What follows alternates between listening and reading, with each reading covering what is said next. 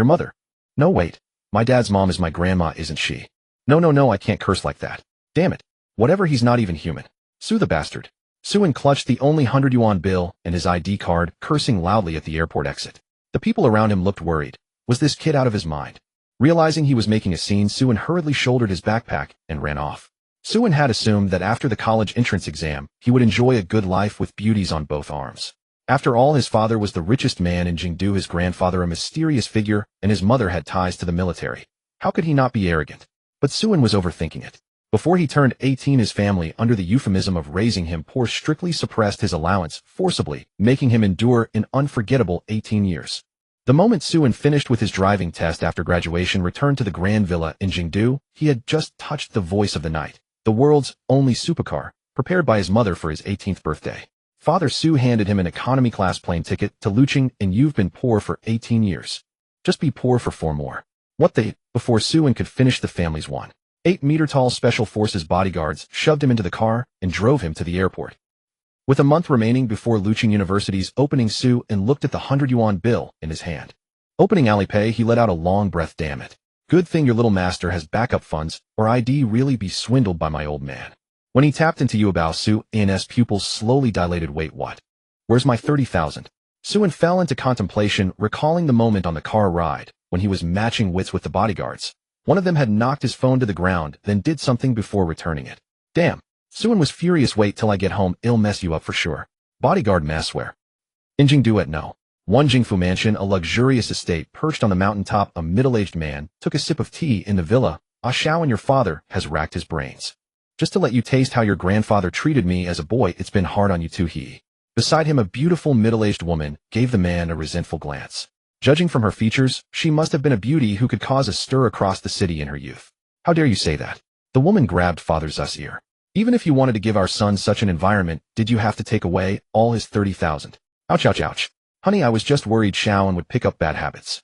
A month is enough for him to find a job with room and board until school starts. When I was his age, I had it even worse. But he didn't lack nutrition or anything. Sure, I raised him poor, but I never restricted his schooling, visits home, or other expenses. It's just that compared to other kids, his pockets were a bit emptier. The middle-aged man spoke in a softer tone, and besides, it'll give him a big surprise later. What about his living expenses? The beautiful woman's eyes blazed with anger. Then, thinking of her son, she couldn't help feeling worried. It'll be solved, it'll be solved. Once the surprise comes, everything will be solved. 4 more years was just to fool the boy. How could I be serious? I've almost got it arranged. That top-tier restaurant in Lucheng Mingzhuang Mansion will be his. Suen, carrying a big backpack, walked along Lucheng streets with a foolish look in his eyes, not knowing where to go. Handsome, wanna add me on WeChat? A beautiful girl walked up to him. Suen waved his hand dismissively. He had no interest in such Lucheng socialites. His priority was to find a place to sleep. Handsome but clueless. The socialite snapped, then walked away. Suen had perfectly inherited his mother's looks. A tall, straight nose, bright, clear eyes, and a height of 1.8 meters, enough to make every girl stare. 100 yuan. Let me think. First he'll grab some braised noodles, then find a park to sleep in. Suen immediately set his survival plan for Lucheng. Just then he passed by a noodle shop. The 3 large characters crab roe noodles caught his hungry attention. After all the hassle of traveling from Jingdu to Lucheng, Suen's stomach was rumbling.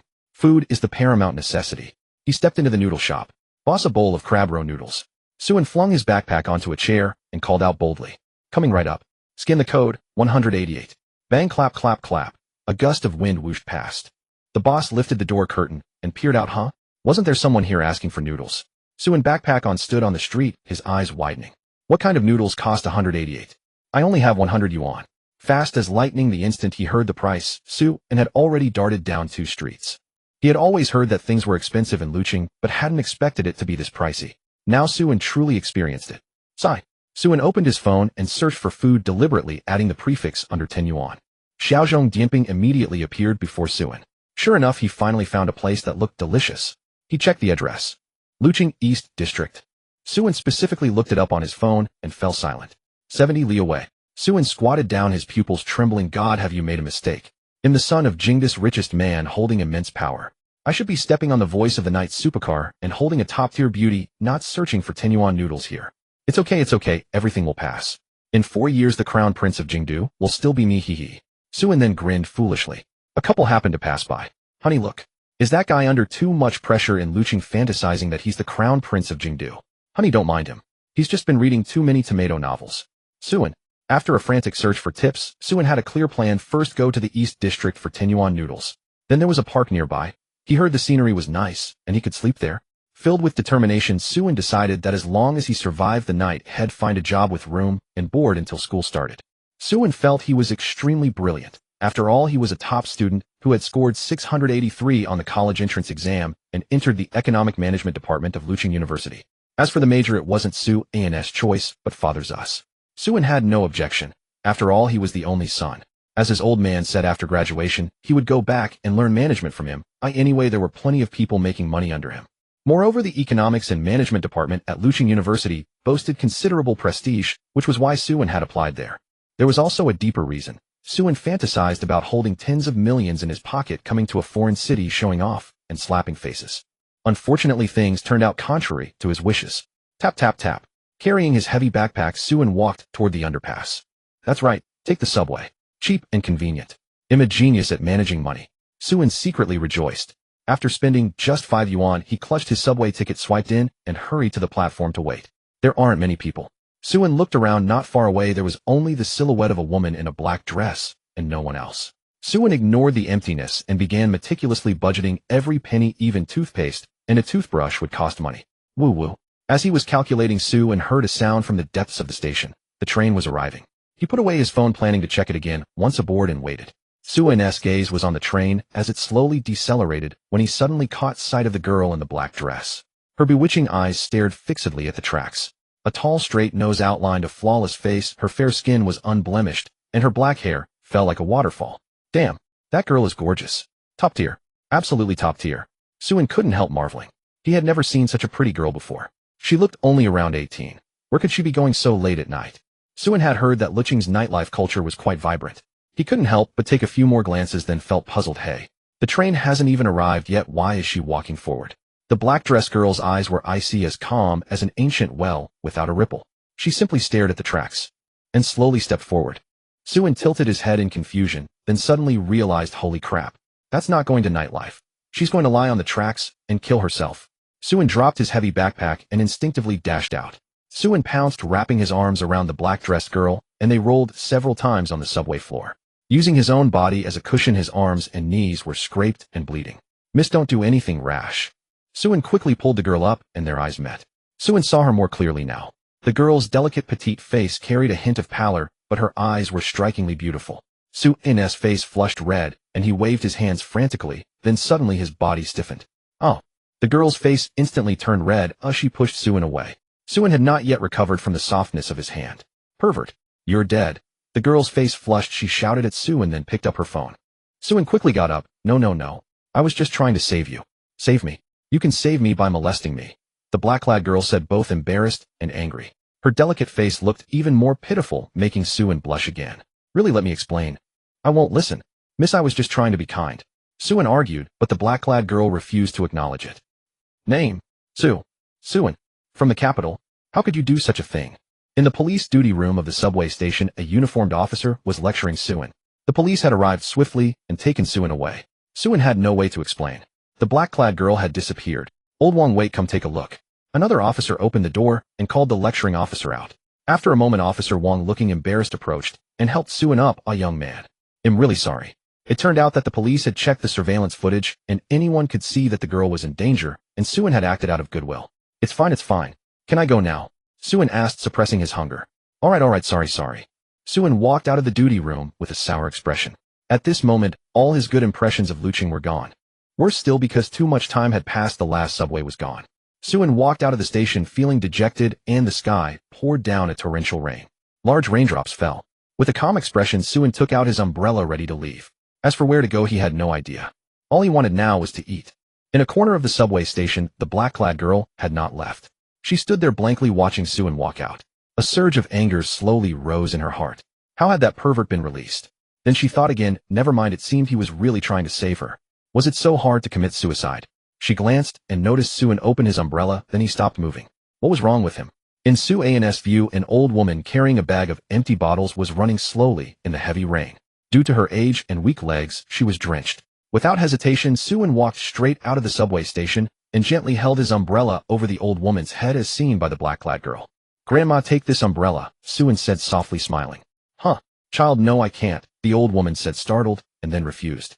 Suan pressed the umbrella into her hands and smiled. It's fine, Grandma. My home is right over there. I won't get wet. You go home early. Suan casually pointed to a nearby apartment building, and then ran off before the old woman could reply. The black-clad girl saw everything. She didn't understand why would he rather get drenched himself than give his umbrella to someone else. Her father had said if it's not yours, take it. If you can't take it, beat the person until they submit. The black-clad girl stood up, sneaked to the subway entrance, and observed Suan.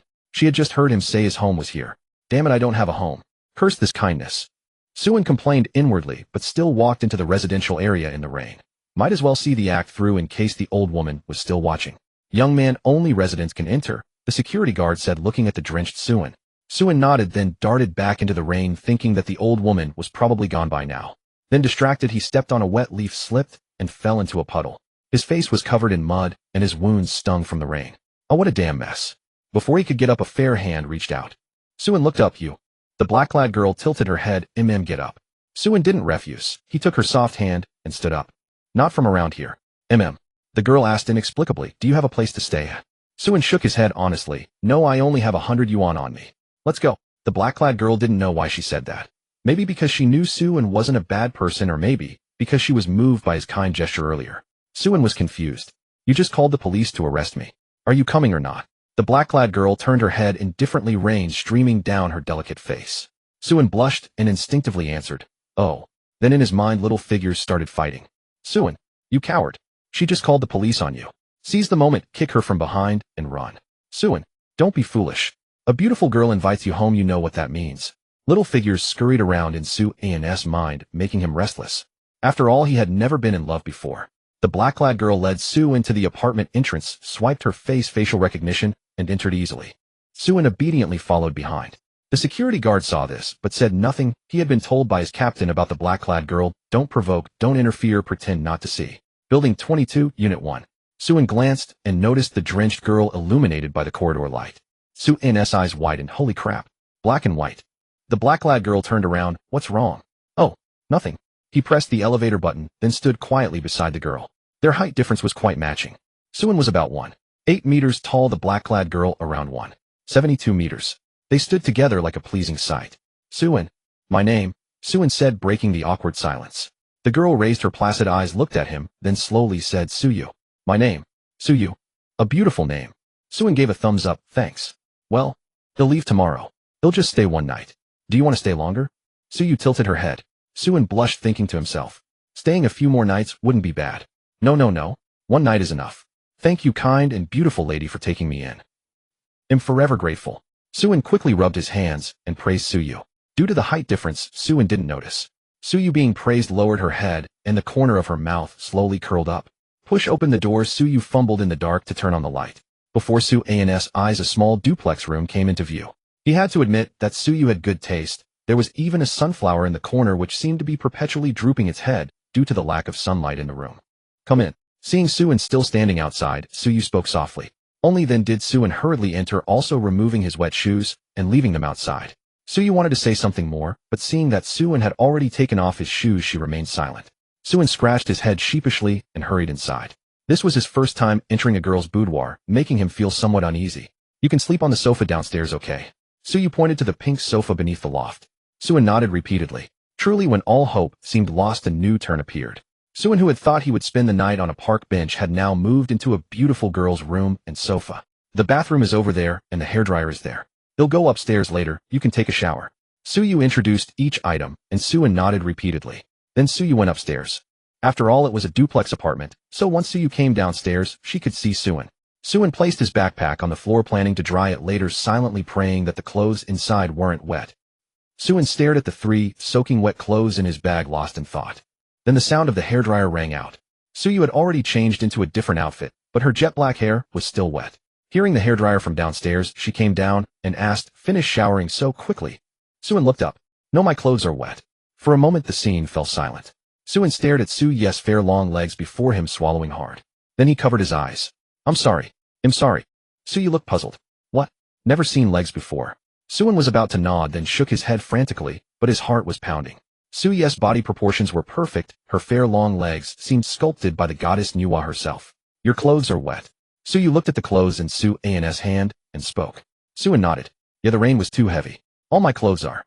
Without replying, Suyu simply went upstairs. A moment later, she came down and tossed a pair of casual shorts and a loose t-shirt to Suan. Here, this is my biggest clothes. Suan took the clothes, swallowing hard. Were they worn by her? Uffed. Suan, how could you have such dirty thoughts? Feeling his body temperature rising, he quickly stood up and walked into the bathroom. He'll take a shower first. Okay. Suyu's voice came from outside. Suan took off his wet clothes, fiddled with the hot water for a moment, and began to shower. Then he caught a glimpse from the corner of his eye. His face quickly flushed. A set of women's underwear hung quietly in one spot. Damn. Suan was so stunned that he forgot to apply body wash, unable to snap out of it for a long time. Then slap. With a slap, Suan scolded himself. How could his thoughts be so dirty? Suyu heard the sound from the loft and wondered if a firecracker had gone off somewhere. Suan held the hairdryer, a blush still lingering on his face. The clothes Suyu gave him fit perfectly, not tight, and quite comfortable. Suyu came down holding a bath towel and saw Suan still blow-drying his hair. How is it? Is the water hot? Hot. Quite hot. Suan answered truthfully. Then Suyu walked into the bathroom without further ado and closed the door tightly. Suan couldn't help but think Suyu really has a big heart. After all, I'm a stranger, a man. Isn't she afraid I might? You know. Then Suan thought of something and shuddered. Forget it. If he did that, his family would probably disown him. Splash, splash, splash. The sound of water came from the bathroom. Suan couldn't help but feel hot again, thinking about a top beauty inside. Suyu didn't care what Suan was doing outside as she washed herself, then noticed the clothes in the corner. She understood why Su-An's face had been so red earlier. She had thought it was because the water was too hot. Now she understood. It wasn't from the heat at all. Suyu's face flushed with embarrassment. She immediately gathered the intimate garments, deciding not to leave them downstairs until Suan left. My dear son, have you arrived in Lucheng? How is it? Everything going smoothly? A worried voice came from Su-An's phone. It was his mother. Suan, holding the mindset of sharing good news, but not bad, laughed and said, Don't worry, Mom. Your son isn't a stranger to poverty, who I've gotten through all these years. Hearing this, his mother started sobbing. Suan quickly comforted her. It's okay, Mom. They'll come back to see you during the holidays. With a click, the bathroom door opened. Suyu had already dressed and came out, walking over to Su and ignoring who he was on the phone with. Give me the hairdryer. Suan, oh no. His mother immediately stopped sobbing. Son, that voice. Love you, Mom, bite. Suan quickly hung up. Suyu was drying her hair. Suan was about to complain, but then he saw Suyu's cool, delicate face. Forget it, you're too pretty, you win. Were you on the phone with your mom? Suyu's expression turned somber. Yeah, my mom was worried about me adjusting here, asking how I was doing. Suan smiled. Suyu asked curiously, what did you say? Of course I said I'm doing great. Share good news, not bad. Mom would worry otherwise. Suan waved his hand. Suyu stared at him blankly.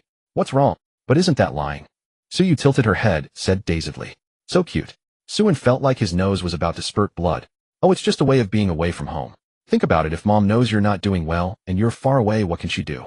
She can only be sad, so it's better to avoid worrying her. Suan patted his chest. As he finished, a tear slid down Suyu's cheek. Suan was stunned. Had he said something wrong? Hey, are you okay? Here. Suan didn't know what to do when a girl cried, so he pulled out a tissue and handed it to Suyu. Seeing this, Suyu became even more emotional and burst into loud sobs.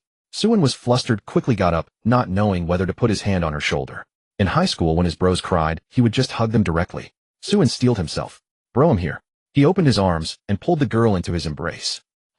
Suyu stopped crying, then felt herself in a warm embrace. This feeling was strange.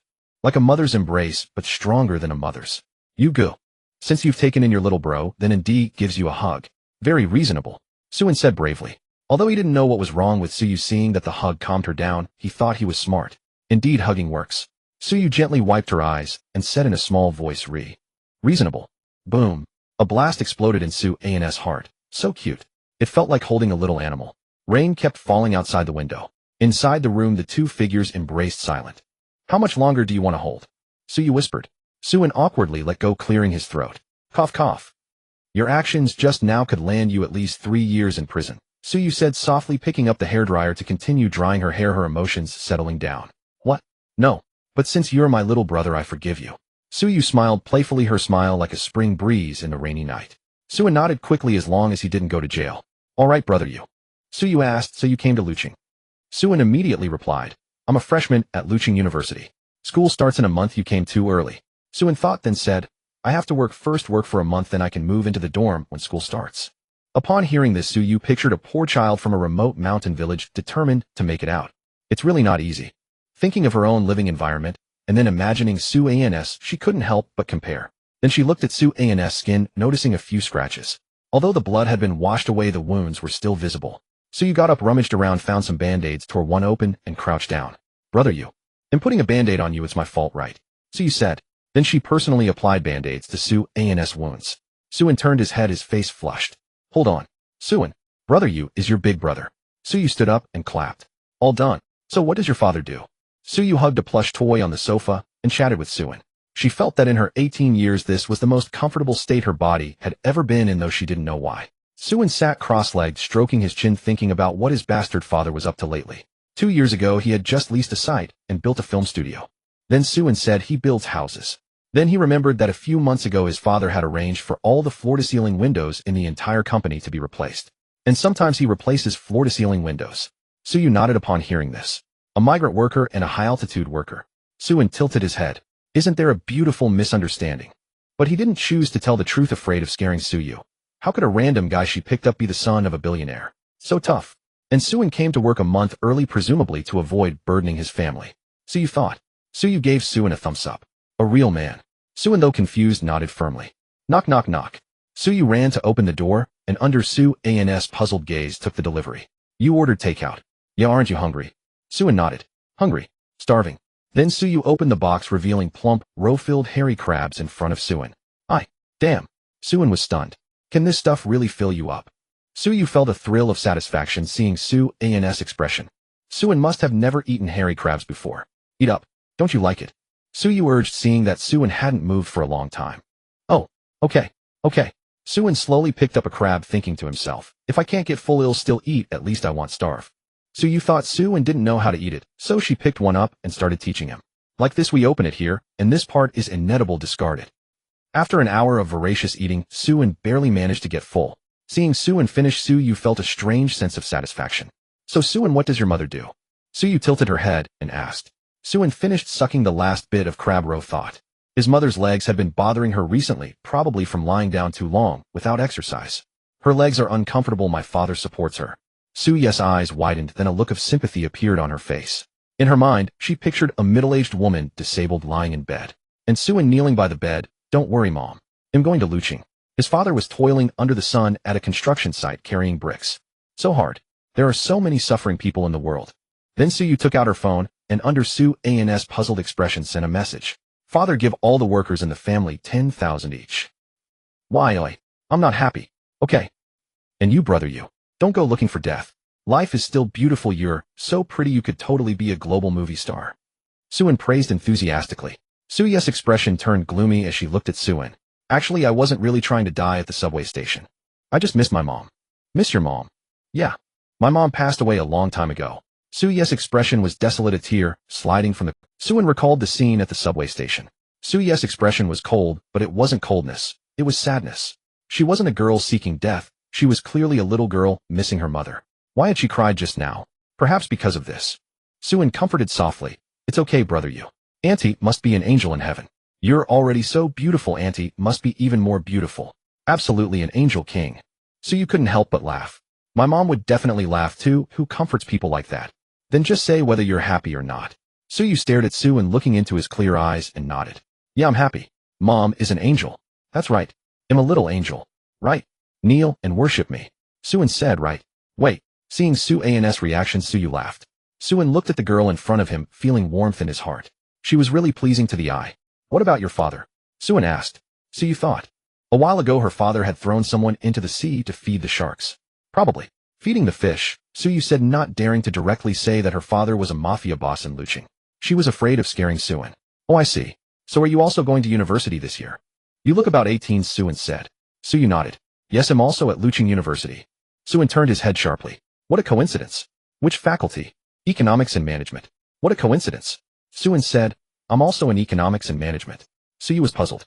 Does Su have any economy to manage? She boldly voiced her doubt. Su fell silent, then pulled out 100 yuan. My last 100 yuan also needs managing. Ha ha ha. Su laughed heartily. It was late at night. Su happily said goodnight to Su and then ran upstairs. Su lay quietly on the sofa, thinking how coincidental it was that two complete strangers had sat together and chatted for so long. Then he closed his eyes. In the attic, Suyu hugged the quilt, feeling an indescribable complex emotion. Then she got up and pushed the 7-foot samurai sword hanging on the headboard under the bed. It wouldn't do to scare Suin. She felt a thrill of excitement thinking, let my father tell me not to play with his stuff. Now I have a little brother too. Suyu lay quietly in bed, feeling it was so strange. From childhood to now, she had never spoken to a boy, no a male creature, for so long. Suin was the first. In the early morning, mist from the lingering rain blanketed the entire street, turning Lu City into a foggy metropolis. Suin rubbed his eyes as he rose from bed, staring blankly at the floor. As everyone knows, when a guy wakes up, he usually needs a moment to boot up his brain. Shouldn't I be in a luxurious villa waiting for a maid to help me wash up? Suin wondered. Oh right, he wasn't in Jingdu anymore. This was his second day in Lu City. Suin got up and called out, but Suyu was nowhere to be found. He gathered his clothes, muttering to himself that it was only supposed to be one night. And one night it was. A man must keep his word. He packed his half-dried clothes, planning to dry them properly once he found a job that included accommodation. At the entrance, Suin glanced back at the duplex apartment where he had stayed for a night and smiled. He had to admit, even though he wasn't really at home last night, he slept exceptionally well. Morning, uncle. Suin greeted the security guard warmly. The guard had just changed shifts and responded with equal friendliness. Suin stepped out of the neighborhood and grabbed a steamed bun from a vendor at the entrance. One bite, and he felt his soul return to his body. Crouching in a corner to eat, he scrolled through his fully charged phone, searching for job opportunities. Before long, he found a promising offer. The ad read, recruiting intern barista, salary, 4,500, meals and accommodation provided, training included. Suin opened the map and found it was not far from where he was. He decided to walk. After just a few blocks, he arrived at the cafe. It was quiet in the morning, and the vintage decor appealed to him. The cafe was called Chigu, a nice name. Suin pushed the door open, and a young man behind the counter greeted him warmly. Good morning. What can I get you? Suin approached the counter. Hello, are you hiring? The young man nodded. Yeah, buddy, here for the interview. Let me call the boss. He's probably still asleep, huh? His enthusiasm made Suin feel at ease, so he took a seat at the counter. After making a call, the young man brewed an Americano and handed it over. Here, have a coffee. The boss will be here soon. Suin hesitated. How much? He had already spotted the price tag, 35 yuan for an Americano, but he decided to grit his teeth and pay. The young man waved his hand dismissively. Come on, it's just a drink. You don't need to pay. We'll be working together soon, and you'll get sick of it, huh? Suin smiled, took a sip of the Americano, and began to wait. Meow, a cat's meow caught his attention. He looked down to see a Maine Coon staring at him curiously. It's gray, fur, strikingly handsome. His name is Xiao Ka, the store's lobby manager, haha, the young man explained. Suin had seen Maine Coons before. They were indeed majestic. He had once wanted to own one, but his father had said he'd get him a tiger when he came of age, and then... Ding-a-ling. The doorbell rang as a middle-aged man pushed the door open, still half asleep. He wore a black denim jacket and had mismatched socks, one black, one white, as if he had rushed out in a hurry. Hello. Inly, just call me Brotherly. Are you applying for the job? Brotherly extended his hand warmly. They shook hands, and Brotherly gestured to the young man behind the counter, who nodded and handed him an Americano. Brotherly took a big gulp first. Young man, we don't hire short-term. You're from out of town, right? All those bags you're carrying. Suin's expression turned troubled. Not short-term. But this was the best job he had seen. Meals and accommodation included. No, Brotherly, I love coffee. Suin told a rare lie. Anyway, once school started, Brotherly couldn't stop him. Brotherly raised an eyebrow. Oh, really? Really? All right, come on. You're probably tired from carrying those bags. He's Wang Fan, probably older than you. Just call him Brother Fan. Wang Fan smiled at Suin, who nodded in return. Over here, you'll stay upstairs. The cafe is usually run by Xiao Fan. Starting today, you'll learn from him. Salary is 4,500, work for a month, then sign a contract. Brotherly slowly got up and led Suin upstairs. The room was small, more like a dormitory. Suin had no complaints. Having a place to stay was great. He hung up his clothes and went back downstairs. Brother Fan, nice to meet you. Just call me Shaoan.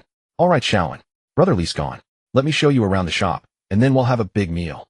Wang Fan waved a 100 yuan bill, explaining that Brotherly had left it for their lunch. Through the introduction, Suin learned about the shop's situation. Most of the time, there were few customers.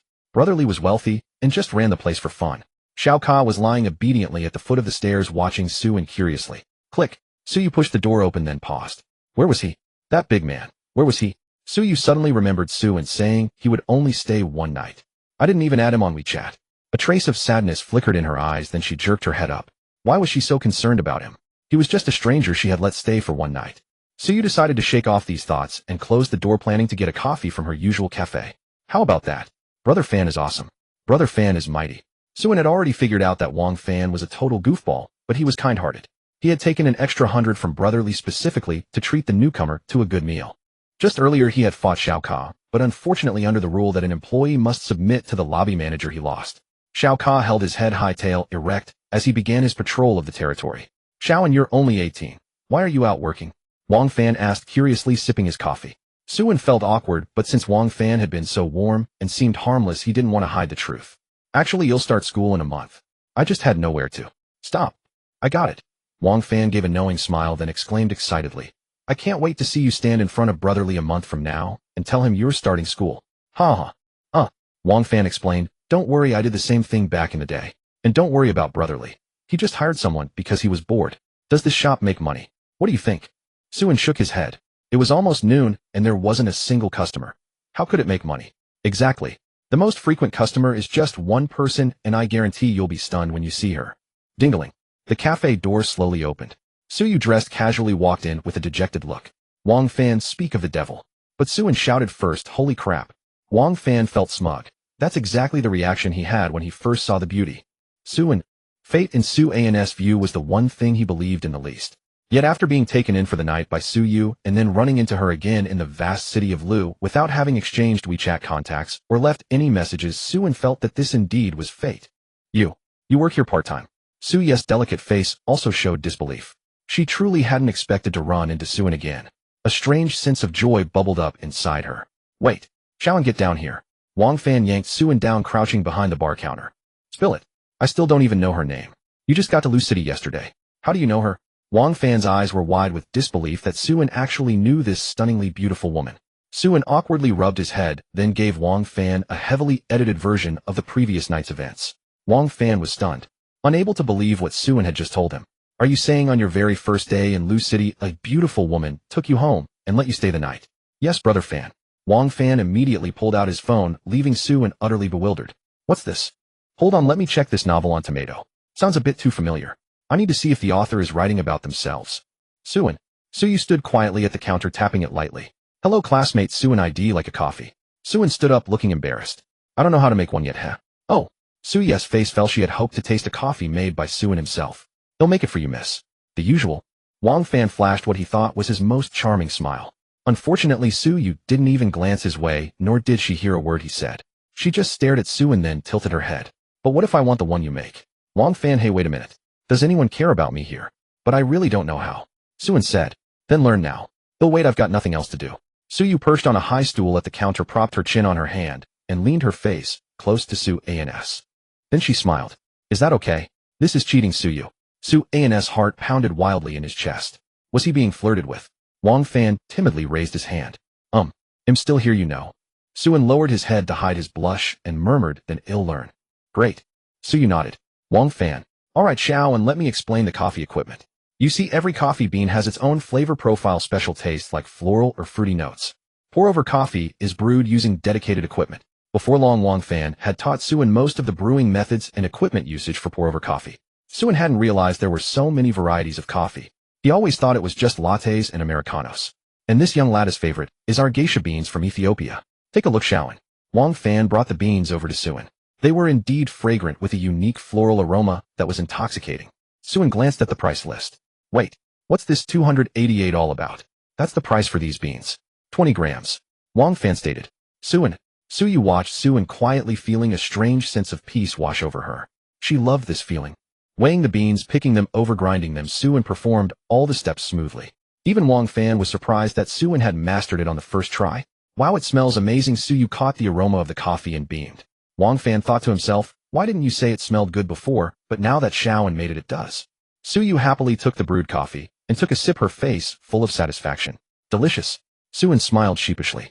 This was his first time making a pour-over like this, and it was actually pretty fun. Wang Fan sensed something intriguing. Could this beauty have taken a liking to Xiaoan? Wow. What luck does Xiaoan have? This girl had heard from Brotherly her family was. Wang Fan didn't dare to think further. So where are you staying now? Suyu asked Suan. I'm staying here now. There's a dorm so I can stay until school starts, huh? Suan smiled. Having his basic needs for food and shelter solved seemed to make him more optimistic and cheerful. It was just around noon. Sunlight broke through the mist, casting a beam onto Suan's face, making his clear, bright, youthful eyes shine. Suyu gradually found herself staring, mesmerized. Mom, there's a male angel over there. Although Suan had grown up in poverty, his skin wasn't very tanned. Instead, it was a normal fair tone. Perhaps it was from hunger or his love for playing basketball, but his facial features were sharply defined. Wang Fan looked at the sunlight outside the window. Old man son, are you shipping them too? Wang Fan felt an urgent need to escape this place. Suyu turned her head staring out the door, then spoke slowly. Then, are you going back? Suin didn't catch on. Going back where? Wang Fan's eyes widened at this point. What are you two talking about? Is this something I should be hearing? Sure, you're both 18, but could you at least consider other people's feelings? Suyu's face instantly cooled. Never mind. Wang Fan shook his head helplessly. Sigh. Xiaoan, my boy. Big bro will help you out.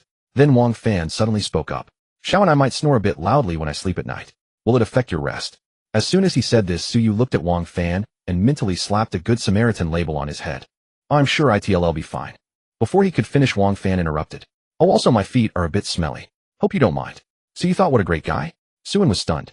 Is he serious? Suin really didn't like bad odors. In fact, he had a mild case of germophobia. But he gritted his teeth and said, it's fine, brother Fan. Wah Xiaoan, I've practically spelled it out for you. How can you not get it? Wang Fan then put on a look of heroic sacrifice and stammered, I'll come clean, Xiaoan. My private life is a bit messy. I've been sneaking girls back to the dorm behind Brother Lee's back. You get it. I'm afraid next time. Su An's eyelids twitched. What on earth was this guy talking about? Suyu's eyes flashed with surprise. This Wang Fan. He's simply. Then. Suin hesitated. Suyu's face lit up with a smile, anticipating Su An's next words. Wang Fan was crying inside, having just painted himself as a completely different person. Brother Fan, just bear with it. He'll only be here for a month. Suin thought for a moment, then said with righteous indignation, if it's really a problem, Brother Fan, just give me some money. He'll go stay at a hotel. Suyu. Wang Fan was on the verge of tears. Suyu nodded, understanding that he had truly done his best. Suyu slowly stood up, took out her phone, and sent a message. Suin, I have something to tell you. What is it? Let's live together. What? Suin was stunned, unable to believe what he had just heard. I said, how about we live together?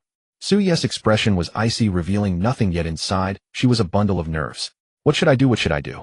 Will Suin think him some kind of loose girl? But I really want to live with him. Although I don't know why. Suyu chose to trust her instincts. Her feelings were what mattered most. Wang Fan tactfully took a step back, his mind reeling. Sis, you're incredible. Suin stammered this. This won't do. Suyu asked, puzzled, why not? We only met a day ago, or we're not exactly familiar. It's just. Suin was speaking the truth. Logically and emotionally, cohabitation didn't make sense, did it? No, it makes perfect sense. We go to the same university, right? Yes. We're in the same major, right? Suin nodded. Yes, we are. And didn't we swear brotherhood last night? Suin was taken aback.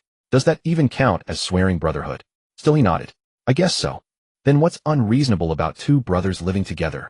Wait, no, this isn't about what's reasonable, or...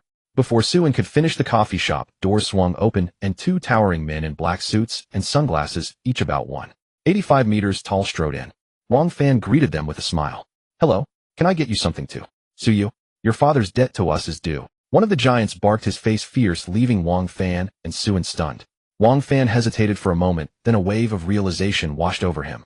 These are actors. Wang Fan clearly saw the hand of the giant who had spoken, trembling violently behind his back. I don't have any money. Suyu said weakly. No money. If you have no money, we'll sell you to a brothel. The giant said, stepping forward, trying to grab Suyu's arm. Suin wasn't about to let that happen. He slapped the giant's hand away, and in a flurry of fluid motions born of urgency, subdued the man with a reverse arm lock. Let's talk this out. No need for violence. Wang Fan was dumbfounded. Dude, are you serious?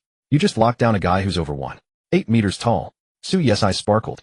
So cool. The giant was alarmed. This isn't how the script goes. Suin realized he had acted on impulse. He released the giant and pushed him back. The giant rubbed his wrist, surprised by the young man's strength. Seeing the change in situation, the other giant's mind raced. He stepped forward. Suyu, don't think you're off the hook just because you have a protector. We'll be waiting for you at your place. With that, the two giants bolted out of the shop. In a corner, the giant, who had just been subdued, muttered, Geez, why does the young mistress have to stage this kind of scene? I don't know. But that kid just now. That was military close quarters combat and grappling techniques. How does he know those?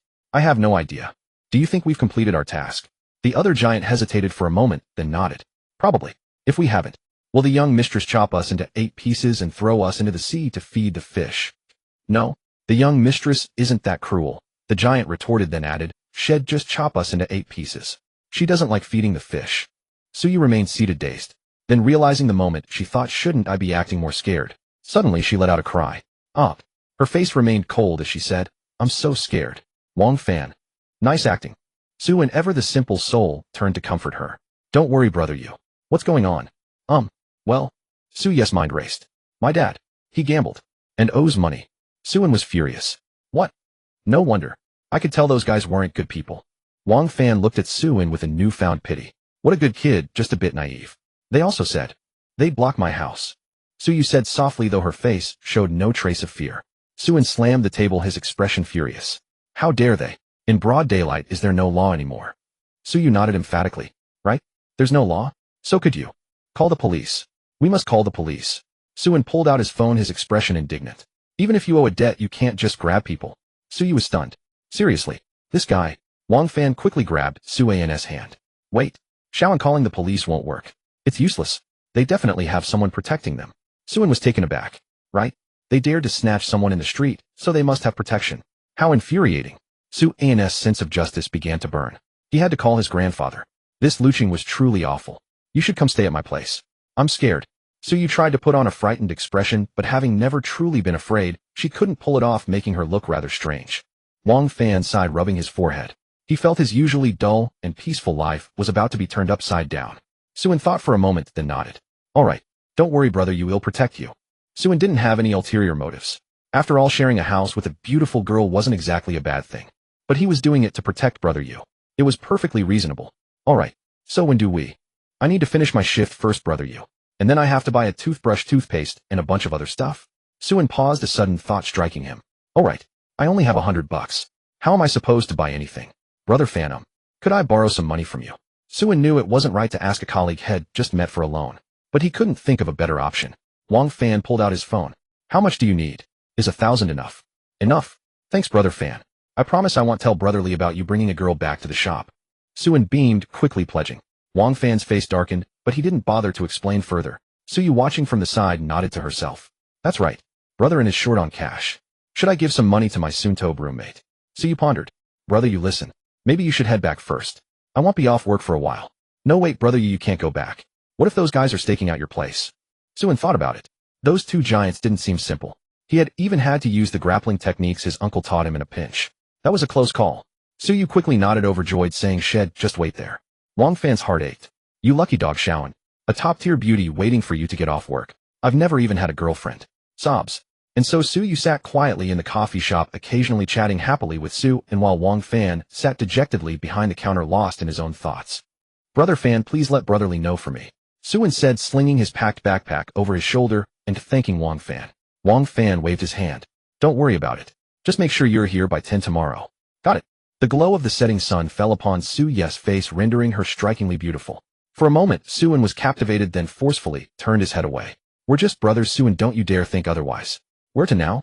Su-Yu asked cheerfully. Su-In took out his phone and pointed. Let's go to the supermarket. I need to buy some daily necessities. Su-Yu nodded. She had rarely been to a supermarket before. The setting sun stretched their shadows long, and Su-Yu hummed a tune from time to time, looking exceptionally happy. Su-In, however, was full of worry. What if those two burly men are still lurking around? How am I supposed to fight them off? At the supermarket, Su-In found himself in a dilemma, staring at the toothbrushes in his hand. One was 3 yuan, another was 6 yuan for 3. What are you hesitating about? Su-Yu asked, puzzled. I'm thinking, should I also buy the ones for school? Then just buy 2 sets, she said. But 2 sets are more expensive. Su-In said with a pained expression. His long years of poverty had instilled in him a good habit of frugality. Su-Yu, however, was confused. Was 6 yuan expensive? At her home, even the toothbrush for her little pet cost over 100 yuan. Buy it. Su-In gritted his teeth and boldly grabbed the 6 yuan toothbrush. He then picked up some body wash. Even though Su-Yu had some, he couldn't keep using hers. Su-In continued forward, looking for other supplies, but saw Su-Yu stop in front of a counter, her eyes fixed on the chocolate displayed there. Do you want some? Su-Yu nodded eagerly. Su-In picked up the chocolate without looking at the price and casually tossed it into the shopping basket. Su-Yu bounced on her heels happily. I've never tried this chocolate. I've always wanted to taste it. Her cute bouncing made Su-An's heart flutter. Then he thought of Su-Yes' father. Surely she had never had cheap chocolate like this before. Her mother was gone and her father was a gambling addict. Poor Yugo. In reality, the situation was quite the opposite. Su-Yes' father was overly protective, strictly controlling her snacks for fear she might ruin her health. It was a beautiful misunderstanding. Along the way, whenever Su-Yu saw a snack, she would stop saying nothing. Su-In would dutifully pick it up, and Su-Yu would follow him again. That'll be 700, the cashier said. Su-In's eyelids twitched, but he paid anyway. He hadn't expected toiletries to cost 100 and snacks to cost 600. Su-In staggered out of the supermarket carrying 3 large shopping bags. Suyu reached out offering to take a bag. Suin shook his head. He couldn't let a girl carry such things. You go about my rent. Suyu looked puzzled. I don't charge rent. Suin was stunned then overjoyed. Come on, I'll take you to get a key, maid Suyu said, jingling a set of keys as she walked into the twilight. After leaving the supermarket, the sky had darkened. Luzhou, being a major city, was as bright as day at night. Entering an alley, Suin spotted a key-making stall and walked up. Sir, can you make a key? Can you make one? He asked. Yes, I can, Suin replied. Make what? A key. I'm so tired. Back home, Suyu flopped onto the sofa without a care for her image, kicking off her shoes carelessly. Suin smiled, thinking that even a beauty like her was just like any normal person once she got home. You will just sleep on the sofa. Thanks for putting up with me this month, Suin said. Suyu sat up, blinking her alluring eyes. Well, don't tell me you want to sleep in the bed. Suin was startled and waved his hands frantically. No. Even if you wanted to, I wouldn't let you. Suin knew he couldn't win against Suyu, so he quickly tidied up his things and put them away. Suyu casually took out the chocolate, munching on it, while watching Suin organize his belongings, feeling a sense of peace and a hint of joy. For some reason, ever since she met Suin, everything seemed to have become more interesting. Suyu blurted out impulsively, do you want to sleep in the bed? Suin whipped his head around, his eyes full of disbelief. No. I mean, if you need a bed, they'll go get a bed for the floor. Realizing how her words sounded, Suyu blushed deeply and tried to explain herself. No need, you go. The sofa is fine. It's surprisingly comfortable, even better than the bed I used to sleep on. Suin couldn't help but recall the comfort of last night. The sofa was better than a bed, and the air was filled with a faint fragrance. Suin couldn't quite place the scent. Maybe it was because it was a girl's room. Suyu muttered under her breath. Of course it's comfortable. It's a custom-made sofa worth 400,000. By the way, you should really talk to your dad. He should stop gambling. It's harmful to himself and everyone else. Suin said with a serious tone. Suyu was taken aback for a moment, then nodded dully, promising that she would. Suin nodded in satisfaction. A good girl like Yuga shouldn't be dimmed by her family's troubles. Knock, knock, knock. Miss, I've brought your dinner. A knock and a voice came from outside the door. Suin was confused. Miss? Dinner? Suyu immediately realized what was happening. Damn. At this hour, the family chef always delivers dinner. She couldn't let Suin know who she really was, or it would scare him off, and the act she had put on this afternoon would fall apart. Just as Suin's hand touched the doorknob, Suyu rushed over and pushed him aside. Let me get it. You go inside. Suin nodded in confusion and turned away. Suyu opened the door just a crack and saw the middle-aged man in a white suit standing outside. Miss, the master specifically instructed me to bring you this black chicken soup. Please open the door so I can bring it in. They'll leave after you've finished your meal, the man said with a smile. Suyu whispered, leave it at the door and you go. The man was taken aback. Miss, but the master specifically asked me to make sure you drink it. A flicker of anger appeared in Suyu's eyes as she said sternly, who's standing in front of you right now, me or old man Su? It's you, miss. The man lowered his head, not daring to face her. Good. Then leave. Don't come to collect the dishes, and don't come tomorrow or the day after. I don't want to see you for the rest of this month, understand? To avoid arousing Suin's suspicion, Suyu planned to tell the chef not to deliver meals for a whole month. If Suin ever found out about her family situation, wouldn't he run away faster than a speeding bullet? But the man hesitated. It would be hard to explain to the master. 3. Suyu said softly. The man froze. 2.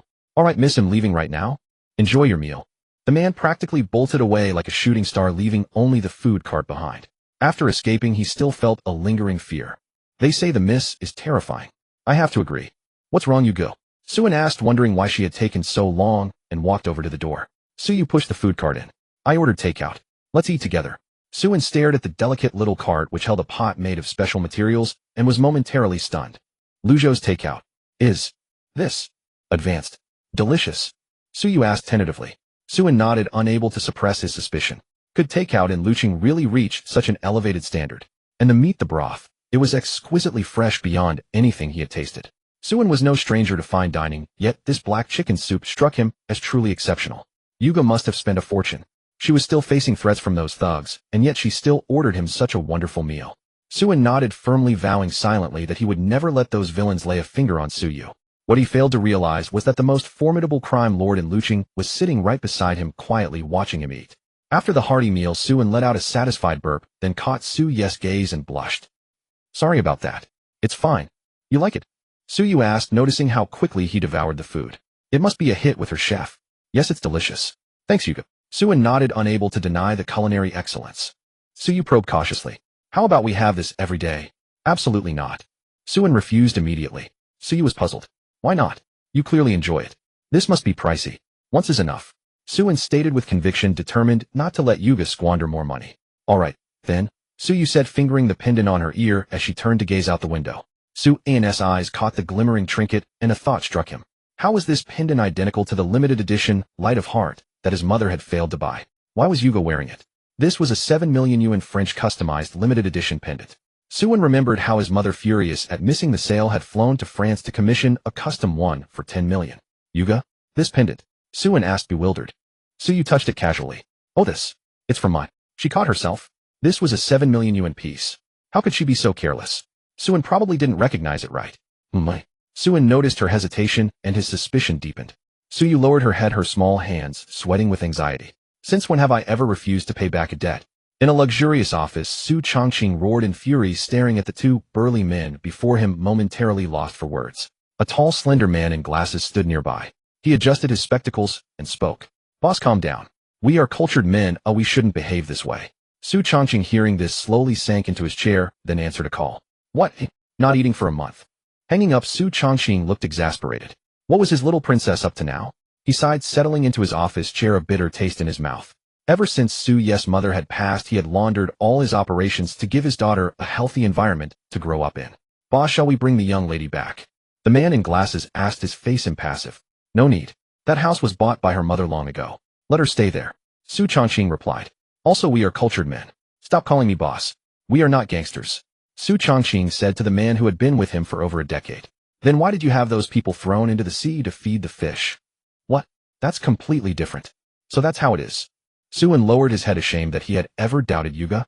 This earring was something Yuga saw and liked on Pinduoduo before buying it. Suin, you're a monster. Seeing that Suin believed her, Suyu breathed a sigh of relief. It's late. Let's get some rest. Suyu said, her face expressionless. Suin nodded. They each went to their own tasks. The next morning, Suin rose early, washed up, and headed to work. He glanced towards her room, but not wanting to wake her, chose not to say goodbye. However, upstairs the bed was neatly made. Suyu had also left early. On the Lucheng Expressway, a black Maybach S900 with the license plate Lu A66666 sped along at breakneck speed. Inside, Suyu sat with a cold expression. Beside her lay a collection of items, a katana, a butterfly knife, and a pitch-black object. If Suin were there, he would have said, wow, that toy gun looks so real. Missed these items? The driver in the black suit asked, puzzled. This young mistress had summoned him at dawn just to take these things home. Where's the old man? Suyu asked icily, her demeanor a far cry from the cute girl Suin had seen. She was a block of cold stone. He's at home. Hasn't left for the office yet. Oh, Suyu murmured, turning her gaze to the window, her mind racing. She wasn't sure why she felt the need to put away her favorite possessions. Perhaps she was afraid of scaring Suin. Then, struck by a thought, she dialed a number. Liang, this is Suyu of the Su family. Morning, Fanch. Suin pushed the door open and saw Wang Fan already sitting at the bar, playing with his phone, dark circles under his eyes. Suin paused, then offered some friendly advice. Fanch, you should take better care of yourself. Wang Fan looked up, annoyed. What? I was just hooked on a game last night. Suin recalled that there was indeed a computer in their dorm. So Fanch hadn't been spending time with a girl last night. Sure. Suin said with a mischievous grin, while Wang Fan's face darkened. So, did you get everything done yesterday? Wang Fan asked. Suin nodded, confirming that everything was handled, including the supplies for the new semester. Wang Fan nodded in satisfaction and handed him an Americano. Here, a worker's drink. Drink up so you can be a good worker. Thanks, Fanch. So did you take the necessary precautions last night? Suin spat out his coffee, his face turning bright red. Fanch, what are you talking about? He wasn't a child, he knew exactly what precautions meant. What? I'm just looking out for you and that girl. You're too young to have kids. Wang Fan said with a straight face, leaving Suin speechless. We're just roommates like brothers. Suin tried to explain. Yeah, right. Brothers who share a bed, huh? Suin was speechless, unsure how to continue the conversation without digging himself into a deeper hole. The door clicked open. Morning, brotherly. Morning, brotherly. They greeted him, and as soon as he entered, he shook Su in his hand warmly. Xiao and I've decided. Your salary this month is 10,000. Suin was stunned. Wait, why? Wang Fan was flabbergasted. How is that fair to me, making 6,000? Brotherly turned to Wang Fan. Yours is 10,000 too. Brotherly, you're amazing. You need a male concubine. Wang Fan's demeanor changed instantly. Suin was completely baffled. Why the sudden raise? Brotherly wiped the sweat from his brow, glancing at Suin. How was this guy connected to the little demoness of the Su family? Miss, we have arrived. The driver, wearing white gloves, opened the door with a respectful demeanor. Suyu was dressed in jeans today, accentuating the perfection of her legs. Let me take that, miss, the driver said, stepping forward to take the small suitcase from Suyu's hand. Gazing at the luxurious villa before her, Suyu reflected that it had been 2 or 3 months since she had last returned. Ever since the college entrance exam, she had been living in her duplex apartment. She stepped forward, and the two bodyguards in black suits, their pupils shrinking behind their sunglasses, thought, "Miss has returned." "Miss?" The two bowed their heads. Suyu ignored them and pushed open the door. Su Changqing happened to be drinking tea at a low table in the living room. Upon seeing his beloved daughter's return, he immediately broke into a smile. "Xiaoyu, welcome back," Su Changqing said as he stood up. The thin, bespectacled man by the table also rose and bowed slightly. "Miss." Su Ye's voice was cold as she spoke softly. "How is it that the busy man Su Changqing finds time to leisurely drink tea at home today?" Well, it just so happens there's nothing much at the company today," Su Changqing replied awkwardly. If he hadn't learned that morning that the driver had gone to pick up Suyu early, he wouldn't have waited here until now. The bespectacled man adjusted his glasses. "Boss, couldn't you just say you've been waiting for Miss?" "Oh, come on, Zhang, can't you be less straightforward?" Su Changqing's face reddened slightly at being exposed. Suyu ignored them and motioned for the driver to put down the luggage. "Leave these things here for now. Put them away for me." Then she turned to leave. Su Changqing quickly called out, Hey, Xiaoyu. What is it?" "Well, how about we have dinner together this afternoon? It's been ages since we father and daughter have eaten together." Su Changqing spoke with a pleading tone. Zhang Lang was used to it. This big brother of his who had dominated Lucheng for years was always like this with his daughter. A complete daughter slave. Especially after his sister-in-law passed away, Su Changqing treasured Suyu even more. Logically, with his status, even finding 10 more partners wouldn't be excessive, but he always feared it would upset Suyu, so he remained alone. Suyu paused, thinking, if I have dinner with old Su, what about Suin? "No, eat by yourself," Suyu said. Su Changqing felt his world collapse. "Woe is me, my daughter hasn't had a meal with me in so long." "Then you're not staying at home tonight?" Su Changqing asked. "No, I'm staying at Jingwan," Suyu replied. Jingwan was the name of the duplex apartment complex. "What about tomorrow?" "I'll be there for the whole month." Suyu had already walked out the door. The driver looked at Su Changqing with a troubled expression. Su Changqing muttered angrily, "What are you looking at me for? Go and see Miss off." Yes. Su Changqing let out a long sigh, sat back at the table, and took a sip of warm tea. Zhang Lang smiled. Big brother Miss has grown up. She's no longer the little shadow from back then. Zhang Lang still remembered how when Suyu was young she loved to follow Su Changqing around and pull at the truth at his waist, always scaring him green. Sigh yes. Su Changqing sighed deeply. His daughter had indeed grown up. Probably before long Miss will start dating. No way. Su Changqing slammed the table and stood up, fury blazing. Whoever dares to date, Xiaoyu will throw them into the sea to feed the fish. Zhang Lang was speechless. Big brother, you can't keep Miss from dating forever, can you? It's not like I can't support her. With all my companies and assets, even if Xiaoyu spent 10 million a day, it would still be enough. Su Changqing's expression was tense. Just thinking about Suyu bringing a boyfriend to him in the future drove him mad. What's up with brotherly today? Why did he suddenly give us such a big raise? Suin asked in confusion. Wang Fan thought for a moment, then suddenly looked up at Suin. Could it be? Suin scratched his head, truly at a loss for what was happening. Wang Fan waved his hand. No worries, no worries. This is a good thing, he. Inside he was overjoyed. Suino. You're really my lucky charm. At the street corner outside a black Maybach with a license plate, Hue 66666 stopped in a spot invisible from the cafe. Suyu stepped out. Here is fine. You can go back now. Very well, miss. Call me if you need anything. The driver watched Suyu leave before driving off with a flourish. Click. Suyu walked into the cafe, and her cold face broke into a smile. Suin. Yuga, you're here. Did you sleep well? Suin grinned. Wang Fan. What did you two do last night? Did you sleep well? Suyu was puzzled. Did this guy Suin think she had been sleeping at home? Mum slept well? Nothing much, so I came to see you, Suyu said with a smile as she sat down at the counter. Suin casually handed her a coffee. Let me tell you, Yuga, the boss suddenly raised my and brother Fan's salary to 10,000 a day. Suin exclaimed in surprise.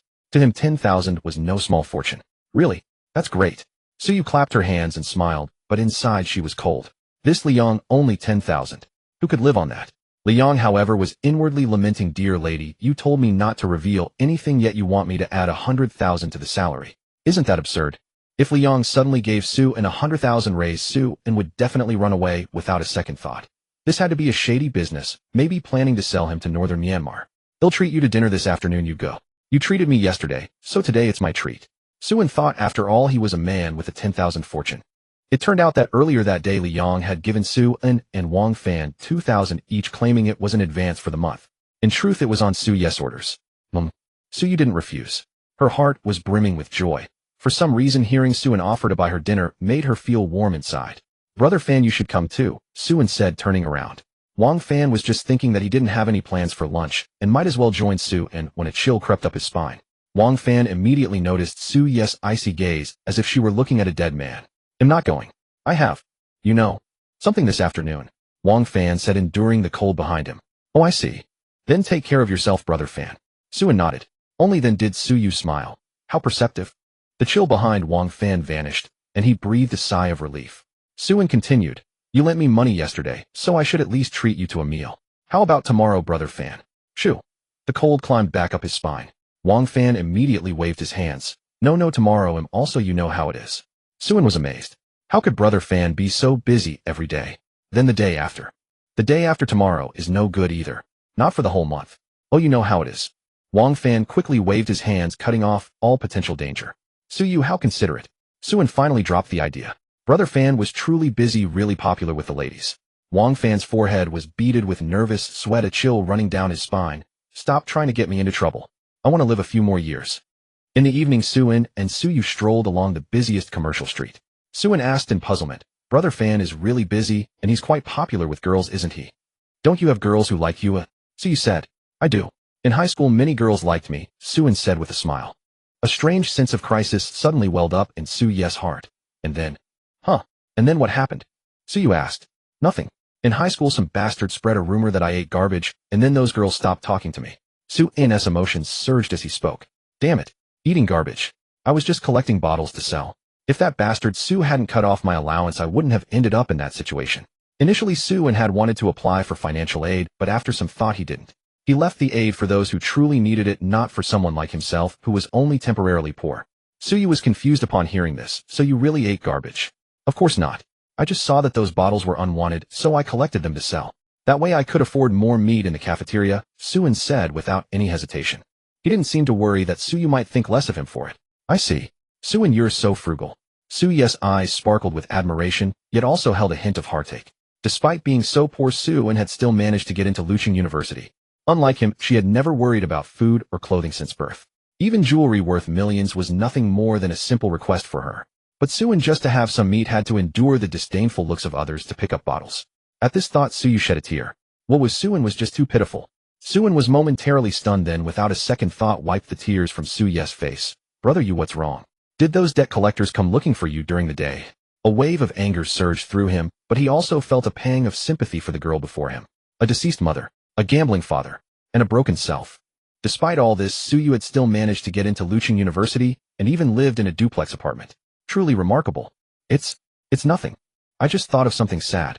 Su Yu quickly stifled her sobs. She felt a pang of shame inwardly. Why was she crying again? This was the second time she had cried in front of Suin. If Su Changqing saw this, he would be absolutely shocked. She hadn't cried since middle school, let alone now. Brother Yu, if you're in any trouble you must tell me. I have some money now. Suin didn't say it outright, leaving a hint of implication. After all, if he directly gave Su Yu money, it would definitely hurt her pride. Su Yu, however, was puzzled. All your money comes from me, so why would you want to give me some? It's fine, no need. Su Yu said awkwardly. Suin took this as Su Yu being too shy to accept, so he didn't press further. After dinner, the two decided to walk back, as it was only 2 kilometers. At night, Lucheng was brilliantly lit, truly deserving of its title as the City of Night. A gentle breeze blew, lifting Su Yu's hair. She gracefully tucked a strand behind her ear, revealing her delicate and alluring face even more captivatingly. Suin had secretly stolen several glances along the way. If it were before, Suin would have scolded, what? Living with a stunning girl? Which tomato novel plot is this? I don't believe it. But now Suin was truly experiencing all this as if in a dream. Su Yu took out her phone and waved at Suin. Can I add you on WeChat? Suin snapped back to reality. They were already living together, yet hadn't even added each other on WeChat. He quickly took out his phone. I'll scan you. After scanning the QR code, Suin froze. What's wrong? Su Yu asked, puzzled. Nothing. Your profile picture and name are quite unique, ha. Suin looked at the blood-red skull in his phone, shaking his head at the profile picture and the ID named Blood. Suin didn't think much of it. Many people liked such IDs and profile pictures, maybe Su Yu was one of them. But Su Yu didn't see it that way. She felt a jolt of nervousness. Oh no, I forgot to change my profile picture. Su Yu planned to change her profile picture and name as soon as she got back tonight. How could a girl use something like that? Su Yu, have you ever been in a relationship? Suin asked out of the blue. Su Yu was startled, then thought for a moment. No. No way, you're so beautiful. Didn't any boys chase you in high school? Suin was puzzled. By all accounts, Su Yu should at least be the school beauty, or even beyond that. Su Yu shook her head, recalling a certain day in high school. Jia Hao from the neighboring class had mustered up the courage to stage a hero saves the beauty scenario, hoping to win her heart. But in the alley her bodyguard used one hand to lift the thug actor Jia Hao had hired and snapped his arm bone with a single squeeze. After that Jia Hao never came back to school, seemingly transferring out of fear. Suyu shook her head. I'm not pretty. No one chased me. No brother, you are very beautiful. Really? Really? Suyu lowered her head, a smile curving at the corners of her lips. She didn't know why, but when Suin complimented her beauty, she felt incredibly happy, so happy. When other men complimented her, she only felt a wave of nausea, especially when their eyes scanned over her body. That was even more disgusting. Of course, any man who had ever looked at her like that had been cordially invited by Su Changqing for a cup of tea. Then do you like? Suyu started to speak, but immediately regretted it. Why did I say that? Just then an airplane flew overhead, and Suin didn't quite catch what she said. He thought Suyu was asking what kind of girl he liked. Suin joked big boobs and a big, but Suyu was taken aback, then lowered her head, lost in thought. Pushing open the door to their home, Suyu quickly went upstairs without much interaction with Suin. Suin didn't think too much of it. He tidied up a bit and went to take a shower. In the attic loft, Suyu had changed into a cool one-piece nightgown that accentuated her figure perfectly. She slowly let her gaze drift downwards and muttered softly, "Mine isn't small." As everyone knows, when a guy takes a shower, there's a chance he turns into a singing sensation. Suin was no exception, lathering himself with body wash. In front of the door under the bridge swim a few Sioux turtles. Come on, count them. How many Sioux turtles are there? Poor, so poor, the old turtle cries about being poor. Suyu was stunned by the singing. What song is this? The melody mixed with the sound of the shower, and she couldn't hear it clearly. Something about counting turtles. As night fell, they bid each other good night and retreated to their own beds. On Suyu's bed, the light from her phone illuminated her delicate face as she swiped through her screen, muttering, "This one. No, this one won't work. This one won't work either. Why are all these profile pictures so ugly?" Suin, on the other hand, had fallen into a deep sleep. In the early morning, Suin went to work as usual. Fortunately, the cafe was not far away, which was quite convenient for him. "Good morning, brother Fan." "Morning, Shaolin. How was your date yesterday?" Wang Fan teased. Suin was stunned. Date with whom? Wang Fan was dumbfounded, not knowing whether Suin was genuinely slow on the uptake or just pretending to be clueless. Nothing. Meanwhile, Zhang Lang had just arrived at the Su family's mansion and heard Su Changqing's voice from inside. "What's going on? Come, Xiao Wang, take a look at this." "Brother Jiang." The guard at the door bowed respectfully. Zhang Lang smiled and gestured for him not to be so formal, then walked through the gate. "Zhang Lang, you're here, come over quickly." Su Changqing shouted anxiously. Zhang Lang asked puzzledly, "What's wrong, big brother? It's only morning and you're already in such a turmoil." Su Changqing grabbed Zhang Lang and handed him his phone. Zhang Lang looked and saw a contact labeled "World's Unrivaled First Princess" with a cute Hello Kitty avatar. "Is this Miss WeChat? What's the matter?" Zhang Lang asked in confusion, indeed, not seeing any problem. "No. Think about it, what was Xiao Ye's previous avatar? A blood-red skull. I even complimented it as cool at the time." "Exactly." Su Changqing clapped his hands. This morning when he woke up and was about to send Suyu a good morning message, he found that Suyu had changed to a cute Hello Kitty avatar. "Big brother, I think the focus here isn't that, but that you've been sending good morning messages to Miss for so long, and she has never replied to you." Zhang Lang pointed at Su Changqing's chat background, which was a depressing green. "Zhang Lang, don't worry about that. Think, did something happen to Suyu?" Su Changqing didn't care about that. Being able to send Suyu good morning and good night every day was already good enough. If it were a while ago, he could only chat with red exclamation marks every day. Zhang Lang adjusted his glasses, a thought arising in his mind. "I don't know, big brother. What use are you? Aren't you the strategist? You were the one who set up me and your sister-in-law back then. How come you can't see anything now?" Su Changqing sensed something from Su Ye's changed avatar, but wasn't sure. A big brother Miss has grown up. It's normal that she doesn't like her old avatar. What's so strange about that? This is already good. I heard that the little princess of the Li family next door has already gone to England to mess around behind her family's back. Hearing Zhang Lang's words, Su Changqing nodded half doubtfully. "In that case, is Xiao Yu seem to be the best behaved. Then, not answering my calls, not replying to my WeChat, and occasionally blocking me. Is that normal too?" Su Changqing asked tentatively. Zhang Lang paused. This didn't seem related to rebellion. It was purely a personal problem. "Normal. This is reasonable," Zhang Lang said with a stiff upper lip. Su Changqing nodded in satisfaction. Zhang Lang adjusted his glasses. "Big brother, I want to accompany you today." "Why? I have something to do." "Oh, then he'll go to the company."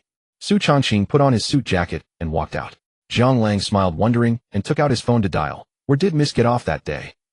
Admittedly, if this cafe weren't opened by a rich second generation, it really couldn't survive. Suin had been here for 3 days and hadn't seen any other customers except Suyu. Such a cafe could be considered quite rare. Suyu woke up as usual and came to the cafe, sitting quietly. "What do you think? If brother you sat at the entrance, would it attract some customers?" "I think it would, but never mind." Our boss doesn't need foot traffic. Wang Fan took a sip of coffee and said. Suan nodded. Indeed, from what Wang Fan said, Brother Li was completely wealthy. Been here for a few days? Wang Fan asked. 3 days, Brother Fan. Do you really need to ask? Bored. It is indeed very boring. Viru. A roaring engine sound came from outside, and then a red Ferrari stopped right at the entrance. Wang Fan wondered, did Brother Li change cars? Suye's pupils contracted slightly. This car looked very much like Uncle Jiang's.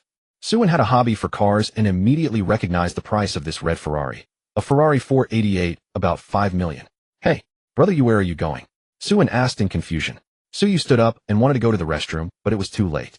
The Ferrari door opened, and Zhang Lang, wearing a white suit and glasses, stepped out. He pushed open the cafe door. Wang Fan was surprised. It wasn't Brother Li. Welcome, what would you like to drink? Zhang Lang looked around, saw Suyu standing frozen, and smiled. An iced Americano, thanks. Okay. Wang Fan turned and got busy. Brother Yu. Suan called out to Suyu, who was standing in front of the restroom door. Suyu was startled. Oh no, if Uncle Jiang. Zhang Lang adjusted his glasses. Brother Yu, huh? Miss is really playing games. After getting some information from the driver and the chef, Zhang Lang had guessed roughly and came here. Suyu didn't know what to do. Should she confess to Suan? She was actually the only daughter of Su Chongqing, the big shot in Lucheng. Oh no. Suyu felt it wasn't the right time. Suan would definitely not be able to accept it. This was no different from deception. What if Suan ignored her? Zhang Lang's lips curled up, and he slowly walked towards Suyu. The three of them looked at each other. Zhang Lang had already reached Suyu, and her heart was in her throat. Suan wondered, did they know each other? His heart involuntarily tightened. Zhang. Suyu was about to speak, but Zhang Lang smiled and interrupted. This beautiful young lady, if you're not going to the restroom, could you step aside? I'm in a hurry. Oh. Suyu obediently moved aside to let Zhang Lang in. Suyu was utterly confused. Zhang Lang actually pretended not to know her. Why would he pretend not to know her? The storm quickly dissipated. So he doesn't know her, he just needed to use the restroom, Suan thought to himself. But why was he feeling nervous? Seeing the man in the Ferrari approach Brother Yu. In the restroom, Zhang Lang had thought about the boy who spoke to Suyu and his expression and had guessed roughly. In the mirror, Zhang Lang's lips slowly curled up. Big brother. It seems Miss has found a little boyfriend. Then he walked out of the restroom, didn't look at Suyu, and just sat at the bar counter. Hello. Suan nodded dumbly. Hello. For some reason, Suan felt that Zhang Lang exuded an aura of authority, the aura of someone in a high position, but he wasn't afraid because he had a father at an even higher position at home.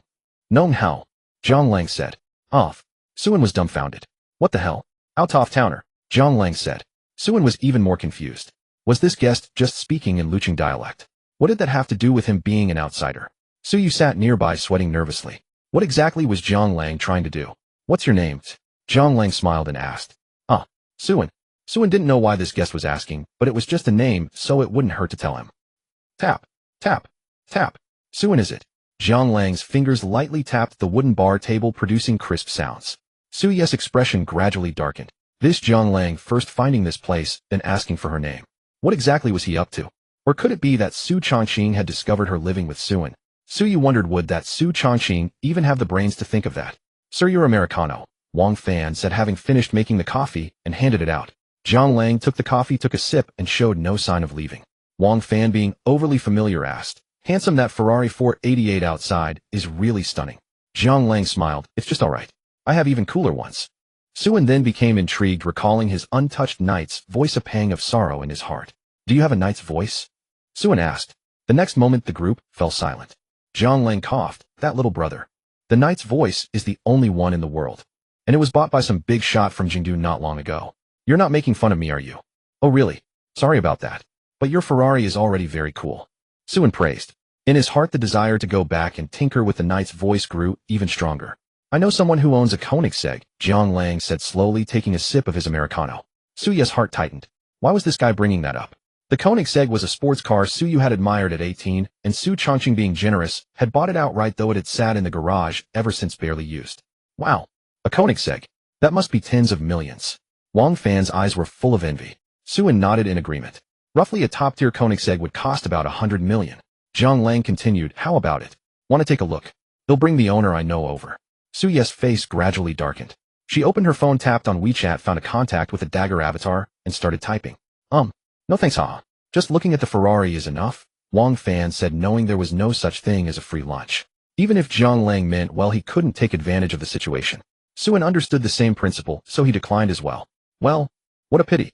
Though Zhang Lang said that his face showed no emotion. Ding dong. One moment. Zhang Lang took out his phone and saw a message from a contact labeled Maverick. Maverick, what are you doing? Did Su Changqing send you? Lucheng's no. One handsome no, I'm just curious about what the young lady has been up to. Maverick, get lost. Zhang Lang looked at the phone and smiled, then raised his Americano. I'll be going now. Someone doesn't seem to welcome me. See you next time. Suin and Wang Fan were momentarily confused. Who didn't welcome him? But Zhang Lang had already walked out the door, turning back to wave at the two. See you next time. They waved back. This guy was certainly strange. The Ferrari's engine roared, then vanished into the street as a streak of red light. This guy is really odd, Suin remarked. Wang Fan nodded. Indeed, he was a strange man. But somehow he felt like he'd seen him somewhere before. Suyu stepped forward. Su and I have something to take care of. They'll see you tonight. Before Suin could react, Suyu had already walked out the door and disappeared. Hey, that was quick. Suin felt inexplicably unmotivated to work now that Suyu was gone. Ha, big brother, I found something good. Zhang Lang sat in the Ferrari, his eyes gleaming with excitement and a hint of madness. What he wanted even more was to see the expression on Su Changqing's face when he saw Suin. He then burst into laughter again. Zhang Lang had no intention of telling Su Changqing. He keenly sensed that between his young lady and that Suin there wasn't even a hint of romance yet. Zhang Lang adjusted his glasses. What he needed to do was become the frontline reporter for shipping the young lady and her love interest. The young lady has really grown up. She has a boy she likes now. Zhang Lang said wistfully, seeing something in Su Ye's eyes that had never been there before. Zhang Lang was 10 years younger than Su Changqing, barely over 30, so he could better understand Su Ye's thoughts. He had indeed fulfilled his role as an uncle. Smack! The door to the 100-meter-high office of the Su Corporation was kicked open. Su Changqing was startled. Who had the audacity to kick his office door? Just as he was about to lose his temper, he saw it was his little princess and immediately put on a fawning expression. The male secretary standing nearby shook his head. This boss Su was still such a doting father. And the worst part was the young lady didn't even appreciate it. Xiaoyu, what's wrong? Coming all the way to my office. Are you short on money? Su Changqing turned and glanced at the secretary. The male secretary nodded. They'll transfer $1 million to the young lattice account shortly. Suyu looked at Su Changqing's behavior and wondered, does this old man not know that Zhang Lang came to find me? Or did Uncle Zhang not tell the old man? Suyu, who had been furious a moment ago, immediately calmed down. But to be safe in case Zhang Lang snitched, Suyu stretched out her hand. Phone. Su Changqing hastily handed it over. What's up, Xiaoyu? Suyu knew this wouldn't achieve much, but she was feeling spiteful. In a few swift moves, she blocked and deleted Zhang Lang from Su Changqing's WeChat. Don't add Zhang Lang. Just as Suyu finished speaking, the office door swung open. Zhang Lang walked in with a smile. Oh, young lady, big brother, everyone's here. Su Changqing was puzzled. Had Zhang Lang upset Suyu? Zhang Lang adjusted his glasses, stepped forward, looked at Suyu, and even reached out to pat her head. But Suyu dodged her gaze cold. At this moment, she felt as if Zhang Lang was about to spill the secret any second. Zhang Lang sighed. Young lady, don't you trust your Uncle Zhang? Suyu nodded. Out of the old man's team, you're the one with the most tricks. Zhang Lang was momentarily speechless. I'm called the strategist, okay? Don't worry. Your Uncle Zhang isn't an old fossil like Big Brother. Leave it to me. Zhang Lang patted his chest. Su Changqing was baffled. Why did he feel like Xiao Yu and Xiao Lang were speaking Chinese, but he couldn't understand a word? Let me interject. Su Changqing started. Suyu immediately cut him off. Shut up. Oh. Su Changqing promptly shut his mouth and obediently stood aside. The male secretary's face was red from holding back laughter. Boss Su, as always, couldn't manage the young lady. Really? Suyu asked with a hint of skepticism. Really? Uncle Zhang promises. Zhang Lang smiled and spoke. Suyu nodded, then glanced at Su Changqing. Suyu turned and left. Su Changqing. Zhang Lang, what's with Xiaoyu? Su Changqing asked. He couldn't shake the feeling that these two were hiding something from him. It's like this, boss. I just saw the young lady sneaking chocolate outside, haha. That's why she came here. Afraid I'd tell you. But you've already told me, Su Changqing said. I'm loyal to you, big brother. Plus it's just chocolate. She's already eaten it, so let it be. She's grown up now. Zhang Lang casually took out a cup and poured himself some water. Su Changqing finally nodded. Zhang Lang was right. Xiaoyu had grown up. Su, and what do you think of the triads? On the evening street, the two stood barely a fist's distance apart, their shoulders almost touching. Suyu, with her high ponytail, suddenly asked. Suin paused. Could it be that those gangsters were extorting money from Brother Yu? Suin immediately burst out indignantly. Triads are all villains. Murderers, arsonists, and every evil deed imaginable. They deserve to be shot 10 times over. He felt smug thinking he had stood up for Suyu. But Suyu shuddered, then strode away without a word, ignoring the calls behind her. Hey, Brother Yu. What Suin failed to notice was the deep dejection in Su Ye's eyes. Were gangsters truly not good people? All the way home, Suyu didn't speak to Suin, nor did she eat. She went straight to her room. Suyin puzzled followed closely. Could those gangsters have hurt brother Yu that badly? Without turning back, Suyu climbed to the attic, grabbed her blanket, and buried herself in it. Suyin didn't go upstairs, he just sat on the sofa bed downstairs confused. What was wrong with brother Yu? Suyin, you jerk. Suyu's eyes were hollow as she hugged the blanket, curling up. The thought of Suyin's words felt like a knife stabbing into her heart. Why do I care so much about what he said? She suddenly realized that Suyin had somehow gained the power to affect her emotions with a single sentence. A strange feeling. Suyu had never experienced this before. Who was Suyin really? Suyu recalled. That day by the hospital bed, her mother gently placed her hand on her head and ruffled her hair. Xiaoyu, you've grown up in such an environment.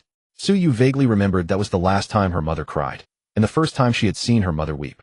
Xiaoyu, you never get close to anyone but your father and me, and your pride is so strong. I can't rest easy. Can Su Chongqing really take good care of you? Finally, her mother's hand on her head slowly lowered as the sound of some machine beeped incessantly. Several people in white coats rushed in, and she was pushed out of the room.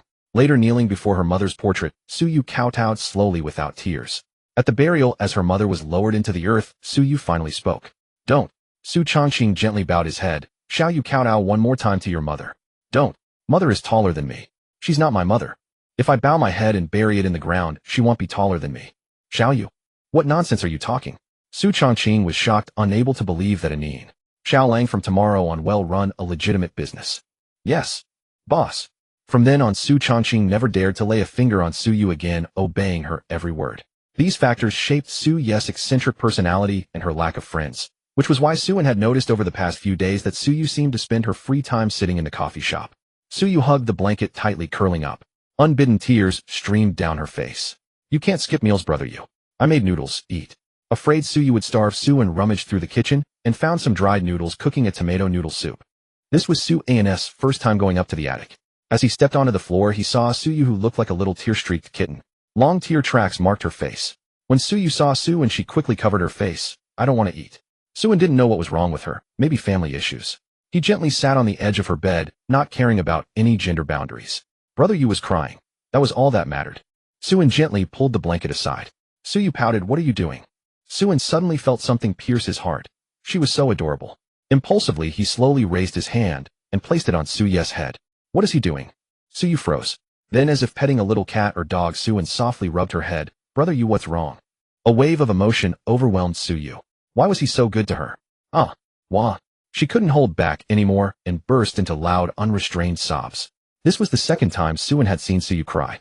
His heart tightened with pain. The same old remedy. He gently pulled Suyu into an embrace, holding her close. With one hand, he softly stroked her head. What's wrong? Don't cry, brother Yu. Tell your little brother. Suyin whispered, then felt a softness around his waist. Suyu was hugging him tightly. I'm not a gangster, she said. Suyin was taken aback. When had he ever called her a gangster? But he didn't dwell on it. He spoke tenderly. Of course you're not a gangster, brother Yu. How could such a beautiful girl be involved in violence and fighting? You? Liar. Suyu's voice was frail. Suyin's heart tingled. This wasn't a weak woman. She was an absolute enchantress. Don't cry, little brother is here. Suyu suddenly lifted her head from his chest, her delicate face just below his chin. Suyin swallowed unconsciously. Her sickly yet exquisite face with those tearful, pitiful eyes. He turned away, unable to look. What if you're not here anymore? She asked suddenly. Suyin quickly replied, I'll always be here. In a luxurious villa, Su Chongqing shuddered. Strange, he felt as if he had lost something. In the dark dormitory above the coffee shop, Wang Fan sat grinning foolishly at his glowing phone. That tomato campus beauty senior is so sweet. Alright, I made noodles. Want some? Suyin asked softly. Yes, Suyu said, lifting her head. Xian wiped away her tears. She got up, slipped on her shoes, and ran downstairs, filled with embarrassment. What had she just done? So mortifying. Suyin and Suyu sat facing each other as he served the steaming noodle soup. Suyu turned her shame into appetite and took a big mouthful. Suddenly her eyes lit up. So delicious. Suyin, cook for me for the rest of my life. The two of them finished their meal in a moment of awkward silence. It had to be said, Suyin's cooking was truly excellent. After all, during his 3 years of high school, he couldn't afford takeout and had to cook for himself. Even his parents had never tasted his cooking. Suyu was the first to taste Suyin's cooking. Only he could make simple noodles so delicious. After bidding each other goodnight, they parted ways. That night, Suyin recalled the moment they embraced. Soft. Suyin blushed, remembering the sensation of Suyu's body against his when she hugged him. Suyin, what are you doing? That's 3 years minimum. Suyin forced himself to calm down to stop his thoughts from wandering further. If he kept going, it would be 3 years minimum, or even the death penalty. Up in the attic, Suyu thought of the same moment, her face flushed and heart racing. Why did Suin have to keep his phone in his pocket? It pressed against my stomach. No, Suyu. You can't just give yourself away. A little figure in Suyu's mind began to attack her brain frantically. So you go for it. Suin is handsome, gentle, and treats you well. If someone else snatches him up, it'll be too late to regret it. Another little figure kept tempting her. Who do I listen to? Suyu was deeply embarrassed. Reflecting on her recent changes, she thought, could I actually be falling for Suin? Time slipped by quietly, and the short month was almost over. Only 3 days remained until school started. These past few days, Suin and Suyu had been caught in an awkward atmosphere, and Suyu rarely went to the cafe anymore. They still ate together, but Suin felt that since that night, Suyu had been acting strange. How to put it? It was as if she was avoiding him. Fanji, how should I talk to Brotherly later? Suin felt uncertain. School was starting in 3 days, and it was time to resign from Brotherly. Oh, don't worry, just tell him straight. What's he gonna do to a student like you?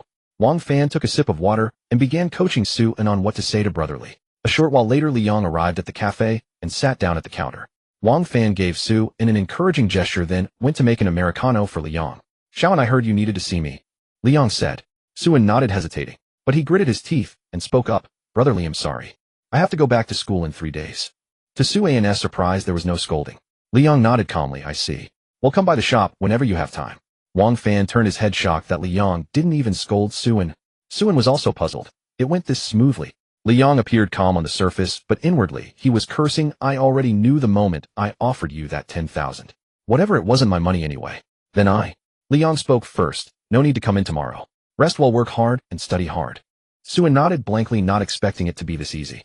Then Liang took the Americano from Wang Fan, took a few sips, and left. Damn, Liang was this calm. That's insane. Wang Fan was shocked. This wasn't what had predicted at all. Shouldn't Liang have blown his top? Brotherly is really a good guy. Suin smiled. Wang Fan could only nod in agreement. It was the only explanation that made sense. When you get to university, make sure to come back and visit, Wang Fan said to Suin in the evening as it was time to clock off. Suin nodded. Don't worry, Fanji, we have WeChat. Wang Fan smiled, then nudged Suin with his shoulder. That Suyu girl is a catch, I'm rooting for you. Suin immediately jumped up, waving his hands frantically. No, Fanji, don't talk nonsense. I mean, well, stop being shy. I can tell that girl is 80% into you. Wang Fan wore a mysterious, all-knowing expression, which made Suin ask involuntarily, Really? Of course. Look at her. She's been too shy to come by these days. Think about it, when you two were living together, did she avoid looking you in the eye? And when you talked to her, especially saying the kind of stuff couples say, did she stutter? That's the proof. The two of them discussed it like scholars, and Suin was completely convinced. The more Wang Fan explained, the more it seemed to add up. Then think about it, Suin said hesitantly. Think about what? Go for it. He'll be waiting here to see you holding her hand when you come for coffee. Now get going. Wang Fan patted Suin on the shoulder and ushered him out the door. On his way back, Suin's mind raced with wild thoughts, and his body felt warm. Lost in thought, he arrived at the apartment.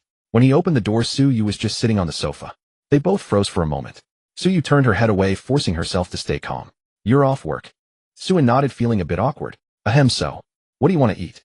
After Wang Fan's talk, Suin couldn't even have a normal conversation with Suyu anymore. He'll go shower first. Suin dashed into the bathroom, planning to take a cold shower to cool down. Suyu sat there listening to the sound of the water, and a thought popped into her head. Does Suin have abs? No. Suyu, what are you thinking? This isn't you. Suyu shook her head vigorously, trying to shake out all the dirty thoughts, but a bit of drool at the corner of her mouth betrayed her. Suin stood under the cold water, thinking this can't go on. I can't just listen to fan guess nonsense. I need to test this myself. Suyu was scrolling through short videos. A voice came from her phone. How to keep your crush a secret. Let me tell you all. Suyu didn't know why she was watching this. She usually swiped past such videos, but now her finger was pressed firmly on the screen, as if afraid the video would disappear. After a while, Suin finished his shower, dried off, put on casual clothes, and walked out of the bathroom, his undried hair falling messily. As everyone knows, a guy fresh out of the shower is no less handsome than a movie star. Suin was no exception. With his already handsome looks, Suyu was momentarily stunned. No, I have to follow what the video said. Suyu shook her head, and her expression instantly turned cold. Suin walked over, determined to see if Suyu would react the way Wang Fan said.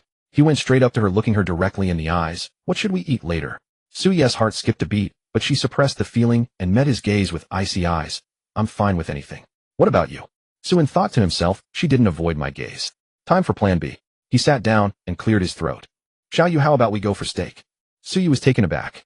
What's wrong with this guy? Why is he acting like Su Chongqing? Get help if you're sick. Stop being weird. Suyu said, exasperated. Suin was stunned. Just as I thought. Fan Ji lied to me, woo-woo. My feelings have been deceived. Then he realized why was he even thinking like that. Why did he feel a little disappointed? Isn't it normal that Yuji doesn't like him back?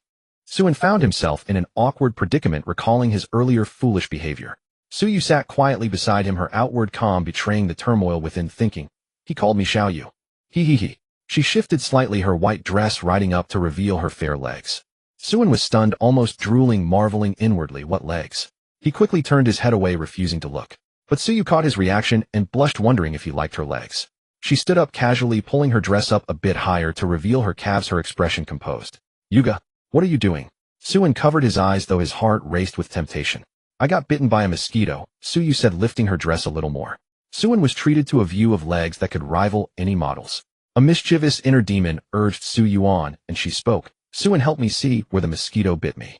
Suin thought, is this really happening? He feigned reluctance, but his heart pounded and his face flushed. These legs, he muttered. Suyu added, smooth and fair, want a touch? Sure. Suin blurted out, then quickly waved his hands. No. Suyu insisted, help me find the bite. Suin nodded, getting a closer look at her legs. Ahem. I can't see it. Suyu feigned surprise, really. But it itches. Maybe you should feel around for it. Suin's eyes widened as he gulped. That's not appropriate. We're just friends helping out. Unless you have other thoughts, Suin. Suin's composure shattered. I have no such thoughts. It's just a mosquito bite. He refused to look up, his face as red as the evening sky. Unbeknownst to him, Suyu was equally flushed, her heart racing with regret. What had she been thinking, offering her leg to him? There was no turning back now. Suin's hand made contact with her smooth calf. Both of them shuddered at the touch. The smooth, cool skin felt like a masterpiece in the night, causing Suin's hand to tremble. Suyu's heart was a knot of anxiety. She squeezed her eyes shut, cursing her impulsive inner demon. There was no mosquito bite at all. Suin's hand glided over her calf, eliciting a soft moan from Suyu. He froze, thinking, don't be such a temptress. Suyu suddenly jumped back, pulling her dress down, and hurried towards the attic, nearly stumbling before she regained her composure and walked up with practiced grace. As if nothing had happened. Suin thought, it's over. I didn't even find the mosquito bite. Despite his recent cold shower, Suin's body burned like the sun. He was overwhelmed with restless heat. Meanwhile, Suyu had buried herself under the covers, her face as red as an apple. Bad Suin. If I tell you to touch, you touch. She was mortified by the sound she had made, wishing the world would just end. Suin was haunted by the same memory, his body growing hotter. He wondered if her most sensitive spot was, and immediately slapped his face, ashamed of his thoughts. Suin, stop thinking about it. They spent the rest of the night in awkward silence, skipping dinner. The next morning, they both sported dark circles under their eyes. Morning, Yuga, Suin said, trying to act normal. Yeah. Morning. Suyu replied awkwardly, unable to forget the previous night. Suin tried to make conversation. Yuga. Want to go to school together tomorrow? Suyu hesitated. I have things to do. You go ahead. A flicker of disappointment crossed Suin's face. Suin found himself stealing glances at Suyu, but would quickly look away when she noticed. His phone rang. It was his mother. He swiped to answer. Hello, Mom. What's up? Suyu sat quietly, trying not to make a sound. Xiaoanan. School starts tomorrow and I have great news. Suin was puzzled. What is it, Mom? Guess, his mother teased. Suin, forgetting Suyu was there, joked, great news. Did Dad get hit by a car? A long silence followed, then an angry outburst. You little brat. Don't you dare come home, or I'll break your legs. Suin said, what could be better than that? His mother calmed his father down, and continued, starting this month, I'll send you 1,000 yuan each month. Your father and I discussed it. Isn't that great news? Suin fell silent. I'm hanging up. Don't call me for news like this again. He hung up, staring blankly, thinking how great the news was. Suyu softly asked, what's wrong, Suin? Having heard the shouting, Suyu was worried something had happened at home. Suin waved it off. Nothing, just my family telling me about my living expenses for university. Suyu was curious about how much he got. How much? 8,000. Suyu fell silent, her heart aching for him. 1,000 yuan wasn't much for university life. She had heard someone yelling at him, and now even his allowance was meager. Poor Suin. A notification from Alipay announced a transfer of 1250 yuan. Suin stared at the amount from his father, then opened Douyin to search how to unplug my dad's life support without legal consequences. Below, he saw his previous search. Can I sue my father for deliberately raising me in poverty? Since Suyu had family matters to attend to, Suin had no choice but to set off for Lucheng University alone. After packing all his clothes, he gently closed the door, taking one last glance through the crack. With a soft sigh, he wondered if he would ever have the chance to return. Smiling faintly, he shut the door completely. Suyu had already gone home the night before. Suin stepped out, planning to take the subway to Lu University. The university was located in the northern district of the city, requiring several stops on the subway, let alone a taxi ride. To save money, taking a taxi was out of the question. As he emerged from the subway, Suin noticed a crowd gathered nearby, their voices a chaotic buzz. Driven by curiosity, he edged closer to see what was happening.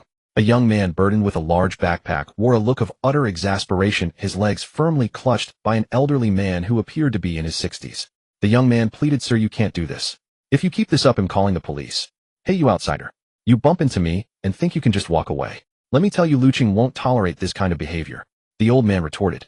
"Sir, be reasonable. I merely walked past you. Are you seriously claiming that the air pressure from my movement knocked you down? Does that even sound like something a sane person would say?" Suin quickly pieced together the situation. It was a classic case of the old man trying to scam the young man.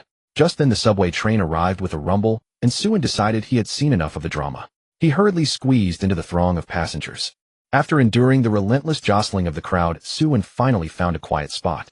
He set down his heavy bag and crouched, letting out a tired breath. "Man, this is exhausting. Those rich kids are probably being chauffeured to campus by their family drivers right about now." At that very moment, a man in a black suit respectfully opened a car door, announcing, "Miss, we have arrived." Suyu nodded gracefully and stepped out of the car, instantly drawing the attention of the students nearby. Exclamations erupted from the crowd. "Oh my God! A Maybach, and with the license plate 66666. Another voice chimed in. "You're all staring at the car, but am captivated by her ethereal beauty." The moment Suyu stepped out, she became the center of attention. A flicker of disdain crossed her eyes, but then, as if a thought of Suin crossed her mind, she suddenly smiled for no apparent reason. It was the start of the new semester, and the campus entrance was mostly crowded with freshmen. The returning upperclassmen weren't due back for another 8 days, as the new students had military training to complete first. Suyu's sudden appearance captivated everyone, their gazes unable to look away. She smiled at me. One boy stammered. "Get lost." She was clearly smiling at my handsome face. Su Changqing looked at her with confusion and asked, "Xiaoyu, what are you smiling about?" The moment she heard Su Changqing's voice, Suyu's expression returned to its usual calm. "It's nothing," she replied. "Oh, all right," he responded, a little taken aback. As Suyu walked away, a burly man in black approached silently, carrying her luggage by her side. "Shall you take care of yourself? If anyone bullies you, just..." Su Changqing's words were cut short as Suyu strode away without looking back. The bodyguard quickly followed, luggage in tow. A faint, refreshing fragrance lingered in her wake. One male student with a look of blissful intoxication murmured, "Ah, top tier." The bodyguard immediately stepped in front of him, his voice a low growl. Top tier bodyguard. "Bro, you're really handsome," the student stammered. The bodyguard gave a curt nod and turned to follow his young mistress. The onlookers collectively held their breath for the poor guy. Was he out of his mind? Didn't he realize she was the local princess? How dare he say such a thing? Suyu approached the economics and management registration booth and handed over her admission notice. "Hello, I'm here for economics and management." The senior student volunteer who had returned early started to say, "Oh, okay, just a moment," but stopped mid-sentence as he looked up and saw her. He felt like he had just fallen in love. Junior. He stammered, completely losing his composure. Suyu disliked such stares intensely. Her gaze turned icy. At that moment, the bodyguard stepped forward and barked at the student, "Hey, can't you read? She's here to register." Yes, of course," the flustered volunteer replied, hastily processing her information. "Building 1, room 503, he said. Suyu acknowledged softly and walked away. The moment she left, the entire area buzzed with excitement. She was absolutely stunning. A fairy descended upon the mortal world. Yet all the boys knew that a girl like her was beyond their reach. Some students had already snapped photos of her. In their minds, she was the undisputed new campus belle. No, the Lu University belle. Of course, Suyu was completely oblivious to all of this. Meanwhile, Suin, drenched in sweat and burdened with a large backpack, finally arrived at the gates of Lu University. Damn it. I'm roasting to death. It was noon, and the sun was at its most unforgiving, making Suin feel miserable. He squinted, scanning the area for the economics and management registration booth. After a long, tedious wait in line, he finally reached the front and handed over his admission notice. "Hello, I'm here for economics and management." The person at the booth had changed since the last time. It was now a senior female student. "Hi there, just a moment please," she said cheerfully. Suin nodded, letting his gaze wander for a second. He couldn't help but notice her long, fair legs. Wow, Lu City really does produce beautiful people, he thought to himself. The senior student seemed to notice his gaze and looked up with a sly smile. "Junior, like what you see. Don't worry, you've got 4 years here. Lu University might not have everything, but we're never short on legs." She handed him his dormitory card. "Building 5, room 503. Suin gave an awkward laugh and hurried away, his face burning with embarrassment. He looked at the card, then at the vast campus, and felt utterly lost. Most of the volunteers were male, and they were all busy trying to help the new female students with their luggage. After helping them, of course, they'd be keen to add them on WeChat. A female volunteer in a vest wiped the sweat from her forehead and complained, "Sigh, this year's guys are useless." The scorching sun had made her skip makeup, but even barefaced she outshone most other girls with her fair complexion and long legs, drawing glances from every passing guy. "Hey, that figure." She squinted for a closer look and her eyes widened in shock. "Suin." Suin was startled. "Who's calling me?" He turned his head and saw the girl, his eyes filling with disbelief. "Why, the silly girl." The girl jogged over, a mock-offended look on her face. "Who are you calling silly? That was ages ago. Call me Jia." Suin said helplessly, "But that's what everyone calls you." "Shut up." "All right, Bai Qing Jia. I can't believe you got into Lu University, Xiao Anzi." "Not bad," Bai Qingyu said, patting him on the back happily. Suin was also surprised to run into Bai Qingyu here. "I remember you said you were going to a university far from home, but I didn't expect it to be Lu University. I don't even mention it. Let's talk about that later. Come on, which dorm are you in? He'll show you the way. It's rare to meet someone from back home." Bai Qingyu beamed, clearly delighted. The two had known each other since high school in the capital, where she was a senior and he a junior. Their acquaintance began because their fathers had business dealings. Initially, Bai Qingyu was puzzled about which wealthy family would raise their child so frugally. It turned out it was just Suin, the poor little guy. "So Xiao, have you experienced the joy of being a rich second generation?" Bai Qingyu flashed a mischievous smile, eager to hear from Su and what it felt like to be the son of the wealthiest man and the pleasures his money could buy. Suin felt embarrassed, stopped in his tracks, and silently opened Alipay. "Look." Bai Qingyu glanced at it, then burst into laughter. "Ha ha, 1,250, and Uncle Su gave you that. Ha ha." Suin fell silent. He didn't want to say anything more, and walked away. Hey, Xiao, and don't go. I wasn't laughing at you on purpose. If you're short on cash, just tell me. I can easily spare tens of thousands for you." Bai Qingyu patted her ample chest. Suin was stunned. Qingyu Jia had developed quite well over the past 2 years. He remembered back in high school, even though she wasn't as voluptuous as she was now, she was still the undisputed school beauty of the senior year. "Stop teasing, Qingyu Jia. I'm fine. You just take care of yourself," Suin said. Bai Qingyu's family background wasn't poor. They were considered one of the top families in the capital. However, had heard that Uncle Bai had wanted her to attend Kyoto University, but she had come to Lucheng instead, which had led him to cut off her credit card in a fit of anger. "Hey, let me tell you, that old man is all bark and no bite. He still secretly sends me 300,000 every month." Bai Qingyu's face showed a sly expression. Suin muttered quietly, "I hate rich people." One was the son of the richest man, getting 1,500 a month, the other the daughter of a capitalist, getting 300,000 a month. Suin felt a tremendous sense of disparity. However, for Bai Qingyu's family, 300,000 a month seemed relatively modest. "So Xiao, if you have any trouble, just tell me. Our families are business partners, and I'm like your older sister in this foreign land," Bai Qingyu advised him earnestly. She didn't have many ulterior motives. It was rare to meet someone from the capital, and their families had a good relationship. Suin nodded, got it. As they walked together, they drew some attention. People had already noticed Bai Qingyu's beauty, and some felt a pang of resentment that a fellow newbie had already gotten so close to her. How infuriating. I'm so mad. In front of dormitory building 5, seeing Bai Qingyu still following him, Suin couldn't help but ask, "Can girls even enter?" "It's the start of the semester. We volunteers are like the secret service, you know. We can go anywhere," Bai Qingyu said with a smug look, but Suin ignored her and headed upstairs. Hey, why are you still the same as in high school, never listening to anyone?" "I don't like listening to nonsense, especially capitalist nonsense." In front of room 503, Suin pushed the door open with Bai Qingyu following closely behind. "Looks like you're the first one here. Let me tell you, Xiao, and choosing a bed is an art." Suin was puzzled. "Tell me more." "First, don't sleep by the door, because of the light and the door. Second, don't sleep by the bathroom because it stinks. Then where should I sleep?" Suin was confused, but what Bai Qingyu said did make some sense. "There." Bai Qingyu pointed to a spot in the middle. It wasn't near the bathroom, nor the door, and it was on the second bunk. "That spot is like a demilitarized zone, absolutely perfect," Bai Qingyu said. Suin nodded. It made sense. He then tossed his bag directly onto the bunk to claim it. Click, the door opened, and the second roommate arrived. It was a bespectacled guy about 1.75 m, with a pale complexion, looking like he might be in poor health. Suin politely greeted him. "Hello, I'm Suin. Looks like we'll be roommates. My name is Zhang Wei." "Hello." Zhang Wei looked around, spotted the beautiful Bai Qingyu, and paused for a moment. This guy is impressive, getting a beautiful volunteer to see him off on the first day. Though he is pretty handsome, Zhang Wei thought. "Xiao, and he'll get going too. Catch you later." Bai Qingyu waved, flashing Suin a sweet smile. Bai Qingyu then smiled politely at Zhang Wei and left the dormitory. "I've picked my bed, Zhang Wei. See where you want to sleep," Suin said with a smile. Zhang Wei nodded, then tossed his bag onto the bunk next to Suan's. "Click, brothers. I'm here." The one who barged in was a slightly chubby guy about the same height as Zhang Wei. His build and face seemed a bit mismatched, as his face was quite handsome, though one could still see the extra weight. Hello, I'm Suin. Zhang Wei. Ha, good to meet you both. Looks like I'm the third one here. My name is Hu Dahai. Suin and Zhang Wei nodded. His name surprisingly matched his appearance perfectly. Thanks to Hu Dahai's outgoing nature, the awkward atmosphere was quickly broken. Let me tell you both. I just saw a super gorgeous girl on my way up. The two immediately understood that Hu Dahai had seen Bai Qingyu. Suin smiled. Brother Dahai, how beautiful.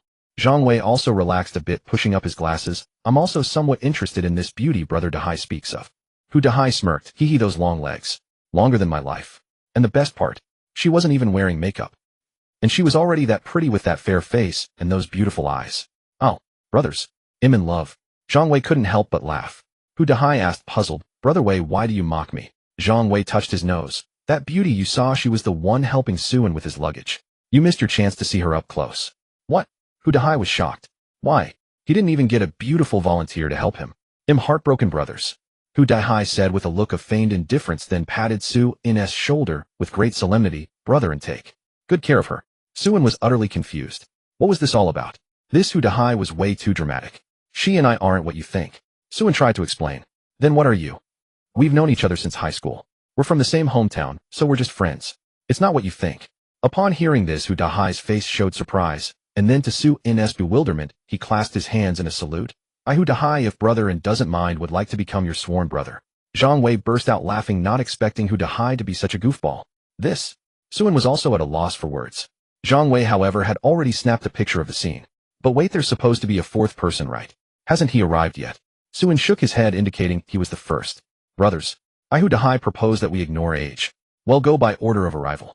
Hu Dahai waved his hand, pointing at Su, and you are big brother. Then he pointed at Zhang Wei. You are second brother.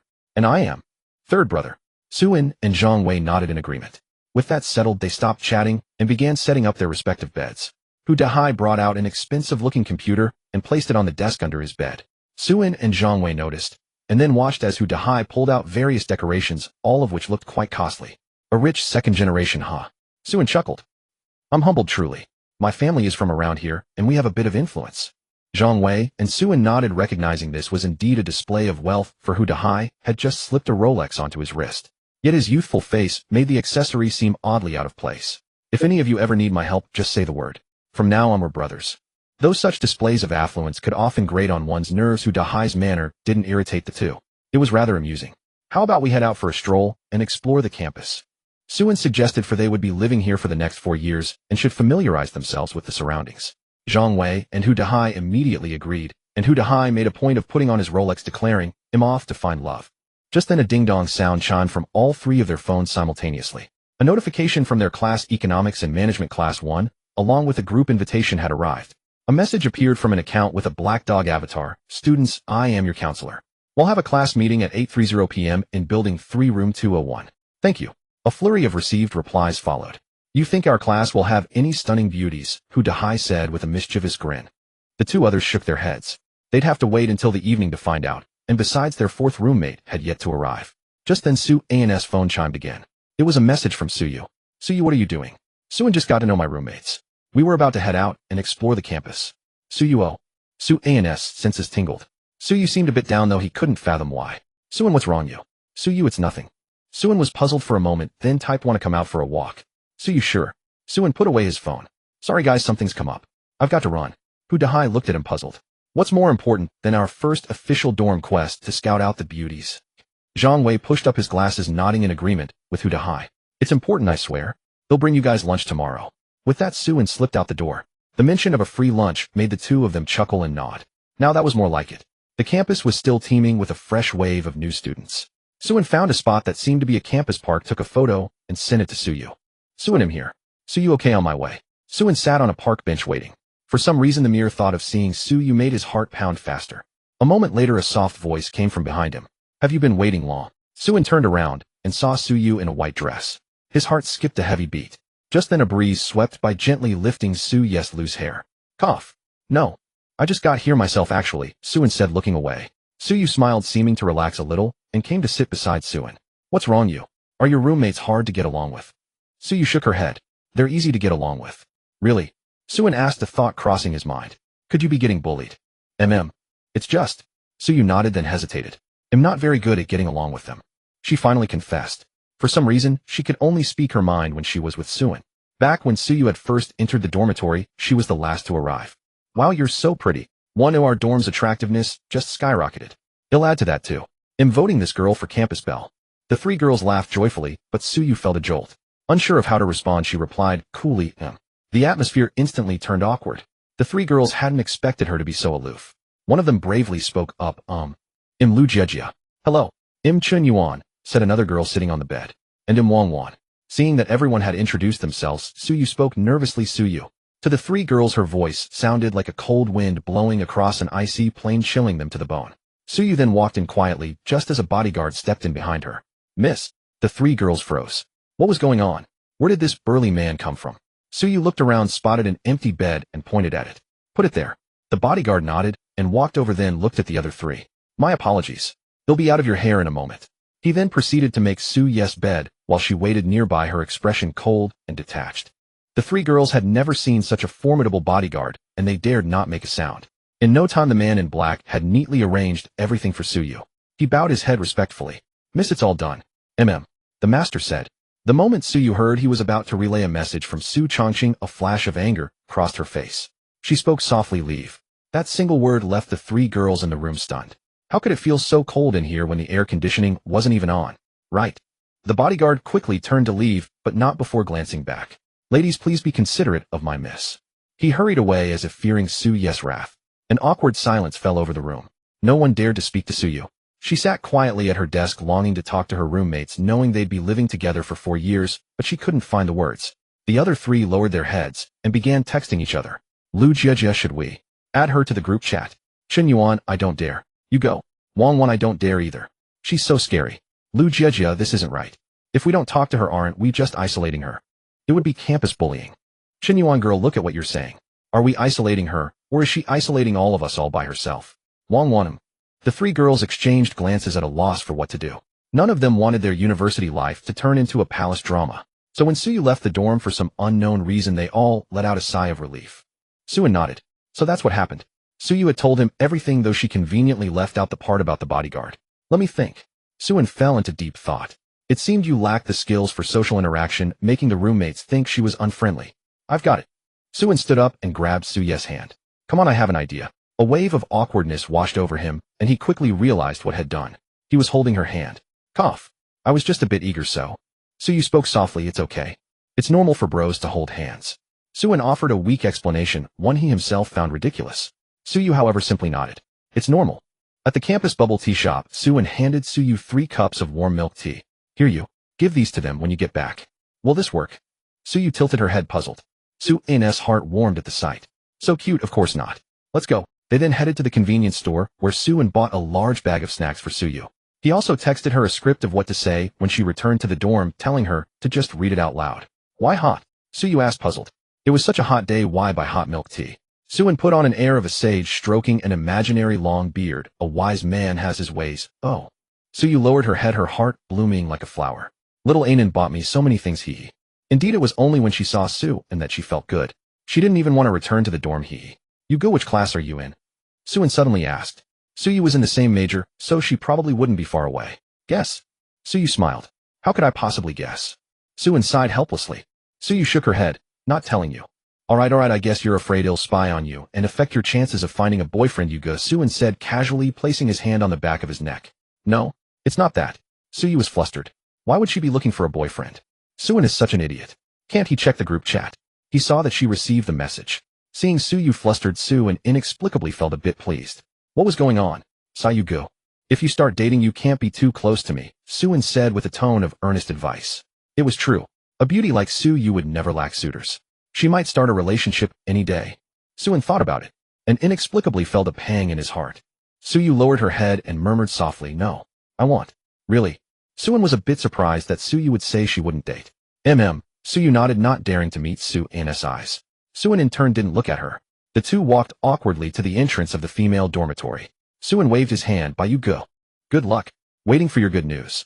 Suyu nodded, took the snacks and milk tea from Suyu's hands, and slowly walked into the building. Then, feeling inexplicably nervous, she turned to look back. Suyu in the distance gave her a thumbs up and smiled, mouthing the words, good luck. Suyu felt reassured. Suyu was really good. Very good. Suyu nodded. She couldn't let Suin down. She then walked upstairs muttering to herself, "Stupid Suin. I won't date anyone else. I just want to get close to you." The summer breeze blew, carrying the girl's thoughts far away, but she didn't know if they could reach the boy's heart. Suyu took a deep breath outside her dorm room door, psyching herself up. Just as she was about to open the door, it swung open. Oh, the girl is back. Wang and the others were standing at the door. It seemed Suye's powerful aura made the situation a bit awkward. "Suyu, are you going out?" Wang felt an inexplicable chill. Was winter coming? Though Suye's face showed no expression, she was nervous inside. "What should I do? They're about to go out. I need to speak up quickly." Suyu walked into the room expressionlessly, and the three girls instinctively stepped aside. Lu Jia signaled with her eyes, "Should we go?" Wang gestured, so awkward. Chen Yuan, however, noticed the 3 cups of milk tea in Suye's hands. Attentive as she immediately pulled the other 2 back and shook her head. Then Suyu placed the snacks on her desk. Without turning around, her voice already rang out, Wait. Taking out her phone, she began mechanically, "My name is Suyu. I'm very happy to spend the next 4 years with you.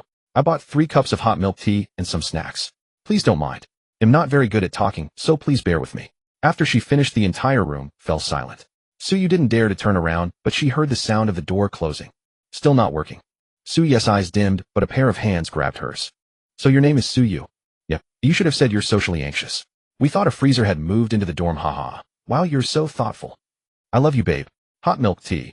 Was it because you were worried we might be on our periods and couldn't have cold drinks?" Suyu's body trembled. So they hadn't left. After listening to her, they had closed the door. Lu Jia let out a long breath. "Suyu, you have no idea how scary that bodyguard of yours is." Wang nodded in agreement. Girls are like that. Once the conversation starts, there's no end to it. Suyu stood there blankly, then said, "If you don't like him, I won't let him appear in front of you." The 3 immediately waved their hands. No, that big brother was just scary, but he's a good person. Before he left, he asked us to take good care of you. Suyu nodded dazedly. The 3 who had thought Suyu was aloof suddenly found her incredibly cute. This wasn't social anxiety. It was pure airheadness. "Suyu, do you know how beautiful you are? Campus queen. Definitely campus queen." Lu Jia shouted loudly. Suyu's face flushed slightly. "Thank you. It's okay, Suyu. Now we know. You're not aloof. You're just socially anxious and bad at communicating." Wang took Suyu's hand. Chen Yuan nodded. "We have to protect Suyu. Slap. Right? Suyu is so adorable. We can't let those scummy men get near her. Otherwise she'll definitely be sad." Wang, clearly hot-tempered, slammed the table and stood up. "Thank you. All of you." Suyu hadn't expected them to be so nice. Suin really understood girls. "But, did you notice that Suyu was reading from her phone?" Wang immediately pointed out. The others nodded. Given Suyu's personality, she wouldn't have thought of so many words. Just saying one sentence would have been impressive. Suyu felt a bit embarrassed. Should she tell them about Suin? Secrets don't stay hidden in a girl's dorm. In no time, the whole room burst into excitement. "What? A boy taught you that? No, don't cry, Suyu. Don't love men, love me. I won't allow it. I absolutely won't allow it." Suin had just reached the dormitory entrance when he received a message from Suyu. She said they really liked her. Suin smiled. It worked. Most girls were freshmen and didn't have bad intentions. As long as you handled it properly, everything would be fine. Snap. Caught you. Why don't you bow before me, the heavenly emperor? Hu Dahai stood on his bed wrapped in a bedsheet, his Rolex gleaming. Suin was stunned and asked Zhang Wei, "Does Luda University even admit lunatics?" Zhang Wei helplessly shook his head. "After you left, we walked around for a bit and came back. Then Dahai got hooked on a tomato novel called Starting with Heavenly Emperor Cultivation. All fairies come for free." Suin nodded. He was indeed crazy. "How dare you? When you see the Heavenly Emperor, why don't you bow?" Hu Dahai was still immersed in his role, unwilling to wake up. "You're this abstract and you still got into Luda?" Suin couldn't help but ask. Hu Dahai snapped back to normal. "I was forced to study by my family for so long. Now it's time to unleash my true nature." Suin nodded. "I see. Most college students start letting loose in their freshman year, except for some top scholars. It's true that most college students automatically clear their high school knowledge by sophomore year. Some even start clearing it in their freshman year. Brothers, look. Someone's already opened the campus beauty ranking." Hu Dahai immediately dropped his cosplay wear. "Let me see." Zhang Wei handed him his phone. Suin curiously leaned in to take a look. Rank 1. Appearance top tier. Can't be rated. The accompanying picture was a side profile photo. "You goods?" Suin was not surprised. With Suyu's looks, she would undoubtedly become the campus beauty queen sooner or later.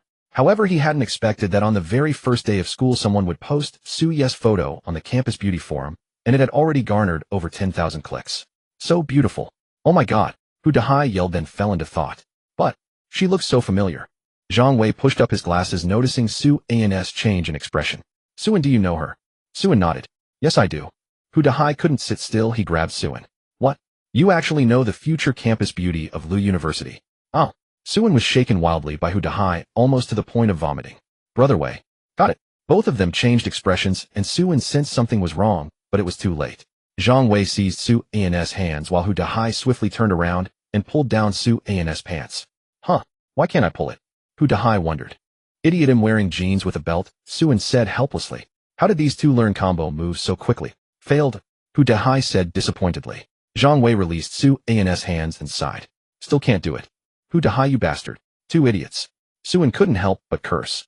Then the three exchanged glances and burst into laughter. Boys' happiness was perhaps that simple. Time quickly passed to the afternoon. Hu Dahai got up from the bed. Brothers, why hasn't Lao Si come yet? Don't know. Maybe our dorm only has 3 people. Zhang Wei said. Don't know.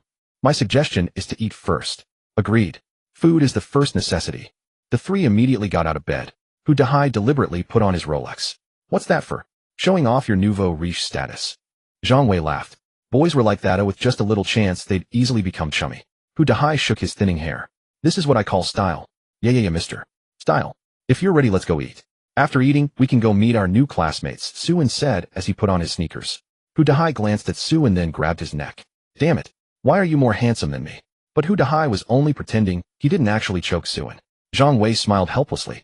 However, Hu Dahai was telling the truth. Su An's looks were indeed top-notch. He could probably be considered the campus heartthrob of the economics and management freshman class. The 3 horsed around for a short while, and then went out. Suin asked a crucial question. Do you know where the cafeteria is? Hu Dahai and Zhang Wei shook their heads. No. You say no so confidently. Following the smell, the 3 found Lu University's first cafeteria, which was also the closest to the male dormitory. After a brief observation, the 3 split up. Boss 1 beef noodle with gravy. Zhang Wei was the first to get his food. After comparing various options, Hu Dahai chose braised chicken rice. Suin said Boss 1 braised beef noodle soup. The 3 regrouped and found nearby seats to sit down. During the meal, a sudden commotion arose. Suin looked up and saw everyone ignoring their food, staring at the entrance. A girl in a JK uniform walked into the cafeteria. Her features were as delicate as a painting, and her white hair added more of a pure and seductive vibe. Hu Dahai said excitedly, I know. She's Li Qianxian from the art college. Suin nodded, then continued eating his braised beef noodles. This beef is so hard to chew. Bro, with such a beautiful girl, and so many people staring, you only care about your beef. Hu Dahai said. Zhang Wei nodded, agreeing with Hu Dahai. Suin was too pragmatic. Suin thought to himself, not as good looking as you can no need to look. After Li Qianxian left, Hu Dahai said disappointedly, alas, it seems the goddess doesn't want to eat at the first cafeteria. Hurry up and eat, the class meeting is about to start.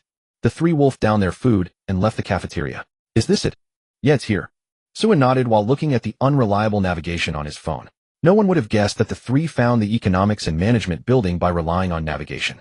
But there was no help for it. Lu University was too big. It would take them days to get familiar. The 3 found class 1 of economics and management and entered the classroom. The lecture-style classroom was already filled with many figures. Hu Dahai, as socially confident as ever, announced, hello everyone. I'm Hu Dahai. A moment of silence. Zhang Wei lowered his head and quickly pulled Hu Dahai to the seats at the back. Suin glanced around, a look of disappointment rising in his heart. Isn't you Gu in class 1? Su An's prolonged pause immediately drew attention. Some girls lowered their heads and whispered, so handsome. I didn't expect such a handsome guy to be in our class. I have to bag him. Even rabbits don't eat grass near their own burrow. Who cares about rabbits? I'm definitely going to eat. Suin didn't notice that many girls had already marked him as prey. He found Zhang Wei and Hu Dahai and sat beside them. Why is there an empty seat? Suin wondered. There was a seat between Zhang Wei and Hu Dahai that they hadn't taken. This is reserved for Lao Si. Suin nodded and waited quietly, hoping that Yuge hadn't arrived yet, and that they were actually in the same class. 10 minutes later, a man who looked not very old walked into the classroom and stepped onto the podium. He cleared his throat. Hello everyone, I'm your class advisor for the next 4 years. My surname is Zhao, given name you. If you're kind, just call me Brother Zhao. The once tense classroom immediately became lively. Brother Zhao, how old are you? You look like a student. Zhao, you smiled. I'm only 29, so not that old. Hu Dahai raised his hand. Brother Zhao, is the class advisor really helpful? For a moment the classroom fell silent, then erupted in laughter. Zhao Yu was clearly good-natured. He smiled and said, sorry, I don't like men. The classroom was completely immersed in a lively atmosphere. Zhao Yu tapped the table. Quiet down everyone. How about we take attendance now? Then we'll introduce ourselves. Wang Gang. Here. Li Jia. Here.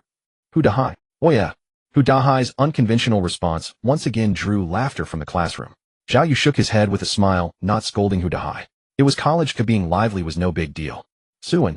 When his name was called, Suan responded softly, here. Instantly, all the girls turned their eyes. So his name is Suan. Zhang Wei. Here. Then the class advisor glanced at his list and said, oh, I forgot to mention. There's another person in your dorm who won't be here until 2 days later. He's dealing with something. The three nodded. What happened to Lao Si? Suan had just lowered his head when the class advisor called the next name, instantly perking him up. Suyu. Seeing no response, Zhao Yu called again, is Suyu present? The classroom door was pushed open and 4 girls gasped, sorry we're late. It turned out that Suyu and her 3 roommates, unfamiliar with the campus roads, had taken a detour to the farthest cafeteria for a meal only to get lost again. That was why they were late. Zhao Yu looked at the 4 girls and found it unsurprising, as getting lost on the first day was normal. He nodded and said, it's fine, come on in. Don't take the wrong path next time. Wang Wan immediately nodded and the group entered the classroom. The moment Suyu stepped into the classroom, it fell silent, and even Zhao Yu was momentarily stunned. Hu Dahai's pupils contracted as he stammered, teach that's brothers. Isn't that the number 1 on the campus beauty list? Zhang Wei adjusted his glasses and said, yeah. Suyu, feeling overwhelmed by the number of gazes, couldn't help but tense up. Wang Wan grabbed Suyu's hand and shouted, what are you all staring at? The staring ceased instantly, clearly intimidated by Wang Wan, who was from the northeast.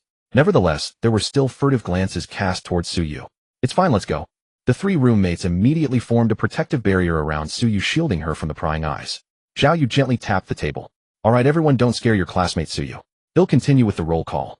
Suan's heart was pounding with excitement. Brother Yu is really in my class. However, he showed no outward sign of emotion, even lowering his head to hide his feelings. Meanwhile, Suyu raised her head and began scanning the lecture hall, searching for Suan. Some boys, noticing Suyu looking for someone, felt a flutter in their hearts if her gaze happened to pass over them. She looked at me. She looked at me. Nonsense. She was clearly looking at me. No, me. Some of the boys had already started silently comparing themselves to one another. Eventually, Suyu spotted Suan's lowered head at the very back of the lecture hall, and her heart blossomed with joy. Found him.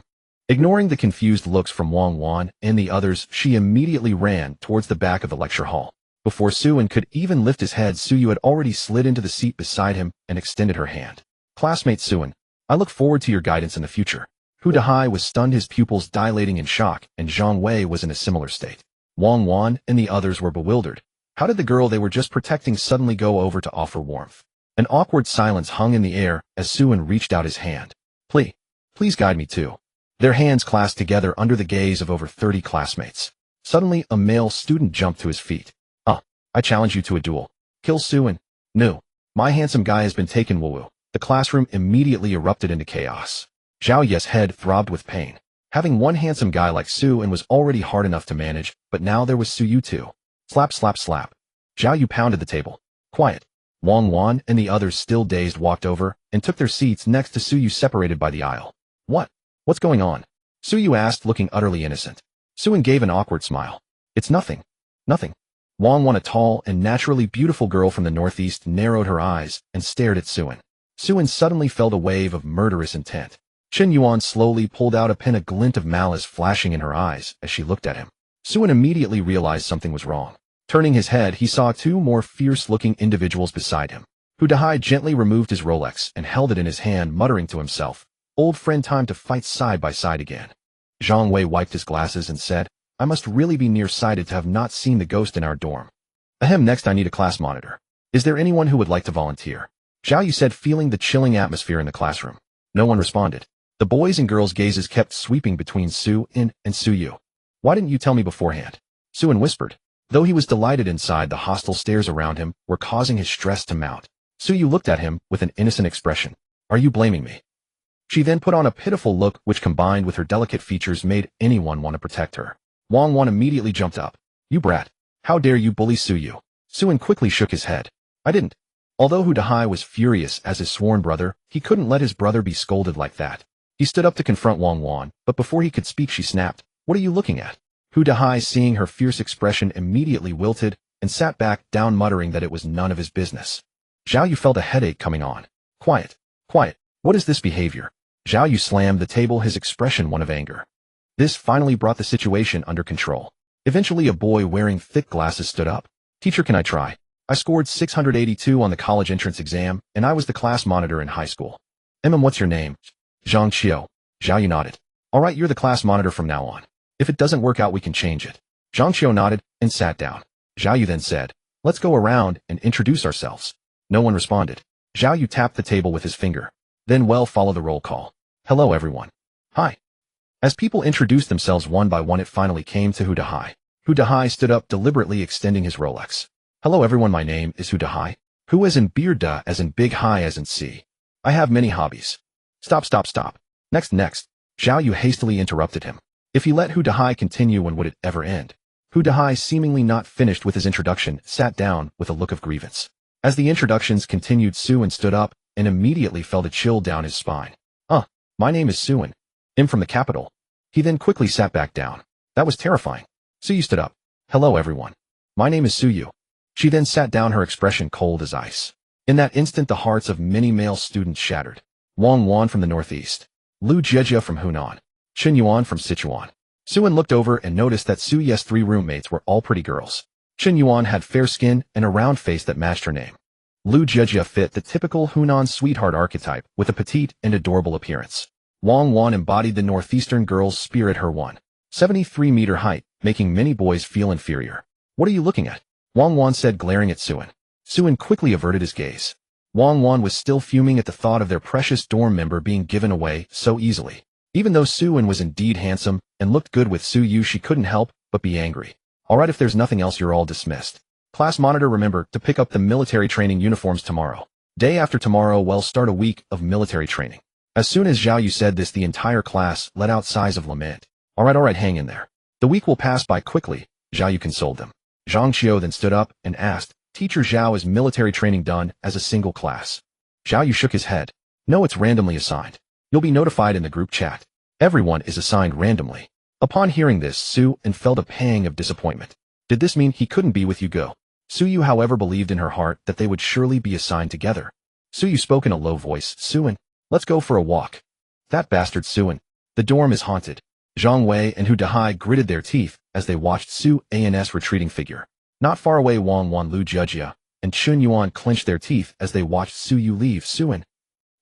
However, the 3 of them only said this verbally. Just moments ago, they had made no move to stop her. After all, they had taken his milk tea and snacks, so how could they possibly block him? They could also tell that Suin truly treated Suyu well, even going out of his way to help her fit in with them. It was just that thinking about how Suyu had smiled at Suin made them feel uneasy. Suyu rarely smiled in the dorm. Suin nervously fidgeted, his heart pounding wildly. Suyu wore a casual short-sleeved shirt, her fair arms clasped behind her back. The 2 walked in silence, each lost in their own thoughts. Suyu. Suin forced out a sentence. What a coincidence. Suyu was stunned. Coincidence? Didn't I ask you to go for a walk with me? Right, huh? Suin was incredibly nervous. He had realized that he might actually be falling for Suyu. No way. We're supposed to be brothers. Meanwhile, Suyu was also slightly nervous, a ripple stirring in her heart. She seemed to be falling for Suin too. The 2 strolled along the dimly lit campus paths and into a small grove of trees. As for why it was a small grove, don't ask. It just was. Suin pointed to a bench not far away. How about we go sit over there? Okay, Suyu replied softly, her gentle voice sending a pleasant shiver through Suin. After sitting down, the distance between them seemed a bit vast, as if another person could easily fit between them. Suyu mentally cheered herself on. After all, she was the one who had initiated this outing. Suin. Here. Suin responded. Suyu was taken aback for a moment, then burst into laughter. I'm not your homeroom teacher. Why are you answering here? Suin rubbed his head, feeling embarrassed. Have you seen the forum? Suyu spoke up at this point. Suin nodded. Suyu was the new campus belle and had set the entire forum ablaze.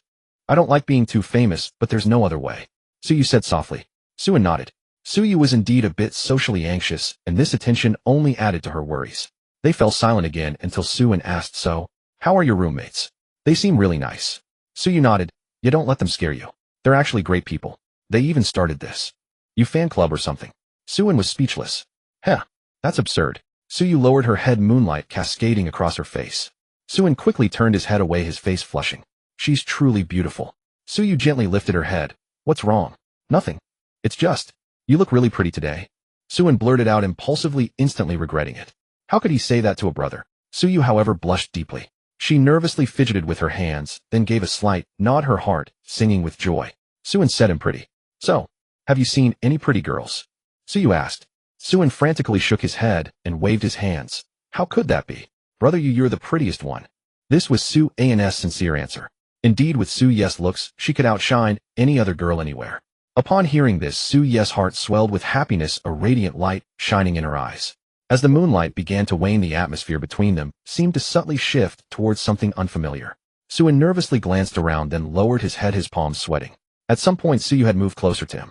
When Suin turned his head, their eyes met. Looking at Su Ye's face, Suin unconsciously swallowed hard. Su Ye's lips trembled slightly as she began, Suin. I. Before she could finish, a rustling sound from the bushes caught Su An's attention. He signaled for silence, then carefully stepped around the bench to peer into the trees of the park. Suyu followed behind him. They both looked up and were met with an embarrassing sight. A couple was locked in a passionate kiss under a tree, and the boy's hand was beginning to wander towards higher ground. Su An's face turned red, flashing back to the day he first met Suyu. He nervously broke into a sweat, remembering. So soft. Suyu seemed to recall something as well. Her face flushed completely red. She covered her eyes and quickly crouched down. Suin whispered, "Let's go." Not wanting to disturb the young couple, they carefully snuck away from the scene. Throughout the walk back, they were both too embarrassed to speak, as if that sight had brought certain thoughts to mind. Suyu kept her head down, her eyes tense. "Suin, you jerk." Suin turned his head away, his dry throat feeling tight. He involuntarily glanced down towards Su Yes, then forcefully averted his gaze. "Suin, what are you doing?" In front of the girls' dormitory, Suin had escorted Suyu back, but he couldn't bring himself to look at her. See you tomorrow." Suyu gave a slight nod, keeping her head down, and replied softly, "Okay." Then Suin watched her leave. Suyu turned back and waved. Suin waved back. Then, both feeling a mix of relief and guilt, they finally escaped the scene. "Xiaoyu, you're back." Wang Wan was the first to ask. Suyu smiled. "Not yet. Xiaoyan is really nice, don't worry." Wang Wan was stunned. "Wu Yu is the first one to get a boyfriend." Lu Zhejia wailed, embracing Chen Yuan in shared misery. Could you all do me a favor?" Suyu said in a small voice. The others looked up, ready to listen. "What? Suin doesn't even know you're a rich heiress." The three were shocked. They had assumed Suin knew about Su Ye's background, but now they had to look at him with even more respect. They also learned from Suyu that Su An's family situation wasn't great. Wang Wan sat down and gave a thumbs up. "What a man. He even worked for a month in advance to earn his own living expenses. That's the kind of man I like." Noticing Su Ye's icy expression, she quickly corrected herself. "No, not like admire." Chen Yuan also nodded. After hearing Su Ye's account, their admiration for Suin skyrocketed. Handsome, hardworking, and considerate. He was simply perfect. For them, taking on a part-time job was completely out of the question, yet Suin at the same age was already shouldering his own burden alone. He was truly a man among men. "Achoo." Suin sneezed, then rubbed his nose. "Who's talking about me behind my back?" Hu Dahai, however, ignored that, and flanked Suin with Zhang Wei. "Spill it. Confess everything, you rascal." "Yeah. How come you have a senior girl carrying your luggage at the start of the semester, and then you're strolling with the campus belle?" Suin flashed a confident smile. "Want to learn? Call me daddy, and he'll teach you." Zhang Wei sneered calmly. "He brother and we are the ultimate duo. We won't be easily swayed by your..." Before he could finish, Hu Dahai had already offered a bucket of instant noodles with a sausage. "Godfather, please accept this humble gift. Don't be offended. Teach me how to meet so many beautiful girls." Truly, as a love guru who had never been in a relationship in his entire life, he dared to teach Hu Dahai how to pursue women. At this moment, Hu Dahai sat quietly in his seat, nodding from time to time, while Suin spoke with great eloquence. "When it comes to girls, if you don't dare to pursue them, how can there ever be a story? You must be bold." Hu Dahai nodded repeatedly. "Right? And you need courage. The more she rejects you, the more you must hold her hand. Only by seizing the initiative can you have a story that follows. Right? Of course, adding her on WeChat is also an art, and that's something you'll need to figure out yourself." Hu Dahai asked in confusion. "How do I figure it out?"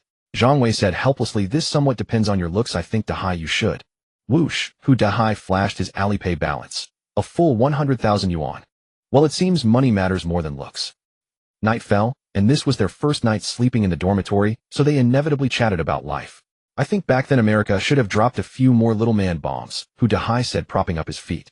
No, a few aren't enough," Suin interrupted, extending his hand. 10. Let's make it a round number." Zhang Wei then asked. "Suin, how did you and Suyu meet? You're not from around here, are you?" Hu Dahai suddenly shot up from his seat. "Suyu?" Suin asked in confusion. "What's wrong with you? Bitten by a cockroach?" Hu Dahai shook his head blankly. "Suyu. I remember now. The only daughter of the Su family's patriarch. The true second-generation elite of Lucheng. Forget the so-called young Master Li or young Master Wang.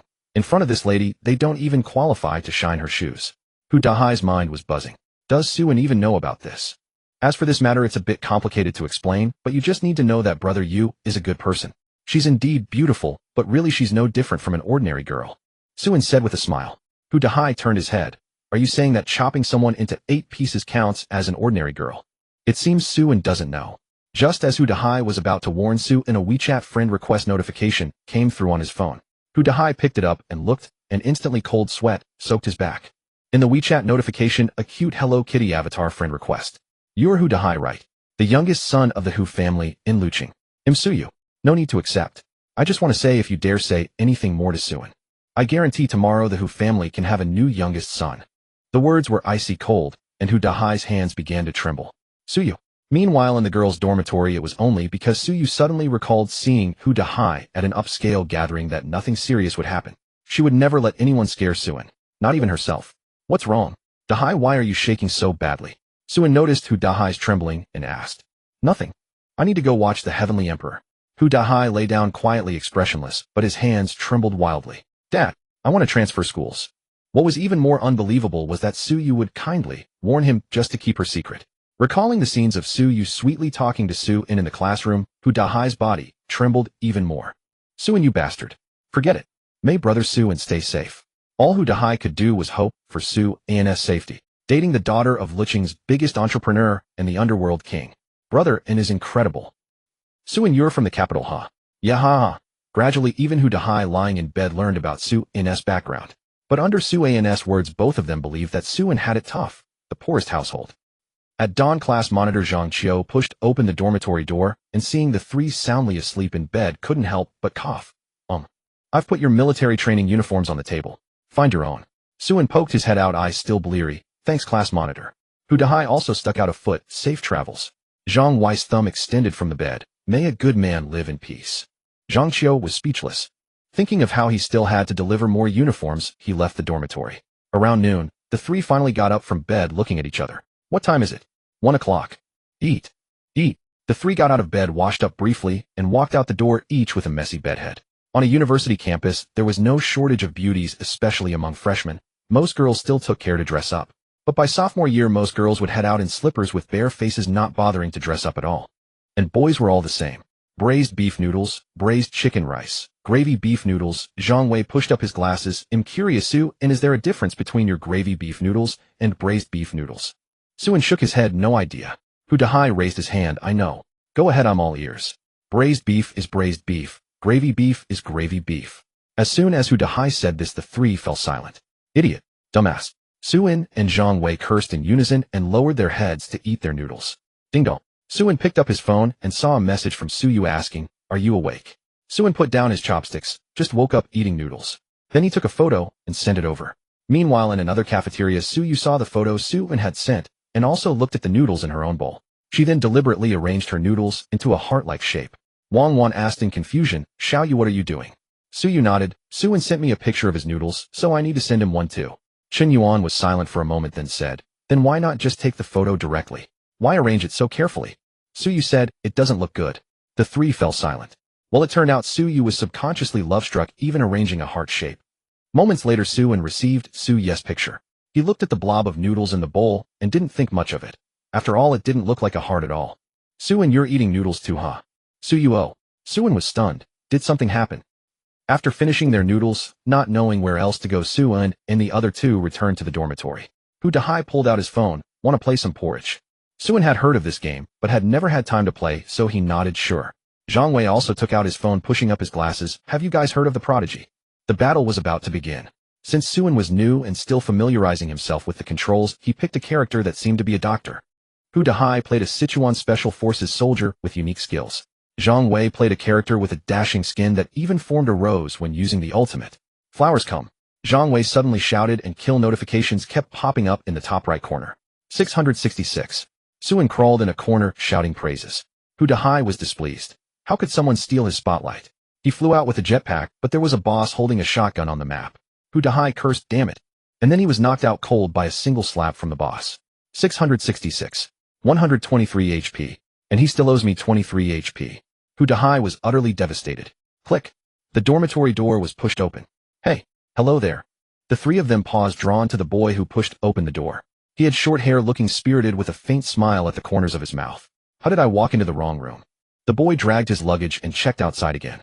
No mistake, it was Building 5, a room 503. Little 4. Hu Dahai spoke up first, completely ignoring the agonized cries of his character in the game. Hey, that should be me. Hey brothers, I'm Qin Shi. Qin Shi walked in and set down his luggage. Suin squinted his eyes. This guy, why does he look so familiar? Then he remembered the boy hugged by an old man in the Lucheng subway. No way. You're not the guy who got scammed by that old man at the subway station, are you? Suin said. Qin Shi froze for a moment. No way. You saw that, bro. Hu Dahai and Zhang Wei looked utterly confused. What scam? Qin Shi spoke up at that moment. It's all that old man's fault. I spent the whole night in the detention center. It's infuriating. He's really acting like an entitled elder. Suin shook his head.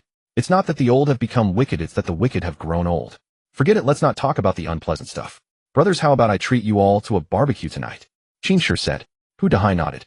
Zhang Wei spoke up. But isn't military training tomorrow? Yeah, military training is tomorrow. Wouldn't that cause problems? Suin suggested. How about we wait until after the training? The four of us can have a proper get-together then. Qin Shi nodded in agreement and began to organize his bunk. Where are you from, Little 4? Hu Dahai asked. Qin Shi didn't stop what he was doing and replied. Yunnan. You guys. Beijing. Local from Lucheng. Guizhou. With that, dorm 503 was complete. As far as Suin could tell, at least Qin Shi seemed normal for now. This is my military uniform, right? Qin Shi picked up the clothes and compared them to himself. At 1.78 meters, it was a perfect fit. Wait bro, you're kinda handsome. Qin Shi noticed Suin. Suin flashed a sly grin. What? Feeling all hot and bothered. Hu Dahai suddenly chimed in with a cackle. Hee little and come, let uncle see if you've grown up. Scram. Come on, these are flour cakes from my hometown. Everyone have one, they're delicious. Qin Shi pulled a bag of Yunnan specialties from his backpack. Suin took one. This was a rarity. Flour cakes. Made from flowers. Suin took a bite, and a rich rose flavor exploded in his mouth. His eyes widened. Holy. This is amazing. Hu Dahai and Zhang Wei also nodded in agreement. This was absolutely incredible. The intense floral fragrance filled their mouths, and the filling inside the cake was also made of roses. Qin Shi took a bite. Right? My family makes them. Eat up, I've got enough snacks for all 4 years of college. Suin asked, puzzled. So you guys eat this well in Yunnan? Qin Shi nodded. It's alright, I guess. I grew up eating this stuff, never really had anything else. That's why I was so keen to get you guys out for barbecue, haha. The three nodded. They had to admit these flour cakes were absolutely top-notch. Suin asked, Qin Shi, can I buy a bag from you? I want to give some as a gift. Qin Shi pulled out a bag and shoved it into Suin's hands. Oh, what's there to buy? We're all brothers here. Just take it. If you run out, I'll have my family send more. Suin felt a bit embarrassed, but he accepted it anyway. He could just buy Qin Shi a few extra meals to make up for it. Who are you giving them to, Suin? Qin Shi asked. Zhang Wei pushed up his glasses, seeming to already understand. Hu Dahai stayed quiet, just looking down at his phone. Don't look at me, this has nothing to do with me. Suin rubbed his head sheepishly. Just a really good friend, ha. I see. Qin Shi didn't think much of it. Giving some away was fine. His family were big flour cake producers, they had plenty to spare. Ding dong. A message came through on the class group chat. It was the military training squad assignment list. Hu Dahai searched for a bit, and quickly found dorm 503. We're in squad 13. Suin nodded, pulling out his phone. He felt a bit nervous. So you seemed to be angry for some reason, and still wasn't replying to him. Suin in squad 13. Which squad are you guys in? No reply came. Suin could only put his phone away. In the girls' dormitory. All military training is coming. No, I don't wanna. Chen Yuan yelled at the top of her lungs. Wang Wan said helplessly, stop yelling, sis. It's just military training. Getting a bit tanned is no big deal. Lu Jejia nodded, resigned to the fact. None of them had managed to get any sunscreen, and all the shops on campus were sold out. Suyu, however, was sitting dazedly on the balcony, lost in thought, unable to snap out of it for a long time. Wang Wan came over. Hey. Suyu jumped, startled. Those two are going crazy looking for sunscreen. Aren't you going to look for some, Xiaoyu? Wang Wan asked, puzzled. Logically, Suyu was the one who should be most concerned about sun protection. It wouldn't be good for her fair skin to get tanned. Suyu shook her head. I don't need any. Do you guys want some? Wang Wan shook her head. Ugh, all the girls in the school have gone crazy, there's no sunscreen left anywhere. Suyu nodded blankly. She then got up, opened her cabinet, and revealed a row of expensive-looking sunscreen bottles to Wang Wan. Before the semester started, Su Changqing had already found the best sunscreen available and had stocked Suyu up completely. He couldn't let his precious daughter get sunburned. Wang Wan's mouth twitched. Thighs. This is that super expensive back-to-school sunscreen that was selling for 900 a tube a while back, right? Suyu nodded. She didn't know how much it cost if she hadn't bought it herself. She then took out 3 tubes. Here, one for each of you. If it's not enough, I can have my family send more. Lu Jejia came over, and her eyes widened. OMG. This is that legendary discontinued super sunscreen.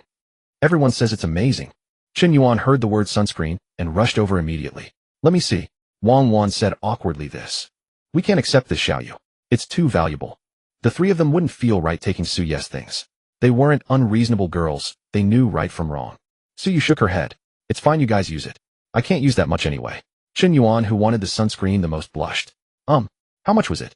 Su Yu, let me buy it from you. Lu Jia nodded in agreement. Wang Wan thought that was a good idea and took out her phone. Su Yu looked confused. But I don't need money. That's beside the point, Wang Wan said. Su Yu shook her head again, taking out her phone. You guys help me with something instead. Just consider it as helping me out. The three leaned in and saw the chat history between Su Yu and Suin. Chen Yuan was puzzled. Is there a problem? Wang Wan noticed something subtle. Maybe Suin hadn't seen the heart shape Su Yu had deliberately arranged. But honestly, she couldn't blame him. Wang Wan had to admit if she hadn't seen Su Yu making it, she wouldn't have known what it was either. Lu Jia burst out laughing. Su Yu, you're so cute, haha. The three exchanged knowing nods. Private Hu Dahai. Yes.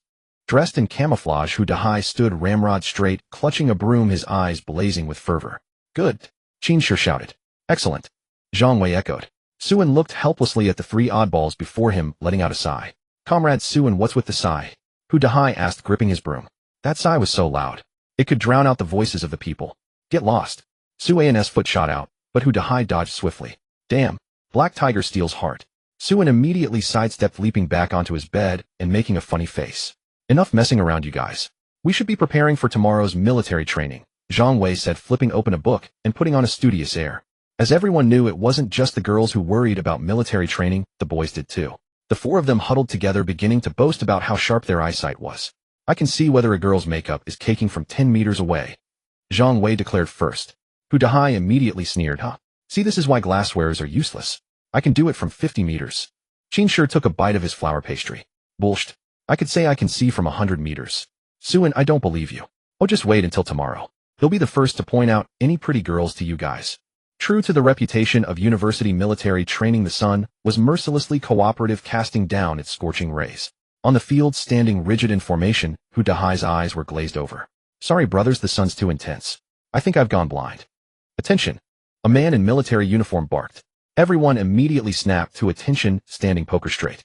Most college students assumed military training was a joke, not to be taken seriously, but the instructors some schools hired were bona fide soldiers. Startled by the shout, the students were terrified. This instructor was fierce.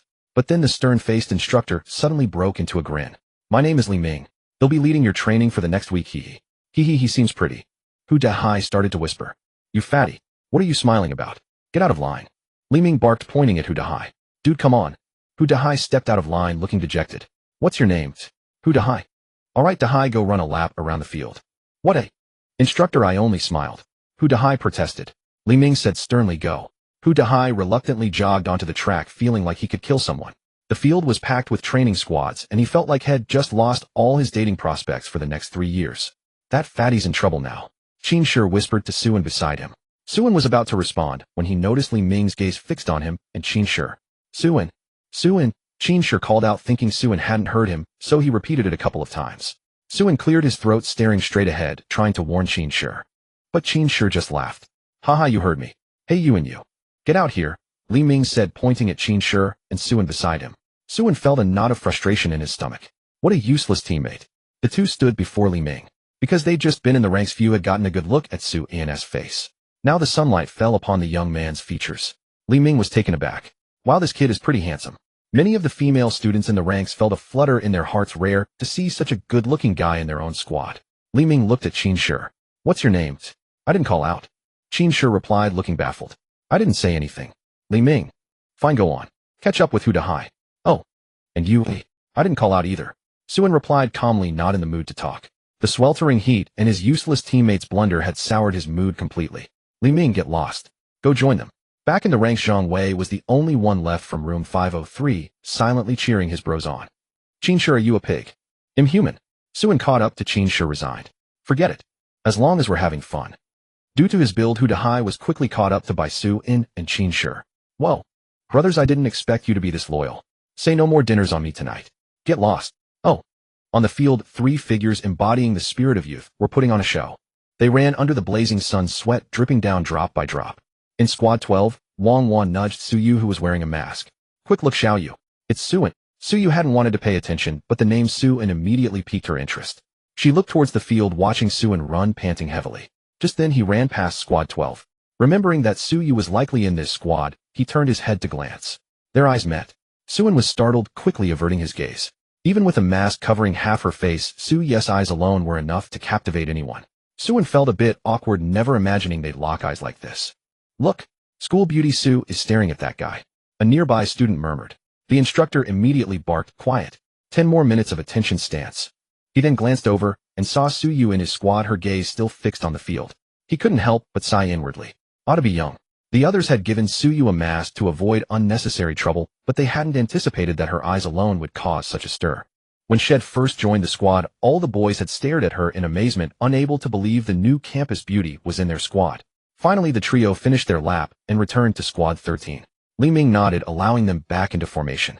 Attention stance for 30 minutes. Begin, Li Ming announced loudly. Suin and the others felt like they might just die. They endured the trembling in their legs, standing perfectly still. Suan's eyes darted sideways. He noticed that Squad 13 was positioned directly opposite Squad 12, and Suyu happened to be staring intently at him. The two of them, separated by the entire field, engaged in a silent staring contest. Wang Wan rolled her eyes. This sickeningly sweet atmosphere. What are you looking at?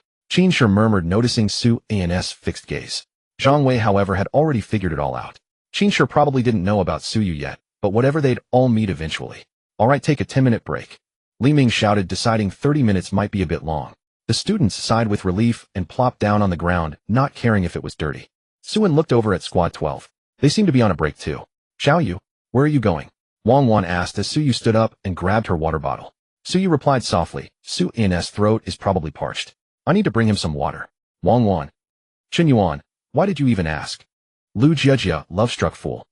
Look, where is school beauty Su going? Probably to get water. Those eyes are so beautiful. I wonder who's lucky enough to have her. Suyu's movement made some boys' eyes gleam. In such scorching heat, if it weren't for being in the same queue as Suyu, there would surely be a commotion. Suin also noticed Suyu getting up, but he didn't think much of it. Suin got any water? Hu Dahai said, sticking out his tongue. No, just bear with it. Suin sighed. It was all because they had stayed up too late fooling around last night, and this morning they rushed to the track in a hurry. Without buying any water, the four of them were complaining bitterly. The already hot weather only made their mood more gloomy. On the track, a graceful figure kept approaching Squad 13. Some teams, still standing at attention, began to sway slightly. They craned their necks to catch a glimpse of Suyu. It was then that Qin Shi also saw Suyu's figure, his eyes flashing with excitement. Damn. Look at that beauty. The others turned their heads and saw Suyu wearing a mask. Tisk, making a fuss over nothing, Zhang Wei said. It wasn't like they hadn't seen Suyu before, and besides, she was Suan's. Exactly. Hu Dahai also turned his head away, seemingly a bit nervous and not daring to look at Suyu. Why? Is she here? Suin thought to himself. The resting team immediately buzzed with excitement. The school beauty is here. Suyu's figure grew closer. Seeing so many people staring at her, she couldn't help but feel a bit nervous. Still, she steeled herself and walked forward, finally stopping in front of Squad 13. Li Ming was puzzled and glanced at Suyu, then understood why his team was in such disarray. Student, are you looking for someone? Li Ming, not being clueless, immediately figured out what Suyu was up to. Suyu nodded.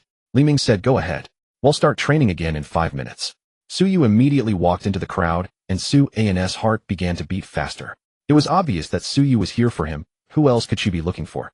All the boys fantasized, wondering if Suyu was going to ask for their WeChat, then start a sweet romance with the school beauty, and finally write a best-selling autobiography. Qin Shi grabbed Hu Dahai. Damn. She's coming over. Is she into me? Hu Dahai shot Qin Shi a disdainful look and chose to keep his mouth shut. Finally, a faint, refreshing scent was carried by the wind to Suin. Suyu turned her head slightly and held out her water bottle. For an instant, the whole place fell silent. Suin was stunned, as if he hadn't reacted yet.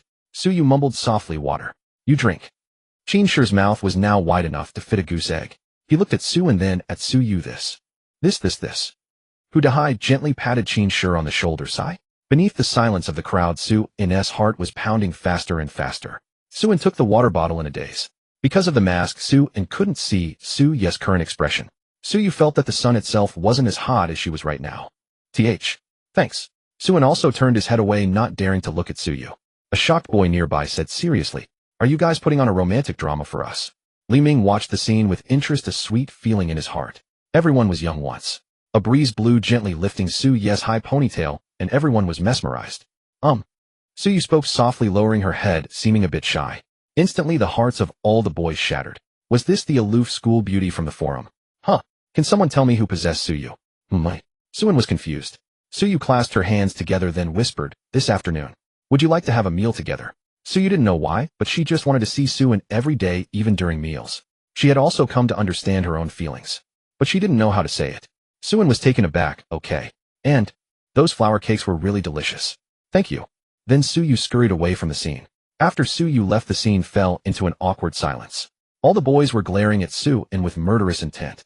Qinsher couldn't hold it in anymore and jumped up. "You bastard." He immediately grabbed Suin's neck. "Give me back my flour cakes." Suin rubbed his head sheepishly. Li Ming coughed lightly. At this rate, Suin would really be surrounded. "All right, everyone up. Continue training." At this moment, within Squad 13, Suin had become public enemy number 1 among the boys. The commotion here was considerable. Squad 12, which had been paying special attention to Suyu, now had everyone's mouths agape wide enough to fit a goose egg. What did we just witness? Did School Beauty Su brave the sun to give water to that guy over there? And in front of everyone, did Suyu seem to bow her head, shyly? Was this the Suyu they knew? Suyu had already returned. Her cheeks were burning hot, but her gaze quickly turned icy cold. A chorus of boys, "Kill me. Just end it now." Shin Yuan said with concern, "Sai did Suin save the world in his past life?" Wang Wan shook her head, refraining from judgment, without knowing the full story. After all, they had only known Suin for a few short days. Perhaps in Suyu's eyes, Suin was everything. Lu Jijia nodded. "I think Suin is really great. If I were Suyu, I'd fall for him too." Immediately after, despite the sweltering heat, Lu Jijia felt a chill. It turned out Suyu had already arrived behind the 3 of them, and had even heard Lu Jijia's last sentence. "I'd fall for him too." Suyu said softly. "What did you say?"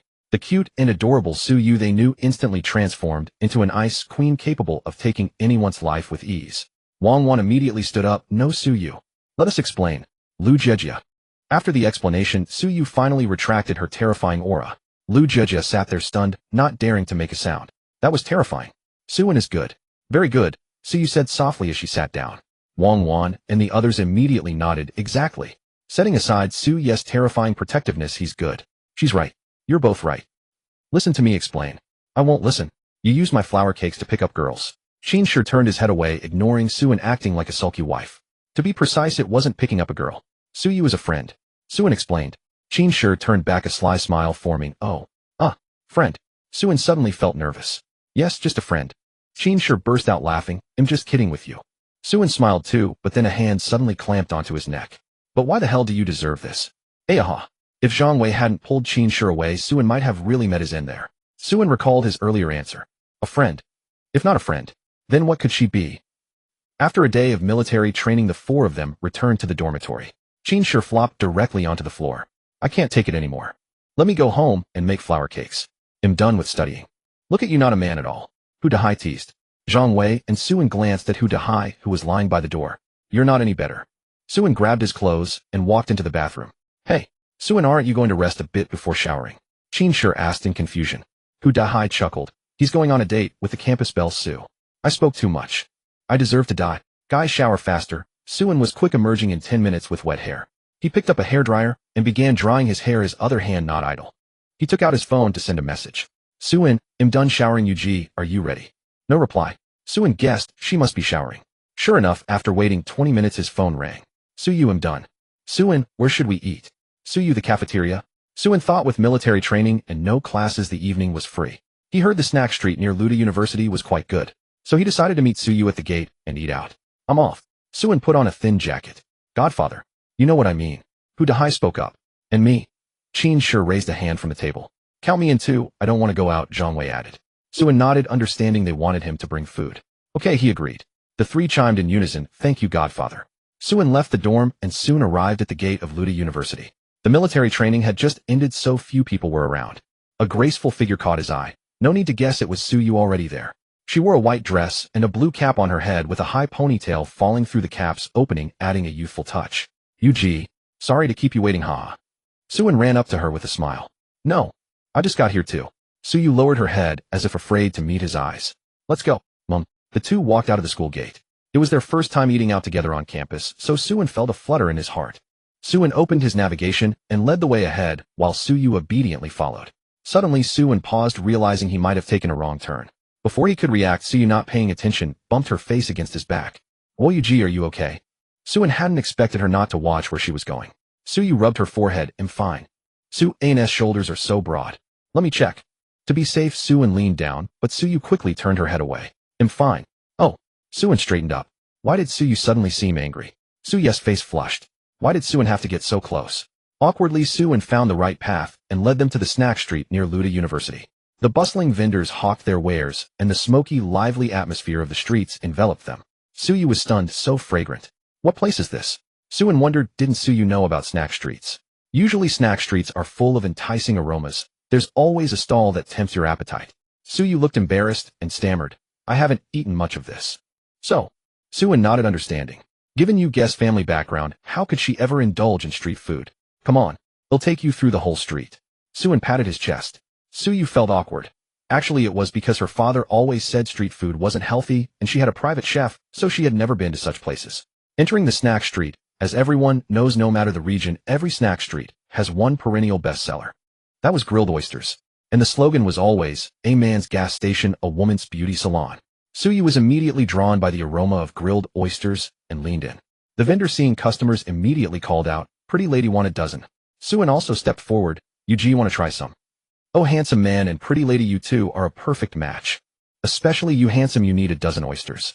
The vendor, seeing they were together, quickly added. Suan frowned. What did he mean by need this? Suan knew the effects of oysters, and the vendor's comment made him indignant. Suyu pointed at the oysters and whispered to Suan, why does the vendor say you need to eat this? Suyu had no idea about the effects and curiosity got the better of her. Suan's face twisted with difficulty. How was he supposed to explain this? The vendor waved at Suyu and pointed to his slogan. Suyu looked down and read a few lines. A man's gas station. The clever Suyu quickly caught on, and her face turned crimson. How could this snack street be like this? Without another thought, she grabbed Suan and tried to flee. Hey, little lady, not eating anymore. No. Suyu was mortified, remembering how she had specifically asked Suan. This was utterly humiliating. Suan smiled awkwardly at the vendor, who gave him a knowing grin. The two disappeared into the crowd. The vendor sighed, youth is wonderful. No need to eat oysters.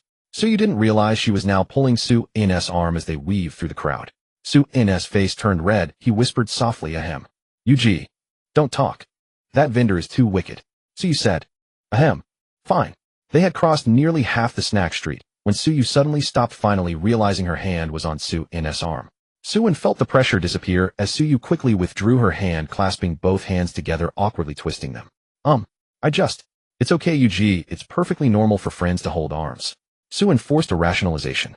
Suyu nodded vigorously. Yes, perfectly normal. Sensing the awkwardness, Suan pointed randomly. Yuji, want to try that? Suyu looked up and saw a small shop selling grilled hot dogs, its aroma wafting out. Okay. The smell whetted Suyu's appetite. She had never tried a grilled hot dog. Suan thought hot dogs weren't much different from grilled sausages, just a different texture. Boss, 2 hot dogs. Suan called out. The hot dog vendor nodded eagerly. Want some chili, young man? Suyu spoke first, just a little. Delicious. Suyu took a bite of the hot dog, and her eyes widened instantly. This was the first time she had ever tasted something so good. Suan smiled, just as he had expected. Yugo had never tried this before. Suan, you're amazing. You know about so many tasty foods. After tasting something so delicious, Suyu seemed to open up. I want to eat that too. Suyu pointed at the spiral-cut potato skewers not far away, her eyes sparkling. She had caught the aroma earlier. Suan nodded and walked over while Suyu followed behind him, still holding her unfinished hot dog. Boss, 1 serving of spiral-cut potatoes, light on chili. Suan had already figured out that Suyu could handle some spice, just not too much. Coming right up, young man. The vendor's face lit up at the new order, and he immediately set to work frying the potatoes. Suyu stood quietly beside Suan, feeling an inexplicable sense of security. She glanced at his profile, then quickly averted her gaze. Suan looked down at her. What's wrong? Nothing. Suyu took a bite of her hot dog, trying to act nonchalant. Before long, the vendor handed over the potatoes. Here you go, handsome. He then noticed Suyu beside him. Your girlfriend is really pretty, young man. You better treat her well. I can tell you two are college students. Hearing this, Suan quickly tried to explain. No. Boss. No need to be shy. With a girlfriend this beautiful, you're a lucky guy. Now move along, there are people waiting behind you. The vendor waved his hand, signaling for Suan to take Suyu and step aside. Suan awkwardly squeezed his way out, with Suyu thinking to himself. Yugo probably didn't hear that right. Suan, why did that vendor say? We were a couple. At this moment, the little devil inside Suyu urged her to speak up. Suan froze. Damn it. She heard that. Well, that vendor must have bad eyesight. Suan explained awkwardly. Oh. The two stopped again at a stall selling boneless chicken feet. Before Suan could even speak, the vendor spoke first. Handsome, your girlfriend would definitely love these boneless chicken feet. Want some? No thanks. Suin was speechless. How did every vendor here manage to embarrass him so easily?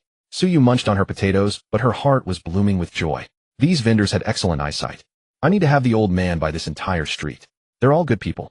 Suan's heart was racing with anxiety. He had no idea what Suyu was thinking. Hey Yuga, let's go eat some noodles. Suin spotted a jajang noodle shop and pointed at it. Suyu nodded. She had never tried jajang noodles before.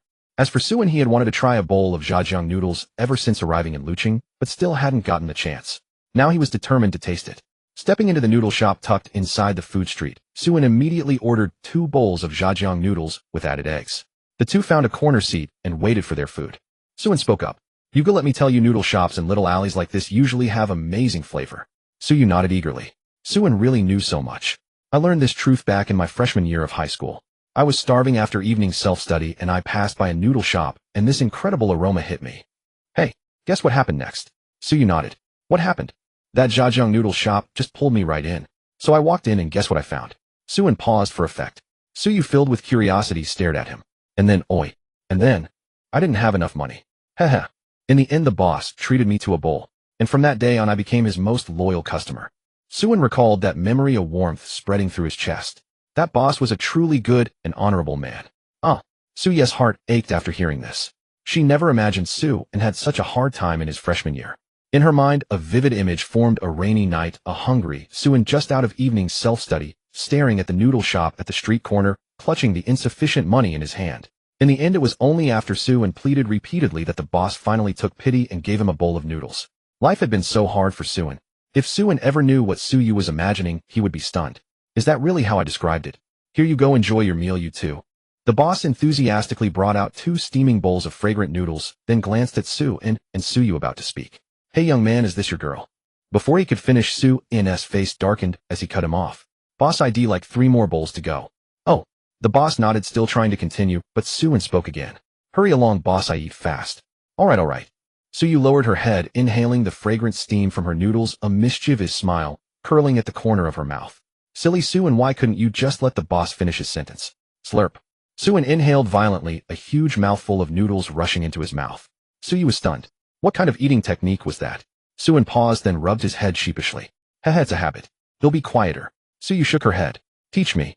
Suin froze, then a mental image of a beautiful girl slurping noodles flashed through his mind, sending a shiver down his spine. No, let's just forget about it. Why? I want to learn too, it looks so fun. Suyu pretended to be angry. Suin was at a loss for words. Fine, if she wants to learn, I'll teach her. Slurp. Suin couldn't hold it in and burst out laughing. Suyu had sucked up the noodles with too much force and the sauce splattered all over her face, making her look like a little kitten. Suyu was a bit annoyed. How could she not even manage such a simple thing? Then she tried again. Slurp. A single noodle began to dance wildly, and with a sudden flick it slapped Suyu right across the face. Slap. Suyu slammed her chopsticks down on the table, her gaze icy cold. And yet in Suan's eyes, the angry Suyu right now was just incredibly cute. Suin, do the demonstration again. Suyu demanded. Suin nodded, then with a stylish flick of his chopsticks, slurped the noodles smoothly into his mouth. Suyu's eyes widened. It was that smooth. Her competitive spirit flared up, and she tried again. Slurp. This time the noodle didn't slap her. It slid down smoothly. Suyu's eyes widened in disbelief, then she looked at Suin. Suin was taken aback. She did it. Why is she looking at me? Suyu then put on a cold expression. Compliment me. You goo is awesome. Suin praised her. Only then did Suyu break into a smile, not even bothering to wipe the sauce from the corner of her mouth. Suin smiled. Yugu is really adorable. Wait, no? Suin, how can you think of Yugu that way? You guys are brothers.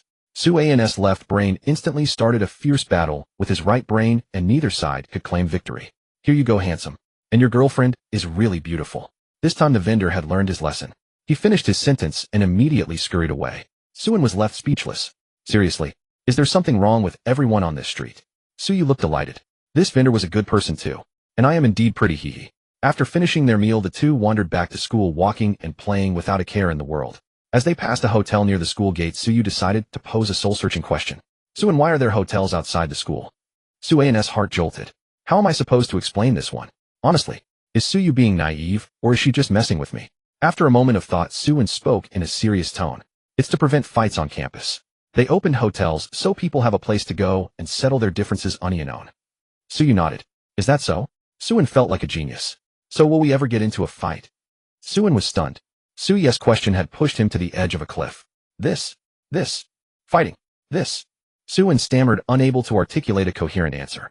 Suyu stared blankly at Suin, wondering why he couldn't respond. How could she ever hit Suin? Ridiculous. Ahem, I think we can discuss this later. Suin coughed, lightly embarrassed. Suyu lowered her head, then nodded, and they walked into the school together.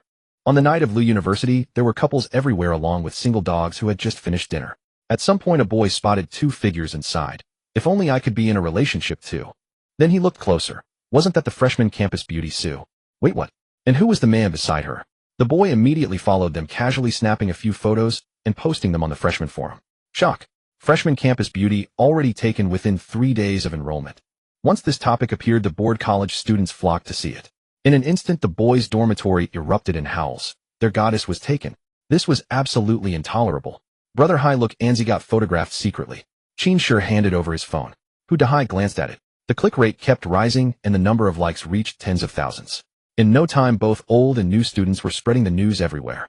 The two protagonists of the incident remained oblivious. Suin walked Suyu to the dormitory building. Suyu's heart was reluctant. She wanted to spend more time with Suin. The moonlight crept softly onto Suyu's face, making her already beautiful features even more enchanting. Suin stole a glance. Yu Gu is way too beautiful. I'm leaving now. Suyu lowered her head, her mood seeming poor. Suin nodded. Then we. At that moment, moonlight enveloped them. Their height difference was perfect. One was 1.8 meters, the other about 1.73 meters. Suyu looked at Suin with expectant eyes, as if she knew what he was about to say. See you tomorrow? Suyu, oh. She shot him a cold glance, then walked into the dormitory, stomping heavily on the steps, making a loud noise. Stupid Suin. Bad Suin. I thought he was going to say something. Suyu suddenly realized what she had been expecting. Her face flushed, and she ran back to her room. Suin was utterly confused. Why was she angry? Just as Suyu pushed open the door, Chen Yuan pounced on her. Oh my god, Xiaoyu. Do you know you and Suin have gone viral? Suyu was baffled. What had happened? Then Wang Wan silently handed her the phone. Suyu glanced at it, her expression turning icy. Who posted this? Yu Gu. Don't be angry, it's normal. University forums are like this, especially for a campus beauty like you. You get more attention? Lu Jia immediately tried to calm Suyu's cold aura. The real reason Suyu was angry was that she saw people badmouthing Suin on the forum. They were all saying what makes Suin so special. What do they know? Suin is the best in the world. He takes me to eat jajang noodles and grilled sausages. Hey. Hu Dahai saw Suin enter the door and immediately started performing a shamanic dance, circling around Su and while waving a Rolex. What are you doing? Suin said helplessly. This is to drive away evil spirits. You just came back from a date. We don't want to get involved in your karma. Hu Dahai declared with righteous indignation. Suin silently raised the bag of jajang noodles in his hand. Father, this son is rude. Please forgive me. Hu Dahai did a complete 180-degree turn, and only then did Suin nod in satisfaction. Only after that cry of father did the other two snatch the food from Suin's hands. The three of them began to devour the noodles like a storm. Hu Dahai reminded Suin to check the forum. Now Suin was public enemy number 1. Fortunately, it was too dark, and the person who took the photos didn't capture his face. Otherwise, Suin probably wouldn't even have made it back to the dorm without being surrounded. Suin looked at the photos and the situation on the forum, his eyelids twitching incessantly. Hey Anzi, don't worry. Even if campus beauty Su dumps you someday, I won't blame you. No matter what, Dad will always be on your side. Qin Shi said seriously while eating his noodles. Get lost. I'm not even together with Yu Gu. Suin was now in a complete mess. He wondered if Yu Gu would see this. Fortunately, most of the forum posts were cursing him, and no one was badmouthing Yu Gu. Hey, the campus heartthrob list is out too. Hu Dahai shook his phone, then said. Indeed, nothing is more popular in university than these lists. The poster seemed to be a girl. Suin leaned in with interest, and took a look, then burst out, WTF. Who photoshopped Hu Dahai into a little lowly? Hu Dahai's face darkened. Who did this? Who posted my picture up there? It turned out that on the campus heartthrob list, there was no actual heartthrob. The first place was Ultraman Tiga, with everyone chanting Believe in the Light. Scrolling down, the second place was a pink hairdryer with the comment Peppa Pig tattooed on the body. Applause for the social people. The further down, the more ridiculous it got. There was a picture of someone sleeping in underwear captioned, not looking for a relationship, kind of handsome. Another person photoshopped themselves into Marco Polo with spiky hair captioned CPDD. What made Hu Dahai furious was that his own majestic and mighty image had been photoshopped into a little lowly with eyes bigger than a frog's on the forum. Zhang Wei pushed up his glasses. I humbly confess I have some skill in Photoshop. The truth was revealed. It was indeed one of their own. Hu Dahai, without a second thought, posted Zhang Wei's photo, pushing up his glasses. Kind of handsome, wonder if I can drive on Lu University's campus. Otherwise my Ferrari won't have a place to park. Within seconds someone commented on Zhang Wei, bro, you're so pretentious. Hu Dahai finally felt avenged. You guys are so boring. Suan said helplessly. In Lu City inside a luxurious villa, Su Chongqing sipped tea and asked, Hey Zhang Lang, it's been so many days. How is Xiaoyu doing? Afraid that his daughter would discover he was keeping tabs on her, Su Chongqing had entrusted this task to Zhang Lang. Even if she found out, Zhang Lang would take the blame. Big brother miss is doing well lately. She's even made new friends. Zhang Lang said nonchalantly. Su Chongqing nodded contentedly. It seemed Xiaoyu was becoming happier. Anything else? Zhang Lang thought for a moment, then replied. On the first day of military training, Miss kindly handed water to a friend worried that they might get heat stroke. Wow, Xiaoyu is so considerate. I knew sending her to Lu University was the right choice. What else? What else? Su Chongqing was beaming with joy, even his tea tasted sweeter. Zhang Lang thought back again. What else had Miss done today? Oh, Miss also went shopping with a good friend, ate grilled sausages, and had zhajiang noodles. Su Chongqing frowned slightly at the thought of food safety, but still smiled. How wonderful, as long as Xiaoyu is happy. Zhang Lang nodded. Yes, Miss was very happy now, happier than he could imagine. Go and buy that entire street. Xiaoyu will surely visit often. We must ensure the food's health and safety. Su Chongqing said sternly. Zhang Lang nodded. Just as Suan finished washing up, he received a call from home. It was his mother and Jixin. Xiaoan, how are you doing? Suan thought for a moment. Pretty good, except I'm a bit poor. I like to pick up small bottles to sell, and I get mocked by my classmates. That's all. And Jixin fell silent on the other end. Haha, just kidding, Mom. Don't worry, you know your son. Suan chuckled. You rascal, always so glib. By the way, let me tell you your father. Before Jixin could finish, Suan shot up from his bed. Is he dead? And Jixin was silent for a moment. Then a roar came through the phone. Suan, you little brat. Do you believe I'll have someone come after you? Su Jiang's voice boomed from the phone. Suan picked at his ear. Old man, I'm not scared of you sending someone after me. And Jixin pushed Su Jianghe aside. Xiaoan, don't make your father angry. Let me tell you, your father and I have talked. We feel that keeping you on a tight budget isn't good. What if your horizons end up too narrow? Suan chuckled. He finally realizes that. So after our discussion, we decided to buy a hotel. You'll be the director, and it's yours to manage. It's in Lucheng. Suan suddenly perked up. What? The old man finally got it. Where is it? It's on the beach in Lucheng. I can't quite remember the hotel's name, but it's all yours now. However, don't worry, Mom. He'll do a great job. Suan cut her off, immediately thinking about getting his hands on the hotel's profits. Who needs part-time jobs anymore? No, wait, son, I haven't finished. Your father to test you has taken all the hotel's profits. Right now it's actually running at a loss. Not a huge amount, just 20 to 30 million. Click, the line went dead. Suan's eyes widened in disbelief. You've got to be kidding me. A loss of 20 to 30 million. And he wants me to handle it. As if. And Jixin looked at her phone in confusion. He hung up on me. I knew he'd react like that, which is why I had you say it. If he knew that hotel makes 50 to 60 million in profit a year, he'd be over the moon. Su Jianghe laughed heartily. Su Jianghe laughed knowing he had outsmarted his son. It was a lie, of course. That hotel was the largest 5-star hotel in Lucheng. Just buying it had cost him billions. Its annual profit was never less than 10 million. He had to lie like this so Suan wouldn't go looking for it. So do we keep this from him forever? And Jixin asked, worried. Seeing his wife upset, Su Jianghe immediately pulled her clothes. Don't worry, dear. I won't touch a penny of that hotel's profits. The moment Xiaoan discovers it, all that money will be his. Even if he finds out tomorrow and takes it all, I won't have any objections. But he needs to discover it himself. And Jixin finally nodded. So, honey, what do you think of my surprise? But I feel like it was more of a shock to Xiaoan. Old man trying to fool me. Does he think I'm an idiot? I don't believe he'd ever make a losing deal. Suan immediately pulled out his phone and started searching for hotels that matched his mother's description. It had to be near the Bund in Lucheng, and it definitely wouldn't be small. It didn't take long for Suan to find 2 hotels that fit the criteria. One was a 5-star hotel called Mingzhuang Mansion, sprawling over an area nearly half the size of Lucheng University. The other was slightly less impressive, a 4-star hotel with a much smaller footprint. Which one could it be? Suan pondered. Both hotels were similar with comparable patronage. He couldn't make up his mind. Forget it, he'd just have to visit them himself when he had the time. That would clear everything up. Suan could easily guess that his father would never engage in a losing business. There was only one reason for this, it was a lie. Suan, what are you doing? Was that your mom on the phone? Qinsher poked his head in and asked. Yes, Suan replied. Qinsher looked puzzled. Suan is everything. I know it's not my place to ask, but as your brother I want to help. Is your family in some kind of trouble? Hu Dahai chimed in. Yeah, Anzi, don't worry. As soon as we graduate, I'll make sure you're earning $1 million a year. Suan smiled. Don't worry about me, guys. I'll handle it myself. I'll give you all a surprise later. A surprise. Anzi, don't get taken away by the police one day. If you're in trouble, just tell us. There's no need to do anything illegal. Qinsher grabbed Suan's hand, his face full of anguish. Get lost. You are the one who'd break the law. Suin snorted. Why did these guys always misunderstand him?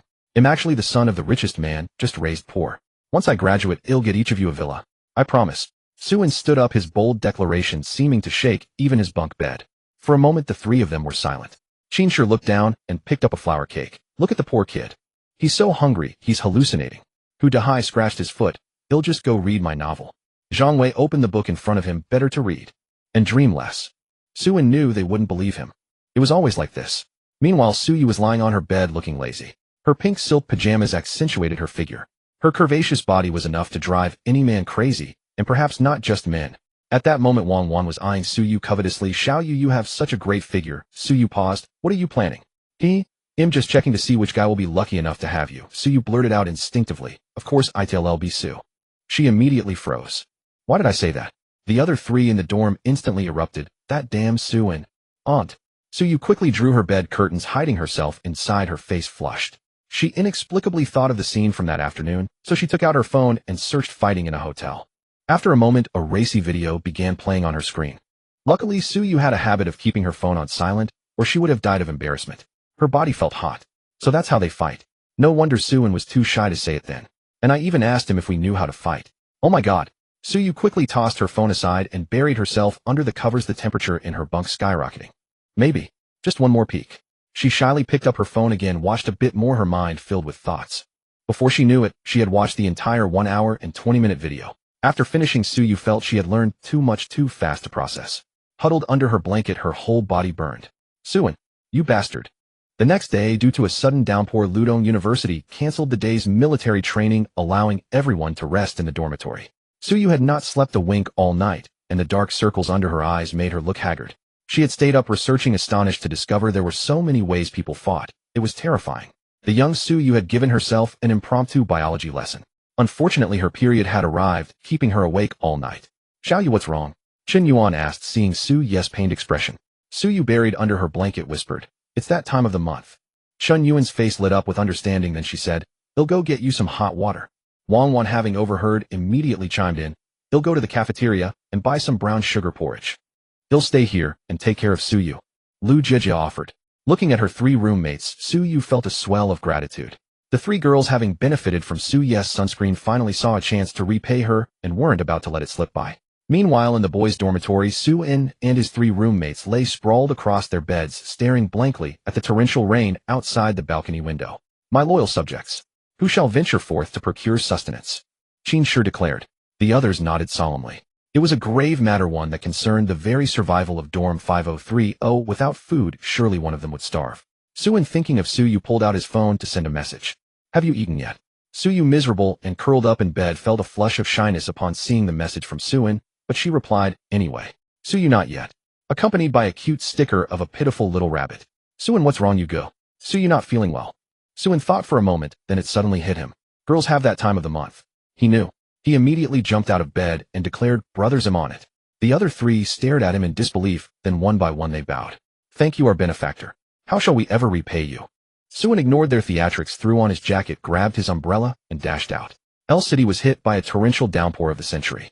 Heavy raindrops pounded the earth, and even the trees swayed violently in the wind.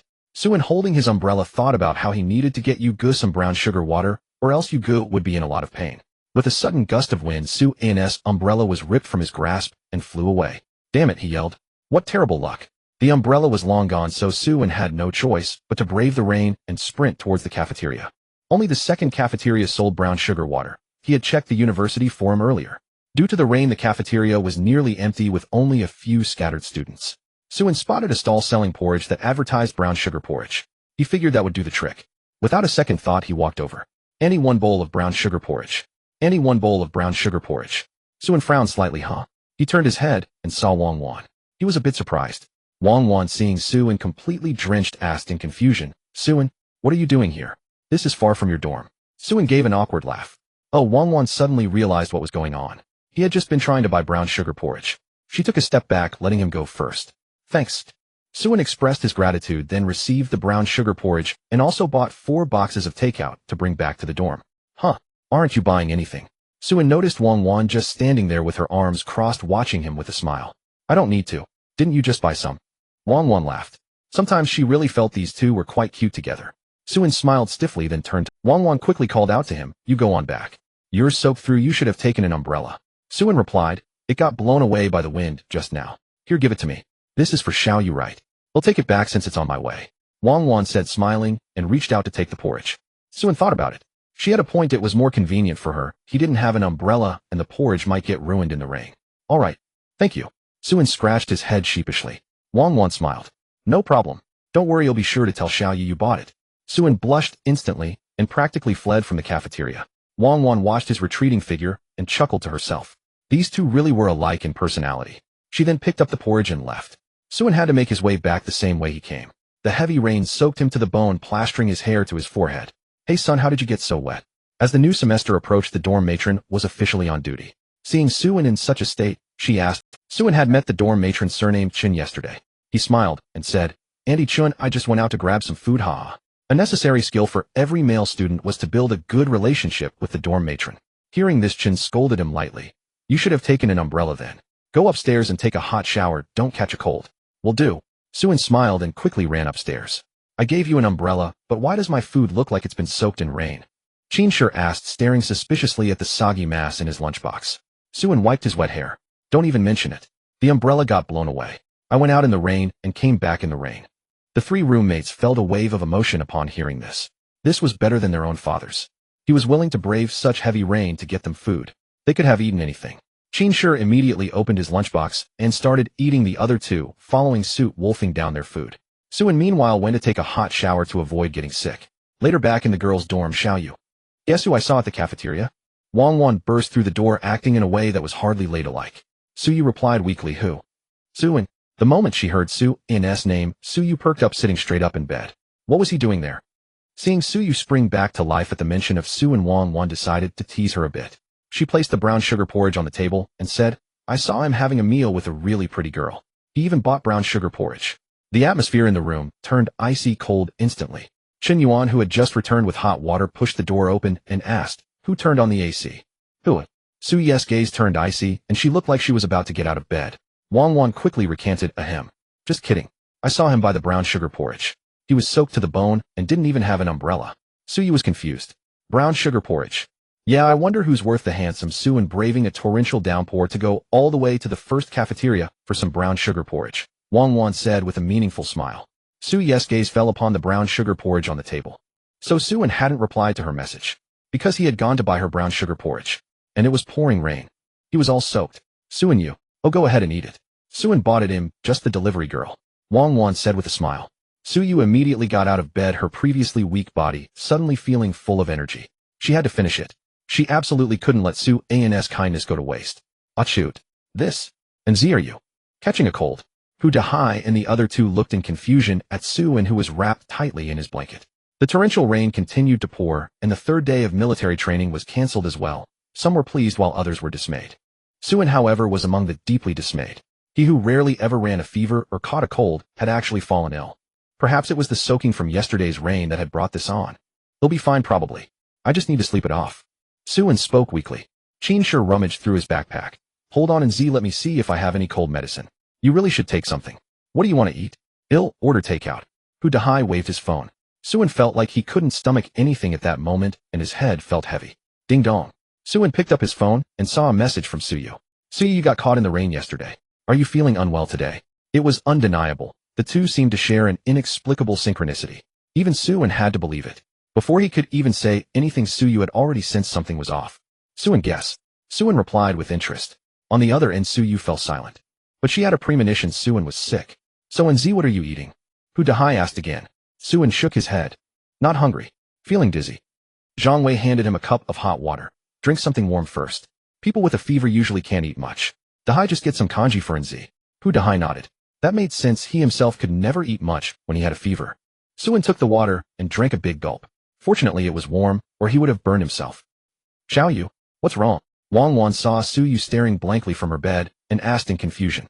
Suyu's physical resilience never ceased to amaze her three roommates. She had felt terrible on the first day, but by the second, she was as lively as ever. Though that was normal. Most girls would stop feeling too bad by the third or fourth day. Suyu was the same, except she recovered by the second day. "Suin is sick," Suyu announced. Chen Yuan was taken aback. Are you two exploiting a glitch or something? Suyu was puzzled. What glitch? Well, you were sick yesterday, and he's sick today. Tell me that's not a glitch. Lucheng said, exasperated. Hey, where are you going? Wang Wan saw Suyu getting up to put on her shoes, taking Suin to get an injection. Suyu's gaze was resolute. At that moment, Wang Wan and the others felt like they were witnessing someone pledging allegiance to a cause. But how are you going to get there? It's pouring out there, and Suin can't exactly go out in this weather. Lucheng reminded her. Right. Suyu thought for a moment, then to the shock of the three, opened her phone. Pick me up at the girls' dormitory entrance. If you're not here in 5 minutes, you can collect your pay and leave tomorrow. Suyu hung up. All she needed was a driver. How hard could it be? This? The three exchanged glances, almost forgetting that Xiaoyu wasn't just any pretty girl. She was a super-rich heiress. Maybe you should cover your face a bit, Xiaoyu. If a car picks you up at the girls' dorm, half the school will be watching. Wang Wan kindly suggested.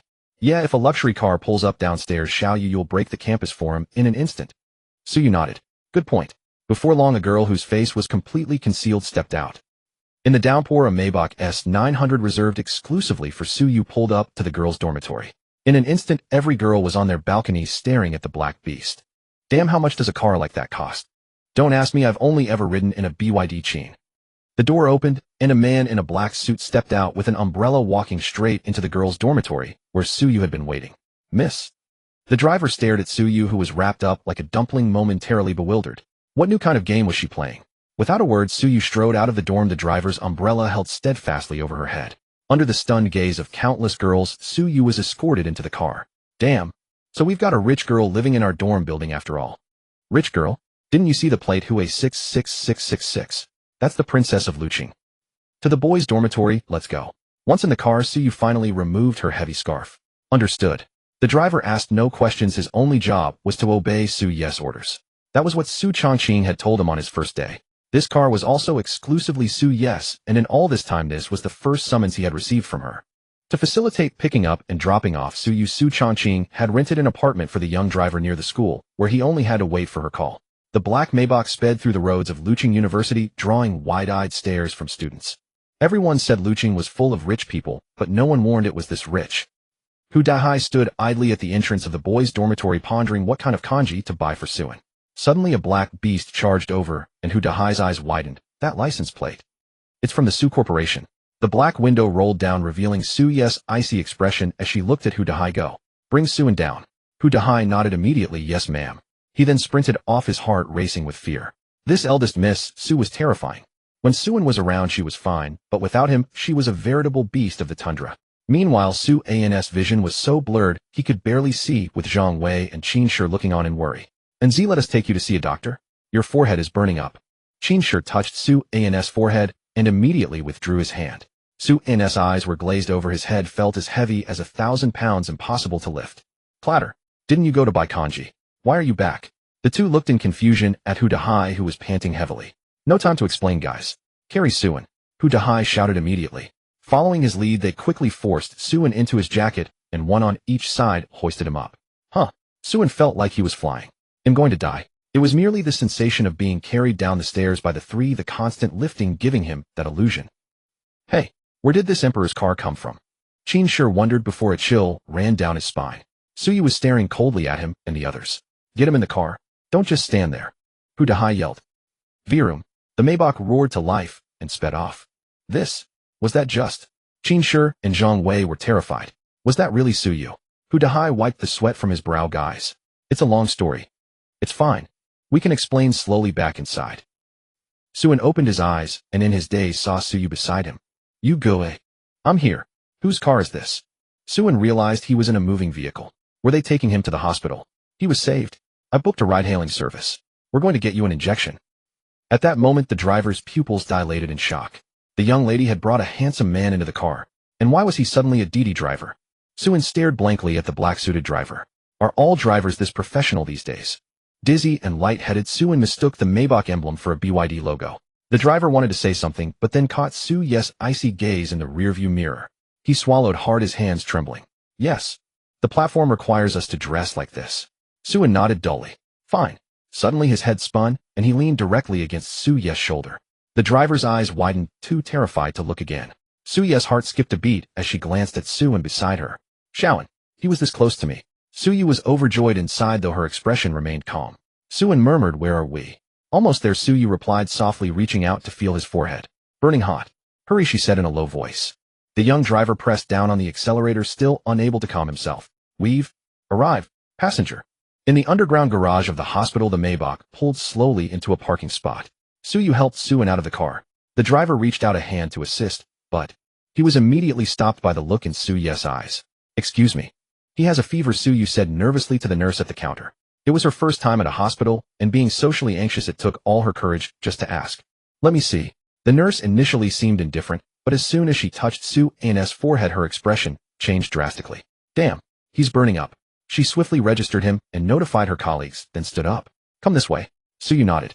Suin was feeling increasingly dizzy, on the verge of passing out. "Over here," the nurse directed Suyu into a cubicle, then took out a thermometer. Beep, beep, beep, beep, beep, beep, beep. The thermometer immediately sounded an alarm. 41°C. The nurse's face turned pale. It was terrifying. If an adult's temperature exceeded 40 degrees, it could be dangerous. Suin had completely lost consciousness. He was unaware of everything. In a daze, he felt himself being laid down. And then something cold piercing his arm. Suyu watched anxiously as the doctors continuously checked Suin's condition, her heart restless and uneasy. The nurse glanced at Suyu and smiled. "Don't worry, your boyfriend will be fine. Good thing you got him here in time, or the fever could have damaged his brain." Suyu's face flushed instantly. She wanted to explain, but ultimately remained silent. Meanwhile, the driver sat in his car. "How why does my right eyelid keep twitching?" His phone rang. He looked at the screen, his pupils contracted, and he answered with a trembling hand. Suyu's icy voice came through. "You know what to do, right?" The driver swallowed hard. "Yes. Miss did nothing today. She just brought her good friend to see a doctor." "I'm good." Suyu hung up. The driver finally let out a long sigh of relief. "Miss is truly terrifying." A payment notification, 100 yuan, received via Alipay. After all, he was her personal driver, and Suyu wasn't stingy. Sigh. "Miss is good, but she's a bit scary." The driver thought, looking at the 100 yuan credited to his account. "Time to go, before Miss good friend gets better and notices something." The Maybach sped out of the parking lot. "Ugh." Suin opened his eyes, seeing the 4-needle in his arm. "You go. Why am I here?" After the medication, Suin felt much better, having been in a semi-conscious state earlier. "You had a fever, remember?" "I remember. But how did I suddenly end up in the hospital?" Suin held his throbbing head. Suyu explained what had happened. Suin nodded. He did vaguely recall Yugo calling a ride to bring him here. "Thanks, Yugo. You weren't feeling well yourself, and still brought me to the hospital." Suin rubbed his head sheepishly. Suyu shook her head, a look of reproach on her face. "Exactly. Who told you to go out in the rain to buy brown sugar porridge?" Suin gave an awkward laugh. "Heh. Still laughing. Suin, you didn't tell me the truth. If I hadn't guessed, you would have burned up in that dorm room." A flash of anger crossed Suyu's face, which Suin found rather endearing. It's just. Suin stammered, unable to find the words. Why couldn't he tell Yugo? Was he afraid of worrying him? "It's just what?" Suyu tilted her head and leaned in closer. "Ahem. Nothing." Suin turned his head away, avoiding Suyu's eyes, then stole a guilty glance back. Suyu, however, kept her gaze fixed on him. "So, Suyu is the young lady of the Su Corporation in Lucheng?" Zhang Wei said in shock. Hu Dahai nodded. Qin sure felt the flour cake in his mouth lose its flavor. "Does Enzi not know?" Hu Dahai shook his head. "No. Suyu doesn't want him to know. I suggest you keep quiet too. Otherwise." Hu Dahai made a throat-slitting gesture. The other two felt a chill down their spines and nodded immediately. "Maybe. This is Suyu's way of protecting Suin." Qin sure spoke up. "Do enlighten us," Zhang Wei said. "Think about it. And Z likes Suyu, right?" The other two nodded. Qin sure continued. "If the girl you like is incredibly rich and you are just a guy without much power or background, wouldn't that make you feel insecure?" Zhang Wei thought for a moment. "But Nz probably wouldn't feel that insecure." Qin sure shook his head. "No. A guy's insecurity is never obvious to others." "I think I understand Suyu's reasoning now." Hu Dahai also seemed to get it. If the girl he liked was the princess of an entire city, he wouldn't even dare to look at her, let alone like her. "Let it be," Qin sure said. The three nodded, deciding to keep the secret. Suin probably couldn't see the Maybach clearly while he was unconscious. "How are you feeling?" "Better." Suyu gently helped Suin sit up. Suin held the needle mark on his arm. "Much better." After half a day of 4 fluids, Suin was recovering well. Big city hospital needles hurt just the same, he thought. "Let's go," Suin said. "Wait a moment," Suyu said, standing up and walking out, leaving Suin looking on in confusion. A short while later, Suin's pupils contracted. "Seriously?" Suyu said, "This is to prevent you from getting sick again. But you didn't have to buy this much. You wouldn't even feed a pig this much medicine." Suin stared in shock at the large bag of medicine Suyu was carrying. Suyu looked away sheepishly. "I was just worried about you." The duo returned to school under the cover of night. This time it wasn't a Maybach, but a Didi that Suin had hailed himself. Driver, aren't you supposed to be wearing a black suit? What black suit? Kid, you just got out of the hospital, didn't you? We're just drivers, why would we wear suits? Don't be ridiculous. No. Let's go. Suyu pulled Suin out of the car, quickly taking advantage of the brief pause in the rain to hurry back to the dormitory. Suyu's face was full of guilt. Why was Suin taking this so seriously? Suin, however, was utterly bewildered. Strange, he was certain had seen a Didi driver in a black suit earlier. He mused to himself what a city Lucheng was. Even the drivers from the capital didn't bother with suits, at most hanging a billion or so trinkets around their necks. Brother, you. I'm not running a fever anymore, am I at? Suin spoke up. Suyu said no. Then why don't they wear suits? Suin was fixated on the Didi thing, now absolutely sure he hadn't been mistaken. The driver this morning who took him, he was definitely wearing a suit. Suyu held his head, looking guilty. Bye, brother, you. Thanks a lot. Suin shouted, raising a large bag of medicine. Suyu nodded and smiled. Haha, brother, you was as beautiful as always. Suin thought to himself. He had completely forgotten the scene of leaning on Suyu in the car, but Suyu remembered it crystal clear. You idiot, Suin. Suyu returned to the dormitory blushing. Well, if it isn't Our Lady back from her outing. Wang teased, sucking on a lollipop. Suyu just nodded, clearly unaware of the stir she had caused in the girls' dormitory. Miss, do you have any idea? The forum is going wild.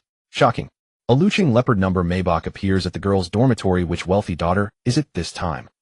Suyu felt a pang of embarrassment reading the headline. Good thing they didn't catch my face, or our dorm would really be famous. Sharing a room with the heiress of the Lucheng Su Corporation. Haha. Lu Jia stood on her bunk laughing heartily in her loose pajamas. It must be said if Udahai were to see this, he'd be drooling simply because of the two peaks on Lu Jia's chest that jiggled with her intense laughter. The author won't write anything inappropriate. Suin hadn't returned to the dorm, yet having just learned his adopted sons hadn't eaten. He decided to head to the cafeteria first. Inside, with the rain stopped, many students who had been cooped up in their dorms were out and about. Suin casually picked a noodle stall and joined the queue. While waiting, Suin idly scrolled through his phone when suddenly he felt a pleasant fragrance from behind. He turned his head and saw a girl with long jet black hair cascading over her shoulders, dressed in a casual hoodie. Her nose was elegantly bridged and her eyes were bright and clear. Suin recognized her. It was Li Qianqian the girl had seen in the cafeteria that day. Li Qianqian looked at him with a hint of confusion. Is something the matter, classmate? Oh, it's nothing. Realizing it was impolite to stare, Suin quickly turned his head back around. Li Qianqian took a moment to study Suin's back with newfound interest. His face, which she had just seen, was quite handsome, the sunny type, which happened to hit her aesthetic sweet spot. Then her gaze drifted downwards, landing on the large bag of medicine in his hand. This classmate. He looks pretty healthy. Li Qianqian thought, a little taken aback. But it wasn't her business, so she refrained from speculating further. Any 3 bowls of braised noodles, Suin ordered, having already eaten with Suyu, so he didn't need one for himself. Coming right up. Suin pulled out his phone to pay, but as he lifted his hand, the bag in his other hand snagged on a corner, and all the medicine scattered across the floor. Suin felt a wave of embarrassment. The cafeteria was packed. He bent down to pick everything up, but realized the bag was torn and couldn't hold the medicine anymore. This was becoming a real hassle. A cascade of black hair swept down as Li Qianqian crouched beside him, offering a smile. Let me help you. She pulled a spare bag from her purse, and Suin nodded gratefully, thinking, what a lifesaver, boohoo. I'm Li Qianqian, and you? She asked while picking up a few boxes of medicine with a smile. I know your name is Li Qianqian, Suin blurted out. Oh, really? Li Qianqian smiled. Suin immediately realized that probably wasn't the best thing to say. He quickly corrected himself. No, I mean my roommate knows you, so I know you. I see. And what's your name? Li Qianqian placed all the medicine into the bag and handed it to him. Suin. Su, for prosperity of the nation and for peace and safety. Suin mimicked his father's manner of introducing himself. A good name, Li Qianqian said with a smile. Your noodles are ready, young man. Coming right up. Thanks. Suin took the bag from Li Qianqian, and in the process his fingers inadvertently brushed against her slender ones. Li Qianqian felt a sudden shiver run through her, then looked at Suin in disbelief. Bye and thanks again. Suin shook the bag, thanking her. He truly couldn't have managed all this without her help. While Li Qianqian was lost in thought, Suin had already walked away. Hey. Huh. Li Qianqian was jolted back to reality by the noodle auntie's call. After picking up her own noodles, Li Qianqian stared in the direction Suin had gone. Su, for prosperity and for peace. Li Qianqian murmured under her breath, so absorbed that even her roommate was puzzled. Qianqian, what's wrong with you? You look like you've lost your soul. Li Qianqian whispered. I think it's love at first sight. Oh, that's not so bad. Wait. What? My boys, am back. Suin pushed open the door, and Zhang Wei and the other two were already poised, bowing in unison. Greetings, Godfather. It must be said their consciences were surprisingly clear, sending Su-in, who had just recovered from a serious illness, out to buy noodles. But there was no helping it, the three of them were just too lazy. The trio conveniently omitted Su-yu from their thoughts. Zhang Wei spoke up. So, feeling any better? Su-in nodded.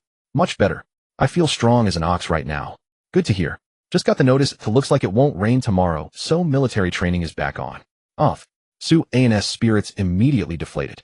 The 2 days of rain had given him a break, and now the prospect of training again was a bitter pill to swallow. Don't worry, there's some good news. We only have 4 days of training left, and the 2 rainy days counted towards the total. Hu Dahai announced with a hearty laugh, having gotten the inside scoop. The others felt a wave of relief wash over them. Su-in, I wanted to ask again, what does your family do? Qin decided to ask after some deliberation. He felt that if the gap between them was too wide, it would be better for Su-in to end things sooner rather than later. Because Su-in put the medicine away in the cabinet and turned around. My dad's the richest man in the country. Right, forget I asked, Hu Dahai said, slurping his noodles. It's true. Oh yeah. Well, my dad's the richest man in the world. Hu Dahai quipped, flashing his Rolex. Fine, we believe you, Su-in, you're the son of the richest man. Zhang Wei conceded, remembering that Su-in had bought them all food, even while he was sick. I told you wouldn't believe me. Qin, you bastard. Open the damn door. Hu Dahai bellowed in fury, clutching a piece of paper in his left hand, while his right hand clamped over his rear, as if holding back some impending calamity. Qin had been holed up in the bathroom since early morning, claiming he had diarrhea. Hold on, almost done. Almost done, my ass, it's been 10 minutes. Hu Dahai's face was flushed crimson, on the verge of losing the battle. Su-in and Zhang Wei, already dressed in their military training uniforms, sat watching the two of them squabble like it was primetime entertainment. Qin emerged with a look of pure bliss, patting his stomach, off, finally relieved. Hu Dahai, however, looked utterly dejected. I only got half of it out. With time running out, Hu Dahai was forced to employ the dreaded clinch and cut technique, leaving him thoroughly miserable. The four of them strolled towards the training ground, chatting and laughing. It was, as always, an unspoken law of nature that the sun blazed its fiercest on the first day of military training. Upon arriving at the training ground, before they could even find their own formation, Hu Dahai's eyes locked onto a striking figure. Li Qianqian, clad in a camouflage uniform with her hair tied in a high ponytail, was laughing with the girls beside her, occasionally covering her mouth with her hand. Guys, look. That's Li Qianqian from the art college. Hu Dahai pointed. The three of them immediately turned to look. Qin wiped a drop of drool from his lip. Oh, mama. Li Qianqian laughed with her roommates before sensing several pairs of eyes on her. She turned her head and saw Hu Dahai and his group. Li Qianqian froze for a moment. What's wrong, Qianqian? It's nothing. Let's go. She caught sight of Su-in again and felt a surge of conviction that this was fate. The way his accidental touch made her tremble was proof enough. Her body had chosen him. While Li Qianqian totally just looked at me. Hu Dahai beamed, waving his hand. Qin scoffed, bullshit. She was clearly looking at me. All right, cut the crap. Let's get to our formation before the instructor loses his temper. The four of them scurried off to Squad 13. Li Ming surveyed the listless crowd before him, thinking, it's only been 2 days off. Why do they all look like they've lost their souls? He decided they needed some discipline. Attention. Stand at attention for 30 minutes. Anyone who moves is running the track. Li Ming barked. Instantly, everyone snapped to attention, even Hu Dahai dared not utter a peep. As time dragged on, some began to feel their legs go numb. Su-in, however, found it surprisingly bearable. Was he just that physically fit? I can't take it anymore. He'll just go run a lap. Qin raised his hand. Reporting. Speak. Instructor, my legs are numb. Permission to go run. Qin yelled. Li Ming chuckled, nodding his consent. Go ahead. Farewell, my brothers. With that, Qin dashed out of formation. To Su-in, this seemed like a death wish. With legs already numb, Qin would probably collapse after 100 meters. Li Ming watched with amusement, curious to see exactly how far he'd make it before his legs gave out. 20 meters. 50 meters. 80 meters. To everyone's surprise, Qin didn't collapse. In fact, he returned after a full lap, looking as energetic as ever. Reporting. Lap complete. Get back in formation. Li Ming was taken aback. Despite his frail appearance, the kid had some serious strength in those legs. The 30 minutes passed quickly, but this time Li Ming didn't grant them a break. A sly smile played on his lips. So, my friends, any guesses on what we're doing today? Hu Dahai wisely kept his mouth shut, suspecting a trap. Su-in, however, had a pretty good idea. Reporting. Speak. A live fire simulation exercise with blanks. Su-in declared. The rest of the squad looked bewildered. Li Ming was impressed by Su-in's guess and nodded. Correct. See those 13 squads out on the field. Our goal today is to eliminate them all. As Li Ming, clad in his camouflage uniform, uttered those words, a wave of excitement surged through the hearts of every young man present. They'll explain the details in a moment, so listen up. A shipment of rifles will be arriving soon, but they've been fitted with smoke rounds. When you hit an opponent, smoke will billow from them, signaling they're dead. The same applies to you if you get hit. As Li Ming spoke, Suin noticed that most of the other squads weren't training either, likely receiving similar briefings.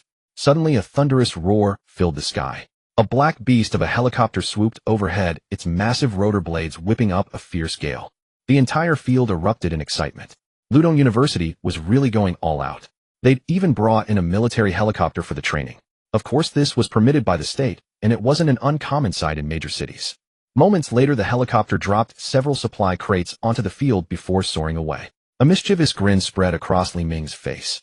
At that same moment, all the other instructors turned to look at each other. What's going on? Hu Dahai whispered. I have a feeling. He wants us to fight over them. A sense of dread washed over Suin. Sure enough, Li Ming casually stepped aside. All right, everyone. Grab them, and start shooting.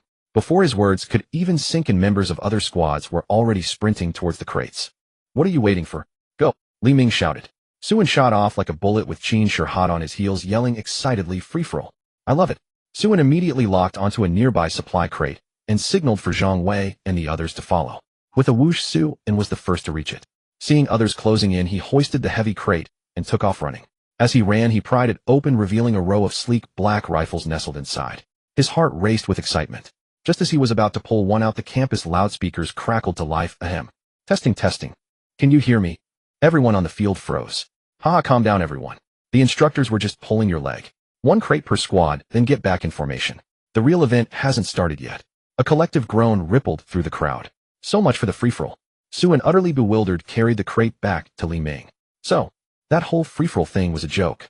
Of course, the school would never allow that, haha. We were just having some fun. Li Ming chuckled, gesturing for Suin to return to the ranks.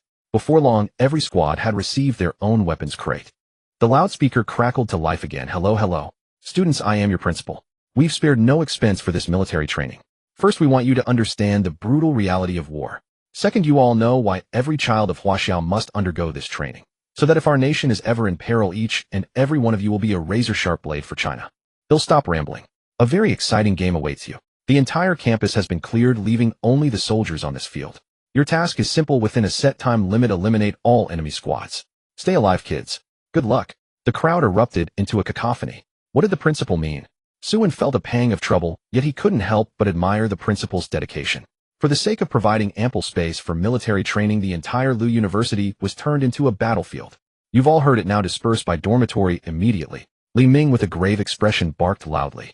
Suin then realized that all the cues on the playground were already standing in groups of 4, which must have been arranged before the training began.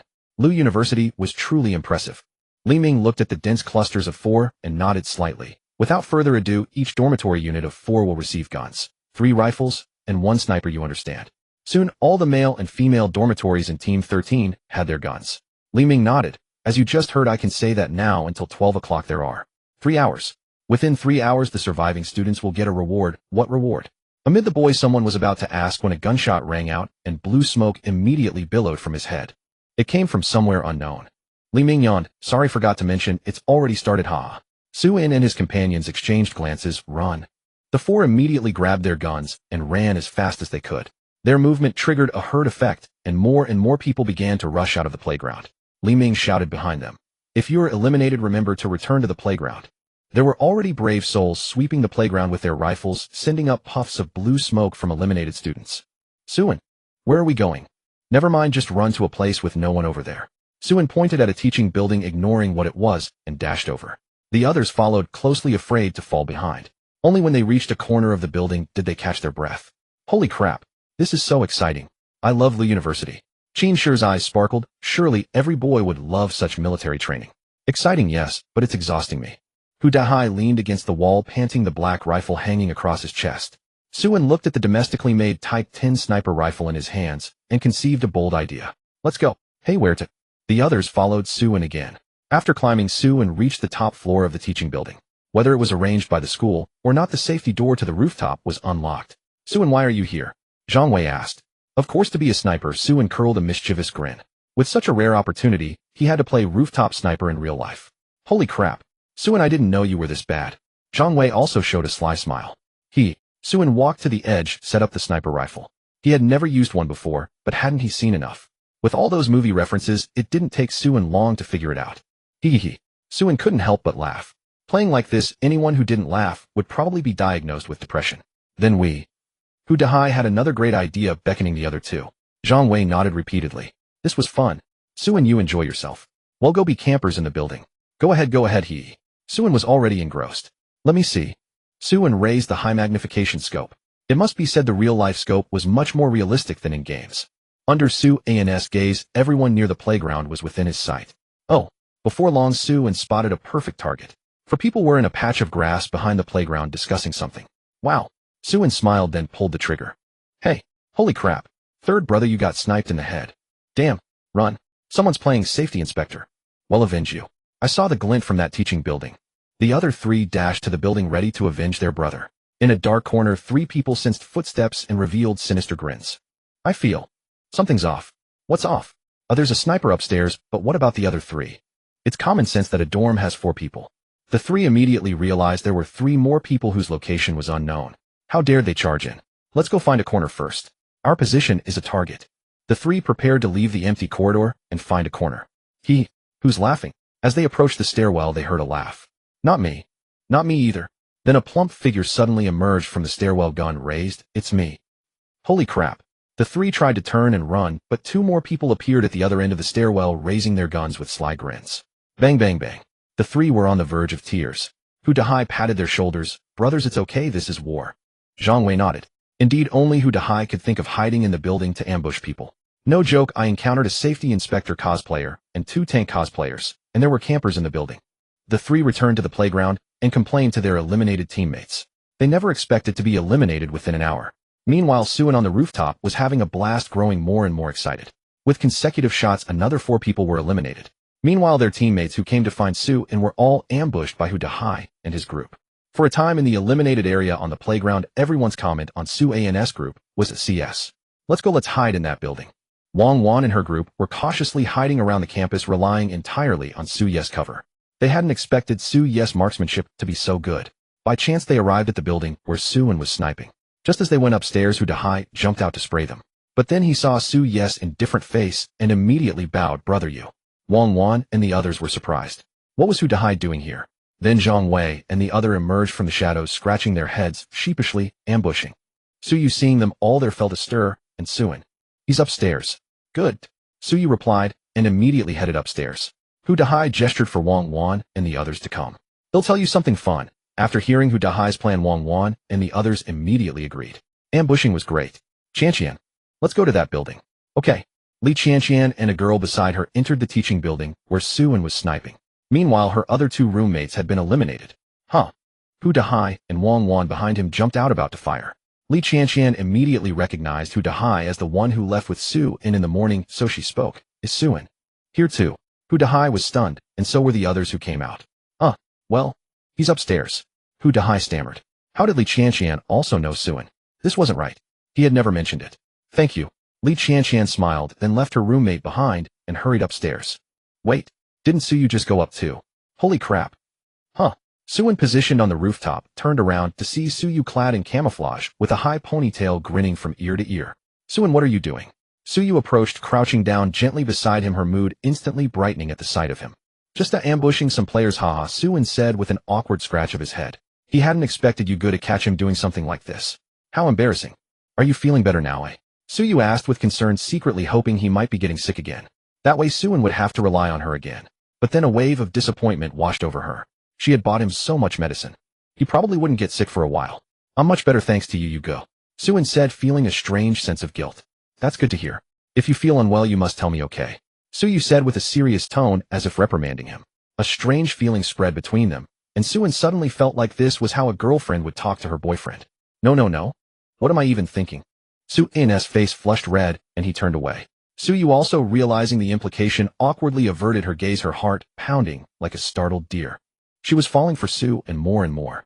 Every time she saw him, her heart raced uncontrollably. What should she do? Meanwhile, Suan was confused. What exactly was his relationship with Yugo? It didn't feel like a normal brotherhood. Click, they both turned to see Li Qianqian, her hair tied up, pushing the door open and stepping out. Huh. Li Qianqian paused, her eyes landing on Su's ethereal, untouched beauty. So gorgeous. Who is she? Su's expression shifted instantly, her instincts screaming a warning, a sense of crisis looming. Suin scratched his head wondering why Li Qianqian was here. He then explained, her name is Li Qianqian, she's from the art department. Hi Suin. We meet again. Li Qianqian stepped forward waving in greeting. Suin nodded but immediately felt a chill run down his spine. What was happening? And you are? Suyu asked, her voice cold and soft. I'm Li Qianqian. Hello, I know you Suyu. You are the undisputed campus belle among the new students. Li Qianqian emphasized the words campus belle with a deliberate smile. Suyu understood. Li Qianqian was here for Suin. Oh, is there something you need? If not, please leave, Suyu stated. No, I'm here to see Suin, Li Qianqian said, walking over to him and extending her hand. We didn't get to know each other properly last time. Hello Suin, can I add you on WeChat? Well. Suin hesitated. The chill behind him was a clear warning, don't agree or you'll be killed. Maybe not. Suin declined. Li Qianqian froze for a moment, then forced a smile. She hadn't expected to be rejected the first time she asked a guy for his WeChat. Behind him, Suyu, unseen by Suin, gave a small nod. What a good boy. It's fine. So Suin, what are you doing here? Do you need something? Suyu interjected, her face cold. Li Qianqian smiled and said, I'm talking to Suin. A woman's intuition told Li Qianqian that Suyu also liked Suin. Indeed, good men were always in high demand. Even the new campus belle Suyu was already making her move on Suin. If she waited any longer, his kids would be calling her auntie. Li Qianqian was meticulous. She had only liked this one guy in all these years, and she wasn't about to let someone else take him away. Click, the door opened again. Zhang Wei, Wang Wan, and the others squeezed in only to see Li Qianqian and Suyu standing face to face. A battleground of beauties. Wang Wan gulped. Hu Dahai wiped the sweat from his forehead and muttered, when did Anzi get involved with Li Qianqian too? Li Qianqian's roommate was a short girl about 165 centimeters, petite and cute. Hu Dahai and the others had just learned her name was Jiang Xiaowan. Jiang Xiaowan nodded blankly, then spotted Suin. Wow, a handsome guy. Without a second thought, she yelled out to Li Qianqian, is this the guy you said you fell in love with at first sight? Hu Dahai and the others looked down at Jiang Xiaowan. Are you trying to speed up the explosion of the fireworks? Wang Wan and the others quickly pulled the oblivious girl back. Suin was stunned. Love at first sight. What the hell? From Li Qianqian. Suyu narrowed her eyes. So Li Qianqian was the enemy. Li Qianqian's presence didn't back down from Su. Yes. Since Xiaowan had already spilled the beans, she had no reason to hide it. She was a bold woman. The two women were similar in height, a fairly even match, though Li Qianqian's aura was slightly inferior to Su Yes. Su Yes' beauty was simply too extraordinary, as if meticulously sculpted by the goddess Nuwa. Yes, I like Suin. Not only do I like him, I'm going to pursue him. Li Qianqian twirled her hair playfully. Me too. Suyu immediately stopped, her face turning red. Damn it. Suin was puzzled. Me too, what? Li Qianqian's eyes lit up with understanding. Could it be that the great campus belle Suyu has a crush but is too shy to confess? If that were the case, Li Qianqian knew she had a significant advantage. Although her looks were slightly inferior to Su Yes, she was the youngest daughter of the prestigious Li family of Hangzhou. How could she fail to win over a man? Her mother always said for a woman chasing a man, it's just a thin veil. With a relentless pursuit, she would definitely win Suin. Add me on WeChat, Suin, Li Qianqian said, waving her phone with a sweet smile. Suyu was immediately displeased and shouted, no, not allowed.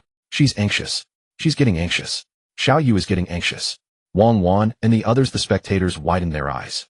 Suyu had lost the first encounter, and it seemed she was losing the second too. How fortunate. How fortunate is Anzi to have two top-tier beauties fighting over him. Qin Shi's mind was buzzing with questions. Why wasn't he being fought over by two beauties? Well. Suin tried to raise his hand to speak for himself. Wasn't anyone going to consider his feelings?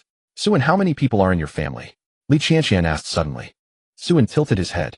What kind of question was that? A family of 3. Good. Mine is a family of 4. I have an older brother, Li Qianqian stated. Is she doing a family background check? Suyu was stunned. She couldn't believe how brazen Li Qianqian was. Suin just wanted to escape this place. Actually, I already have someone I like. Suin said, steeling himself. His gaze flickered towards Suyu briefly before he quickly looked away. Suyu was frozen. Suin liked someone. Why had she never known? Li Qianqian bit her lip upon hearing this. But you're not together with her yet, right? Suin shook his head. Then I still have a chance. I will definitely win you over. Suin, I Li Qianqian like you. Believe it or not, it was love at first sight. With that, Li Qianqian turned and left with a flourish. Xiaowan, let's go. Oh. Suyu stood there frozen, and in Su An's eyes it seemed his brother Yu had figured it all out. He should have come up with a better excuse. Su Yes' mind was a whirlwind of confusion. When did Suin develop feelings for someone? And who could it be? Su Yes' dazed expression was utterly adorable, causing Suin to blush and immediately shoo her away. Stop staring, off you go. Only then did Hu Dahai and the others leave, their curiosity still lingering. Sorry, I didn't get my fill of the gossip. Suin, who is the person you like? Suyu asked softly. Suin paused. Was this something he could even say? Better not say. Su An's evasive manner left Su Yu feeling troubled. Who on earth could it be? Suddenly, as if a thought struck her, Su Yes head shot up. Li Qianqian was right. They weren't together yet. If Li Qianqian could compete for him, why couldn't Shi Suyu do the same? That's it. Shi Suyu was truly clever. With her beauty, she refused to believe Suin wouldn't fall for her. Meanwhile, a colossal misunderstanding was brewing among the group. If Suin ever learned of Su Yes' thoughts, he'd probably laugh his head off. Suin, let's go see a movie this afternoon. Su Yu said, draping her hand over his shoulder. Cough. Okay. Suin hadn't expected her touch, his face flushing as he dared not turn around. Su Yes' heart was racing too, but she maintained the casual gesture with sheer determination. 3 hours flew by and Su An's team secured their victory along with a few other scattered groups. Li Ming smiled at the listless students before him. So how was it? Fun. No way. There were ambushers everywhere. I'm done for. Only the 4 members of Squad 13 received the victory rewards. Li Ming chuckled. Now I'm going to announce the reward for winning. Suin and his team perked up their ears, eagerly awaiting the mysterious prize Li Ming was about to reveal. Ahem. Li Ming cleared his throat lightly. The other students who hadn't won were also curious, wondering what kind of reward could be deemed so mysterious. The reward is a onati trip to the Lucheng military district. Li Ming declared proudly, lifting his head and speaking loudly. Suin and the others were stunned. What? A trip to the military district? A wave of disappointed murmurs spread through the crowd. They'd hoped for something better, like at least a day off from military training. Suin and his team hung their heads in dismay. The Lucheng military district was quite a distance away. Seeing their reactions, Li Ming was baffled. Why were they all so glum? As everyone knew, college students dreaded troublesome matters, and this was exceptionally troublesome. Think of it as a chance to witness the strength of our nation. Suin consoled those beside him. The 3 nodded, but Su An's mind drifted elsewhere. So Su Yu would be going too, right? And not far away, Li Qianqian clenched her fist. Suin, see you at the Lucheng military district. It turned out Li Qianqian had also earned the victory reward. After half a day of training, the instructors dismissed the students. Suin had already made plans with Su Yu to catch a movie.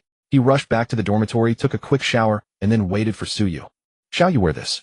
This will absolutely knock Su An's socks off. Wang Wan held up a microskirt and a spaghetti strap top. Su Yes' face burned as she immediately shook her head. This one looks great too. Chen Yuan pulled out a bodycon skirt. No, absolutely not. Su Yu refused immediately. What kind of clothes were those? Although she really liked Suin, it wasn't time for that yet. Unless he really wanted to see. After an intense debate in the dormitory, they finally settled on a pair of jeans and a t-shirt for Su Yu. The jeans, however, flattered her leg shape and curves perfectly. Su Yu had just changed and looked at herself in the mirror, a blush rising on her face. Wang Wan was practically drooling as she gave a thumbs up. Xiao Yu. Stunning. Absolutely stunning. If Suin doesn't drool, my name isn't Wang. The other 3 stared at Su Yes' lower half, nodding in agreement. It was simply perfect. These jeans seemed as if they were invented solely for Su Yu. Come on, Su Yu, let's put on some light makeup. After the 3 of them fussed over her, Su Yes' already delicate features became even more breathtakingly beautiful. A hint of soft blush added a touch of innocence to her face. Su Yu nodded in satisfaction. This way Suin wouldn't notice her blushing, if she could just blame it on the makeup. Well, I'm off then, Su Yu said, heading out. Suin sat waiting on a bench at the school gate, and in no time Su Yu appeared. Suin was completely stunned. Su Yes' subtle makeup made her even more captivating than usual, and her hair, styled with a curling iron by Chen Yuan, perfectly complemented her outfit for the day. Suin unconsciously glanced at Su Yes' lower body, then felt something trickling from his nose. Holy crap. He quickly pulled out a tissue to wipe away the nosebleed. How embarrassing, had actually gotten a nosebleed from looking. Huh, what's wrong? Su Yu asked, puzzled as to why Suin was fiddling with something from so far away. Nothing. Suin grew even more embarrassed. How could brother, you look so beautiful? He could even smell the faint scent of jasmine on her. Let's go, Suin said, mustering his courage, and the 2 walked off, one in front of the other. Suin didn't dare walk behind Su Yu, afraid he wouldn't be able to control his eyes. As soon as Su Yu exited the school gate, she spotted the Express Hotel across the street and immediately blushed, remembering what she had asked Suin. Suin also noticed the hotel and coughed awkwardly, then hailed a taxi. In the taxi, the driver was puzzled. Why weren't these lovebirds saying a word to each other? To ease the awkwardness, the driver smiled and said, "You 2 make a handsome couple. Heading to the Bund for some fun?" Suin nodded. Yes, driver, we're off to see a movie. Su Yu watched the traffic whizzing by outside the window, thinking, when would Suin ever put his arm around me? As they spoke, the taxi arrived. Thanks a lot, driver. Don't mention it. Have fun. The taxi sped off, and the Bund in Lucheng was already bustling with the afternoon crowd. Suin marveled at the prosperous commercial street. Lucheng truly had its own unique charm. Suyu subtly moved a step closer to Suin, and he immediately felt the touch of her fair arm against his. Damn it, get a grip. Suin scolded himself, internally frustrated by his own lack of composure. Brother, are you heading to the military district tomorrow too? Suin started chatting to distract himself. Mom, I heard we have to set off at 8 in the morning, Suyu said with a smile. Ugh, that's way too early, Suin grumbled. Getting up at 9 on a regular day was already a struggle. Wow, a fried hot dog, Suin. Suyu spotted a vendor selling them nearby, and in her excitement hopped and grabbed Suin's arm. Suin's body jolted at the sudden contact. Let's go. Suyu, oblivious, pulled Suin towards the hot dog stand, completely unaware that their hands had intertwined. Suyu's hand was soft, smooth, and slightly cool. Suin's mind went hazy. Form is emptiness, emptiness is form. He even began silently chanting a purification mantra. While Suyu and Suin waited in line, the turn-back rate was 100%. Literally 100% for the boys. Every guy who passed by couldn't help but glance back at Suyu, as if she were a celestial maiden from a painting.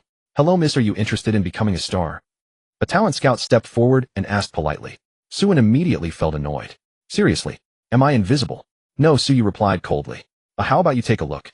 I guarantee you'll make $1 million in your first year.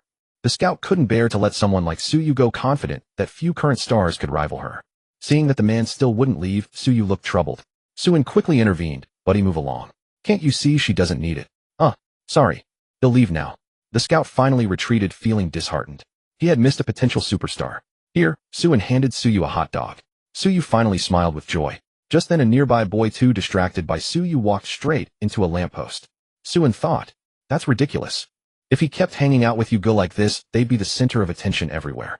No one would look at the handsome guy, they'd always be staring at the beautiful girl. Especially in a big city like Lu City. Let's go into the mall, Suin said with a smile. Suyu nodded, repeatedly chewing on her hot dog without a word. It was obvious she had a unique obsession with hot dogs. This was simply delicious. Suyu decided that from now on she would ask Suin to buy her hot dogs every day.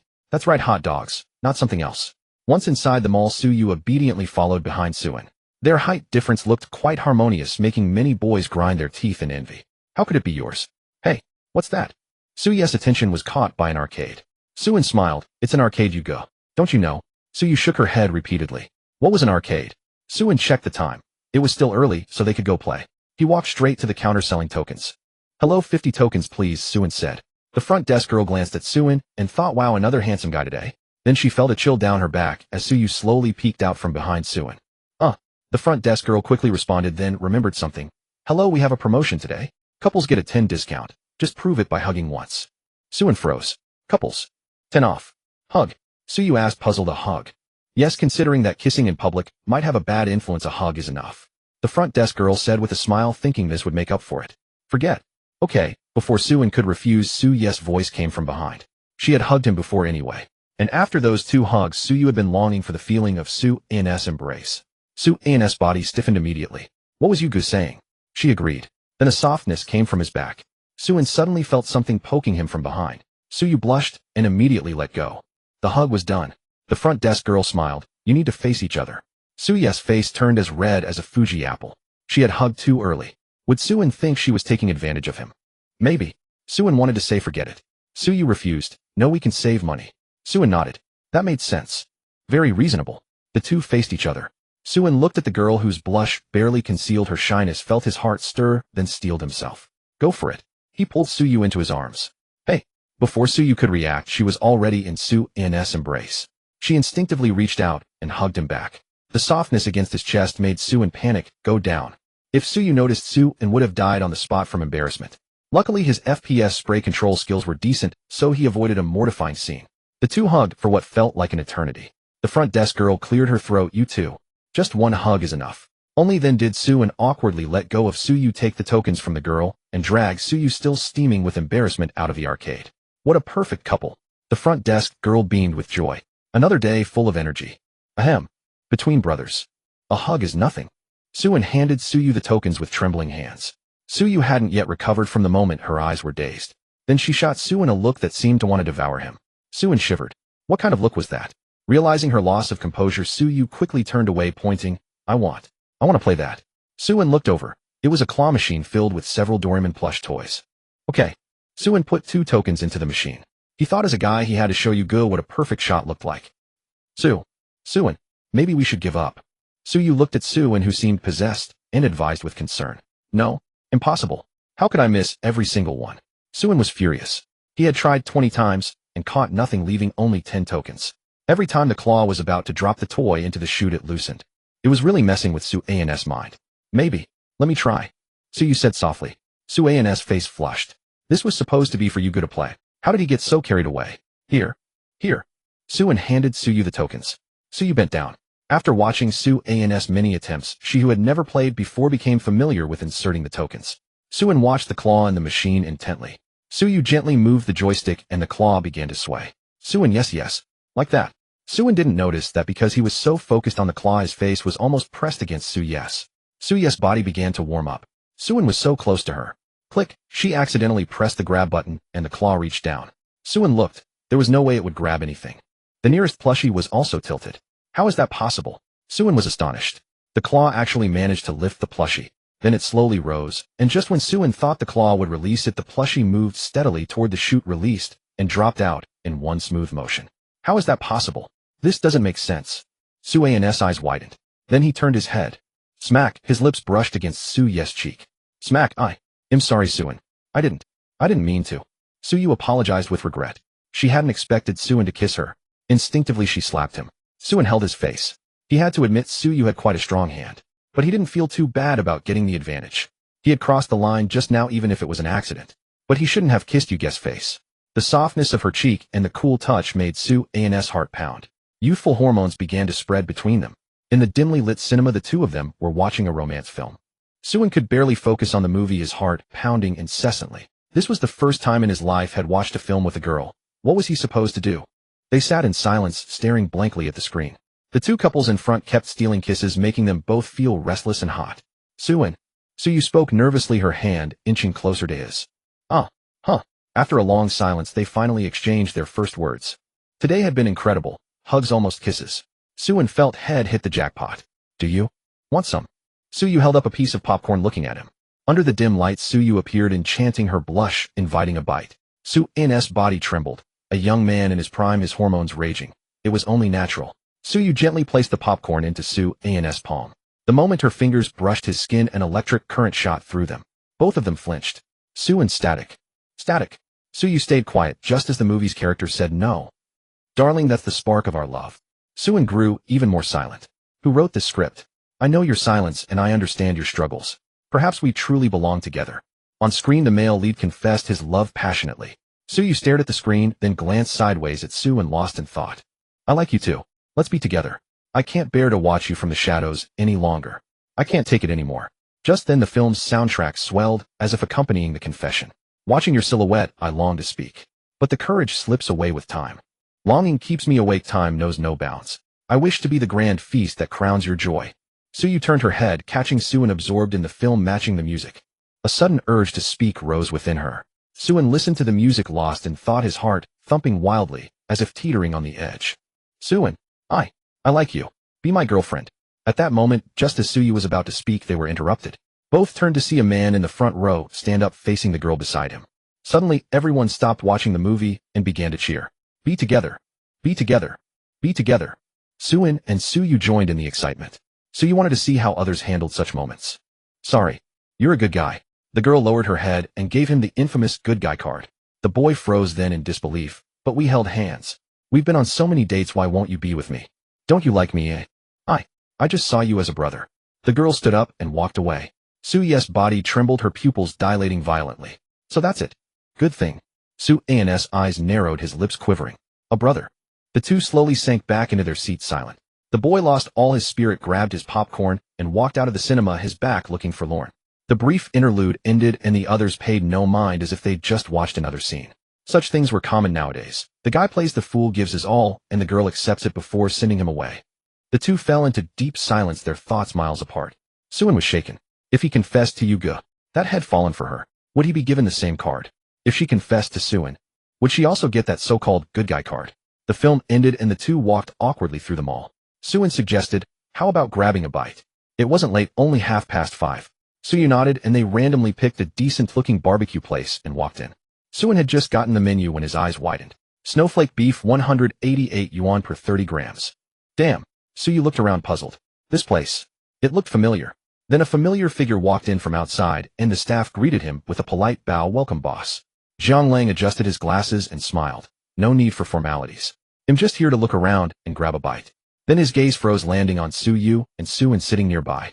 Suan was still studying the menu, shocked. Every item was exorbitantly priced, yet the portions were tiny, but they did specify the exact grams of meat. Was that conscientious or just plain shady? Su Yu's pupils constricted. She remembered now, Zhang Lang had opened this barbecue joint just for his own convenience.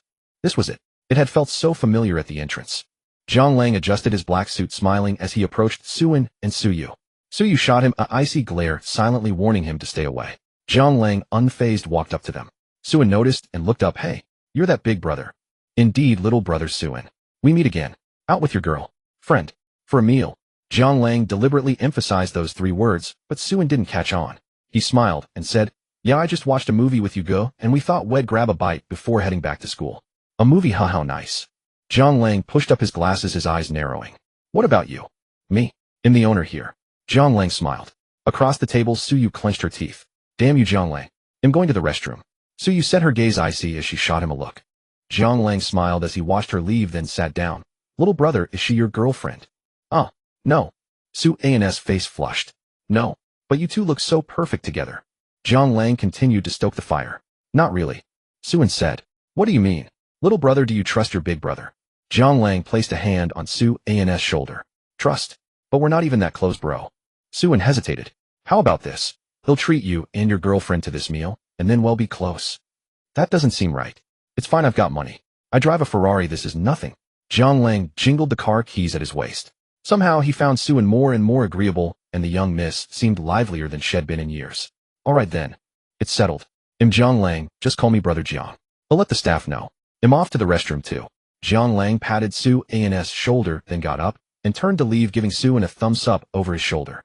What a strange guy. Suan thought it odd how familiar Zhang Lang acted so quickly. If Suan ever found out that it was actually Su Yu who was close to Zhang Lang, he'd probably be even more shocked. Zhang Lang, what do you think you're doing? Su Yu grabbed Zhang Lang's tie, her eyes blazing with fury, teeth clenched. Last time it was a coffee shop, this time it's a barbecue restaurant. Zhang Lang quickly waved his hands. Hey, Xiao Yu, I am your uncle after all, isn't this a bit much? Bullshit, you're following me. That's not fair. Xiaoan walked in here on his own. Ew, I didn't beg you two to come and eat at my place. Zhang Lang gently pried Su Yu's hand away. Don't worry, I won't tell your father. Su Yu looked at him suspiciously. Really? Of course it's true. Remember when you were little and craved instant noodles? Who was it that secretly took you out to eat them? Your Uncle Jiang. Zhang Lang declared with righteousness, his eyes full of affection. Su Yu nodded blankly. It did seem like something like that happened. Su Chongqing wouldn't let her have instant noodles, but Zhang Lang had secretly bought them for her. Su Yu didn't actually dislike Zhang Lang. Their relationship had just cooled a bit as she grew older. They were essentially as close as real uncle and niece. Besides, I already comped Suan's meal. So relax, Xiao Yu. Our family isn't some messy old dynasty. You're free to date whoever you want. He'll handle your father. Zhang Lang patted his chest as a guarantee. Seeing his niece fall in love was quite entertaining. How could he let Su Chongqing ruin it? Su Yu finally nodded in satisfaction, then turned around. Tell me, is someone spying on me at school? Zhang Lang immediately turned away, whistling innocently. I dunno. Seeing his reaction, Su Yu was almost certain he was the one spying on her. If I won't say anything about you spying on me.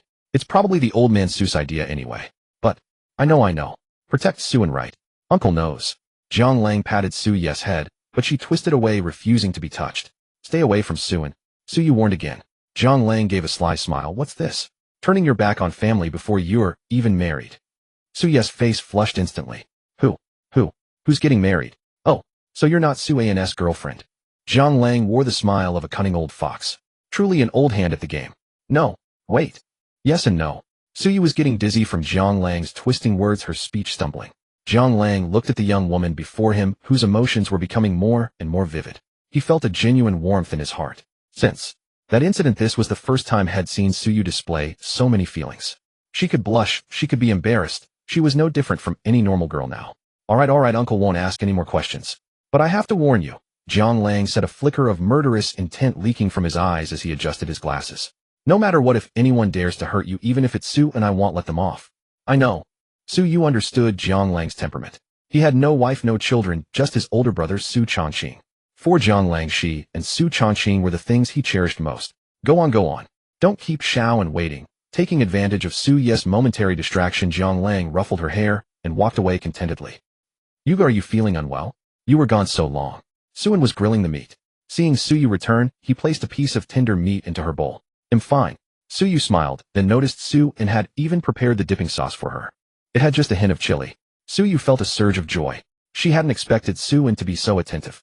Suin had noticed that Suyu couldn't handle much spice, yet she always ended up with it in her food, so had made this special sauce for her. Suyu immediately picked up a piece of meat, popped it into her mouth, and her eyes lit up. Delicious. Suin chuckled. I used to grill meat a lot back in the day. Why so often?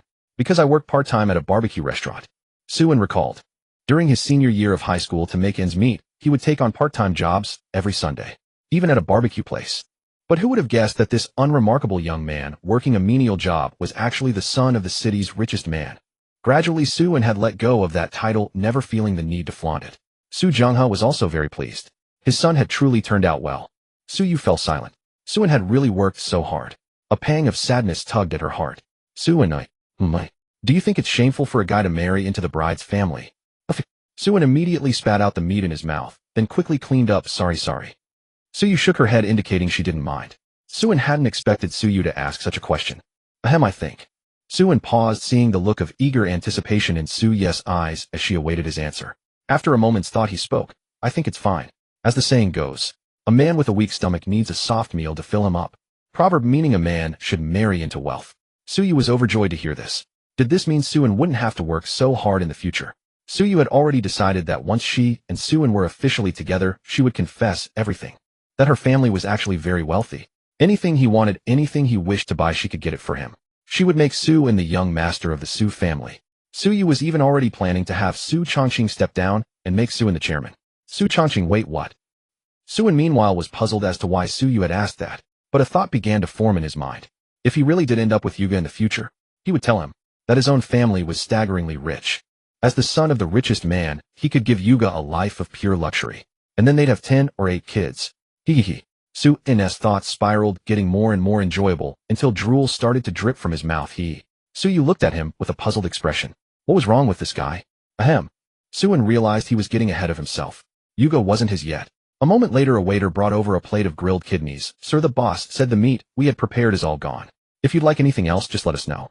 The boss also said that from now on, whenever you two come here, it's on the house. Thank you. This is more than enough.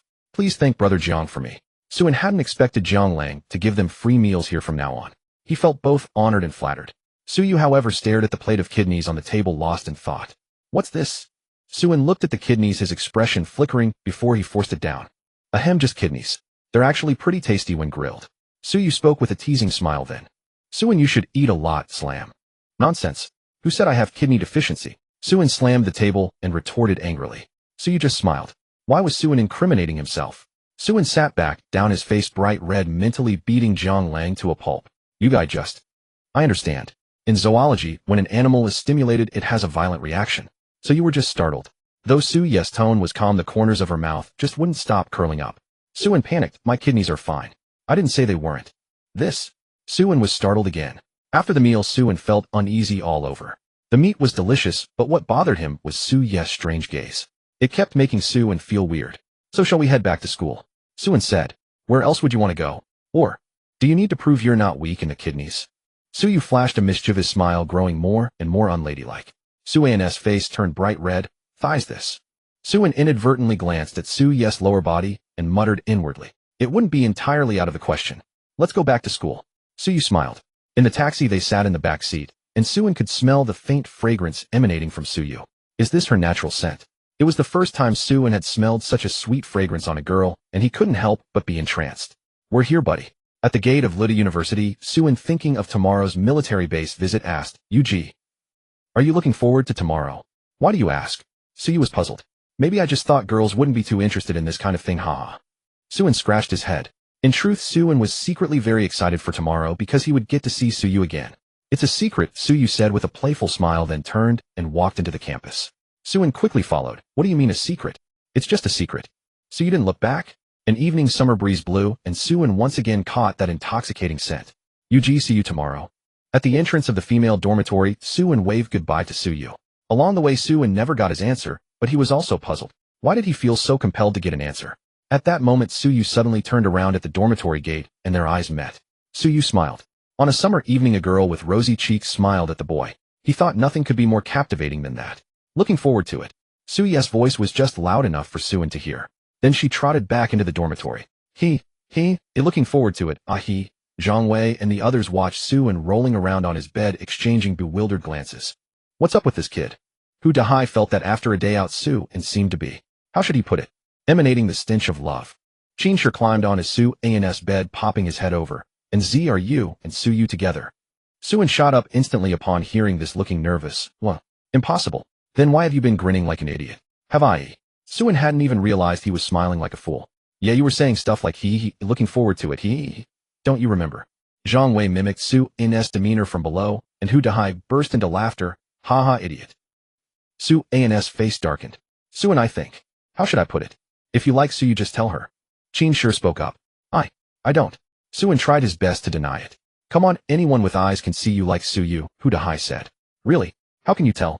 Suin didn't expect to be seen through so easily. Then wouldn't you also know? Xiao Yu, are you and Suin together? Wang Wan looked puzzled, observing Suyu, who had been blushing ever since returning to the dorm. No. Suyu stammered. She was shy because of what she said to Suin at the dormitory gate earlier. Had he discovered that she liked him? Then why is your face so red? Lu Jieja munched on the chips in her arms one by one. Chen Yuan reached out, grabbed a chip, and said while chewing, honestly, Xiao Yu, if you really like Suin, just tell him. I don't think he'd reject you. Really? Really? Suyu's expression was tense at first, but then a sparkle lit up in her eyes. It dimmed again as she said, but... Suin said he already has a girl he likes. Wang Wan and the others exchanged glances, then fell silent. Those two were both stubborn and awkward. As night fell, Suin and the others started their battle. Go, damn it. Hu Dahai's gaming skills were as terrible as ever. In the game, he crushed a rose and charged straight into the enemy to feed them kills. Zhang Wei focused intently, barely moving, and finally managed to take down an opponent. Suin, run. Another squad is coming. Zhang Wei suddenly shouted, then fell to the sound of heavy gunfire. Did you get away, Zhang Wei switched his view and discovered. What the hell? When did you run all the way to the drop spot? You told me to run, didn't you? Suin replied with an innocent look.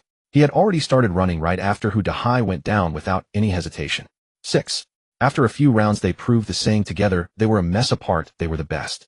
How about, we buy a computer? Hu Dahai suddenly suggested. The others froze for a moment. Yeah, what kind of college student doesn't have a computer? Hu Dahai already had one, he just didn't use it often. Zhang Wei also nodded, slightly agreeing that having a computer would make things more fun. Qinshi immediately raised his hand. I have one. They'll have my mom ship over my RTX 4070 Ti desktop tomorrow. So it's just me and Z who don't have one, Zhang Wei said. Suin nodded, thinking it was indeed a good idea to buy a computer. Ding dong. A WeChat notification sounded. Suyu, what are you doing? Suin discussing buying a computer with Zhang Wei. Suyu, what do you need a computer for? Suin Hu Dahai suggested we get one, so we can play games together in the dorm. In the girls' dormitories, Suyu fell into thought. Playing games. So Suin likes playing games. Suyu, well, how much does a computer cost? Suin, I don't know, haven't looked yet. Planning to get a laptop, probably around 7 or 8,000 crying. Suyu pondered for a moment, then opened Taobao and searched laptop that can play games. Then clicked to sort by price from high to low. That's not expensive. Wait. Suin definitely doesn't have that much money. But if I were to just give it to him, it would definitely make him feel bad. Wang Wan happened to peek over to see what Suyu was doing, and her eyes widened. Wait. A 40,000 yuan laptop. Suyu, what are you planning? Buying that. Suyu then said matter-of-factly, Suin wants to play games. Geez, can't reason with someone love-struck. But that's way too expensive. If you give it to him, wouldn't he feel incredibly insecure? Wang Wan cautioned. Suyu understood this too, which was why she couldn't figure out a solution. Hey, I have an idea if you're interested. Lu Jieja chimed in at that moment. So what do you think, Suin?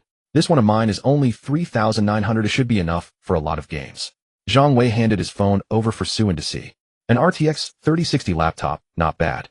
Suin smiled and shook his head. Nah man, you're still not economical enough. He then handed over his own phone. Zhang Wei looked at it. What the hell? 2,800? That economical? At dawn, the group awoke with bleary eyes. Hu Dahai grumbled, this is earlier than military training. Sigh. They immediately dove into a chaotic scramble to wash up a whirlwind of activity. Finally ready, they were relieved to find no uniform requirement, so they donned casual attire. At the school gate, a bus awaited the students, and a familiar figure stood nearby. Instructor Li Ming. Suin and the others were puzzled. Why wasn't he at the training camp? Hey, I'm your guide for today's military district tour. Li Ming flashed a toothy grin. Suin and his friends' faces immediately darkened. Then Suin suddenly broke into a smile, leaving Hu Dahai and the other two confused. Why was he grinning like an idiot? They turned around. Oh, Suyu had arrived. Suyu wore a white dress today, her expression icy, like a high mountain flower. For a moment, all the boys were stunned, instinctively clenching their fists. This reward is totally worth it. Who wouldn't want to tour the military district with the campus belle, Suyu? Then their laughter faded.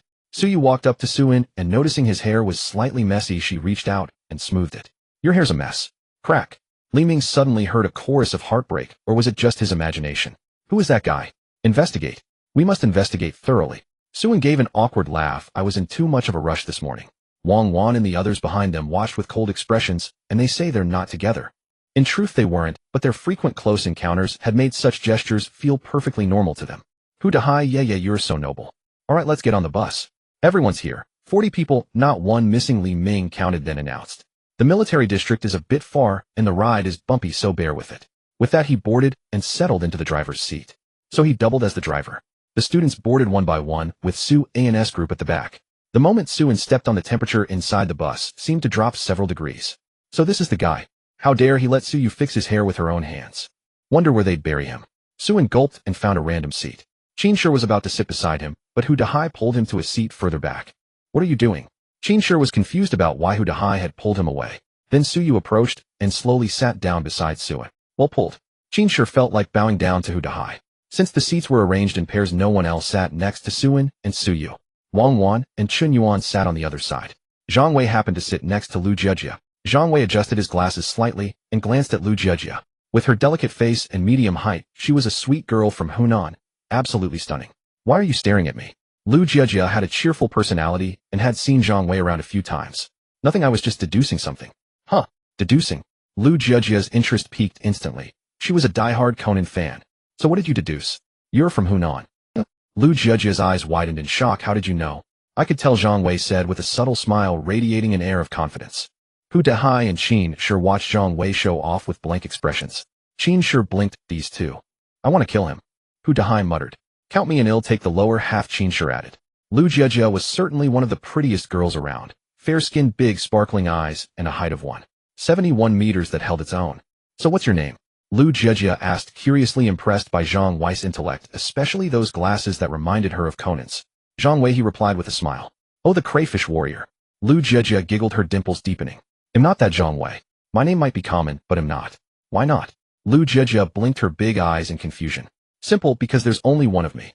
Hey, you're messing with me. Lu Jiejia feigned anger, puffing out her lips. Kill him. Kill him now. Qin Shi couldn't hold back and jumped up. Stay calm, brother.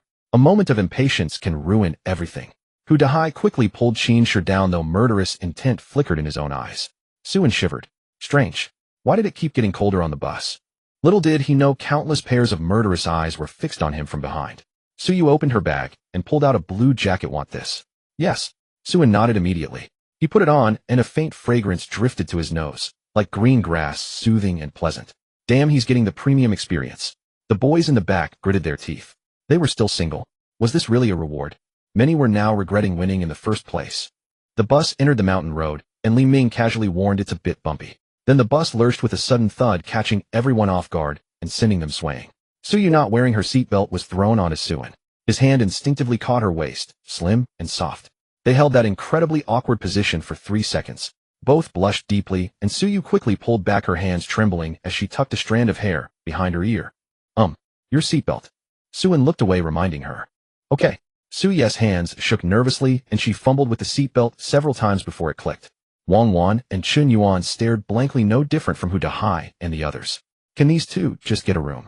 Agreed. Fortunately, Suyu finally buckled up, and the bumpy ride no longer bothered her. Dude, are you here to sightsee, or what? A boy in the back row noticed the commotion, his pupils shaking violently. Suddenly the window curtains were all drawn shut. Li Ming explained, don't worry, this is a military zone, so we need to keep the route confidential. After his explanation, the worried students relaxed. And here I thought we'd see some nice scenery, Hu Dahai said. Qin Shi, I just want to see the planes and tanks. After 2 hours, the group finally arrived at the military district gate at 10 o'clock. The words "serve the people" stood out prominently. Suin smiled. It's great that our country is strong, so we can live happily. Suyu nodded, though she couldn't help but think of her father involved in the underworld, wondering if he might be taken away someday. Ugh, my butt hurts from all that sitting. The group disembarked one after another, their eyes widening involuntarily at the sight of the military district's main gate. Two soldiers stood ramrod straight at their posts as immovable as pine trees. Li Ming stepped forward and saluted. The Luda University group has arrived. Please report. One soldier returned the salute, then signaled for another to grant them passage. Li Ming waved his hand, and the group marched into the military district in high spirits. Along the way, Suen glanced at the soldiers, noticing their stony expressions and unwavering gazes, not even their pupils moving. They worked so hard. Suen murmured. His classmates got tired after standing for just half an hour, but these soldiers likely stood for hours on end. Suen gave a slight friendly nod to the two soldiers. They noticed and offered small smiles in return. Li Ming announced from the front, "Don't wander off, everyone. Just follow me. We'll head to the training ground first to show you how the finest sons of our nation train." The group voiced their agreement, their excitement building. Several among them even harbored aspirations of enlisting to serve their country. In the distance, a man in casual wear and a cap approached. "Hey, Oldly, you're leading the group today." "Yeah, what's up? Your day off?" "Yep, haha, finally got a day to rest." "What do you want to eat?" "Ilbot." Li Ming chuckled. "Roast duck. You got it." With that, the man waved and walked off into the distance. Hu Dahai sidled up to Li Ming. "Minga, how many days off do you get a week?" "Huff, didn't rest for 2 years after enlisting. Only after becoming a non-commissioned officer did I gradually get breaks," Li Ming said with a wave of his hand. "I see." Suen and Suyu stayed close to the group, their shoulders occasionally brushing against each other in silence, only to quickly part again. The male students behind them gritted their teeth at the sight. As they passed through the gate, rows of pine trees lined both sides, standing like sentinels guarding this sacred ground. An asphalt road cut through the center with soldiers occasionally walking by. "This is Lucheng's military district. It's pretty vast. I think we'll only manage to cover about half of it today," Li Ming said with a smile to the group. "See, we'll go around this road, and there's a unit training over there. We've got to show you kids how we train." Li Ming's expression was one of pride. The group chuckled. There was no arguing with that. The soldiers were exceptionally hardworking. Suyu asked softly, "Suen, have you ever thought about joining the military?" "Why do you ask?" "Because I saw a strange look in your eyes earlier." Ever since they entered, Suyu had noticed a faint glint of fervor in Suen's gaze. "Haha, really?" Suen rubbed his nose and smiled. "Maybe it's because they look so cool." The truth wasn't that he wanted to enlist himself, but that several of his uncles were soldiers. Having grown up around them, he naturally harbored a unique sentiment towards servicemen. He remembered one year when an uncle returned home from border conflicts. His father, upon seeing his younger brother's injured arm, wore a face full of worry. It was then Suen truly understood. It was precisely because of these selfless individuals that everyone else could happily lounge around in their dorms joking around. "Oh." Suyu pouted, convinced Sue and wasn't telling the truth. The group passed the first building, and a small plain opened up before them, with a few military off-road vehicles parked nearby. "Kill! Kill! Kill!" On the training ground, rows of soldiers clenched their fists, sweat dripping down their faces, yet their imposing aura remained undiminished. "They're practicing military boxing. They enlisted this year too. Some of them joined right after their college entrance exams, and will return to school in 2 years," Li Ming explained, waving for the group to come closer. "Huh." One soldier, distracted by the approaching crowd, was swiftly taken down by his sparring partner. "Dachuan, what are you spacing out for?" The training officer bellowed, his face livid. "Reporting. I was looking at the people." Dachuan scrambled to his feet and stood at attention. "You." The officer couldn't stay mad at the simple, honest young man and waved for him to continue. "Schwa." Li Ming saluted. The officer glanced up, taking in the students behind him. "From Ludu. Ya thought I'd bring them by to see you." "What's there to see? These rookies. Give me a break." The officer's stern demeanor intimidated the students. But that was expected. Drill instructors often had to be fierce to keep new recruits in line. Hu Dahai whispered to Qin beside him. "Look, they're all so buff." "Yeah. You have to be strong to protect everyone." Qin gulped. "Just train as usual, we're just observers, haha," Li Ming said with a laugh. The officer nodded, then a mischievous idea struck him. "Come here, Oldly." Li Ming and the officer huddled together, exchanging words punctuated by sly chuckles. Then the officer stepped back and cleared his throat. "Fall in." The soldiers instantly assembled, standing at attention. Li Ming returned to the group. "Ahem. So I just had a chat with the officer. To enhance everyone's experience." He paused, struggling to contain his laughter. "I have a bad feeling about this," Hu Dahai muttered. Qin nodded in agreement. Suen and Suyu, meanwhile, were curiously eyeing the armored vehicles in the distance. "That truck is so cool. You like it?" Suyu asked. "Yeah, it's as big as a Range Rover, but probably way more expensive." "Range Rover? Is it expensive, eh?" Suyu wasn't familiar with car prices. "Pretty pricey, I think over $1 million or so," Suen said after a moment's thought. "Oh." Suyu was puzzled. That didn't seem that expensive. If Suen liked it, should she buy him one? All right. Now each dorm room can send one person to spar with the new recruits or challenge them to a push-up contest. Your choice. Li Ming announced with a grin, clearly up to no good. Of course, for everyone's safety, they won't be allowed to actually fight.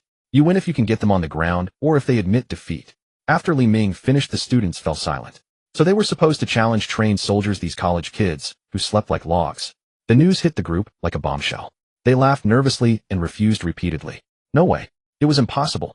Suin and Su Yu seemed oblivious to the announcement, still chatting about how many pieces a Range Rover would shatter into if it collided with an armored vehicle. Alright, that's the plan. They're sending their chosen ones over now. Li Ming laughed. Some of the soldiers in the distance had already started snickering upon hearing the proposal. No one noticed the little figure trailing miserably at the corner on the verge of tears. Wah! Chanqian, why did you suddenly ask for leave? Xiao Tuan was about to cry. She didn't know a single person here, yet she had to follow along. Initially, Li Chanqian was supposed to attend with her, but she suddenly claimed a family emergency and left that very day. Now she was left alone, tagging along with the group. Li Chanqian had also asked Xiao Tuan to secretly snap a few photos of Suin and make sure Su Yu didn't get too close to him. Wah! Chanqian. With Su Yu's icy aura, how dare I even go near him? Xiao Tuan was on the verge of tears, having no choice but to trail the crowd. Then 3 soldiers stepped forward with sly grins.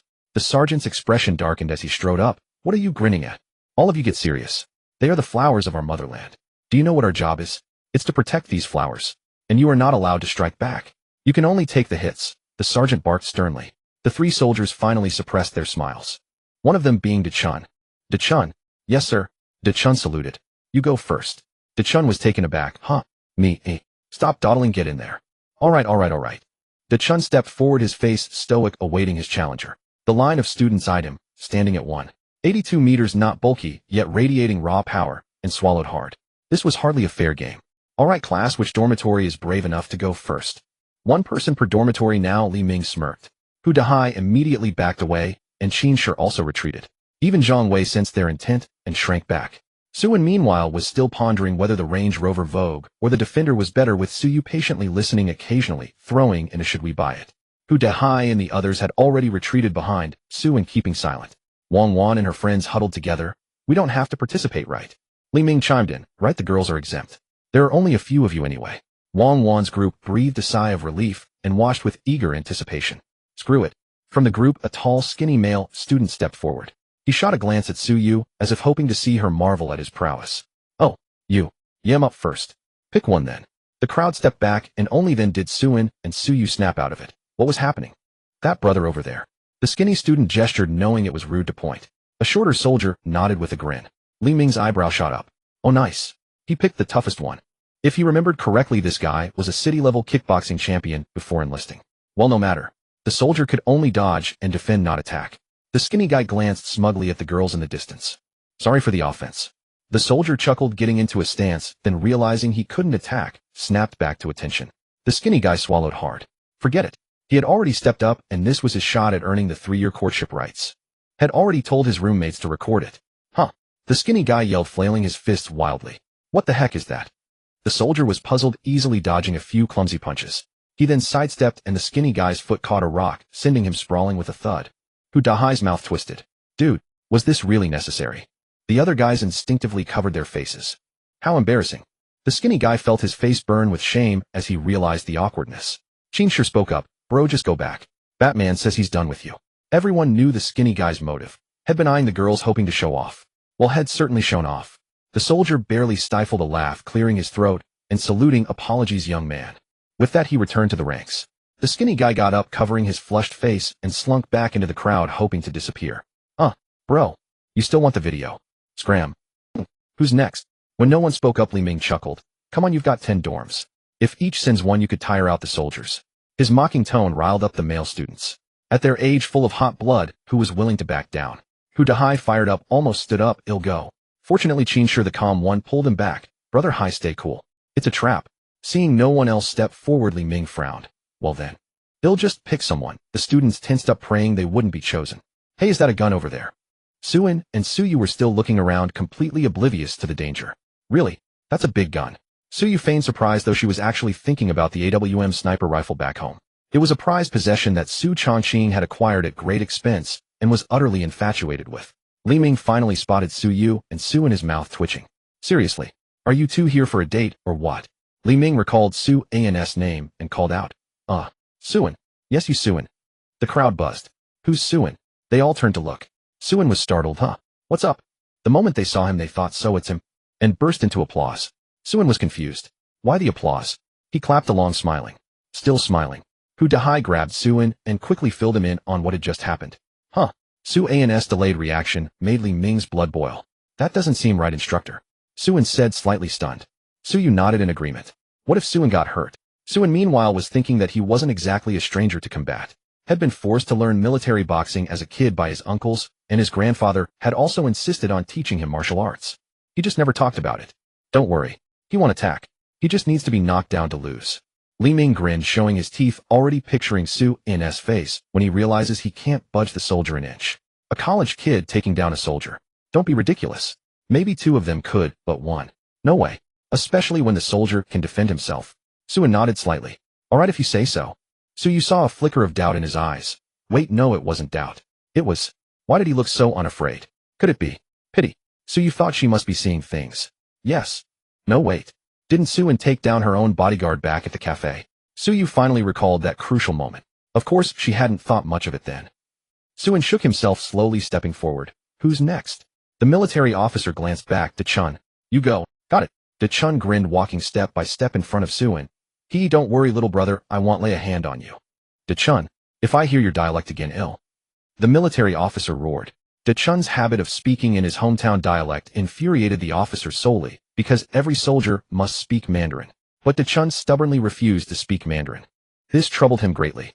Chun turned back and grinned at the officer. All right. The officer. Xiaotuan stealthily opened her phone to record a video. Li Qianqian had asked her to take photos, so recording a video would work too. No. Xiaotuan immediately put her phone away. This was a military base, and taking photos was strictly forbidden. So Qianqian would have to see it next time. Xiaotuan analyzed the situation clearly and gave up the idea, otherwise she might be arrested as an enemy spy. Anzi, will he be alright? Hu Dahai swallowed hard. Suin's physique, though not frail, was far from Chun's. Qin Shi shook his head. Hard to say. Even if that soldier doesn't fight back, Suin could easily end up embarrassed. After all the boys are waiting for him to make a fool of himself. Suyu, however, was still pondering the situation from earlier. Suin seemed to have decent martial skills. Wang Wan and the others gathered worriedly around Suyu. Come on. Chun laughed. Suin nodded. All right then, be careful. Ha ha ha. Ha ha ha ha. That kid actually told the soldier to be careful. What audacity. The male students burst into laughter, but Li Ming immediately scolded. What's the matter with all of you? Quiet down. Yet even Li Ming thought Suin was overreaching, telling the other to be careful. Begin. At the command, Suin's expression turned serious. He clenched his left fist by his cheek, extended his right palm downward, and assumed a stance. Wait. This kid. The military officer saw Suin's stance and sensed trouble. That stance was none other than the Black Dragon 18 hands. Li Ming's eyes widened. No way. You actually know this. The Black Dragon 18 hands, known as the armed police's lethal technique in the military, had been banned many years ago, and Suin's opening stance was exactly that. The officer thought, maybe he just learned the stance from a short video. Let's see. Suin parted his legs slightly, his aura surging like a fierce tiger. Here I come. Chun, good. In an instant, Suin slid in front of Chun, reaching for his throat with one hand while raising his knee. Chun tried to block, but Suin caught him off guard. Instead of using his knee, Suin suddenly kicked out. Chun failed to block and staggered back several steps, his eyes filled with shock. No way. He actually knows it. The officer sensed danger. Chun, fight back. Chun, how I can't fight back. Forget it. If you don't want to lose face, hit him. The officer realized Suin was clearly a trained martial artist. Even if Chun fought back, he might not be able to hurt him. The students exchanged bewildered glances. Wait, this guy actually knows martial arts. Their earlier mockery instantly rebounded like arrows, stinging their faces with flushed embarrassment. Suyu, I knew it. Suin, you really do know. Suyu's eyes sparkled with surprise like a fox. She never expected Suin to have such skills. Forgive me. Chun's expression hardened. He steadied himself, crouched, and threw a punch. Military boxing. Suin found it slightly tricky. He sidestepped, bent over, and suddenly grabbed Chun's joints. No, the officer shouted immediately. Suin also realized he had gone too far and immediately let go, but Chun kicked him, sending him flying several meters to the ground. Anzi. Hu Dahai rushed forward, helped Suin up, and roared in anger. You said you wouldn't fight. Li Ming wiped the sweat from his forehead. It was terrifying. Suin's hands had just been on Chun's joints. One more second, and Chun would have been crippled. Suin waved his hand. It's fine, he. Qin Shi and Zhang Wei stepped forward. Sir, didn't you promise not to fight? Chun also realized his mistake. I'm sorry, little brother. I just followed the squad leader's orders. The military officer stepped forward, bowing deeply. Little brother, Am truly grateful. All the students were bewildered. Why was the officer bowing to Suan? Only Li Ming and Suan understood what had happened. If Suan had actually dislocated Duchun's joints, the first to suffer would have been the officer and Li Ming. Suan had quickly realized this and stopped, which was why he got kicked. It's fine, haha. I just got a bit carried away. Suan scratched his head, looking embarrassed. The officer was drenched in sweat. If that had happened, he would definitely have ended up in a court-martial, especially with a new recruit under such scrutiny. Carried away. This kid was terrifying. He subdued Duchun, who had trained for months, in just 2 moves. Suan stood up. Get up, brother. You are the ones who defend our country. You work hard. No need to thank me. I should apologize, ha. The officer thought, what a good kid. May I ask, who taught you that fist technique? Suan thought for a moment. My second uncle taught me. What's his surname? The officer was curious. This technique had been banned and ordinary people wouldn't know it. Suan looked puzzled. His surname isn't. Why? The officer's expression changed drastically. And which region? Beijing. As Suan finished speaking, the officer's sweat poured even more. The commander of the Beijing Armed Police Brigade. Good heavens. That's not your second uncle, that's my ancestor. The officer was barely able to stand. Li Ming had also overheard a few words and immediately put Suan on a pedestal. Shoo. Suan, seeing that the officer seemed to know quite a bit, gestured for him to keep quiet. The officer nodded hastily. Suan then pulled Hu Dahai and the others, who were full of questions, away. Where did you learn martial arts? Suyu smiled at Suan, her eyes carrying a hint of a wife catching her husband hiding private money. Suan stammered, unable to utter a word, and shot a desperate look at Li Ming for help. Li Ming caught on. All right, everyone. It's getting late. Let's go eat. Yeah, I'm starving. Let's go eat, Suan quickly added. Suyu nodded. All right, Suan was probably exhausted and had just fought a match, so she didn't press him about where he learned his skills. Wang Wan and the others, along with Hu Dahai and his friends, muttered, your uncle really spoils his dad. Li Ming and the officer exchanged a glance, without speaking, leading the group away toward the cafeteria. Eat quickly, after we finish we'll go for a tour. Li Ming's words were cut short as a man in a military cap approached him and murmured something inaudible. Li Ming nodded solemnly. Classmates, I'm sorry, but the military district has a task. We'll have to return to school early. Li Ming apologized. It's only been a short while. A male student complained, though there was no help for it. They had traveled so far only to be told they couldn't stay. Li Ming said, I'm sorry, everyone. How about this? After we return to school, you won't have to attend military training. Just go back and rest today, okay? After Li Ming finished speaking, the group felt relieved and bowed their heads to eat. Suan remarked, I have to say this is really delicious. Suyu nodded. It was indeed among the finest meals she had ever tasted. A simple braised pork dish made so fragrant that only the mysterious kitchen squad could achieve such a feat. After a whirlwind of devouring, Li Ming led the group away swiftly. On the road, they could see rows of neatly aligned soldiers running in formation. Most importantly, they were fully equipped. Suan wondered if it was some kind of military exercise. All right, everyone, get on the bus quickly, Li Ming said. So the group boarded the coach, sitting in the same seats as when they came. The journey was silent. The group soon arrived at the gate of Lu University. Li Ming greeted everyone and drove off in a hurry, looking very rushed. Suyu said softly, What's up? Where are you going later? Suyu asked. I don't know, back to the dorm to sleep, Suan replied with a smile. Can you accompany me to that coffee shop we used to go to? I'd like a cup, Suyu said with a smile. Hu Dahai crap. Qin Shi traitor. Zhang Wei was chatting happily with Lu Jiejia, even exchanging WeChat contacts. Hu Dahai and the other grew even more indignant. Suan agreed without hesitation. He had nothing to do back at the dorm anyway, so why not accompany you go for coffee? Suyu turned back and waved to Wang Wan and the others. The two then casually hailed a taxi at the school gate. Jiang Lang. This Suyu taking a sick classmate to the hospital. The more I look at it, the more something feels off. Su Chongqing stared at the latest daily report on his daughter, puzzled, and voiced his question. Jiang Lang sat in his chair smiling. It's perfectly normal. Big brother look. Xiao Yu is even learning to care for her classmates, haha. Su Chongqing nodded. But the classmate, due to a severe headache, leaned on Xiao Ye's shoulder. This. Su Chongqing was confused.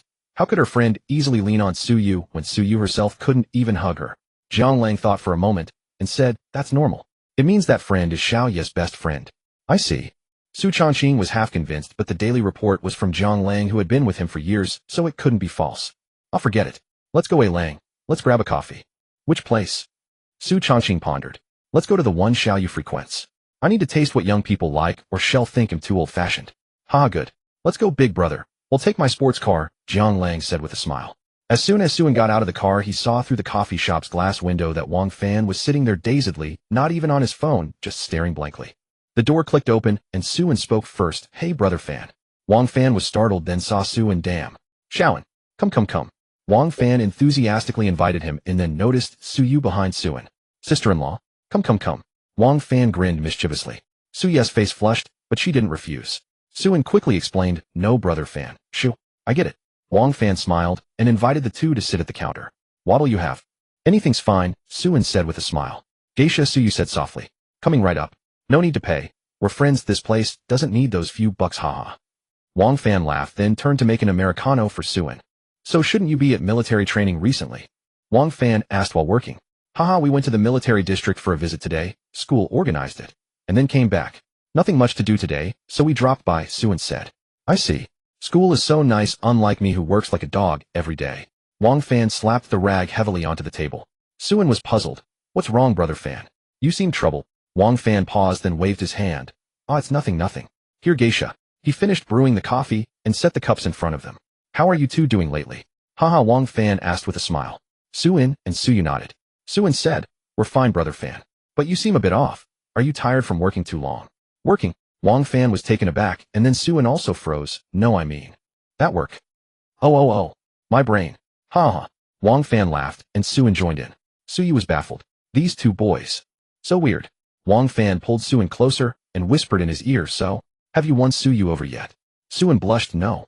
Suyu was drinking her coffee, ears perked up, but she still couldn't make out what they were muttering about. All she could see was Suan's flushed face.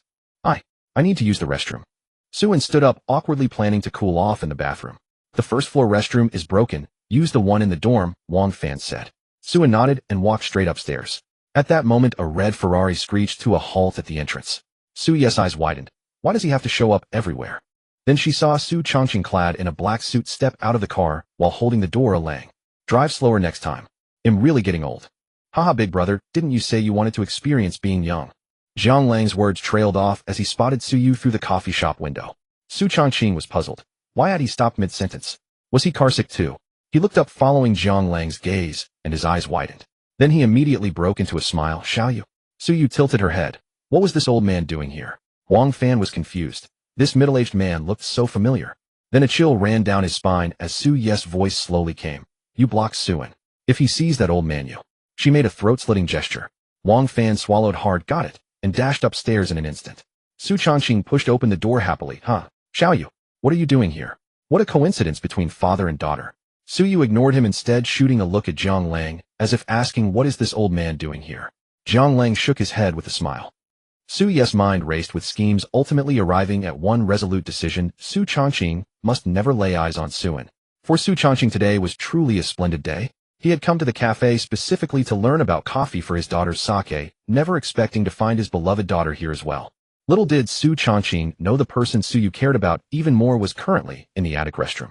Shall you know school today? Su Chongqing approached the counter and took a seat. Zhang Lang also smiled and sat down beside him, curious to hear Suyu's response. Zhang Lang scanned the room, but saw no sign of Suin. He deduced that Suin was in the attic, and the maintenance sign on the restroom door indicated he was inside. So Suyu had 5 minutes to get rid of her father and whisk Suin away. The more Zhang Lang thought about it, the more thrilling it seemed, and he couldn't help but twitch his face. Day off, no class, Suyu replied coldly. Su Chongqing, accustomed to her icy demeanor, continued. Is the dormitory comfortable? If not, would you like your father to buy you an apartment near Lu University? I've heard college students can live off campus. Suyu shook her head. No need. Living off campus would make it harder for her to see Suin. Su Chongqing smiled and nodded. All right, it seems Xiaoyu gets along well with her friends. Su Chongqing was overjoyed to see Suyu thriving. Xiao Lang, did you transfer this month's allowance to Xiaoyu? Yes, 1 million, Zhang Lang replied with a smile. I'm in a good mood today. Give her another million, Su Chongqing chuckled. Zhang Lang nodded. Suyu looked at the two of them in exasperation. Her bank account already had tens of millions accumulating because she could never spend it all. Hey, where's that barista? Su Chongqing finally noticed the empty counter, unable to order a drink. In the restroom, Suyu set her expression icy, hoping Wang Fan could stall Suin. Meanwhile, upstairs, Fanj, what are you doing? Suin looked bewildered as Wang Fan, who had come up moments ago, kept showing him his clothes. Wait, I have another one. Look at this, Suin. In a panic, Wang Fan pulled out a sock from the wardrobe. That's quite flashy. Suin paused, staring at the red sock. If there's nothing else, I should head down, Fanj, Suin said, moving to open the door. Wang Fan immediately grabbed him. Wait. Suin was puzzled. What was wrong with this guy? So strange. Could it be? Suin wondered if Wang Fan, tired of women, was now into men, and involuntarily tensed up. Suyu likes you. Wang Fan in desperation blurted out anything to stall him. What a... Suan froze. Just now downstairs Suyu told me. She likes you. Wang Fan knew lying was wrong, but he really couldn't hold Suan back any longer. Thighs. Impossible. Knowing Suyu as he did, even if she truly liked him, she would never confess so bluntly to Wang Fan. Suan shook his head immediately. He didn't believe it. It's true. Suyu asked me how she could be with you. Wang Fan looked serious, and even Suan was taken aback. Really? Suan gulped. Come have a seat. Wang Fan pulled out a chair and gestured for Suan to sit. Suan obediently sat down. Let me tell you, Suyu is the shy type, the kind who finds it hard to speak up, you know. Suan listened earnestly, seeing how serious Wang Fan was. That's why she asked me. But, I think. Wang Fan paused, then continued. What? Suan leaned in, curious. Why don't you confess to her? Honestly, I'd say your chances of success are 90%. Wang Fan declared. Suan's face flushed at that. Don't interrupt. I've got experience, trust me. Wang Fan got more carried away, caring little about truth or lies. The point was to stall Suan. Meanwhile, downstairs. This barista is something else. Abandoning the shop like this. Su Changqing, seeing such a cafe for the first time, was intrigued. Suyu sat nearby, her face cold, her mind racing with ways to drive Su Changqing away. She glanced at Zhang Lang, who raised an eyebrow, as if to say he was out of ideas too. Suyu quickly looked away, letting out a long sigh. Xiaoyu, are you feeling unwell? Su Changqing asked, noticing her turning away and breathing heavily. No. Su Changqing sighed helplessly at her response. This child was perfect in every way, except she kept her distance from him. Overwhelmed with melancholy, he sighed and began. Xiaoyu, your mother, my beloved wife, has been gone for so many years now. Do you still resent your father? Suyu paused, turning her head away, ignoring him. Xiaoyu, father knows he was wrong. Please forgive me. Our family runs a legitimate business now. Su Changqing's face, etched with the passage of time, was heavy with worry. Then why did you throw someone into the sea last month? Suyu suddenly spoke. Ahem. Su Changqing was instantly engulfed in awkwardness. After a moment, he ventured. Xiaoyu, have you met any boy you like? Zhang Lang immediately perked up his ears. Suyu stiffened for a second, then regained her composure. Why, eager to marry me off? Ahem. No. Su Changqing nearly choked on his saliva, clearing his throat before continuing. Well, he hesitated, unsure how to broach the subject. Zhang Lang seemed to anticipate what he was about to say. Some time ago, the head of the Zhang family from the capital had called Su Changqing. They were old acquaintances. The Zhangs had a youngest son, 24, recently returned from abroad, and had suggested the two children meet. The implication was clear to Su Changqing. In short, the young master Zhang had taken a liking to Suyu. Su Changqing hadn't agreed immediately, merely chuckling before hanging up. The Su family wasn't afraid of the Zhangs, but Su Changqing knew that Suyu would eventually date. Should he perhaps vet potential partners? The Zhang boy was decent, polite, worldly, and sensible. Ahem. Su Changqing cleared his throat, deciding Suyu deserved to know. That Zhang boy, do you remember him? The one you used to call Gu when you were little? Su Changqing began. Suyu thought for a moment, then shook her head. Don't remember. Irrelevant. Well, the young master has returned to the country. The Zhangs mentioned they'd like you and Xiao Zhang to get to know each other better. Su Changqing trailed off, then quickly added, Of course, if you don't like him, we don't have to spare his feelings, ha. It's not my idea, you know. It's your Uncle Zhang's. Suyu raised her eyes, glaring at Su Changqing with icy contempt. Scram. Su Changqing was completely subdued by Suyu's aura, not daring to utter another word. Zhang Lang watched from the sidelines with schadenfreude, thinking had warned him not to bring this up with Xiaoyu. Their already fragile father-daughter bond now made it seem like he was trying to sell her off. Ahem, truly Xiaoyu, it was your Uncle Zhang who said this, not me. Su Changqing put on a serious face, desperately trying to distance himself from the matter. He'll give you a chance. Suyu spoke softly. Su Changqing's spirits lifted instantly upon hearing this, realizing there was still a chance to win back his daughter's favor. What do I need to do? Just say the word, Xiaoyu. Even if you're displeased with that young master Zhang, I'll arrange for someone to take care of him right away. Su Changqing was ready to do anything now as long as he could appease his precious daughter. Please just go out and enjoy yourself. Do whatever you need to with Uncle Jiang. Suyu looked at Su Changqing with a smile and spoke slowly. Su Changqing was stunned for a moment, then immediately turned and grabbed Zhang Lang, dragging him out without looking back. Hey. Zhang Lang tried to protest. He hadn't even gotten his coffee yet. Once in the car, Su Changqing's excitement exploded. He grabbed Zhang Lang's arm. Xiaoyu just smiled at me. Should I give you an award or something? Zhang Lang shrugged nonchalantly. This is the first time she smiled at me in all these years. Su Changqing was so emotional that the corners of his eyes were turning red. After all these years, his own daughter had finally smiled at him. Go give everyone in the company 1,000 yuan red packet today. I'm happy. Su Changqing laughed heartily, unable to stop grinning at the thought of Su Ye's smile. What are you smiling at? Yuji. Suin asked, puzzled. Ever since they came downstairs, Suyu had been looking at him and smiling. It was making him a bit embarrassed. What can I smile at you? Suyu maintained her cheerful expression, speaking playfully. Of course you can. Suin turned his head away, finding Yuji more endearing by the minute. Wang Fan let out a long breath at the bar. Safe. The whole world was safe. He kept drinking water. He hadn't stopped talking upstairs and his mouth was nearly dry. Suyu was very satisfied and decided that boss Wang Fan deserved a raise. A raise was mandatory. It's getting late, let's go eat. Suyu said with a smile. Suin nodded. It was already afternoon time to get some food. Suin stood up and waved goodbye to Wang Fan. Bye, brother Fan. We'll come back next time. Suyu also waved politely. Wang Fan waved back with a bewildered expression. Please don't come back. Okay. Yuji. Well. Walking on the street, Suin scratched his head, recalling Wang Fan's words, and couldn't help but feel nervous. My. Suyu was puzzled. What had Wang Fan said to Suin? Why was he acting so shy and hesitant like a little girl after coming downstairs? Suin didn't want to be this way either. But it was awkward. Knowing a girl who liked him was right beside him, who could not be awkward? Especially when that girl was Suyu. Beautiful. With a figure to die for. Others might not know, but Suin certainly did.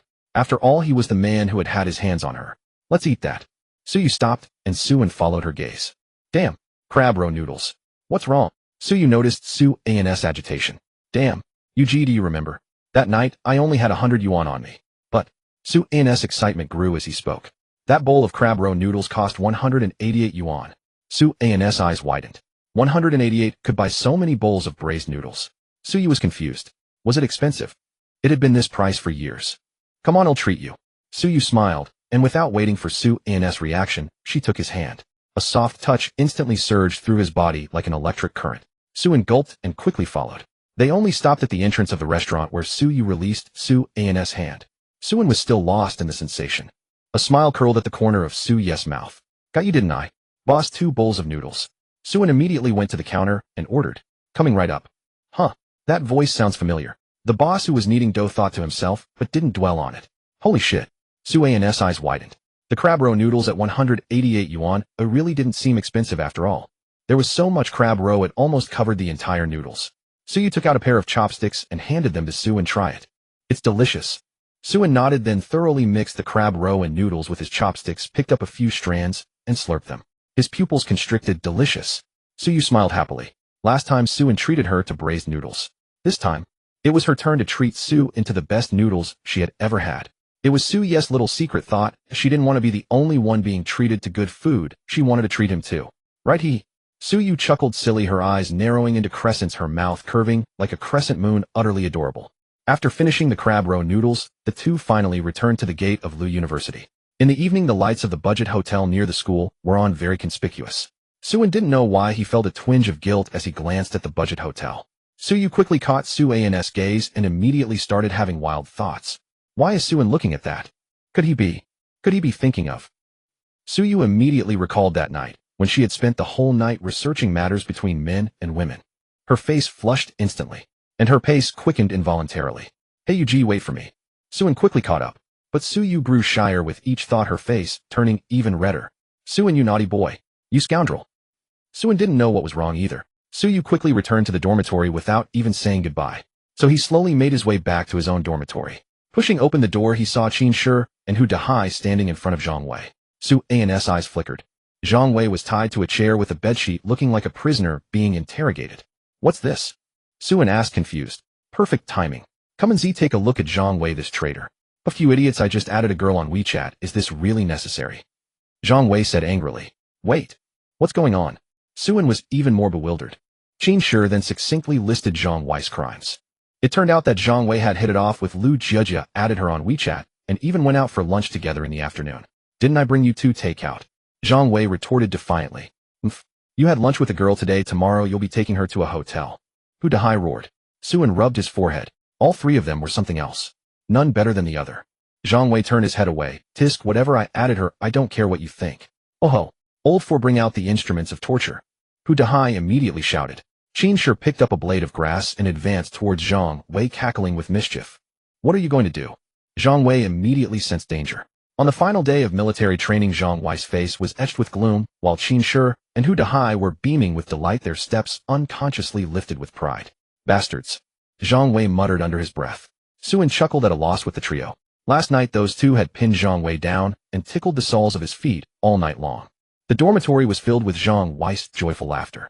Li Ming stood in the sunlight announcing, "Classmates, today is the last day of military training." Cheers erupted from the crowd. Finally, the 7-day ordeal was coming to an end. Li Ming smiled as well. Isn't it a joy to see these youthful students every year? All right, I won't ramble on. We won't train today. Let's find a shady spot and sit down to chat. As soon as Li Ming said this, the crowd erupted in shouts. Brother Ming, you're awesome. Brother Ming, you're the best. Li Ming looked puzzled. The group found a spot under a tree chatting and laughing as Li Ming slowly sat down. Does anyone have a performance to share? A performance? What kind of performance? Hu Dahai asked. Since it's the last day, why not show off some talents? Li Ming said with a smile, trying to liven up the atmosphere. He'll go. A male student stood up. After several days of training, everyone felt familiar enough to avoid awkwardness or shyness. The group immediately applauded. Hello everyone. I am a personal trainee with 2.5 hours of practice. The crowd burst into laughter. Li Ming chuckled, recognizing the meme. The young man then swung his arms and shouted, "Kuan fist." The boys roared with laughter, but the girls were puzzled, wondering why the boys found this so hilarious. They didn't understand the joke. For the boys, it wasn't really about the meme, it was about shared joy. Even if they met that person, they'd cheerfully greet him with a laugh. Hello, Brother Kuan. And that's all it took to make the boys happy. There was a sense of respect, and no one took it too far. After the boys sat down, Hu Dahai raised his hand. Brother Ming, I'll go next. Li Ming nodded with a smile, curious to see what Hu Dahai had in store. Hu Dahai walked up grinning. Hello everyone. I'll sing a song for you. Suan was taken aback. This guy can sing. Qin Shi immediately sensed something was wrong. Missing your armpit. Hu Dahai then belted out the lyrics with a roar, his song so vivid and expressive that everyone found it quite entertaining, though it seemed to hurt their ears a bit. Dahai, stop your sorcery. Qin Shi yelled from below, unable to bear it any longer. Hu Dahai smiled. Thank you everyone. I won't be holding any personal concerts for now. I need to focus on my studies. A wave of playful jeers washed over, but everyone was laughing heartily. Although Dahai's singing wasn't pleasant, it brought a lot of joy. Li Ming, let's combine our two teams. The instructor from Team 12 shouted from not too far away. Suan immediately perked up his ears. Team 12. Yes team. Li Ming glanced at Suan with a knowing smile, then turned and replied, sure. The students from Team 12 began to walk over. Suan looked up, searching for that familiar figure. Soon Suan spotted Su Yu in her camouflage uniform, her high ponytail catching the sunlight, making her look exceptionally radiant. The boy next to Suan glanced from Suan to Su Yu, and a surge of envy rose within him. You little. Suan awkwardly tried to shuffle away, but found himself surrounded by a group of guys who then sat down right next to him, leaving no gap. It was obvious they were all determined to prevent Suan from sitting with Su Yu. Xiao Yu, do you want to go sit with Suan? Wang Wan asked. Is that not allowed? Su Yu replied, puzzled. It's allowed. Chen Yuan said with a sheepish smile. Then, under everyone's astonished gaze, Su Yu walked up to Su and looked at the boys beside him. Move. In less than 3 seconds, a space of at least 3 meters cleared out. Suan found himself completely alone. Su Yu nodded in satisfaction and sat down beside Suan. The boys muttered, male safety is of utmost importance. Li Ming chuckled and then conferred with the instructor from Team 12. Since the teams were combined, there were plenty of games they could play. The two of them put their heads together, occasionally laughing, seemingly discussing something fun. Meanwhile, the other students were stealing glances at Suan and Su Yu, curious to see what they would do.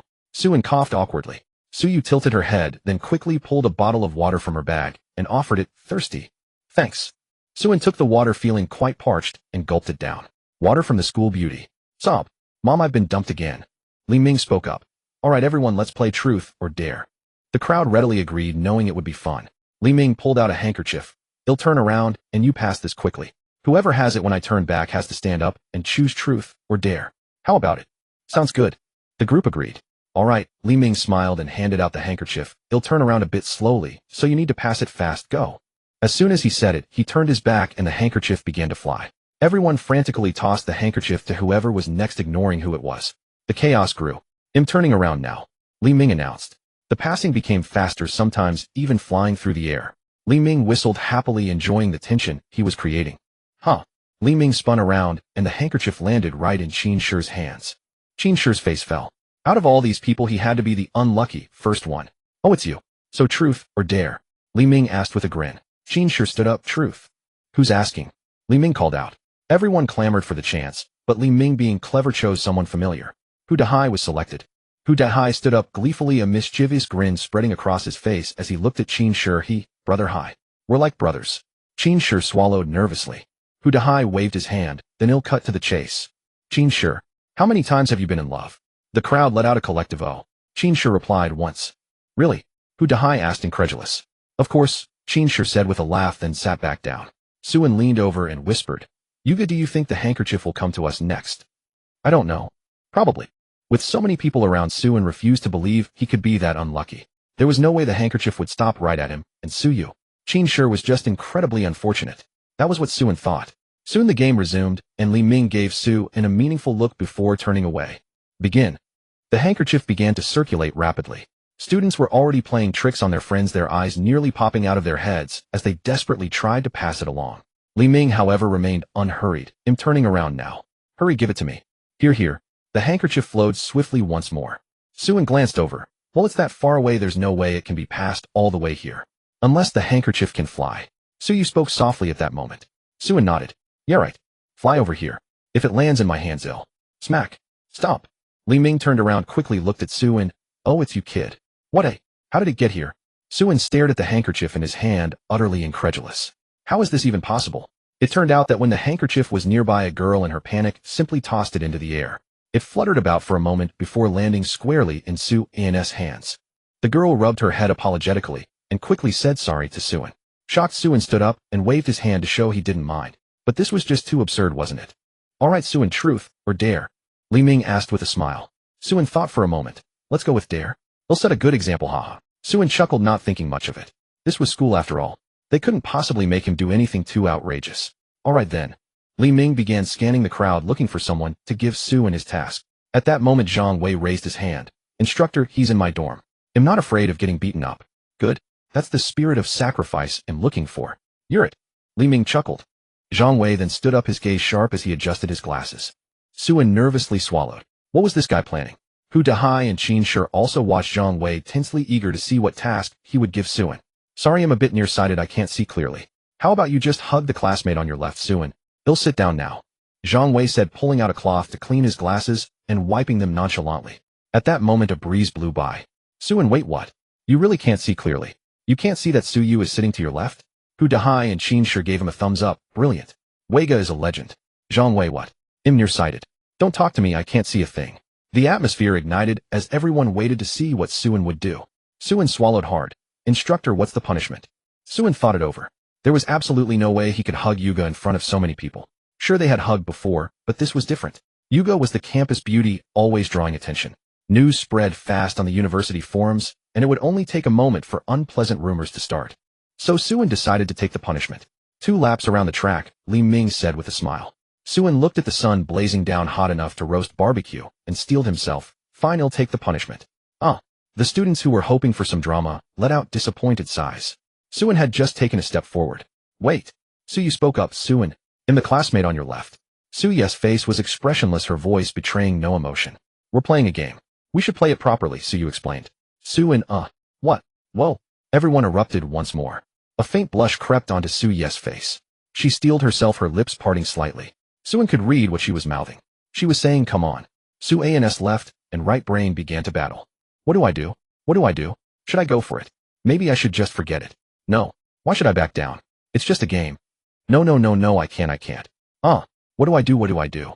Suan stood frozen, his mind a whirlwind of confusion. Hug her. A voice from the crowd shouted. No, don't do it. A male student immediately yelled, don't do it, campus beauty Su. Hug. No. The students descended into chaos. Seizing the moment, Suyu stepped forward and gave Suan a brief hug, then immediately pulled back and returned to her seat, her face a perfect mask of indifference, as if nothing had happened. Ahem. Go on back, Li Ming said. Suan remained rooted to the spot. It was over that quickly. All the students' eyes were wide. Did the campus beauty just initiate that herself? At that moment, the clear sound of hearts shattering could be heard. Mom, I'm heartbroken again. Suan returned to his seat. Dazed, still processing what had just happened. Brothers. It's normal for brothers to hug. Right, Suyu whispered. Totally normal. Suan nodded. The whole incident had lasted only a second or two. Some students who had missed the drama due to the chaos looked dejected, frantically shaking the people next to them. It's all your fault, all your fault. What's it got to do with me? Are we even in the same dorm? The game of hot potato quickly started again. Suan shot Li Ming a suspicious glance.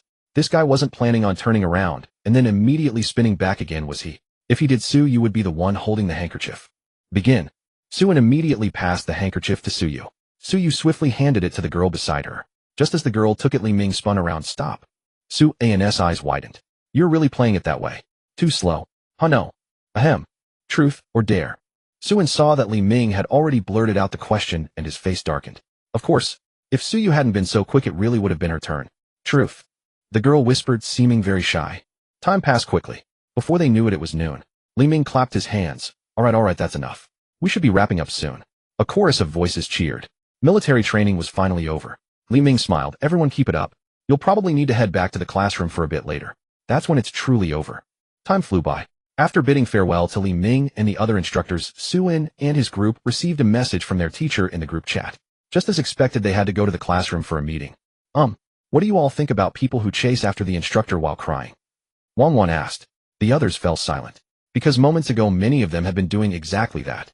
Some had even tried to add the instructor on WeChat only to be rejected. Suan said, I don't know. Without knowing the full story, I won't comment. Qinshi finally spoke up. Even knowing the full story, I can't be bothered to comment. Since Suyu and Suan were in the same class, their dorms naturally ended up walking together. Hu Dahai suddenly thought of something and spoke up. Hey, how about we do a joint dorm activity? Didn't Qinshi mention earlier that we'd grab barbecue after military training? Want to join in? Wang and the others thought it over. Sure, but you'll have to wait for us to do our makeup. No problem. We're all buddies. Hu Dahai replied cheerfully. So we're all going out to eat tonight? Suan asked Suyu beside him. Suyu nodded with a smile. Zhang Wei and Qinshi had no objections either. And so the 8 of them settled it. They'd go out for barbecue and beer tonight. At the Economics and Management Building class, one of the freshman Economics and Management program, the group arrived at the classroom. It seemed they were too early. There was hardly anyone inside. Oh, you're here. Go on in and have a seat. We'll be done soon, Zhao Yu said with a smile. The group exchanged greetings and instinctively headed for the back row as usual. Hu Dahai had just sat down when he suddenly felt something was off. Where's Zhang Wei? Yeah. Qinshi chimed in. The two looked over to see Suan and Suyu sitting not far away. And on the other side, Zhang Wei was sitting with Lu Jia. They were chatting and laughing together. Damn. Traitor. The two cursed under their breath. Wang sat with Chen Yuan, both of them watching Lu Jia. Wang spoke first. This Jia couldn't possibly be. Probably. Before long, more and more students filed into the classroom, filling the small space to capacity. Seeing that most had arrived, Zhao Yu said, Zhang Qiu, could you check if everyone's here? Sure, teacher. Class monitor Zhang Qiu stood up and scanned the room. He had already memorized most of the students' faces when the military training uniforms were distributed earlier. He could easily spot who was missing. Everyone's here. Great, thanks, Zhao Yu said with a smile, taking a sip of Sprite before continuing. Sorry, everyone, I know we just finished military training, but I have no choice. The whole school has to do this, No worries, brother Zhao, just say what you need to say. Yeah, it's no big deal, just go ahead. The students had been full of complaints, but seeing Zhao Yu like this, they softened and spoke up in agreement.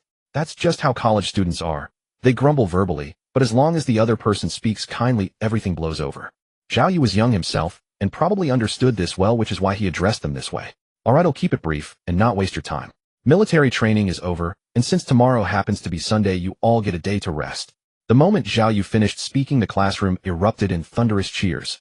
Zhao Yu smiled helplessly, then lightly tapped the desk to calm everyone down.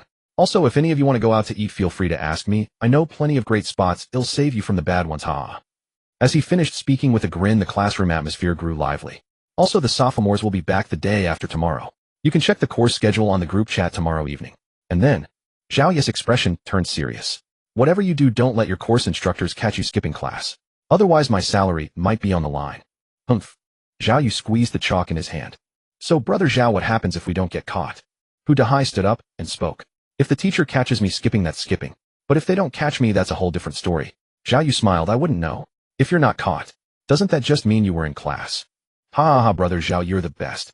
None of the students had expected to encounter such an understanding class advisor in college.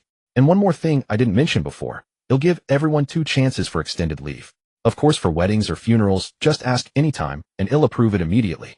After Zhao Yu said this, everyone was so moved they wished they could rush up and hug his leg, tears streaming down their faces. They'd seen videos on Douyin of class advisors refusing to approve leave even for student funerals, which had made them worried. But now they could all breathe easy. One more thing. I've looked at our class schedule. There are a few teachers whose classes I won't say more, just attend on time. Zhao Yu spoke, and the group was momentarily stunned before the implications sank in. Zhao Yu was going to tell them exactly which teachers were strict and which were lenient. How could they not be grateful for this? Brother Zhao, you're a legend. Brother Zhao's even more handsome than Daniel Wu. No one's more handsome than you readers though. No one had expected Zhao Yu to go this far as a class advisor. Even Su-Yin couldn't help murmuring, this class advisor is way too good. He really is. Su-Yu hadn't caught what Zhao Yu said. Her mind was entirely on Su-Yin. Alright, I won't ramble on. If you're going out for drinks tonight, stay safe. If the dorm supervisor calls me, you're welcome to disturb me anytime. Zhao Yu smiled. True to his youth, he understood what everyone was thinking.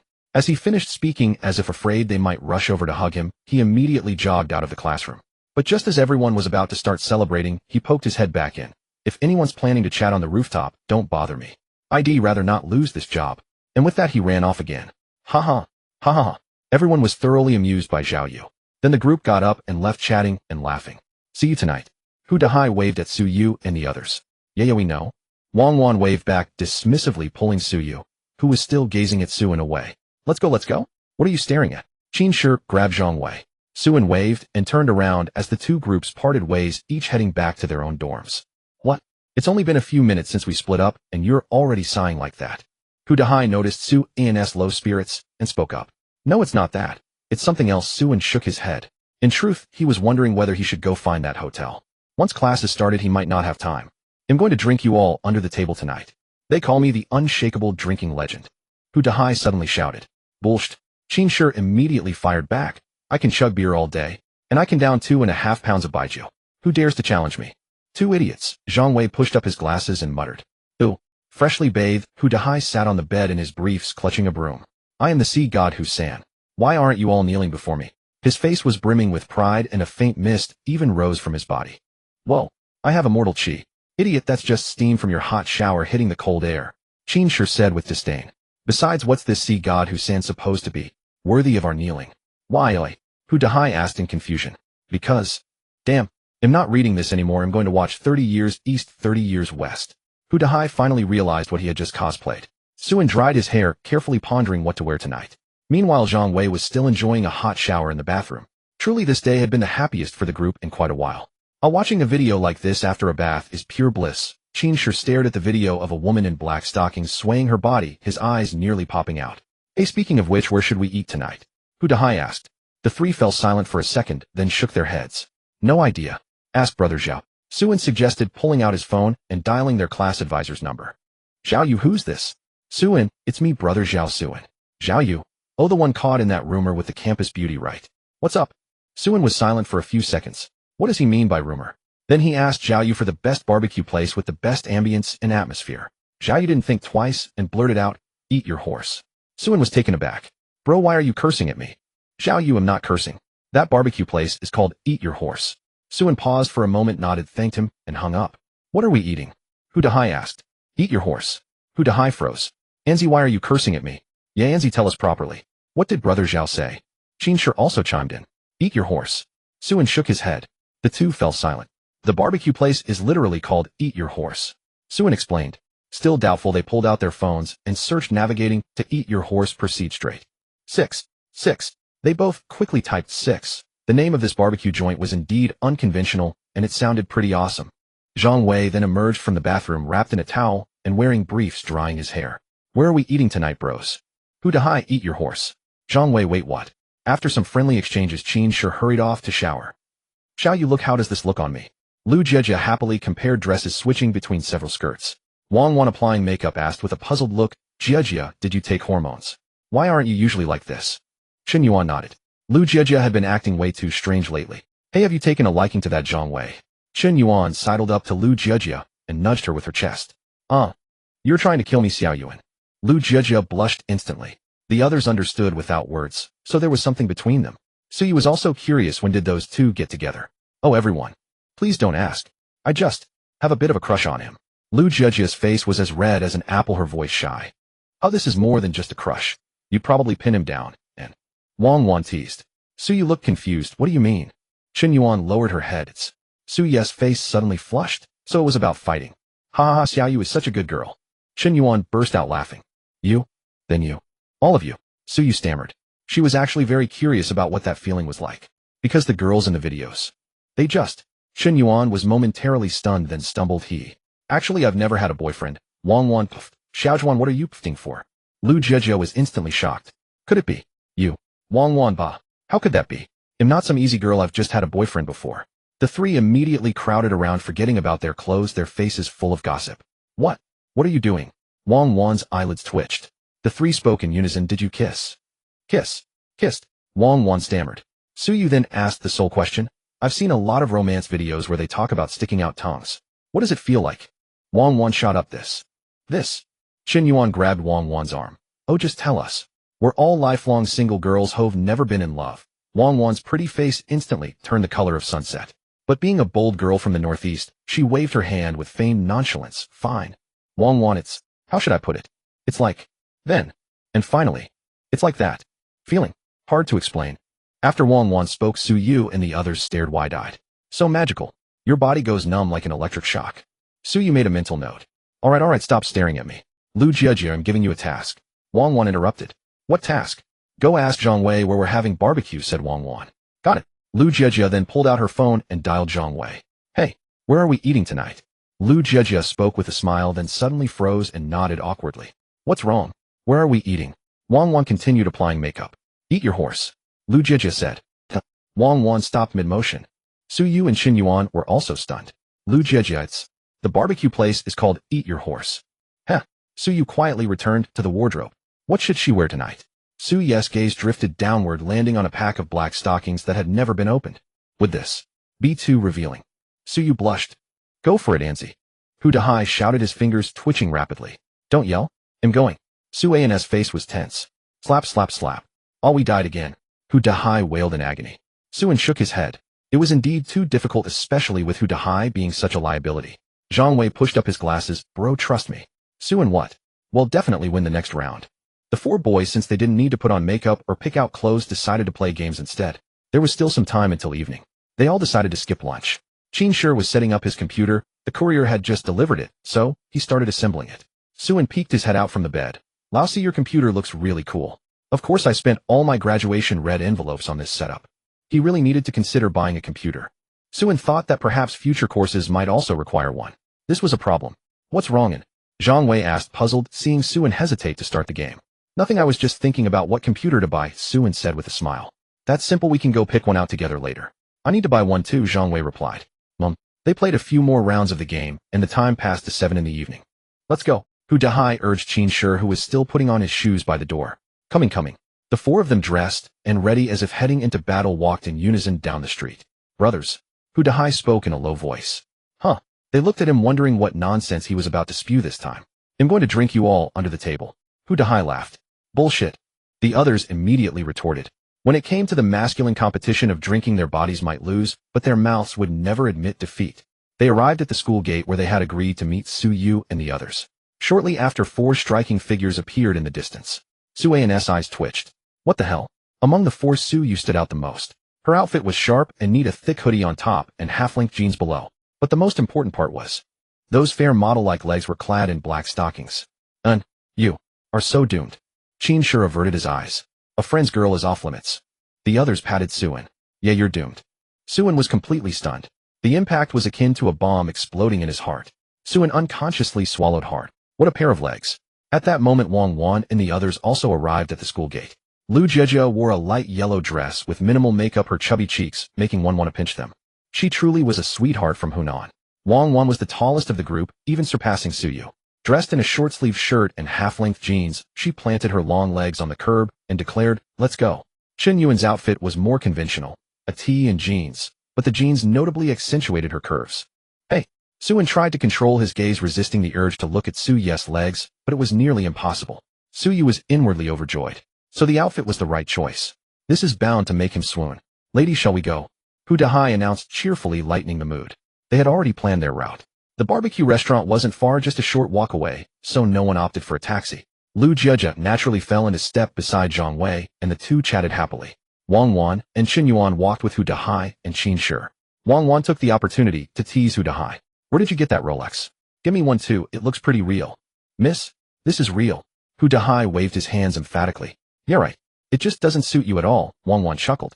Indeed, no one would easily guess Hu Dahai was a rich kid, perhaps due to his usual demeanor.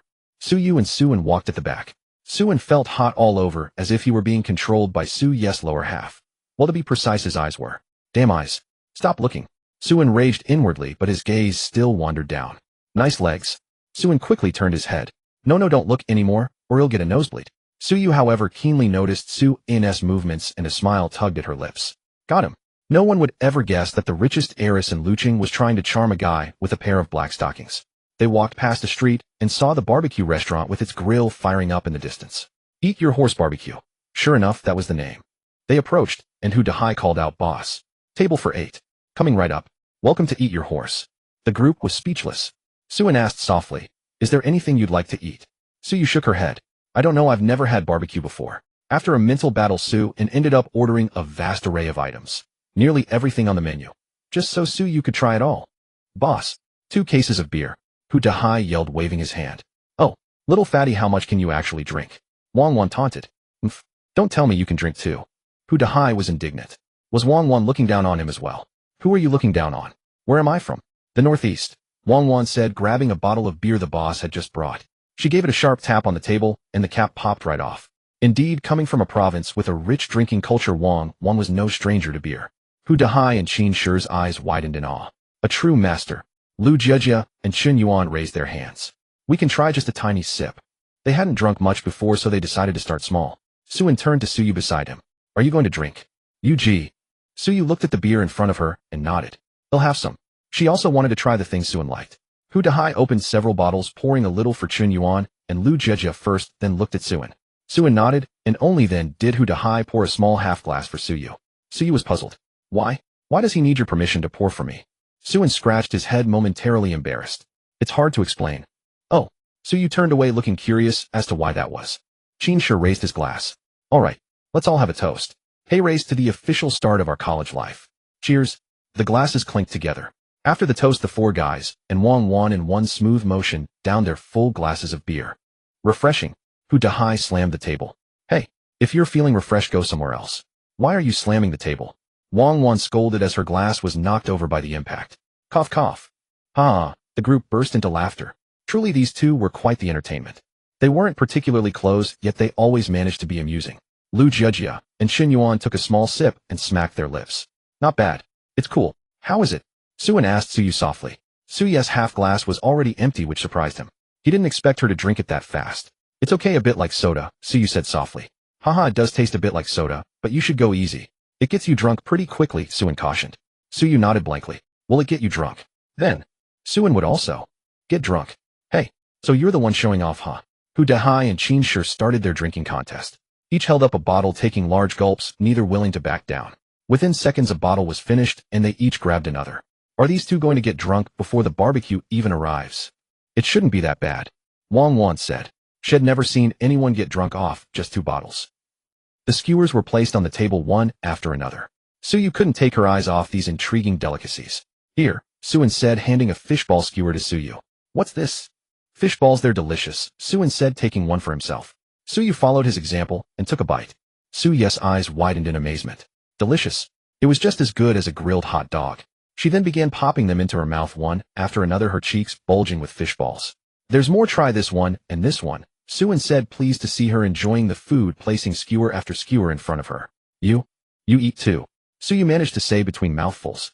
"Sure thing," Suin replied. The others also started grabbing skewers. They all unanimously agreed that this barbecue place really had something special, which was why Zhao Yu had recommended it. "Cheers!" Hu Dahai exclaimed, his face already flushed, raising his glass to clink with Qin Shi beside him. The two gulped down their drinks quickly. "Come on, let's drink too," Wang Wan said boldly. The others raised their glasses, laughing as they drank. Suyu also took another small half glass. "It's so hot," Hu Dahai said. "As everyone knows, after drinking some beer your body gets warm. It's a normal thing." Suin glanced at Hu Dahai, his eyelid twitching. "Bro, are you sure you're alright?" Hu Dahai's neck and face were flushed an unnatural red. He waved his hand dismissively. "I'm fine." Qin Shi was taken aback. "Wait, are you drunk?" "What Who says I'm drunk?" Hu Dahai jumped up, grabbing a bottle, as if to challenge Qin Shi to a duel. "Maybe. Let's not, bro." Qin Shi cautioned quietly, but it was no use against Hu Dahai's current state. Hu Dahai then gestured for Suin and Zhang Wei to continue drinking. Suin chuckled. And so the scene unfolded. The 3 girls enjoyed their grilled sausages, while the 5 guys started a drinking contest. While the one drinking the most among them was actually Wang Wan. Her boldness even earned Suin's admiration. Soon 2 cases of beer were finished. Hu Dahai had downed 5 bottles, Qin Shi 6, and Suin also 6 with the rest shared among everyone.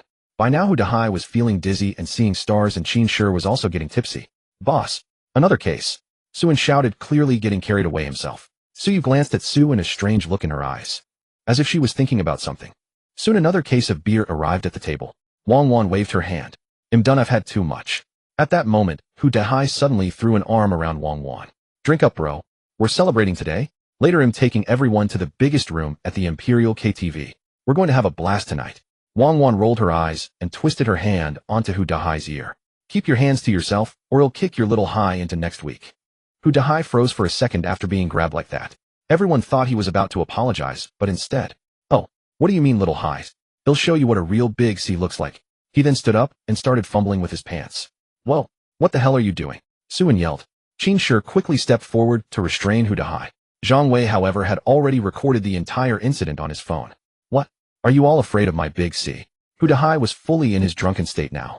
Suin was also starting to feel lightheaded, his face flushed, but he stubbornly continued drinking a bit more with Zhang Wei. Qin Shi whispered something to Hu Dahai, and surprisingly, Hu Dahai decided against his little show. He sat back down, and Wang Wan scooted away from him in disgust. Come on, cheers. Hu Dahai raised his bottle again, and the others joined in. They drank bottle after bottle. Honestly, Suin felt he had never drunk this much in his life. It wasn't that he had a low tolerance, but he had nearly 10 bottles already. Burp. Suin belched, his head spinning. He tried his best to look composed. SpongeBob, let's go catch jellyfish. Hu Dahai suddenly shouted, this time at Qin Shi, to everyone's utter shock. Patrick, can't you be more mature? Qin Shi shouted back. The 4 girls were bewildered. Zhang Wei silently pulled out his phone again. Qin Shi grabbed Hu Dahai. Patrick, we're not playing with you anymore. Oh, no. SpongeBob, aren't we best friends? Hu Dahai whined, a look of pure grievance on his face, a far cry from his usual self. Chen Yuan and Lu Jejia were desperately trying to stifle their laughter, afraid they'd spray their food everywhere. I have to go to work at the Krusty Krab now. You play by yourself, Qin Shi said with a completely straight face. No, no, no. Hu Dahai began shaking Qin Shi frantically. Zhang Wei had recorded enough by now. He slowly stood up. That's enough. They'll take them home. The others agreed, as the two were undeniably wasted. Suyu turned her head and saw Suin sitting quietly nearby. Are you drunk? I'm not drunk, Suin said, trying to appear calm, but internally thinking, why does this bottle have 2 legs? All right, let's call it a night. Everyone go home and rest, Wang Wan said, standing up as well. Then Suyu spoke softly. We'll take Suin for some fresh air. Wang Wan was speechless. Fresh air? Didn't Suyu know that going out in the wind after drinking would make you even more drunk? Wang Wan tried to interject, but Suin cut her off. Great idea. No one else said anything. Zhang Wei had already paid the bill, and Lu Jejia and the others were trying to split the cost. Zhang Wei shook his head. It's fine. SpongeBob's treat. You guys can treat him next time. They all chuckled and stopped insisting. Patrick, SpongeBob, let's go. We're off to catch jellyfish, Zhang Wei said as he stood up. Okay, Squidward. They both said in unison. Bye, Xiaoyu. Come back and rest soon. The 3 girls waved goodbye to Suyu. Zhang Wei turned to Suin. And Z? Huh? Suin, dizzy and disoriented, wondered who was talking to him. Good luck. Huh? Suin was staggering a bit, so Suyu gently supported him. There happened to be a park next door, usually used by residents of the nearby community to walk their dogs. Suyu planned to take Suin there for a stroll. It was 10:30 p.m. Beijing time, and the night air was growing cool. A gentle breeze blew, and Suin shivered, feeling a sudden throbbing in his head. They walked to the park in silence. Let's sit down for a bit, Suyu said, leading Suin to a bench in a quiet corner of the park. Suin suddenly grabbed Suyu's arm. Who are you? Suyu was taken aback. What was happening? Suin then muttered to himself, so that's how it is. Suyu was confused. Suin, she said tentatively, feeling he seemed even more drunk than before. She had originally planned. Tonight. Hey, you have a crush on me, don't you? Suin suddenly blurted out. Suyu was startled by his words, then turned away, her face turning bright red. How could he say it out loud? But you're probably out of luck with your plan, Suin said. Suyu was stunned. Because I already have someone I like. What? The evening breeze stirred the girl's black hair. Suyu couldn't believe she had actually heard Suin say he had someone he liked. Suyu dared not continue. Suin was still muttering to himself. Suin. Suin looked utterly bewildered, his head pounding. Before Suyu could finish, Suin leaned in close, acting up again. Miss, you're so beautiful. Thank you. Suyu, startled by the sudden proximity, quickly tried to turn away. Suin, however, stared fixedly at Suyu. So beautiful. A primal surge coursed through his body, and his hand lightly rested on Suyu's waist. Suyu trembled all over. What was he going to do? Suin gazed blankly at the girl before him, slowly bringing his face closer, their faces mere millimeters apart. You? Suyu swallowed hard, a bold thought forming in her mind. Suin was drunk. He probably wouldn't remember anything tomorrow. No. What if he did? For a moment Suyu was torn. She looked at Suan's thin lips and bit her own. The space was silent except for the sound of their breathing. Suyu watched Suin nervously, his eyes glazed from too much drink. She wanted to kiss him. The thought took root in Suye's mind, echoing what Wang Wan had said earlier that day. If she kissed him, he would be hers, right? Suyu thought, then closed her eyes and leaned her face towards Suin. Suin was stunned. What the hell? The evening breeze swept through the deserted park. On a bench in a corner, the girl's lips met the boy's. The taste of alcohol. Suyu immediately came to her senses, turned away, her whole body flushed, utterly shocked by what she had just done. Suin, however, was completely clueless. What had happened? But it was so soft. Suin felt that his lips had touched something very soft, and he wanted more. So he grabbed the blushing Suyu and turned his head. I want more. Suyu was taken aback, but it was too late. Suin leaned in, and the two merged, completely lost in the moment. Youthful hormones exploded wildly, echoing through the night. Suye's heart raced. His tongue. But Suin was already lost. A bizarre and dramatic scene unfolded. A girl half sober, half dazed, and a boy reeking of alcohol, dizzy and disoriented. Suye's body went limp, yet she wanted to hold Suin tightly, her arms slipping around his waist. Suin pulled the girl closer, his assault growing more intense. Huff. Suyu gasped for breath, her lips swollen. She couldn't believe she had let her first kiss slip away like that. She glanced at Suin beside her, reeking of alcohol, already asleep on the bench. Bastard. Suye's face flushed bright red. Would this guy just deny it all when he woke up in the morning? Suin, however, was sleeping soundly, smacking his lips, wrapping his arms around her black stocking thigh and nuzzling closer. Suyu shuddered, then quickly reassured herself. It's okay, he's drunk. She sat quietly, her heart pounding wildly. Looking at Suin in the dim light, she felt a pang of emotion. Suin, I like you. The girl's most sincere confession went unanswered in the night. Suin murmured in his sleep, his lips parting to make a few sounds. You go. Huh. Suyu turned in shock, only to find Suin still fast asleep. Talking in his sleep. Suin hugged her leg tighter, smacking his lips, occasionally muttering a few words, calling out Suye's name. Suyu was both amused and exasperated by his antics. Suyu. In his dreams, Suin kept mumbling. Suyu listened carefully to what he was saying. Like you. At that, Suyu leaned in closer. Like who? Why only say the second half, and not the first? It's driving me crazy, Suin. Seeing that Suin remained silent for a long time, Suyu grew angry and yanked him up. Suin opened his eyes drowsily, still very drunk. Suyu grabbed his arm and started walking back toward the school. Under the streetlight, the lipstick mark on Suan's lips was clearly visible, and Suye's lipstick was mostly gone. Suyu dragged Suin to the entrance of the boys' dormitory, only to realize she didn't have the WeChat of Hu Dahai and the others. So she set Suin down at the door, pulled out her phone, found Zhang Wei's contact, and sent a friend request. After waiting a long time, without a reply, Suyu panicked. She thought about knocking on the dorm supervisor's door, but hesitated. What should she do? She crouched down, looking at Suin, who was dead drunk, at a loss. Maybe get a hotel room. The thought crossed Suye's mind, but she shook her head frantically. No. How could she be so fast? Wait, why was she even thinking about that? She was just taking Suin to sleep, then she would go back to her dorm, right? Suyu made up her mind and hoisted Suin again, heading out of the school. Fortunately, the security guard was used to such sights. College students, after all, what's so strange? Suyu spotted a brightly lit budget hotel and walked straight in. The lobby was bright, and a middle-aged man was idly playing on his phone. Seeing them, he immediately stood up to welcome them. Suyu stammered, I'd like to check in. After all, it was her first time booking a hotel, and she was dragging a boy along. How could she not be embarrassed? Sure. The middle-aged man, clearly accustomed to such situations, simply extended his hand without comment. Suyu was puzzled. What was he doing? ID card. Suyu was completely taken aback. They needed an ID card. No ID. Are you an adult? The middle-aged owner asked. I am an adult. How can you prove it? On the third floor of the hotel, Suyu had managed to get Suin inside. To prove they were adults, she found her electronic ID on her phone. Thank goodness for the internet age. But Suin was a hassle. It took a while before the owner let him in. Suyu looked at the key card in her hand, her cheeks flushing. Right? They'll just drop him off and leave. I'm not sleeping here, she kept telling herself. It's perfectly fine for a friend to bring another friend to sleep. Pushing open the hotel room door, Suyu was intrigued by the pristine white sheets. She set Suin down, rolled her shoulders. It had been quite exhausting. Feeling the soft bed, Suin squirmed, his shoes slipping off automatically. Suyu swallowed hard. Time to leave. Yes, leave. Just one more glance. Just one tiny glance. Suyu leaned in, studying Suin's face, her heart pounding faster. Suin's hair was tousled, adding a touch of roguish charm that made Suye's face burn. Maybe. One more kiss.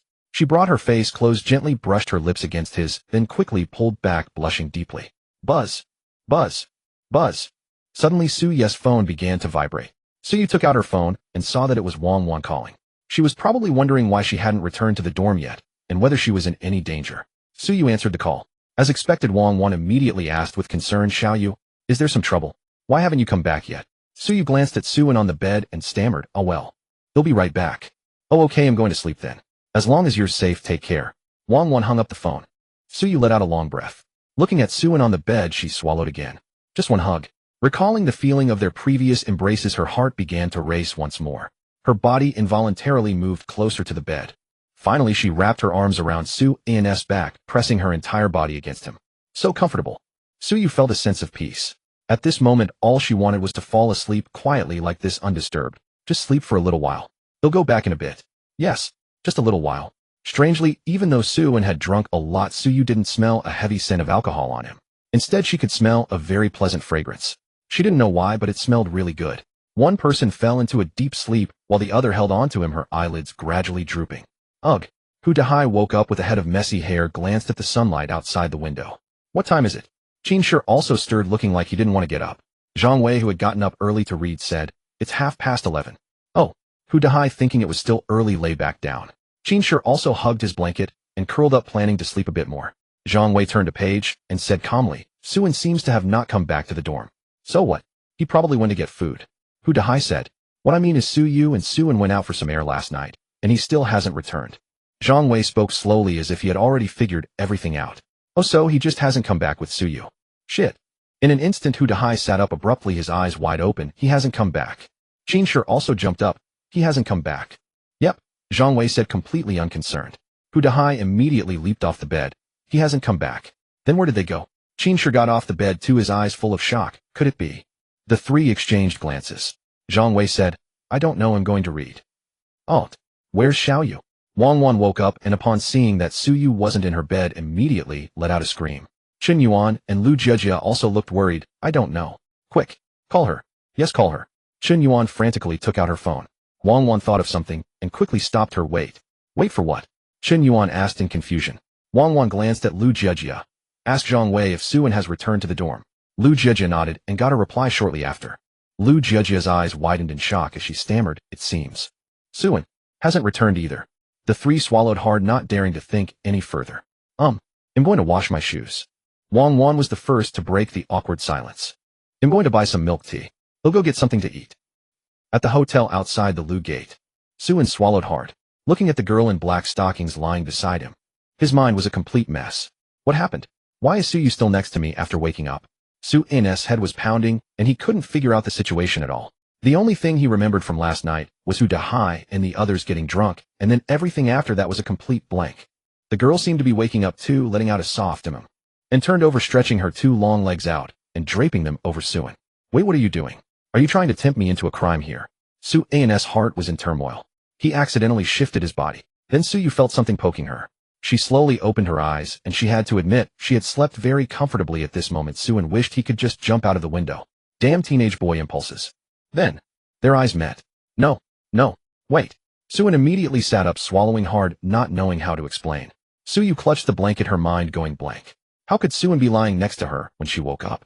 Su-Yu didn't need Su-Yin to explain. She knew perfectly well what had happened. She hadn't expected that a quick nap would turn into sleeping until dawn. She wanted to crawl into a hole, her face flushed red to her ears.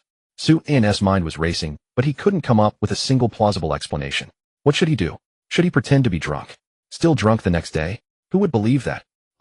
You go I can explain. Su-Yin still thought he might have gotten drunk and brought Su-Yu to the hotel. No, it's fine. Su-Yu hugged the blanket and buried her face in it, too ashamed to show her face. What a mess this is. Su-Yin was truly afraid of alcohol at this point, but he inexplicably felt a thrill. Did this count as them sharing a bed? Su-Yin awkwardly ran into the bathroom, looked at himself in the mirror. This is terrifying. What exactly happened last night? Even if something did happen, he couldn't remember it. Doesn't that mean he's at a huge loss? Su-Yu was completely curled up under the covers, the temperature rising. Both of them felt too embarrassed to face each other. After a quick wash, Su-Yin walked out of the bathroom and awkwardly looked at Su-Yu, who was bundled up in a ball on the bed. Do you want to sleep a bit more? No. Su-Yu immediately threw off the blanket and hurriedly put on her shoes. Su-Yin glanced at her, his heart skipping a beat. So cute. Su-Ye's face was flushed red, her eyes darting around nervously, and her hair was a mess. Maybe this is how all girls look when they just wake up. What a mess. Suin walked out first, and the two left the hotel. The middle-aged male owner gave Suin a meaningful look, then gave him a thumbs up. Suin thought, what the hell? You go, why don't you head back first?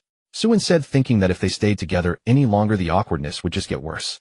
Okay, they'll head back first. Suyu also wanted to escape the scene as quickly as possible, and so they parted ways. Suyu didn't ask Suin where he was going, as she just wanted to hurry back to the dorm and hide. So embarrassing. Suin scratched his head. What a mess. He checked his phone, saw the time was about right, and hailed a taxi, planning to head to the Bund. Of course, today Suin planned to officially find that hotel and check on its business operations. After all, with his old man's eye for things, there was no way he would buy a money-losing hotel. Driver Mingzhuang Mansion, Suin said as he got into the car. This was the most likely candidate after his analysis, with a 90% probability. Young man, this place isn't cheap. Quite impressive for someone your age. The driver praised him upon hearing it was a famous hotel in Lucheng. Suin smiled and said nothing. Watching the scenery outside the window, the car gradually left the vicinity of Lucheng University and began to enter the city center. Suin's face flushed slightly at the thought of having shared a bed with Suyu last night. How did he get so drunk? He slapped his thigh in frustration, never imagining his first time sharing a bed with a girl would happen while he was in a drunken stupor. The car soon entered the Bund district, the most bustling street in Lucheng. Perhaps because it was noon, there weren't many people strolling along the sidewalks. Before long, the car drove onto a straight road. Ahead, a magnificent gate came into view, flanked by two white lion statues. Above the gate hung three imposing characters, Mingzhuang Mansion. Every time I pass by here, I can't help but think how incredible it is. If only I could go in for a meal someday. The driver chuckled. Why don't you? Suin asked curiously. Alas, I can't afford it. A single meal here costs tens of millions. Besides the exclusive Billionaire hotel, they also have that. What's it called? Michelin-starred chefs. Anyway, it's way out of my league. The driver smiled and joked, as the prices here were unmatched in all of Lucheng and few could afford them. Suin nodded. We've arrived, young man. After reaching the destination, Suin paid and tapped the window. Driver, you'll definitely get a chance to dine here someday. Haha, I'll take your word for it. The driver drove off, and Suin looked at the grand gate, thinking to himself that this must be the place the old man had bought.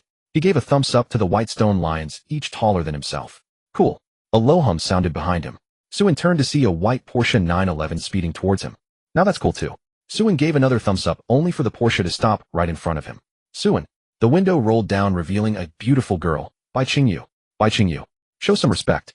Call me Jia. Bai Qingyu opened the door and strutted over, giving Suin a light knock on the head. What was that for? None of your business. So what are you here for? Bai Qingyu was puzzled. Given Suin's financial situation, he wouldn't dare come to a place like this. Unless... Did Uncle Su finally loosen the reins and just hand you 100 million? Bai Qingyu exclaimed excitedly. Why are you so worked up? Even if I had 100 million, it's got nothing to do with you. Suin rolled his eyes, clearly still nursing a grudge over the knock on his head. Oh, come on, we're fellow townsfolk, what's the harm?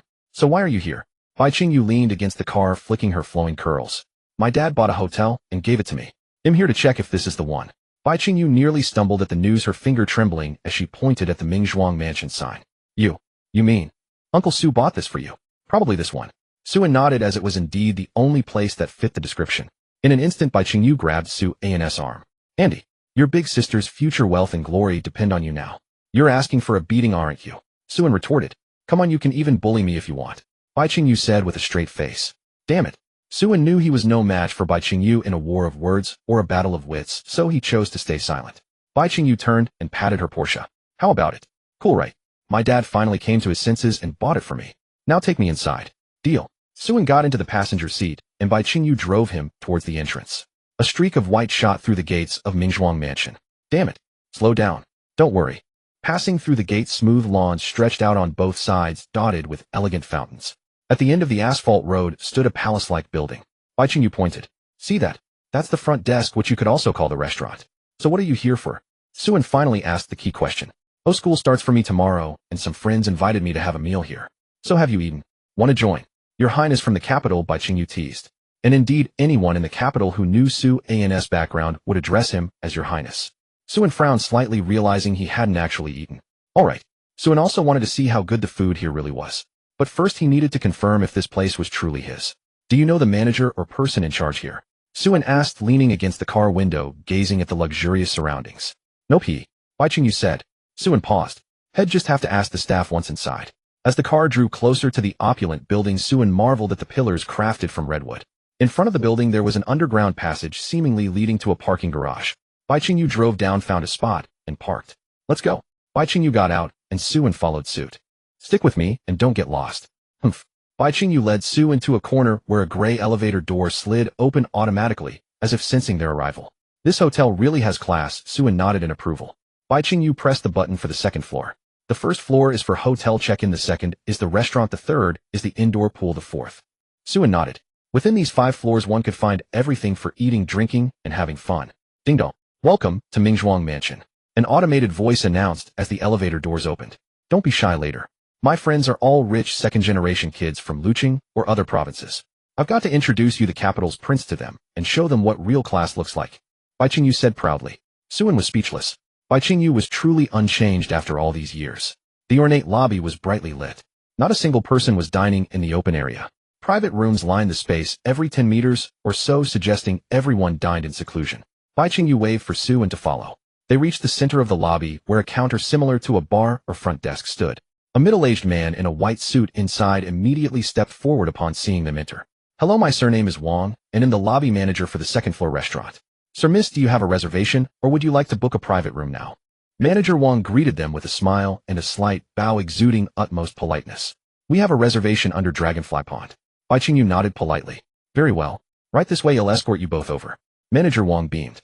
Su-in quickly reached out as if realizing something was impolite. Sorry. No problem at all, sir. Is there something you need? Manager Wang's eyes narrowed slightly. This man. Where had he seen him before? Strange. Strange. Manager Wang scrutinized Su-in, a flicker of recognition stirring within him, yet he couldn't quite place where he had seen him before. If I may ask, who is currently in charge of Mingzhuang Mansion? Su-in inquired politely. Manager Wang offered a smile. Young master, the highest authority at Mingzhuang Mansion is a young gentleman from the capital. He hasn't. Bai Qingyu's eyes sparkled with sudden realization. A young gentleman from the capital? Could it be? Manager Wang paused, scrutinizing Su-in more closely. Oh well. Su-in had already confirmed that this establishment was indeed his own property. If you would please wait a moment. Manager Wang turned and pulled out his phone, opening the WeChat group chat, named Mingzhuang Mansion Family. He scrolled upwards, his gaze halting on a conversation from a few days prior. This is our new boss of Mingzhuang Mansion, holding 100% of the shares. His surname is Su, and he hails from the capital. This is his photo. Below the message was a picture of Su-in from his high school days eating a bowl of braised noodles. Manager Wang held up his phone, aligning it with Su-in, and squinted in comparison. Oh my god. It really is him. Manager Wang immediately bowed deeply. Greetings, boss Su. Su-in was taken aback for a moment, then let out a faint knowing smile. No need for such formality.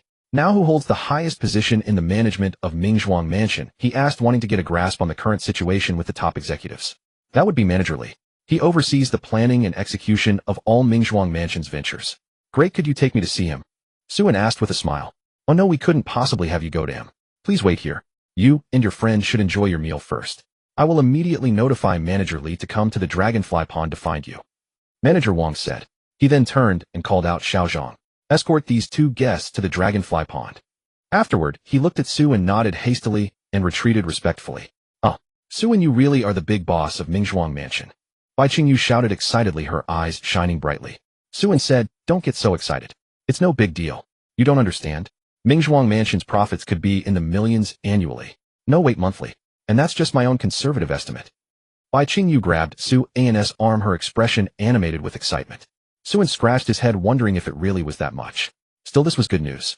Old man Su had actually done something right for once. Right this way, please.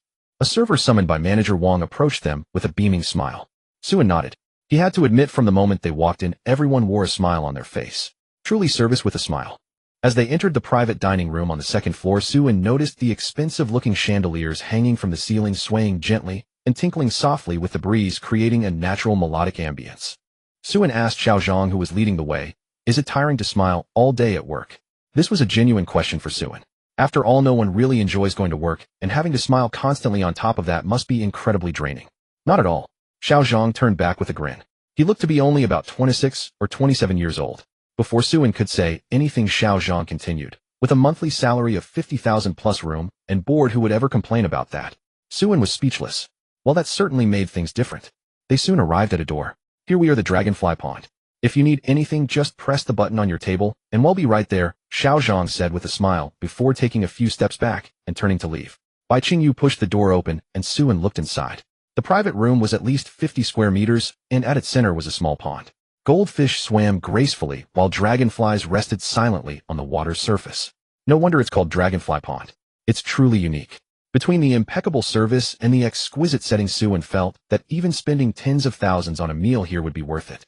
Besides the two of them, there were 4 other people in the room, 2 men and 2 women. Seeing Bai Qingyu arrive, they immediately stood up. Xiaobai, why are you so late? Haha, traffic was a nightmare. But I'm here now, Bai Qingyu said with a wave of her hand. One of the girls noticed Suen and teased, hey, and who's this handsome guy you've brought along? Aren't you going to introduce us? Yeah, Xiaobai, you secretly brought a handsome guy. Could it be? Another girl chimed in, winking suggestively. Bai Qingyu retorted, oh, shut up. Come on, let me introduce everyone. This is Suen.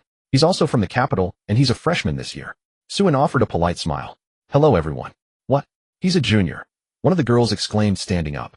Oh, get out of here. I'm not finished yet. Bai Qingyu pulled out a chair, motioning for Suen to sit down, and continued. The guy with the side-swept bangs is Lu Jie. The one sitting there puffing on a pipe is Zhao Jiadong. The girl who just called you a junior. Don't worry about her. And this one who winked at you is Chun Yan. Bai Qingyu introduced them one by one. Zhao Jiadong, who was smoking, raised his hand in a lazy greeting to Suen. Lu Jie remained silent, seemingly lost in thought. Hello, everyone. I hope you don't mind me crashing your dinner, haha. Please forgive the intrusion. Suen stood up and said with a smile. Oh, don't be so formal. Sit down. If Xiaobai brought you, then you're welcome here, haha. Chun Yan said, winking at Suen once more. Suen couldn't help but shudder internally. A socialite. Why didn't you introduce me? I'll do it myself. Handsome, my name is Su Xiaoxiao. Su Xiaoxia announced, standing up. Haha, who would dare introduce you? You might just steal the handsome guy she brought. Zhao Jiadong laughed, taking another drag from his pipe. Nonsense. How could I ever steal Bai? Slap. Before Su Xiaoxiao could finish her sentence, Lu Jie, who had been silent, suddenly slammed his hand on the table. The room fell silent instantly. Zhao Jiadong took a puff of his pipe and said, What's the matter? Seeing the girl you like bring another man, are you getting anxious? Shut up. Lu Jie gritted his teeth, glaring daggers at Suen. This bastard is just better looking than me, and taller, and younger, and has better fashion sense. Suan's eyelids twitched. Is this guy misunderstanding something? My friend, I think you might have the wrong idea. Suen began. Lu Jie was taken aback. What? What do you mean? Well, I'm not Bai Jie's boyfriend, or anything like that. We're actually cousins, strictly speaking. Suen said awkwardly. Bai Qingyu face-bombed. Lu Jie, this guy is so embarrassing. The air grew still once more. Lu Jie's face slowly turned crimson. Zhao Jiadong was stunned for a second, then burst into laughter. Ha ha ha. Lu Jie. Ha. You've given me the best laugh I've had in ages. Su Xiaoxiao couldn't hold it in any longer and burst out laughing as well. This. Lu Jie tried to say something, but found himself at a loss for words. If anything, he had mistaken her cousin for a rival and even glared at him. How utterly embarrassing. The young master of the prestigious Lu family of Lucheng never imagined he'd be so humiliated today. But being from a prominent family, he knew how to handle himself. Lu Jie stood up, raising his glass of water. I owe you an apology. He then downed the glass in one gulp. Suen was caught between laughter and tears. Lu Jie, to be honest, you should just confess to her already. Anyone with eyes can see you like her. Chun Yan lowered her head and whispered to Lu Jie beside her. Lu Jie's expression turned sour. You think I don't want to? She has to agree first. They were all students of Lu University. Since their freshman year, Lu Jie had been smitten with Bai Qingyu. Initially, he thought with his family background and decent looks, winning her over would be a piece of cake. But then when he bought a 300 yuan necklace to gift her during a confession, Bai Qingyu looked utterly unimpressed. This necklace isn't even worth more than my monthly allowance. It was then Lu Jie realized that Bai Qingyu's family was not inferior to his own, perhaps even surpassing it. He hadn't expected that. After all, 300 was no small sum. He had saved 2 months' worth of pocket money for it. From then on, Lu Jie gradually settled into a friendship with Bai Qingyu, and the others never daring to bring up the topic of confession again. Yet everyone still knew that Lu Jie harbored deep feelings for Bai Qingyu, though he no longer voiced them. Bai Qingyu was aware of it too, but she genuinely had no intention of dating, which was why she had turned down so many suitors. Su and Lu Jie is just like this, don't mind him, Zhao Jiadong said in a genial tone. This time, he wasn't smoking because the dishes were about to be served. Suen nodded. It seemed the face-slapping, troublemaking events from novels weren't happening here. But that made sense. In reality, wealthy people weren't as lacking in refinement as they were in fiction. They were rich, not stupid. There weren't that many faces to slap. A soft chime sounded as someone pushed a delicate cart through the door. Suen took a look. Hey, this thing looked remarkably similar to the takeout brother you had ordered before. Young masters and ladies, this dish is named Dragon and Phoenix Descend Together, the attendant announced, lifting the lid to reveal an exquisitely plated aromatic delicacy. Suen examined it closely. The presentation was stunning. Dragon and Phoenix, descend together referred to the rooster and snake meat on the plate. The attendant carefully set the dish on the table before retreating. I've been craving this dish for ages. Zhao Jiadong raised his chopsticks to dig and then paused, as if remembering something, and set them down. Ahem. The host should eat first. Lu Jie nodded and took the first bite. Bai Qingyu quietly explained to Suan, Lu Jie organized this dinner, and he's footing the bill, ha. Suan nodded, that made sense. Seeing Lu Jie had taken his share, Zhao Jiadong immediately grabbed a large piece of meat with his chopsticks. Old Zhao, are you really that hungry? Su Xiaoxiao asked, puzzled. Zhao Jiadong shook his head. No, I just really love this dish.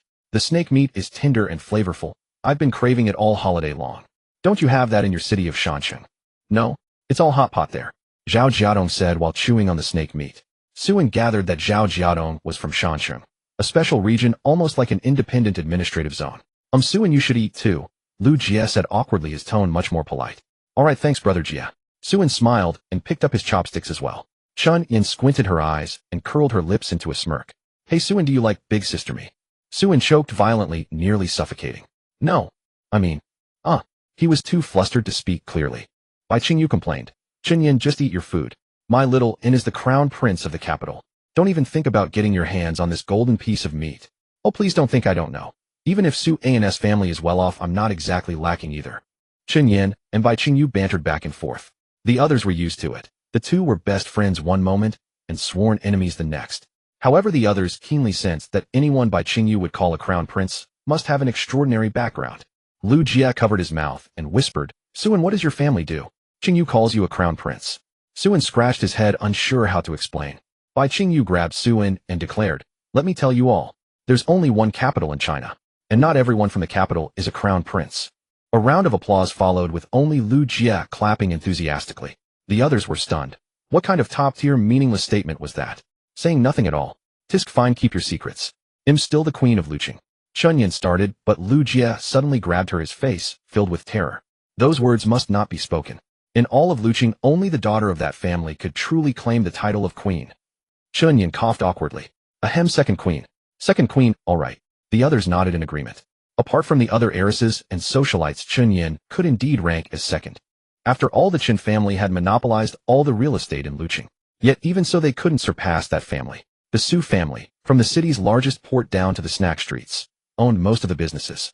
And that wasn't all. Most significantly, there was the underground network. Although the Su family publicly claimed to have fully legitimized their operations and the state had acknowledged it, rumors persisted that the Su family held significant sway in private military companies worldwide.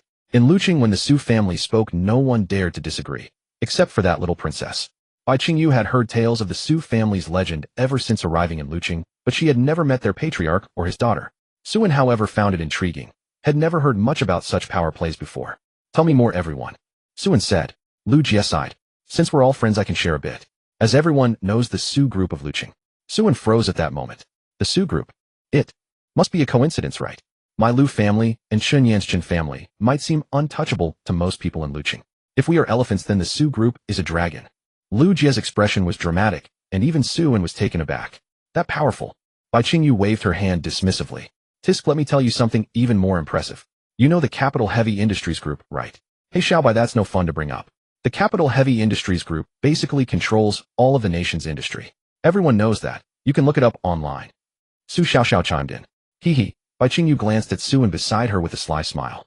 Suan. Indeed, Su An's father Su Jianghe was the head of the Capital Heavy Industries Group, specifically the Jianghe Group, holding a staggering 90% stake with the remaining 10% held by Su An's mother. Their annual revenue alone exceeded 100 billion. The boss of the Jianghe Group is a remarkable man too. I heard his father was that person. But he grew up frugal, and after coming of age he skipped college and started aggressively building businesses and amassing wealth. Zhao Jiadong grew interested as well. Who? Su Xiaoxiao asked, confused. Chun Yin glanced at her. You don't even know who. Could it be? Su Xiaoxiao was about to lose her temper when her expression suddenly shifted to one of excitement. At this moment, the heiress of Lucheng, the eldest daughter of the Su family, who struck fear into all who heard her name, was. Oh, so embarrassing, so embarrassing. Su Ye's face was flushed crimson as she buried herself deep into her pillow, clutching it tightly. Wang Wan and the others exchanged bewildered glances at Su Ye's strange behavior, remaining silent. How could I have fallen asleep like that? It doesn't make sense. I only meant to lie down for a moment. How did I end up sleeping the whole night? And with such an ugly sleeping posture? At this moment Suyu felt that Lucheng wasn't so great after all. She had an urge to flee to a place where no one could find her. Yet she had to admit holding Suan while sleeping brought her an inexplicable sense of profound peace. She fell asleep almost instantly. But what Suyu had to face now was how to interact with Suan normally in the future. What would Suan think she was a loose girl? The more Suyu thought about it, the more distressed she became. However, recalling that she had held Suan all night, she felt an involuntary heat rise within her body. At that moment Wang Wan cleared her throat softly. Xiaoyu, how about we grab something to eat first? Suyu hadn't eaten anything since returning to the dormitory, and Wang Wan was worried she might be starving. Okay. Suyu just got up, her face flushed red. Wang Wan and the others glanced at her, their pupils dilating in shock. What exactly did you two do last night? As Suyu got out of bed, she seemed weak from not having eaten all morning. She felt a slight numbness in her legs and stumbled, but the others immediately rushed forward to support her. Are you okay, Xiaoyu? What's wrong? They asked with concern. Suyu shook her head. I'm fine, my legs are just a bit weak. The moment she said this, their pupils trembled violently. Legs. Weak. Weak. Wang Wan swallowed hard, not daring to let her thoughts wander further. Is there any water? I'd like to drink something first. Suyu shook her empty water bottle. She hadn't had a single drop all night, while taking care of Suan, and her mouth was parched. Here, take this. Gulp, gulp, gulp. Suyu took the bottle and drank voraciously like a person who had wandered the desert for 3 days before finally finding water, gulping it down desperately. Slow down, no one's going to take it from you. What's wrong? Why are you so thirsty? Wang Wan asked, puzzled. My throat was too dry, I was a bit exhausted last night. Suyu blurted out without thinking. Little did she know the 3 people in her dormitory were once again struck with violent pupil tremors. Throat. Dry. Exhausted. Last night. Girl, did you really go off and do something good last night? None of them dared to ask Suyu why she didn't come back, and Suyu was too embarrassed to explain, so they reached a silent, unspoken understanding. Well, Suan's expression was indescribably strange. Sitting there listening to the local rich second-generation heirs brag about their father's rise to fortune and their grandfather's, the feeling was bizarre. Bai Qingyu was stifling her laughter. If she told them that the descendants of the very people they were talking about were sitting right beside her, they'd jump out of their seats. But Bai Qingyu held her tongue. After all, she had to respect Suan and couldn't casually discuss such matters. Anyway, just know about that person, don't go spreading it around. Zhao Jiadong lit a cigarette at this point. The others nodded in agreement. Indeed, it wasn't something to gossip about. Soon dish after dish began to be served, and the group didn't stand on ceremony, starting to eat. Suan was famished. After the hangover subsided, an insatiable hunger took its place. Chun Yin watched Suan devour his food like a whirlwind and blinked his eyelids. Haha. Xiaobai, your cousin, is really hungry. I'm hungry too. Su Xiaoxiao said, gazing at the handsome Suan with a dazed look. Oh, shut up, Su Xiaoxiao. Don't you dare get any ideas about Suan. Bai Qingyu rolled her eyes. Yes, yes, even a rabbit doesn't eat the grass near its own burrow. Su Xiaoxiao retorted. Clatter. Sorry, the chopstick slipped. Lu Jie's hand trembled and his chopsticks fell to the floor. His expression flustered. Ha! Zhao Jiadong, carefree as ever, burst out laughing. Before long, Suan had eaten his fill. Delicious. The food here is really good. Bai Qingyu, excited at the thought of being able to come here whenever she wanted, chimed in. Right. This table alone costs about 80 to 90,000. Cough, cough, cough. Suan choked on his water. 80 to 90,000. No wonder the driver had said it was expensive. But Lu Jie has a membership card, a silver member, Su Xiaoxiao said with a smile. Membership card? Suan was puzzled. Yes, the Mingzhuang mansion area is huge, covering dining, entertainment, accommodation, and more. As long as you spend over 500,000 anywhere within it, you'll be issued a silver membership card. And for every 100,000 you spend, you get a small gift. Lu Jie explained with a smile. I see. Suan nodded. That seemed quite reasonable, and they even give out small gifts. They give out Rolexes, Bai Qingyu said in a low voice. Nice. Suan wanted to say that's way too small a gift. But whatever, starting today this place was his to command, and he could get as many as he wanted. By the way, Suan Xiaobai was saying earlier, but didn't finish. So what kind of business does your family actually do? Think there's any chance for collaboration with our families? Lu Jie spoke up, not beating around the bush, and stating his purpose directly. However, Suan wasn't surprised. Not all rich second-generation heirs were just about idle pleasure. Many of them, through their socializing, managed to bring various benefits or connections to their families. You guys really want to know? Bai Qingyu spoke up at this point. We do. I also want to know what the young master of the capital does. Chun Yin deliberately dragged out her words, as if she still didn't quite believe what Bai Qingyu had said. Suan, don't tell them. It'll scare them to death. Bai Qingyu pouted and shot a glare at Chen Yin, but the others were used to this pair of bickering best friends. Think it'll scare us? Now I'm even more curious. Zhao Jiadong was getting into it now. The others nodded in agreement, looking at Suan. Suan smiled.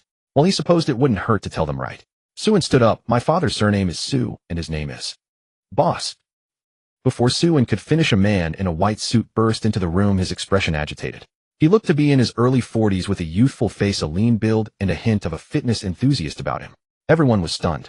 This was the head steward of Mingzhuang Mansion, the general manager Li Wuda. This was a man of considerable stature. He had come to Lucheng alone to make his way step by step to the position of head steward of Mingzhuang Mansion.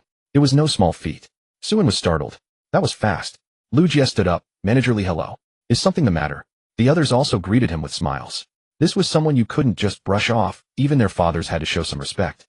Of course, the respect was ultimately for the shareholders behind Manager Li. But unexpectedly, Li Wuda ignored the others and walked straight up to Su and giving a slight bow. Greetings, boss. I was a bit too excited and rash just now. My apologies. The heir instantly fell silent. Boss. Boss, I've gathered most of the leadership team in the 5th floor reception room. We're just waiting for you to take a look. Li Wuda said, his face etched with reverence. Not long ago, a momentous event had occurred at Mingzhuang Mansion. All shareholders' stakes had been acquired by a mysterious boss. That boss had even bought back the 1% share reward Li Wuda had earned through his outstanding performance years ago, paying $4 million for it. This brought his ownership to a staggering 100%.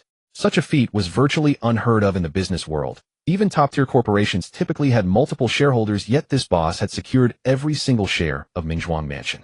And then, most terrifying of all, he had transferred it all to his son. Now standing before this young magnate, Li Wuda felt a jolt of shock. He was so young.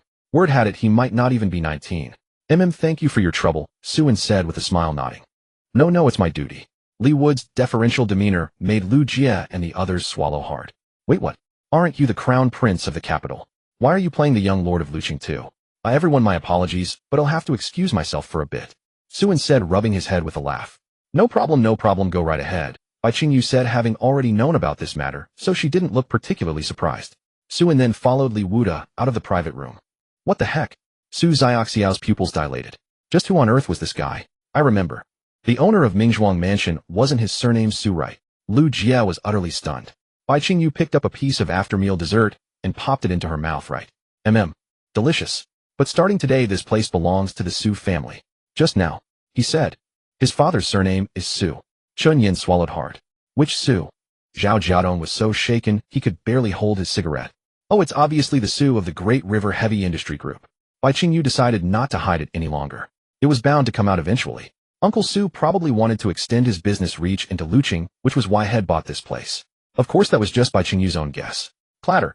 Lu Jie's hand slipped, and his cup fell to the ground, shattering. The Great River. The Great River Group's company. Holy crap. Everyone was stunned. Isn't he your cousin? Oh, it's just a title. My dad and his dad are acquaintances, and we went to the same high school. Isn't it just a case of fellow townsfolk tears of joy? Bai Qingyu said with a playful smile, before continuing to enjoy her dessert. Do you think he could outshine the heiress of the Su family? Su Xiaoxiao stammered. She had harbored some thoughts about Suen before, but now those thoughts were gone. Or rather, she didn't dare to have them anymore. Don't ask me. I can't afford to offend any of them. Chun Yin said, then realized his back was damp with sweat from the overwhelming emotional turmoil. Sweating? Since when? Oh, relax. Suen is very easy to get along with. Don't all look so shocked. Bai Qingyu waved her hand, trying to ease the tension in the room. Sis, that's just your opinion. Boss, do you happen to like this title? Li Wuda asked, worried the young boss might find the old-fashioned form of address unsuitable. Suen was about to say it didn't matter, a title was just a title, when a thought struck him. Something from the movies he'd seen. A smirk tugged at his lips. Call me Big Man from now on. That's right, Suen liked this title. It had a certain mafia flair to it. Very cool. After all, he was just a young man of 19, he couldn't resist such things. Yes, Big Man. Li Wuda respectfully extended his hand. Please. The two stepped into the elevator and quickly arrived at the 5th floor. The 5th floor is generally reserved for your distinguished guests at Mingzhuang Mansion to hold meetings or conduct business negotiations. That's why it's kept very quiet. Li Wuda explained. Indeed, from the moment Suen stepped out, there wasn't a sound to be heard apart from the opulent walls and floor tiles. Even the waiters they passed moved without a single footstep. All our staff are rigorously trained. Only those who can walk soundlessly and observe attentively are qualified for duty, meaning they walk without making a noise and can perceive the needs of every guest at a glance. Li Wuda said with a laugh, his face beaming with pride. After all, many of the systems at Mingzhuang Mansion were his own creations, including this very protocol. Very impressive. This place is even better than I imagined. Suen gave a thumbs up. Li Wuda was taken aback for a moment, then sheepishly rubbed his head. This way, please, Big Man. Finally, at the end of the corridor, a door frame exquisitely carved from redwood appeared before Suen. The frame was adorned with various intricate patterns, dragons and phoenixes, giving it an imposing air. Li Wuda opened the door first, then cleared his throat softly, as if to signal to those inside that the boss had arrived. Sure enough, the next second Su-in heard a synchronized sound, as if everyone was rising from their chairs in unison. Su-in stepped inside. The reception room's decor was quite minimalist, yet it felt pleasing to the eye. Just a long conference table and chairs. Li Wuda raised his head and spoke softly, "Big man, please." The people seated in their chairs echoed in unison, "Welcome, big man." Su-in nodded. Good, these were all smart people. First Li Wuda spoke up, and then everyone knew how to address him. Su-in walked in slowly. Li Wuda gently closed the door behind him and followed closely, arriving at the head of the long table. Li Wuda stepped forward and pulled out the chair. "Su-in, thank you." He then sat down while Li Wuda stood ramrod straight beside him. "Everyone please have a seat." In an instant, everyone sat down simultaneously. "Aren't you going to sit?" Su-in looked at Li Wuda beside him. "I want sit, sir. My role is quite similar to a butler. The entire Mingzhuang mansion operates under my management, so when you arrive I need to provide you with onion-owned service." Li Wuda was all smiles, his complexion ruddy. He truly resembled a butler from a movie, refined and courteous. "I see," Su-in said thoughtfully. "Introduce everyone," he said softly. Li Wuda nodded, then his gaze fell upon the nearest person. That person immediately stood up and gave a slight bow. "Big man, I am Su-san, the manager of the first floor villa hotel, responsible for the overall operations and financial management of the first floor." Su-in nodded and Su-san sat down. The person next to him promptly stood up. "Big man, I am in charge of the second floor restaurant." Soon everyone had introduced themselves. Su-in nodded in approval. He had to admit Mingzhuang Mansion's management model was truly effective.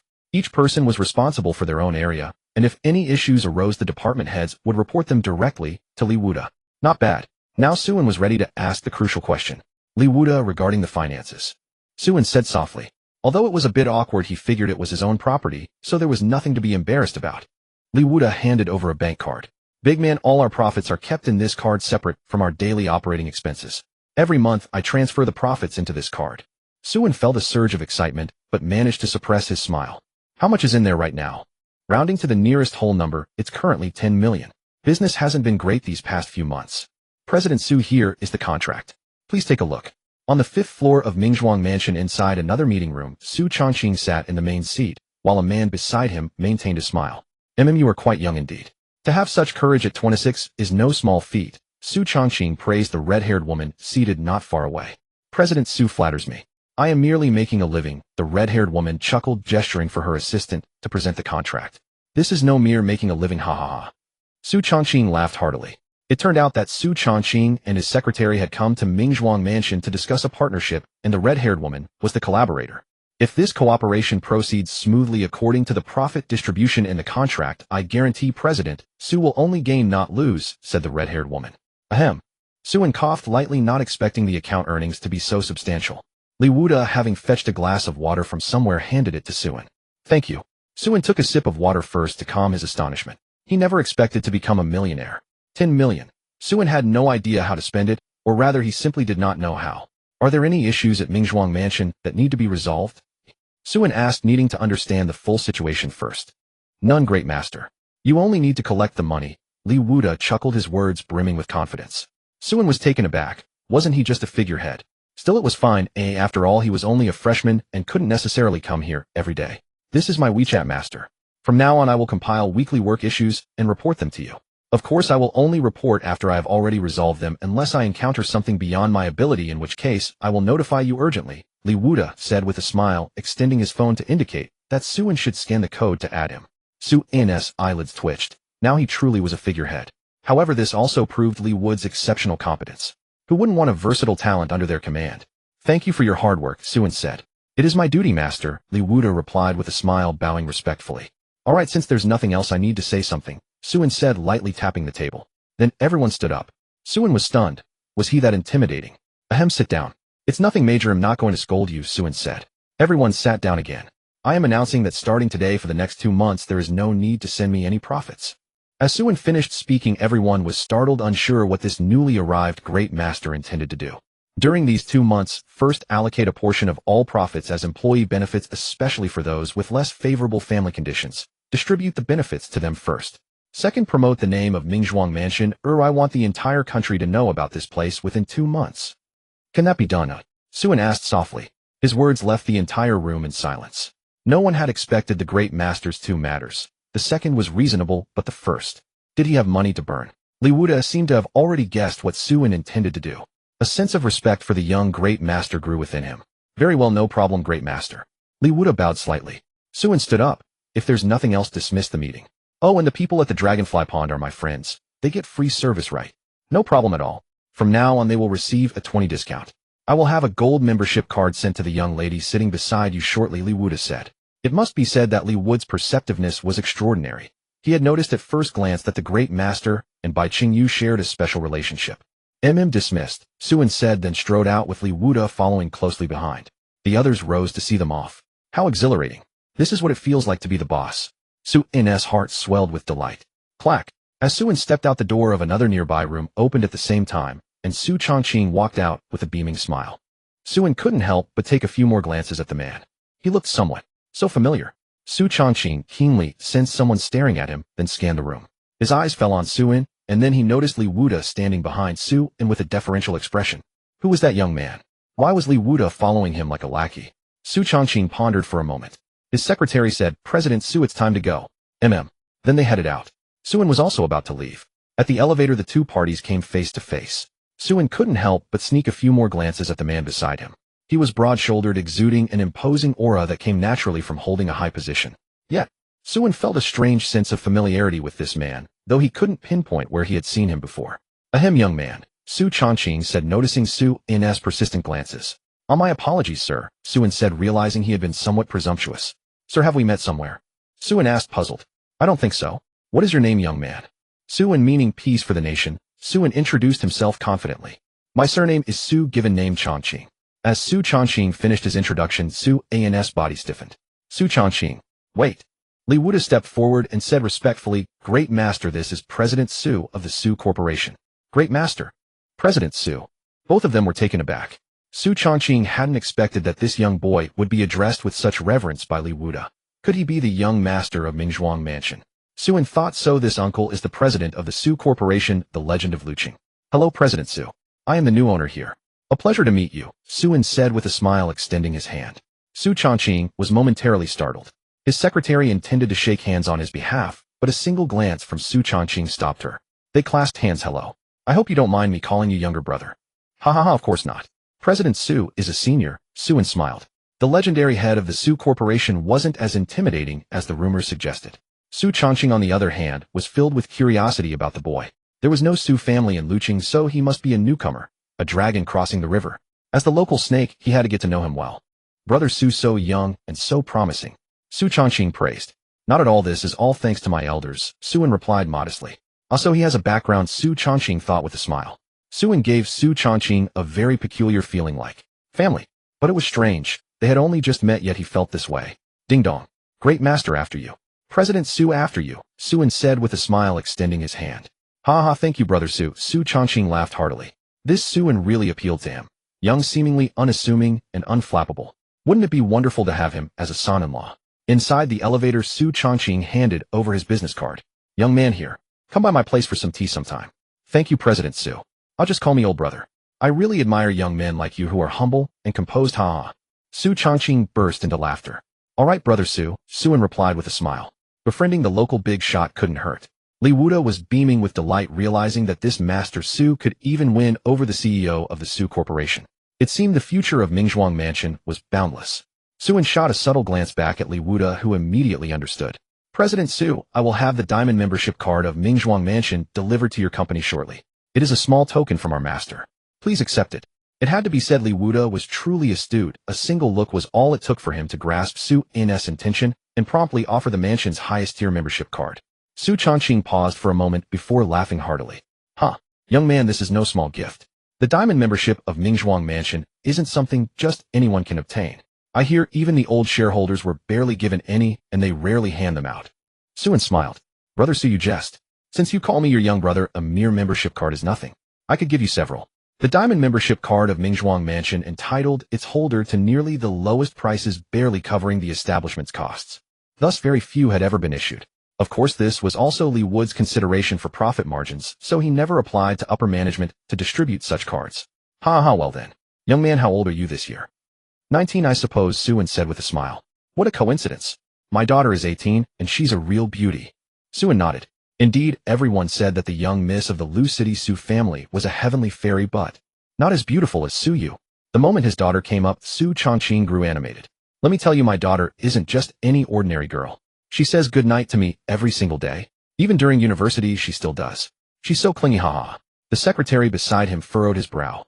Isn't it you who sends good night messages to the young miss every day and never receives a single reply? Every day he stares at that green chat log, chuckling to himself from time to time. Is that so? It seems your daughter is very well behaved. Suin praised. Of course. She always reports where she's going and who she's with, hahaha. Su Changqing said, his face full of smiles. The secretary frowned again. Aren't you the one who arranged for President Jiang to keep an eye on her? And doesn't she never call you either? That daughter of mine this year at Lu. Ding dong. Before Su Changqing could finish, the elevator doors opened. The secretary beside him reminded him, President Su, you have another appointment soon. Shall we? Right. Look at me getting so carried away in our chat. My apologies, brother Su. Do come by for tea sometime. Su Changqing said with a smile. Suin nodded. I will. With that they parted ways as Su Changqing was in a hurry to attend to other matters. Master, shall I escort you, or? No need, I'm going with my friend, Suin said, then told Li Wuda to get back to his work while he returned to the private room. You think? Little in is. Slap. As Suin entered, he overheard Bai Qingyu bragging about all sorts of things. Ahem, she coughed a bit embarrassed. Well, thanks a lot, Suin, for comping our meal, Lu Jie said with a smile. Don't mention it. Come by anytime, Suin replied, smiling as he sat down beside Bai Qingyu. Sister, by what?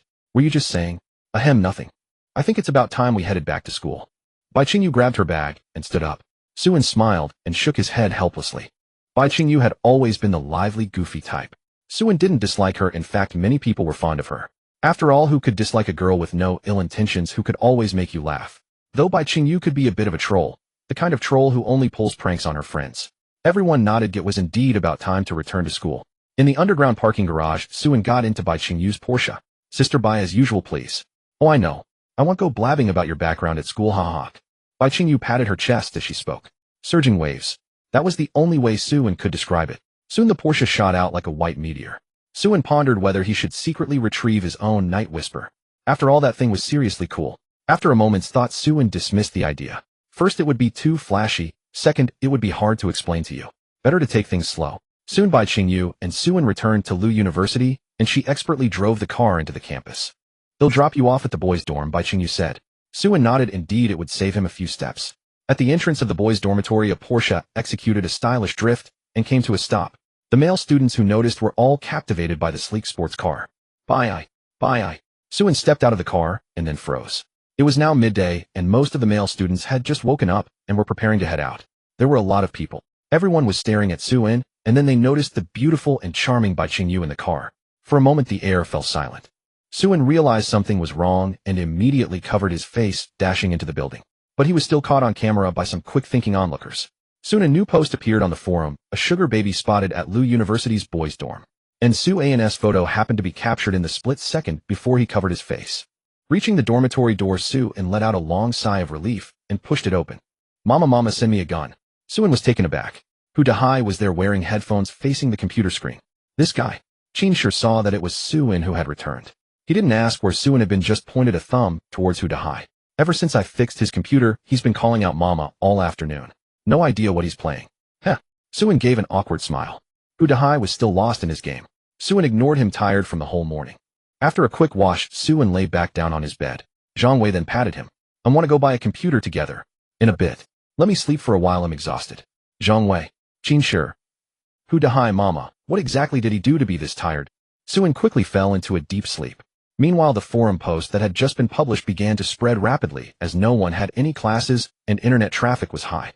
Elsewhere, Qin Yuan was scrolling through her phone out of boredom. The campus heartthrob has been replaced. It's Ultraman Zero now, Ugh, boys are so boring, Lu Jie said, also playing on her phone. As she scrolled, her pupils contracted. She rubbed her eyes hard to make sure she was seeing correctly. What the hell? Lu Jie's heart began to pound rapidly. She glanced furtively like a thief at Suyu, who was reading a book nearby. What's wrong? Suyu asked, puzzled. What happened? Why are you staring at me like that? Lu Jie frantically shook her head, looking dazed, which struck the other three girls as odd. Wang Wan walked over and leaned down beside Lu Jie, whispering, Did you see his scary video? As Wang Wan caught sight of Lu Jie's phone, her voice trailed off, and her pupils seemed to tremble. Wait, what? What exactly did you two see? Qin Yuan, now even more curious, got up and walked over, snatching Lu Jiejia's phone. Let me see. A pretty boy in the boys' dorm. Huh, how rare. She scrolled down and her voice faltered. It's just a pretty boy. Chun Yuan's pupils locked on Su Yun's face, and she stood there completely stunned. Su Yu tilted her head, wondering if a pretty boy was really that strange. Let me see, Su Yu said, getting up to take the phone, but Lu Jiejia snatched it back. Hey, don't touch my phone. What's gotten into all of you? Right? Qin Yuan, why are you grabbing her phone? Play with your own. Qin Yuan reacted quickly, instantly understanding what the other two meant. Her expression immediately shifted to anger. Damn, what's your problem? What's your problem? Su Yu was utterly confused. Why had they suddenly started arguing out of nowhere? Still, she stepped forward to mediate. Hey, stop fighting. Let's just talk it out. Move aside, Xiaoyu. Today I'm going to teach her a lesson about not touching other people's things. Lu Jiejia put her phone down and rolled up her sleeves. Wang Wan immediately tensed up. This silly girl. She was putting on an act, but hadn't even locked her phone. Su Yu had already seen it, the familiar profile, and she grabbed the phone before Wang Wan could. The dorm fell silent as the argument ceased, the air growing still. Xiaoyu. Wang Wan tried to speak, but found no words. To their surprise, Su Yu remained remarkably calm. She slowly set the phone down, returned to her seat, and opened a book. What's the big deal? Don't you know how good photo editing is these days? Cough. Yeah. The others nodded in quick agreement, but they all noticed the veins bulging on the hands Su Yu used to grip her book. Heh, it's fine. He's just with some rich woman. The calmer Su Yu appeared, the colder the room felt, and no one dared to speak another word. Suin, you're on your own. As everyone knows, the word kept spreads like wildfire in college. And while Suin slept, the rumor began to fester. Soon both upperclassmen and freshmen knew there was a kept pretty boy in the boys' dorm, and the woman in the car couldn't be identified because of the tinted windows. Qin Shi stared blankly at his phone. That's Z, isn't it? Suddenly a voice from behind made him jump out of his skin. Hu Dahai clamped a hand on Qin Shi's shoulder. Don't be scared, it's your daddy. Damn, you scared me to death. Qin Shi cursed, then turned his attention back to the phone. Zhang Wei leaned in as well. That's Z, right? Obviously. That handsome profile, that tall figure. Who else could that pretty boy be? Hu Dahai added. The trio's chatter woke Suin from his deep sleep. He sat up, eyes bleary. Why is it so loud? The three of them crowded around his bed. And Z, if you're in trouble, you gotta tell us. Don't go selling yourself. Hu Dahai said with concern, and the others nodded. So that's why he said he was tired when he got back. TSK. Are you guys crazy? What are you talking about? Suin looked utterly bewildered. And Z, think about yourself, but also think about Su Yu. She's so good to you. Qin Shi chimed in. I agree. This is basically cheating. You should apologize to Su Yu properly, Zhang Wei added. Suin was baffled. What on earth were these three talking about? Wait, are you guys on something? What do you mean I'm selling myself, and why would I apologize to Su Yu? Suin climbed down from the bed, his drowsiness gone, completely confused by his friends. Before he could even put on his shoes, Qin Shi shoved the phone in his face. What is this? Suin glanced at it, then snatched the phone. Holy crap. The messages on the screen shocked him. The forum comments were all like, dude's got stamina. Can I get the rich lattice contact? Got any other connections? I'm an athlete. I know this guy, he's also messing around with Campus Belle Su. What? How? Is Su's taste really that bad, falling for a kept man? Suin was completely stunned by the comments. What the hell was all this? Just as he feared, the situation was spiraling out of control. And Z? Man. Hu Dahai patted his shoulder. You didn't have to go this far just to sell a computer. Get lost, Suin cursed. So are we still getting barbecue today? Hu Dahai asked. Suin fell silent. The three looked at him. Suin pointed at Zhang Wei. Remember the girl who helped me with my luggage on the first day of school? Zhang Wei nodded, recalling it. Hu Dahai said, hey, wasn't that the beauty I saw that day? Yeah, she's the one who drove me back to school. So she's keeping you? No, she's my hometown friend. She just gave me a ride back. Don't you get it? Suin explained. The group finally nodded. So that was it. Suin had been completely misunderstood. Well, that's the truth, but on the university forum, that's not how it's being spun, Zhang Wei said with a smirk, also remembering that first day. He could tell that by Qingyu and Suin were indeed just friends. I think the most important thing right now is... Qin Shi began. What? You need to figure out how to explain this to Su Yu. Damn. It finally hit Suin. He started praying internally, hoping Su Yu hadn't seen the forum. However, he sent a few messages on WeChat, but after a long while there was still no reply. Oh, Hu Dahai said, looking innocent. It was obvious she had muted his notifications. What do I do now, eh? Suin was now truly panicking. This was a disaster. This wasn't a small misunderstanding. Su Yu was probably this close to blocking him, clearly furious. Wang Wan and the others commented, we agree. Suin hastily put on his shoes and grabbed a jacket. Zhang Wei asked, where are you going? Where else? I'm going to find Su Yu. Suin said, panicked, not even tying his shoelaces properly. I think you should solve the root of the problem first. If you go now, you'll just be a laughingstock in front of the girls' dorm. Zhang Weiss right. If you go to the girls' dorm now, the next post will be pretty boy spotted at girls' dorm. Who's his next target? Qin sure said. Suin stopped in his tracks and sat down, beginning to think it over. They'll contact the forum admin. Dahai, let me use your computer, Zhang Wei said with a smile. Sure, Hu Dahai said. First we find the original poster, get the post deleted, and then figure out the rest. In the evening, Zhang Wei stood up and stretched. Qin Shi returned from foraging outside and distributed the food to the others. Suin barely had the appetite to eat, but Hu Dahai still urged food is the first necessity of the people, and added eat. The four ate and chatted. Suyu hadn't replied to Su An's message yet, leaving him feeling disheartened. A ding-dong sound came, and Suin quickly pulled out his phone only to see a news notification from WeChat. Don't worry, I've already talked to that guy. He said he'll delete the forum post tomorrow. The rest is up to you, Zhang Wei said while eating, having already negotiated with the forum moderator, though the deletion would only happen the next day. Suin nodded, suddenly realizing he hadn't done anything yet. It felt like had been caught cheating. Wait, what cheating? What was he thinking? They weren't even a couple, were they? He then became aware of the subtle relationship between them. They weren't lovers, but they'd done many things couples do. Should he confess? Should he? The thought suddenly crossed his mind, but he immediately dismissed it. Are you kidding? Is this the time for that? Shouldn't he be clearing up the misunderstanding? So you must think he'd sold his body to be a kept man. This is terrible. Hurry up and eat. Stop shaking your head like a fool, Qin Shi said, poking at his rice. Oh, Suin replied. At the gate of Lucheng University, a brand new Range Rover stopped steadily. Two burly men in black suits and sunglasses opened the trunk. They hauled out boxes of various sizes. Why did the young lady buy all this? One asked in confusion. How would I know? Maybe she's gotten into gaming, the other replied. Whatever, let's just carry them. Less talk, more work. Soon the trunk was emptied, and the men dusted off their hands with a long sigh. Suyu walked out of the school gate wearing a mask, her gaze icy and unapproachable. Young lady, the two men immediately bowed. Did you get everything? Yes, young lady. This pile is the most expensive computer parts from the computer city. The graphics card is a 5,090, not too pricey, all purchased as per your requirements. The burly man pointed to a box nearby. Suyu nodded. Earlier in the afternoon, Shed quickly contacted her family to go shopping.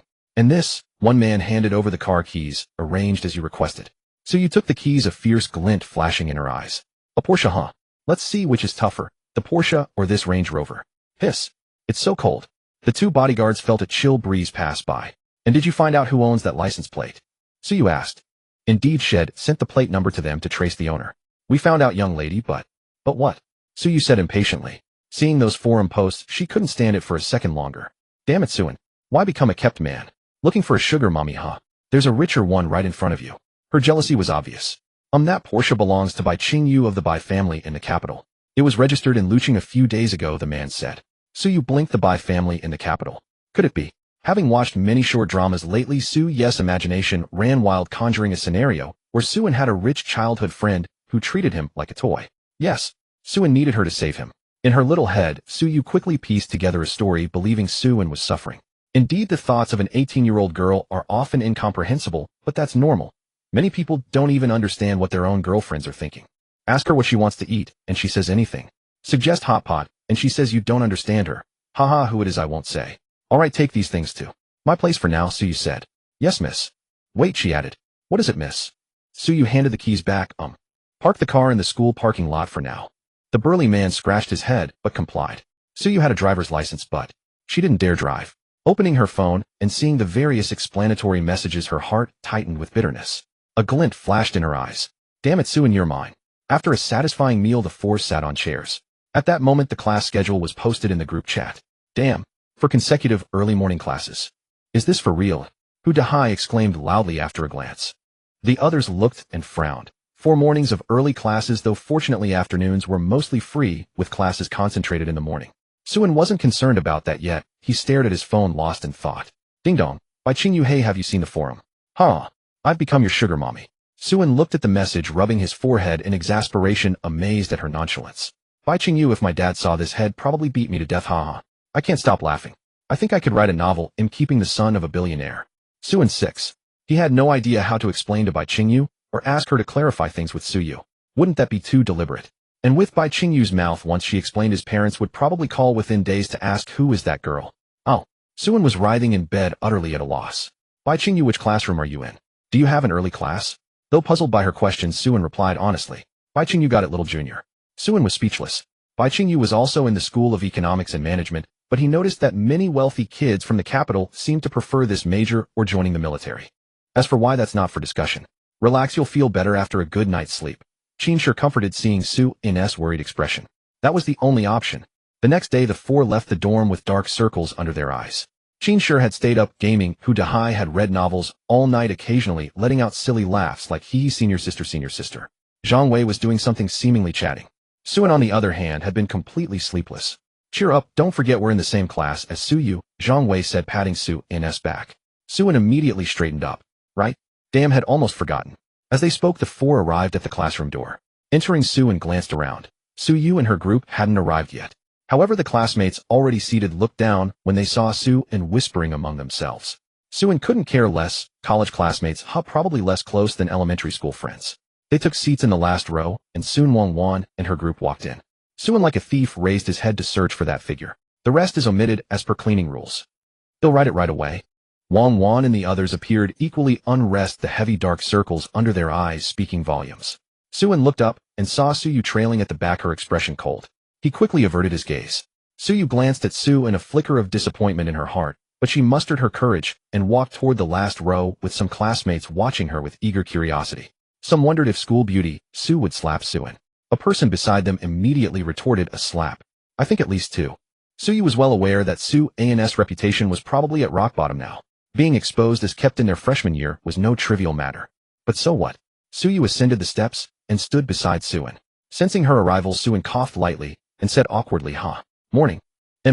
Su-yu nodded, her face indifferent, and sat down beside him as she always did. Wang and the others, accustomed to this, found their seats and sat down. Qin whispered to Hu Dahai beside him, still sitting together, doesn't seem too angry. Wanna bet she'll slap Suan later? No. Wanna bet? The two of them sat upright, silent, as some classmates stole glances at them. Others whispered among themselves, seemingly discussing Su-an's recent scandal. Suan propped his head up. What should he say? This was so awkward. Ahem. Hey, you go. Suan tried to speak. Su-yu didn't turn her head. I wanted to say. Before Suan could finish, the classroom door burst open with a bang as a long leg kicked it.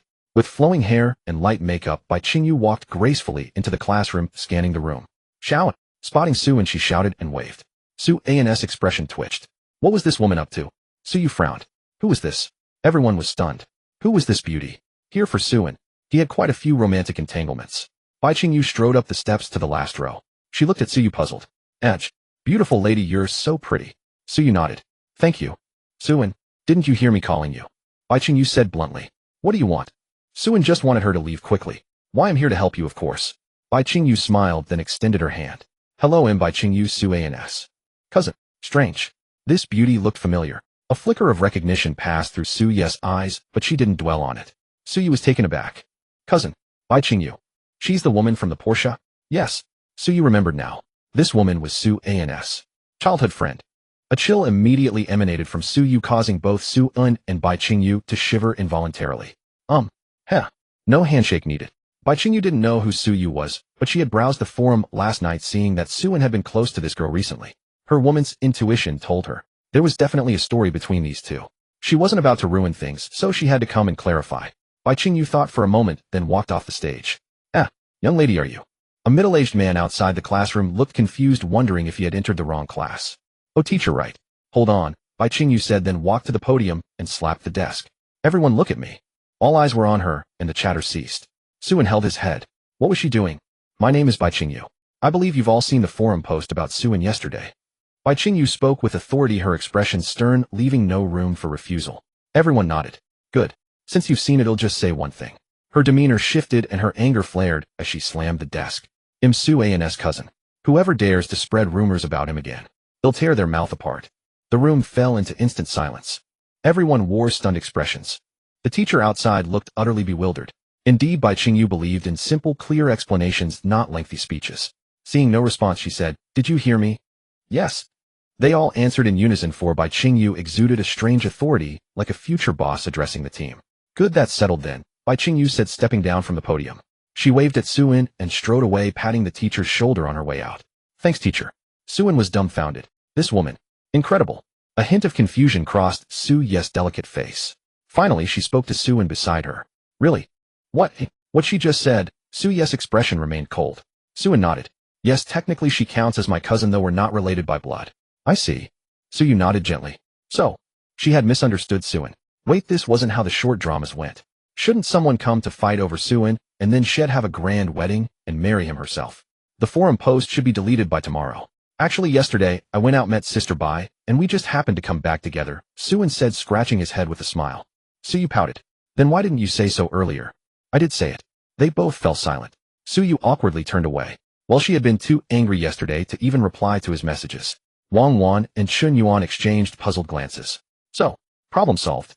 Then what was all that effort setting up the computer all night for? They had been lying in bed peacefully last night, when two burly men with permission barged in carrying large bags and boxes. Then the four of them started figuring out how to assemble the computer. While it might be a piece of cake for guys, for the girls, every single cable was enough to drive them mad. The teacher outside was left bewildered, dialing a number. Principal, this class is a bit tough to handle. Nevertheless, he had to teach. He walked in and lightly tapped the desk. Class, we were interrupted, but let's begin now. I'm your instructor for Principles of Economics. They'll be with you for all 3 years of university. Please don't skip my class. A group of students nodded. This was a core subject clearly marked on their schedules. They could skip others, but definitely not this one. Zhang Wei glanced at Suin, and Suyu, a smile curling at his lips. It seemed they could resolve their misunderstanding without any help. He thought to himself that it wouldn't be long before they got together. Want to get lunch? Suin asked with a silly grin. Yes. Suyu nodded immediately. Neither of them realized they were doing couple things despite not being a couple. Perhaps this was the peak of ambiguous flirtation. Bai Qingyu walked across campus humming a tune. Shaoan, shouldn't you be thanking your sister properly? A guy walked up to Bai Qingyu waving his phone. Hey beautiful, can I get your WeChat? Scram. Okay. The morning passed quickly. Aside from Suin and Zhang Wei, Wang Wanhu Dahai and the others had all fallen asleep. The teacher said nothing, merely telling them to rest earlier next time. After all, it was the first day of class and the teacher didn't wish to be overly harsh. Suyu kept pondering. Now that the computer was bought, how could she reasonably give it to Suin? Could she claim she won a prize? That didn't seem plausible. And it seemed there was no need to drive the Porsche to crush it anymore. The misunderstanding had been resolved. The car was useless now. Miss, you want us to take the car away again? What's going on? I don't know. Don't ask, just do as you're told. The other party withdrew a Range Rover. After class, Hu Dahai and the others grumbled all the way back to the dormitory, planning to catch up on sleep. Suyu and Suin, on the other hand, went to have a meal together. The noontime sun was always the warmest, spilling over them as it danced with the hormones. Suin, my. Suyu turned her head slightly, her bewitching eyes fixed on him. What are we? Now. Suan's body stiffened. What kind of relationship? What did she mean? Well, ahem. That is. Just kidding, hee hee. Suyu suddenly burst into laughter. Aren't we good brothers? Yes. Yes, we are. Suin nodded reluctantly. The two walked along the campus path, the girl's thoughts stretching longer with the shadows under the sun. Where are you going? To buy guijiao. Get one for me. Sure. Qin Shi, hands in pockets looking sleepy, parted ways with Hu Dahai and headed toward the nearest shop, to the male dormitory. At this hour there weren't many people in the shop, as most were having lunch. Qin Shi, hands in pockets, opened the freezer. A chill rushed through him. Nice. He took out 3 bottles of guijiao, closed the freezer, and turned around. Ouch. Sorry. Without noticing, Qin Shi bumped into a girl who was picking snacks behind him. He immediately stepped forward to help her up. The girl's face was pale, as if she wasn't in good health, but what stood out was that she looked even more delicate, her eyes clear and pure. Are you okay, classmate? Sorry, I wasn't looking and bumped into you. Qin Shi apologized, letting go of her arm as soon as she was on her feet. Her arm was so soft. Qin Shi thought.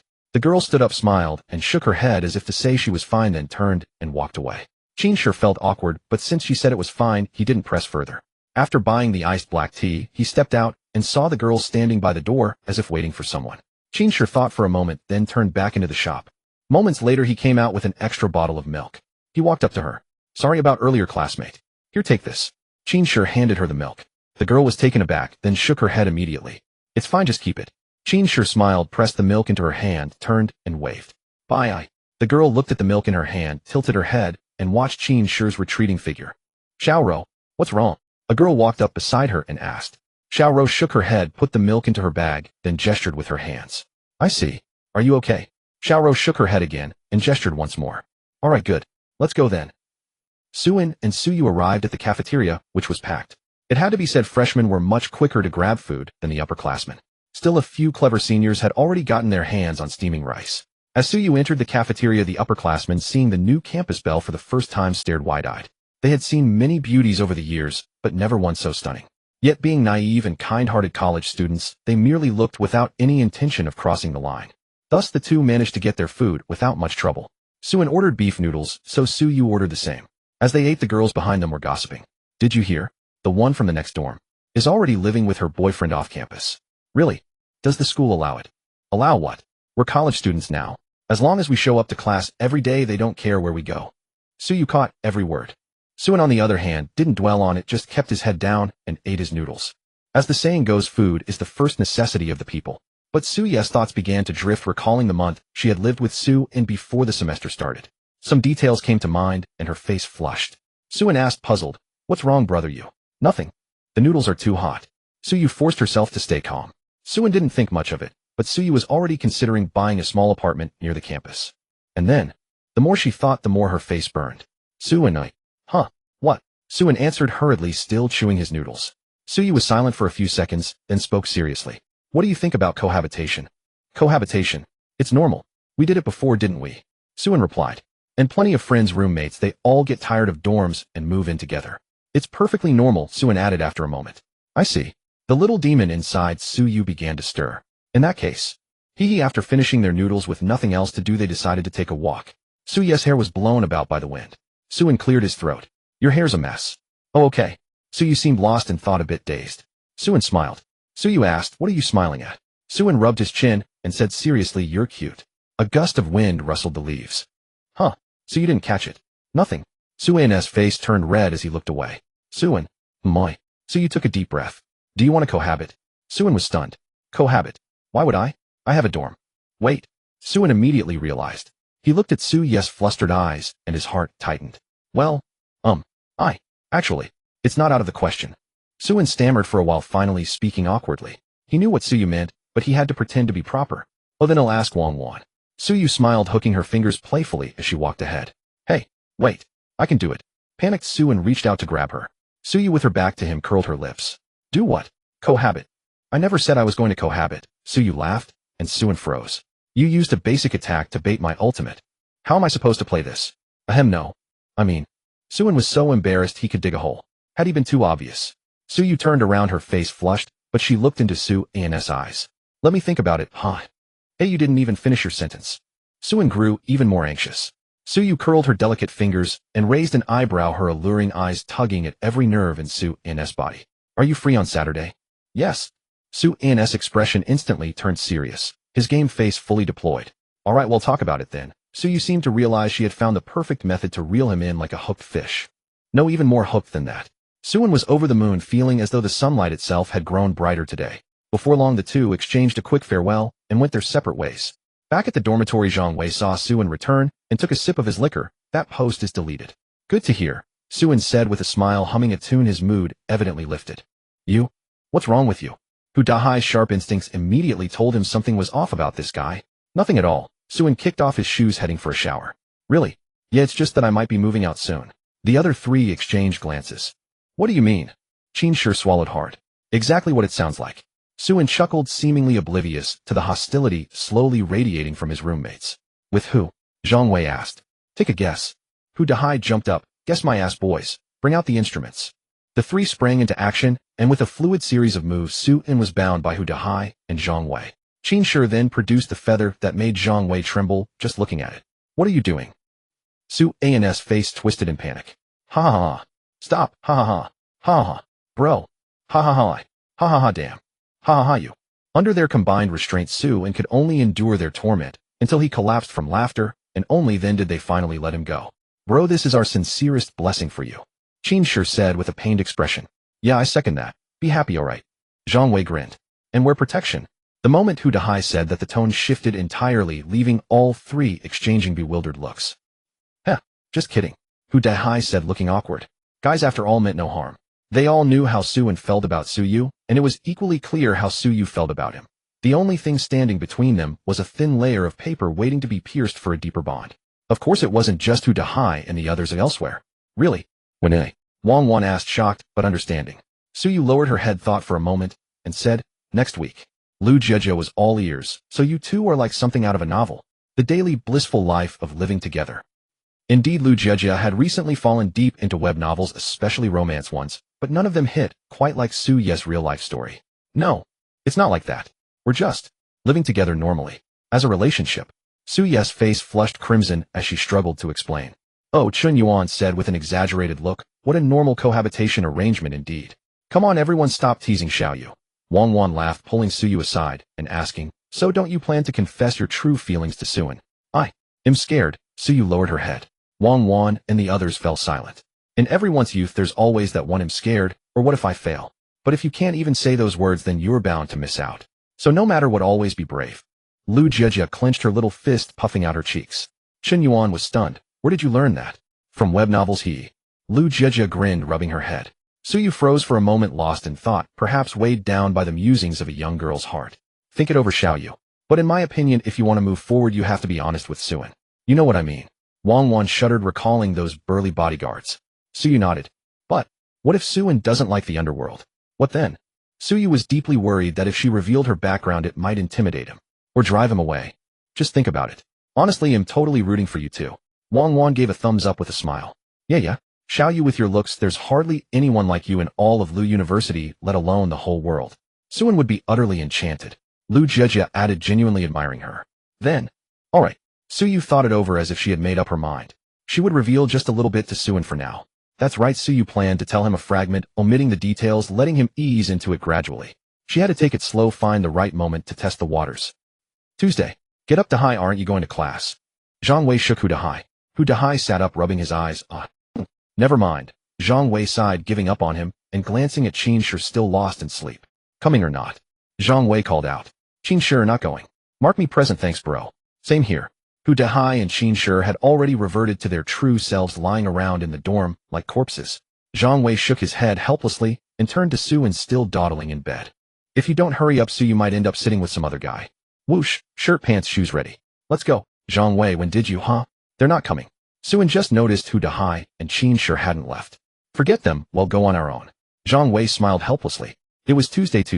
Suan felt inexplicably thrilled, sensing the day was drawing closer. Though nothing was official, two people who liked each other couldn't help but gravitate toward one another. And given their prior cohabitation experience, this time should go smoothly too. Hopefully. As usual, Zhang Wei and Lu Jejia sat together, while Suyu sat with Su, and except this time, there was breakfast waiting in front of him. Suyu had spent all night studying a guide titled 100 Ways to Hook a Guy. Step 1. Buy him breakfast.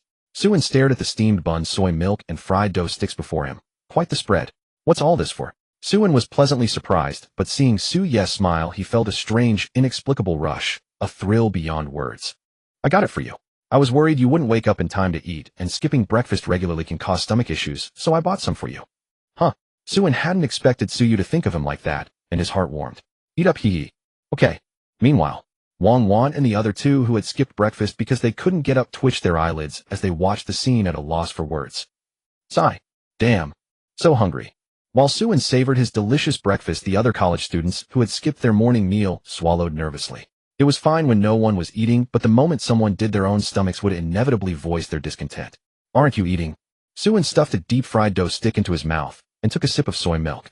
I am. Suyu beamed with delight. Seeing how enthusiastically Suan was eating, she knew that everything she had learned yesterday was useful. Suyu picked up a dough stick as well, took a bite with a smile, then glanced sideways. Her pupils suddenly constricted. Suan instantly felt the air grow cold. What's going on?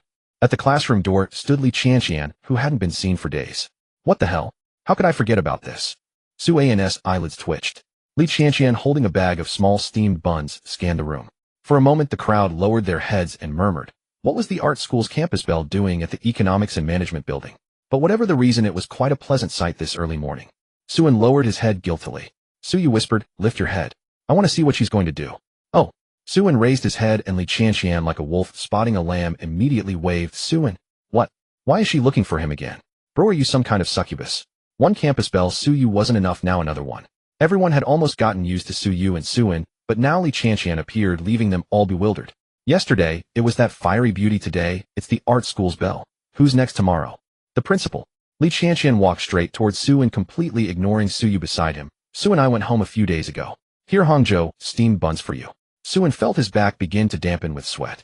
Li Qianqian had completely bypassed Suyu. Ahem. Well, I've already eaten, Suan said with a polite smile. That's fine, I'll bring you some tomorrow then, Li Qianqian said with a playful smile. The air fell silent. Zhang Wei coughed lightly to ease the awkwardness. This art school bell was something else. She didn't even acknowledge Suyu standing right there. If anyone were to judge Su, you would surely be the more impressive one, but right now Li Qianqian was equally bold. No. No need, Suan said. It's fine, I'll still bring them tomorrow. Li Qianqian said, utterly unconcerned. You? Suyu was about to stand up, but Suan beside her pulled her back, then rose to his feet. Classmate Li Qianqian, I'm sorry, but I truly don't like you. Besides, I already have someone I like.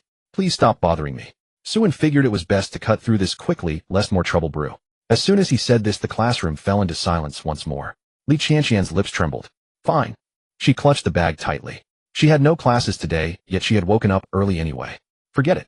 She strode out of the classroom without looking back. Awesome. Someone shouted, and the entire classroom erupted. Will I ever get to reject a girl like that in my lifetime? No chance. You can't even walk straight when you see a pretty girl. Suan, you are the real master. None of the boys in the classroom had expected Suan to reject her so decisively. Without a hint of hesitation, Suyu lowered her head. He said he has someone he likes. Did he reject her for me? Hee. Even their class monitor Zhang Qiu couldn't help but silently give Suan a thumbs up. Bro, you're incredible. Wang once said to her companion Xin Yuan. If I had someone like Xiao Yu who'd need an art school bell, one is more than enough.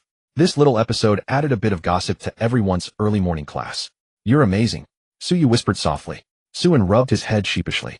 Strange, it felt oddly satisfying to uphold such manly virtue. Suyu silently noted today, Suan rejected another for her sake. Not bad, he's already hooked. Time passed quickly. On Saturday, Suan rose early. He had already arranged with Suyu to go look at apartments nearby. As Suan brushed his teeth, Zhang Wei was also up early, but instead of washing up he sat at his desk reading a book.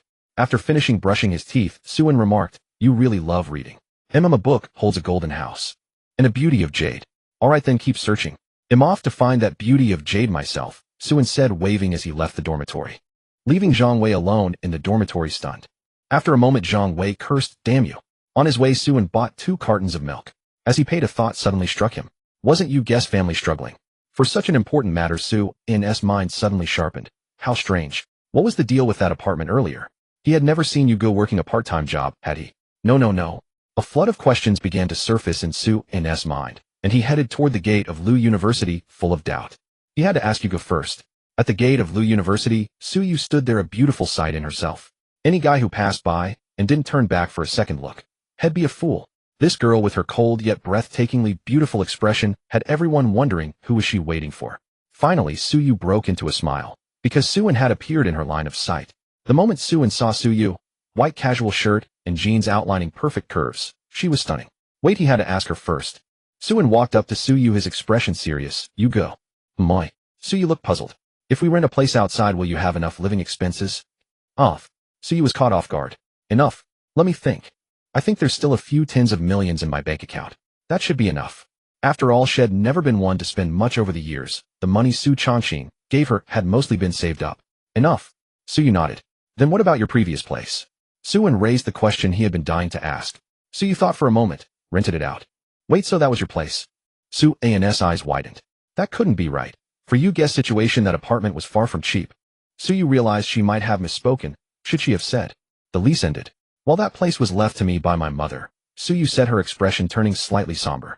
She decided to just tell the truth. This? Suan was momentarily stunned, wanting to slap himself twice. I'm such a jerk. Also my father, he's. Before Suyu could finish, Suan cut her off. Alright, you go. I shouldn't have asked so much. Let's go. Suan stopped asking. He was such a jerk. Yugo had rented out the place her mother left her just to get an apartment outside, and he still had all these questions. You're not even human, Suan. Suyu tilted her head in bewilderment. She looked at Suan. Was this guy gaslighting himself? Following the leads from the internet and tattered flyers posted on walls, the two arrived near a standalone apartment building beside the park at Lu University. Strange, why does that place look so familiar? Suan scratched his head. The path through the park seemed oddly familiar, yet he couldn't quite place it. Suyu quietly averted his gaze. Have you contacted the landlord? All set. We can head straight up, Suan said with a smile. Suyu nodded and hurried off. Suan was puzzled. Why the rush? He glanced back at the park one more time. I'll forget it. Probably just his imagination. Past the park, at the base of the apartment building, there was a 24-hour convenience store, seemingly part of a chain. Suan checked his phone and easily located the apartment entrance conveniently right next to the store, making daily errands a breeze. Suyu silently followed Suan, seemingly lost in thought, a little hesitant to speak. Let's see the 7th floor. Luckily the building had an elevator, otherwise Suan would have been less than thrilled. Suyu stepped into the elevator with him and pressed the button for the 7th floor as it began its slow ascent. Ahem, what's wrong, Yuga? Sensing the awkward tension in the elevator, Suen broke the silence. It's nothing. Suyu quickly turned his head away, not wanting Suen to notice anything unusual. Suen didn't press further, but he couldn't shake the feeling that Suyu had been acting strangely ever since they passed that park. Was it just his imagination? Ding dong. The elevator doors slid open, revealing apartment 701, the first one right outside. They had already coordinated with the landlord. Pushing the door open, they found a man who looked to be not very old sitting inside, wearing a pair of glasses giving off an intellectual vibe. You must be Brother Wong, Suen said, stepping forward with an outstretched hand. The man shook it. Yes, young man. Come have a seat. Let's talk first. As the three sat down, Brother Wong glanced at Suyu, struck by his beauty, and complimented. Young man, your girlfriend is very pretty. Oh well. Thank you. Suyu suddenly interrupted Suen, nodding and smiling quickly. She didn't refuse. Suan's pupils constricted slightly. Haha, well, as you can see, this place has great ventilation too. As you requested, it has 2 bedrooms, a kitchen, and a bathroom, Brother Wong said, standing up to give them a tour. Suen looked at the pristine white walls and the bedrooms facing each other, nodding in approval. It did look quite good. This is the bathroom here, Brother Wong gestured behind Suen. The wash basin area was separated from the shower and toilet, a nice dry-wet separation design. Indeed, it was quite good. Suen nodded. The balcony was also a decent size, perfect for hanging clothes to dry. What do you think, Yuga? Suen asked Suyu beside him. Suyu nodded slightly. It's comfortable. The apartment was somewhat like a duplex, but unlike a true duplex, it lacked a second level, and the kitchen was a separate room. It perfectly met Suan's requirements for an apartment. What about the price? Suyu asked. Wait. Suen suddenly interrupted, pulling Brother Wong aside towards the door. He turned back and said, Yuga, let me negotiate the price with Brother Wong. Okay, Suyu said, puzzled but finding it reasonable. Negotiating was indeed necessary. At the doorway, Suen scratched his head. Brother Wong's expression turned a bit sour, but he still spoke up. Young man, my place is considered quite good in the university town. The price is just 4,000 a month. If you want a bargain. No, Suen chuckled. No. Then why did you pull me out? Brother Wong, just name your price. He'll buy it outright, Suen declared. The man was momentarily stunned. What did you say? Brother Wong exclaimed, unsure if he had heard correctly. Name your price, bro. He'll buy it directly, Suen repeated. Wait, you want to buy it? Yes. Brother Wong frowned, looking at Suen. He couldn't be more than 19. Did he really have that kind of money? Suen continued, it's like this, bro. I just want to, my girlfriend, not to have so much psychological burden. You know what I mean? Oh, Brother Wong said, giving Suen an involuntary thumbs up. What a man. It turned out Suen planned to buy the apartment outright and have Brother Wong make up some story for Suyu, allowing them to rent it for an extremely low price. 1.5 million firm on price, Brother Wong stated after some thought. Given the prime location near the university and the property prices in Lu City, it was a fair price. He expected Suen to try and haggle, but Suen didn't even bat an eye. Deal. Excellent, my friend. He'll even throw in a large fridge and have a cleaning lady come over to tidy the whole place. You can move in tomorrow. Brother Wong's face lit up with joy. He grabbed Suan's hand and shook it vigorously. Let's head back in then. The rest is up to you, Brother Wong. OJBK. Brother Wong laughed. Suen then flung the door open, putting on a look of great excitement. Yuga, I have great news. Huh? What good news? Suyu asked, puzzled, sitting on the sofa. Brother Wong stepped forward with a smile. Well, you see, it's because of my family. Wait, Brother Wong, could you step outside with me for a moment? Suyu suddenly spoke up. Suen was taken aback. I'd also like to negotiate the price. I don't think Shaoan is good at it, Suyu said after a moment's thought and headed out the door. Brother Wong, confused, followed him out again. Well, little miss, what can I? Brother Wong looked bewildered. Name your price. Brother Wong's pupils contracted. He was even more confused. What was going on here? It turned out that in a moment of perfect synchronicity, the two had come up with the exact same plan. Suyu figured that if she bought the apartment and had Brother Wong make up some excuse, Suen wouldn't have to bear such a heavy psychological burden. Plus, he could still pay her rent every month. He'll buy this place. Give me a price, Suyu said, her expression cool, arms crossed over her chest. Brother Wong's jaw dropped. It's like this, Brother Wong. That's the situation. You get it. Suyu quickly explained her plan. What she said made sense, but you two are just playing me for a fool here, aren't you? Or do you both just have too much money and are messing with me? Brother Wong was completely dumbfounded. Suen wanted to buy it, and now Suyu wanted to buy it too. What on earth was happening? So little miss, you mean? He doesn't know you're wealthy, and you don't want him to feel insecure. Exactly. Suyu nodded, eagerly giving Brother Wong a thumbs up. Seriously, how did you two even meet properly? You don't even know each other's financial situation? Brother Wong took a deep breath. 750000. Suyu was stunned. That cheap. That price didn't seem right. And he'll throw in a large fridge and have my cleaning lady. Shortly after, Brother Wong walked back inside. Young man, we've settled on a price. Also, I have a family emergency and need to leave Lu City immediately. So we'll rent it to you guys cheaply. How does 500 a month sound? Suin nodded, a happy smile spreading across his face. Seeing Suin so pleased, Suyu smiled as well. They both gave Brother Wang a simultaneous thumbs up. It was obvious that all three of them felt they had gotten a bargain. By the way, I should remind you too, this apartment doesn't allow dogs. If you get complaints, don't say, I didn't warn you. Brother Wang said with an awkward smile, telling the truth. After all, it wouldn't be his concern from now on. Suin and Suyu nodded. All right, it's settled then. They'll have a refrigerator delivered this afternoon, and you can move. Brother Wang tossed out 2 keys. Here are 2 of the 3 keys. They'll leave the other one under the doormat after the fridge is placed. Just a heads up, you might want to change the lock. He smiled, waving the key in his hand. Admittedly, such a landlord was quite considerate. Suin smiled, but had one more question, though he could only ask Brother Wang in the evening. We'll be off now, Brother Wang. Sure thing. Brother Wang waved goodbye to the 2 of them in the elevator. Stepping out and making 1.5 million. What a day. Downstairs, Suin entered a convenience store, bought 2 bottles of water, and handed one to Suyu. So we're officially living together now, 250. What's with the 250? Suyu asked, puzzled. It means we each paid 250,000, ha. Suin laughed. Suyu smiled too. Silly Suin. It wasn't her who was the 250, it was him who had to pay her 250,000 each month. Suin obviously thought the same. Suyu would pay him 250,000 every month. Let's go shopping. Suin suddenly said. Since they were moving, they'd need to buy a lot of things. Suyu shook her head. I have things to do. How about we go tomorrow? Really? All right then. Suan's disappointment was palpable. He wouldn't get to go shopping with Suyu. Let's head back to school. Sure.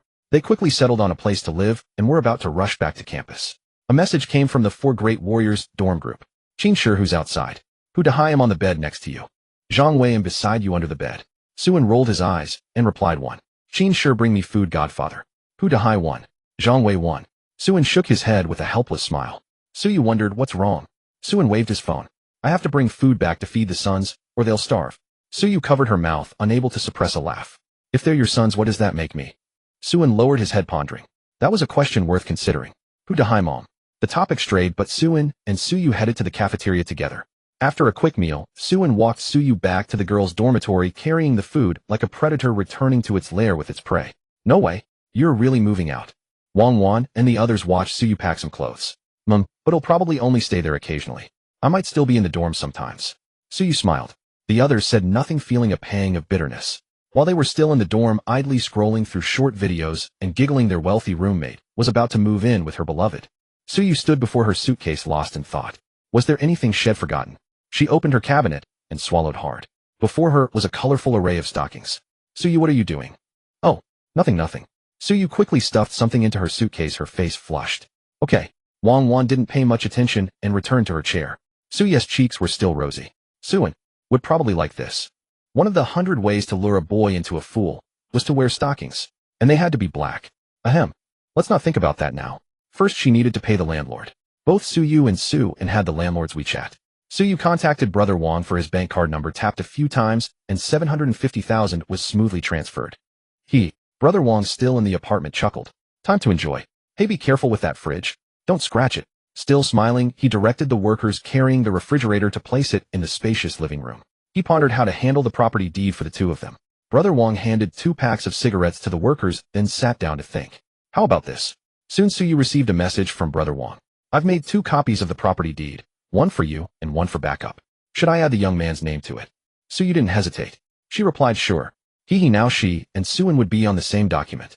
Then Suyu called the 2 familiar bodyguards to come to the school and move Suan's computer to the apartment. The rest would be handled by Brother Wang. Bro, don't go. Hu Dahai looked lifeless as Suin packed his belongings. Son, it's not that your dad wants to leave.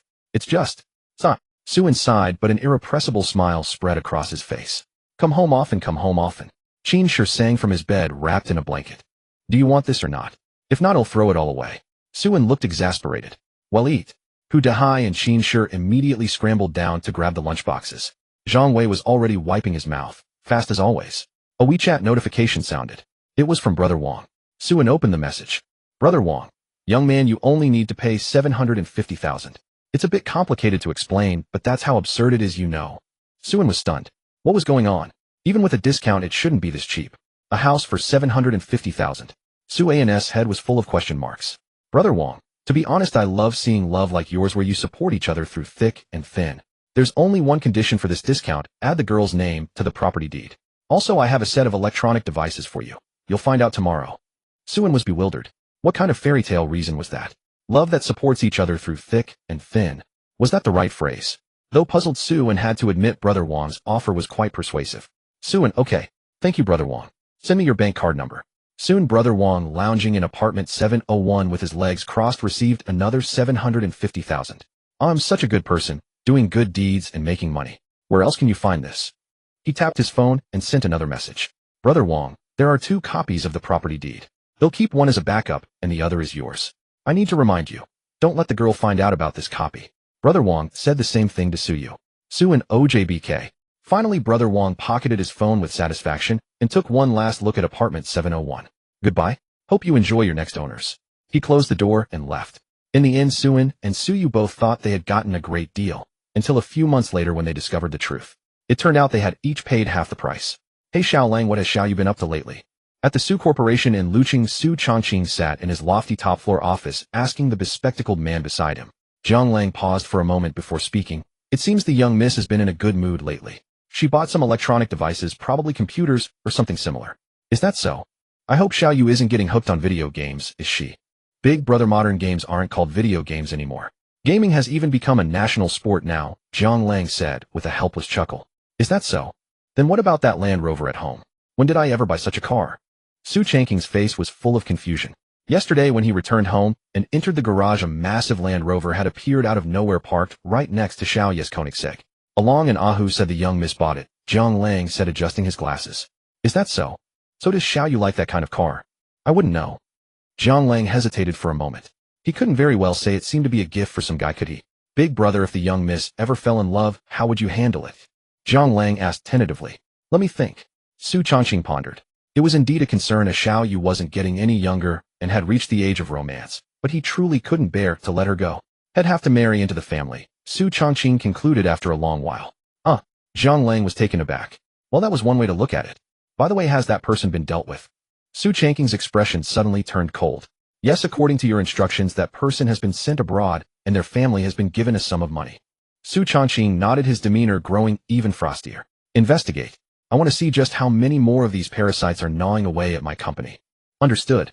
It turned out that in recent months the Su Group's finances and key projects had been plagued with problems. Su Chongqing had come to realize that more and more of his subordinates had forgotten just how he had risen to this position. Sunday, Suen was in inexplicably high spirits. He had just finished brushing his teeth and was about to pick up his suitcase to head out when his phone rang.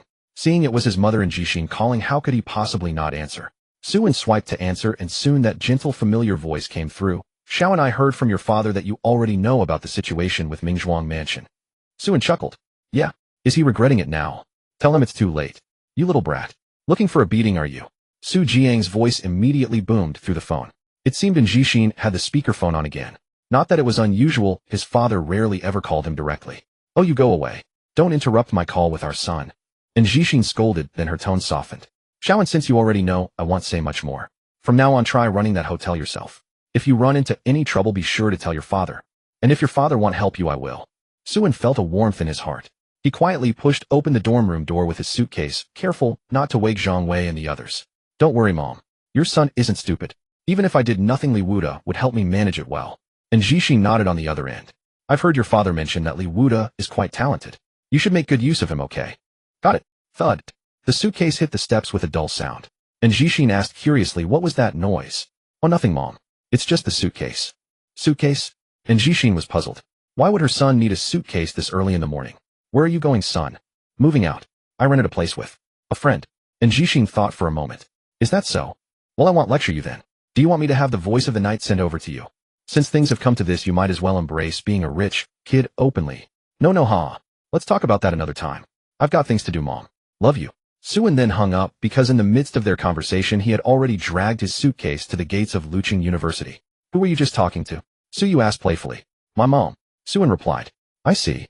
Suyu felt a sudden pang in her nose upon hearing it was his mother. Suen had mentioned before that his mother had trouble with her legs. She had to find the best doctor to cure her. No, she would fix Suan's mother's legs. Let's go then. Okay. In the capital. Do you think Xiaoan might be dating someone? A beautiful woman draped in an expensive silk scarf looked worriedly at the imposing man beside her. Su Jianghe took a deep breath. No way. That kid has never been close to any girl since he was little. No, I mean maybe he's met a girl he likes at university. How do you know that? Su Jianghe asked, puzzled. A mother's intuition, of course. And Jixin pouted, looking proud. Yes, my wife is the best. Su Jianghe gave a thumbs up and praised her immediately, showing that their affection after all these years had not diminished one bit.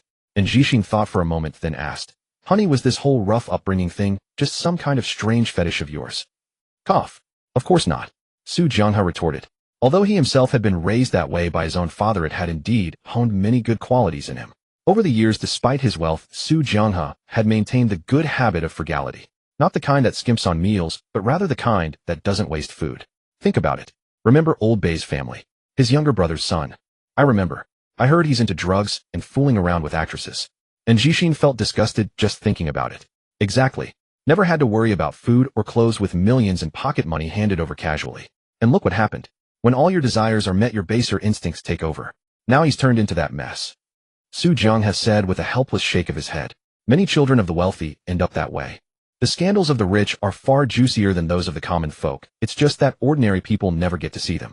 Many commoners only ever see the few wealthy individuals who are cultured and well-educated, and they assume all rich people are like that. But they can't see the majority, and they believe their own eyes are the sharpest, unaware that in the eyes of those dissolute heirs watching, these people praise them online as quite. Look at our son now. Apart from his habit of cursing me out, he doesn't have any other bad habits, right? Su Jianghe felt a small swell of pride after saying that. Cough. Yeah. And Jixin said, speechless. Pushing open the door to apartment 701, everything was as Brother Wang had promised. Even the sofa covers had been replaced with a brand new set, and the refrigerator was tucked neatly into a corner of the living room, taking up no extra space. Suan, thinking about the life ahead, couldn't help but blush. Would he be seeing black and white again? Suyu, on the other hand, pouted, looking displeased. She didn't like the color of the sofa covers. It was ugly. That dark blue was just too ugly. Bro, you. Suan put down his suitcase. Moi. Please take care of me in the days to come. You got it, old roommate. Suyu said playfully. Hey, Suan, be gentle. Don't break it. He'll be gentle. You like that, he? Suan gently placed the Doraemon plush toy that Suyu had caught last time on top of the refrigerator. In Suyu's words, this way they could see it as soon as they entered. Although Suan didn't know why they had to do this, seeing Suyu happy, he decided to indulge her. Brother, you go make your bed first, Suan said with a smile, then picked up his suitcase and prepared to head to the other smaller room. Wait. Suyu turned her head away, her eyes darting uncertainly. Suan was puzzled, then a sly grin curled at the corner of his mouth. Brother, you don't know how to make a bed, do you? How? How is that possible? Suyu pouted, her face full of displeasure.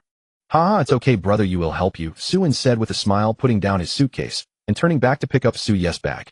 I just wanted you to help me make it. It's not that I can't. Suyu was still being stubborn. Suan just smiled and said nothing, entering the largest room. It looked empty with only a bed and a wardrobe, but Suan believed it would soon be filled with life. How did you come in? Suan was puzzled. Why had Suyu followed him? Can't I look at my own room? Suyu turned away and said. Suan laughed. He increasingly felt that Suyu was different from before. Now she talked more and showed more emotions. But wasn't that exactly what a girl should be like? The first time he met Suyu, her expression was cold and indifferent, as if he owed her 8 million.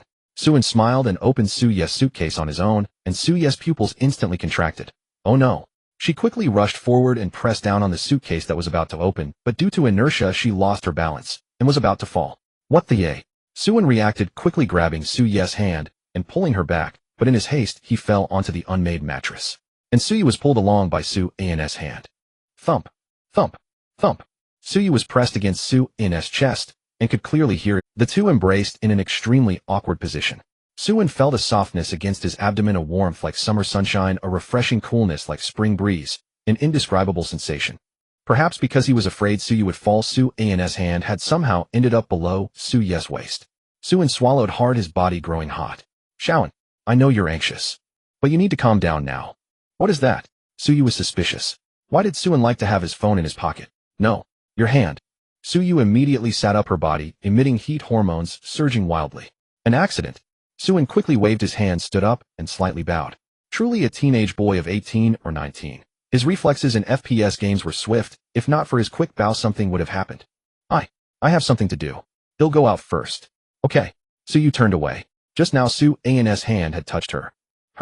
And also. Suyu took a deep breath. Had she invited a wolf into her home? But, it seemed. Okay. In the bathroom. The sound of water splashing. Suan quickly splashed cold water on his face, panting heavily. No good. If this happened a few more times, he'd really be in trouble. Suan looked at himself in the mirror, then suddenly slapped his forehead. Are you stupid? Then just make it legal. His left brain then fought with his right brain, immediately shaking his head. No, it has to be after marriage. Wait, what are you thinking? Is this a question of marriage or not? To be honest, Sue had already thought of names for their children in those few seconds. In the bedroom, Sue came to her senses and hurriedly opened her suitcase, took out the black stockings, and hid them all in the wardrobe. Stinky Sue. Bad Sue. Sue's face was flushed beyond belief. But, I want to kiss him. Sue, what are you thinking? Shyly, she covered her face and pressed it into the mattress, her body growing even hotter. Knock, knock, knock. Sue knocked on the door and said, brother, can I come in? I'll make your bed. Wait. Sue got up and took a deep breath. Calm down. Sue, you need to calm down. After a while, Sue suppressed some of her agitation and opened the door, her expression a bit cooler. Come in. Okay. Sue also felt a bit awkward from earlier. He went over, opened the suitcase, and quickly arranged Sue's mattress and belongings neatly. He'll go set up mine. Okay. Pushing open the door to his own room, Sue was stunned. What was all this? A computer? Remembering what Brother Wang had said, maybe this was what he left behind. He would ask Brother Yu later. 20 minutes later, it was 11 o'clock in the morning, lunchtime. The two sat on the sofa, neither speaking nor daring to look at each other. The first day of cohabitation was already so awkward. What would it be like in a few days? What to eat? There's a kitchen. Hearing this, Sue suddenly had an idea and stood up. How about we cook together? Sue tilted her head, stunned. Sue was also stunned. Then another 2.5 minutes of silence. Actually, I meant cooking. I know. Sue turned away, her expression cool. She definitely hadn't misunderstood Sue's meaning. Sue felt he could jump from the 7th floor to buy a bottle of water without using the stairs or elevator. Ahem. Sue gently coughed into her hand. Then let's cook together. For lunch. Okay. Should we call them to eat together? It's just that everyone is off today. Sue suggested, asking Sue to invite everyone from her dorm and his dorm to join in for some fun. But Sue shook her head. Next time. Sue's thoughts. No way. Sue's cooking is for me alone. And this is the first time. Of course, the last time with the noodles didn't really count as cooking, right? Sue nodded. That was fine too. They could all rest after the meal. Is there a supermarket nearby? Sue asked in confusion. At this moment, Sue looked like a transcendent master, covering his face. Fool. The vegetables at the supermarket are expensive and not good. Then where should we go? Sue really didn't know any other place to buy food besides the supermarket. Humph. Sue took out his phone, opened the navigation, and then, now planning route to the nearest farmer's market. Of course, you have to go to the farmer's market for groceries. The vegetables and meat there are fresh every day. Sue looked bewildered. What was a farmer's market? Come on, I'll take you to check it out. Sue absolutely loved this place. He could buy cheap and good ingredients. Although he still had over 9 million in his pocket, he preferred this place for groceries, since even the chef at his home bought from the Kyoto farmer's market. The good news was that the market was just a few streets away from their apartment building. The bad news was that they had to take the subway, as pedestrians were required to cross through the station due to traffic. Neither of them complained much, perhaps both secretly relishing the chance to spend more time walking together. Hee, Sue suddenly chuckled. Sue puzzled puzzled. What's up? I just remembered something funny. What? Before Sue could react, Sue continued. It's about our first meeting. I even called the police on you, ha ha ha. Cough. Yeah, I guess so. Sue laughed and rubbed his head. That was his first day in Lucheng, and he never expected to end up being questioned at the security post. And it was all because of, ahem. Sue recalled the sensation. It was indeed quite pleasant. Sue seemed to remember, as well, a blush creeping onto her face as she whispered, pervert. After buying their subway tickets, they found the line heading to the market and waited on the platform. It was rush hour for commuters and dinner-goers alike. In a bustling metropolis, the subway station was inevitably packed with people. Sue huddled in a corner, trying to avoid being jostled by the crowd. The train rumbled into the station, and the moment the doors slid open, the crowd split into two opposing forces. One faction desperately shoved their way out, as if fearing the train would carry them away, while the other surged forward, pushing and squeezing to get on. Sue felt a twinge of nervousness. As the little princess of Lucheng, she was hardly used to such scenes. The last time she had been on the subway was practically her first, as she was usually chauffeured everywhere. Sue, mistaking her hesitation for social anxiety, gently patted her hand. Don't worry. Watch me. Before Sue could process what was happening, Sue grabbed her hand. Sue charged forward like a force of nature, using his body to expertly carve a path through the throng. With a smooth, deft maneuver, he managed to pull Sue right onto the train. Sue blinked in astonishment. That was fast. The train was even more crowded. They were nearly separated by the crush of bodies, but Sue held onto her hand tightly. Both of them blushed, but this was a special circumstance. Totally acceptable. The train suddenly lurched forward with a forceful acceleration, pressing them together as the space between them was instantly filled by other passengers. Now they were standing chest to chest, faces inches apart. Sue felt a wave of nervousness. Whether it was the heat of the train or something else, his body temperature seemed to rise. He swallowed hard. Due to their height difference, Su Ye's forehead was perfectly aligned with his lips. Su Yu could clearly see the lines of his throat. The train was filled with chaotic noise, yet they could somehow hear each other's heartbeats above the din. Suin let out a heavy breath which brushed against Su Ye's forehead. She stammered nervously, It's hot. Yeah, Suin mumbled. Suin turned his head away, feeling incredibly awkward. The train suddenly decelerated and caught off guard. Su Yu stumbled forward, crashing into Su In's chest. The last sliver of space between them vanished completely. Suin stammered, "Hey, the train. Special circumstances. Right. Reasonable." Su Yu could feel the warmth radiating from his chest. One of Su In's hands gripped the handrail, while the other seemed to have nowhere to go. Damn it. He wanted to put it on her waist. His mind was a whirlwind of chaos, the air thick with a charged, heady atmosphere. Finally, the train reached their stop. Suin let out a long sigh of relief. Was it over? Su Yu stood obediently beside Suin. Although many strange things had happened, it was kind of fun. This was Su Ye's first time seeing so many novel things. Ahem, let's go, you go, Suin said. They exited the station, and right across the street was a small farmer's market. Since it was already midday, there were noticeably fewer shoppers. However, the vendors were still shouting enthusiastically, trying to attract the sparse crowd to their stalls. So this is a market. Su Ye's eyes sparkled with wonder. She had never seen anything like this. Yeah, Suin replied as they crossed the street. Markets always have a complex mix of smells, and this one was no exception. But to Suin, this was the essence of everyday life, the vibrant pulse of the mortal world. Su Yu was clearly not used to it, and instinctively wanted to cover her nose.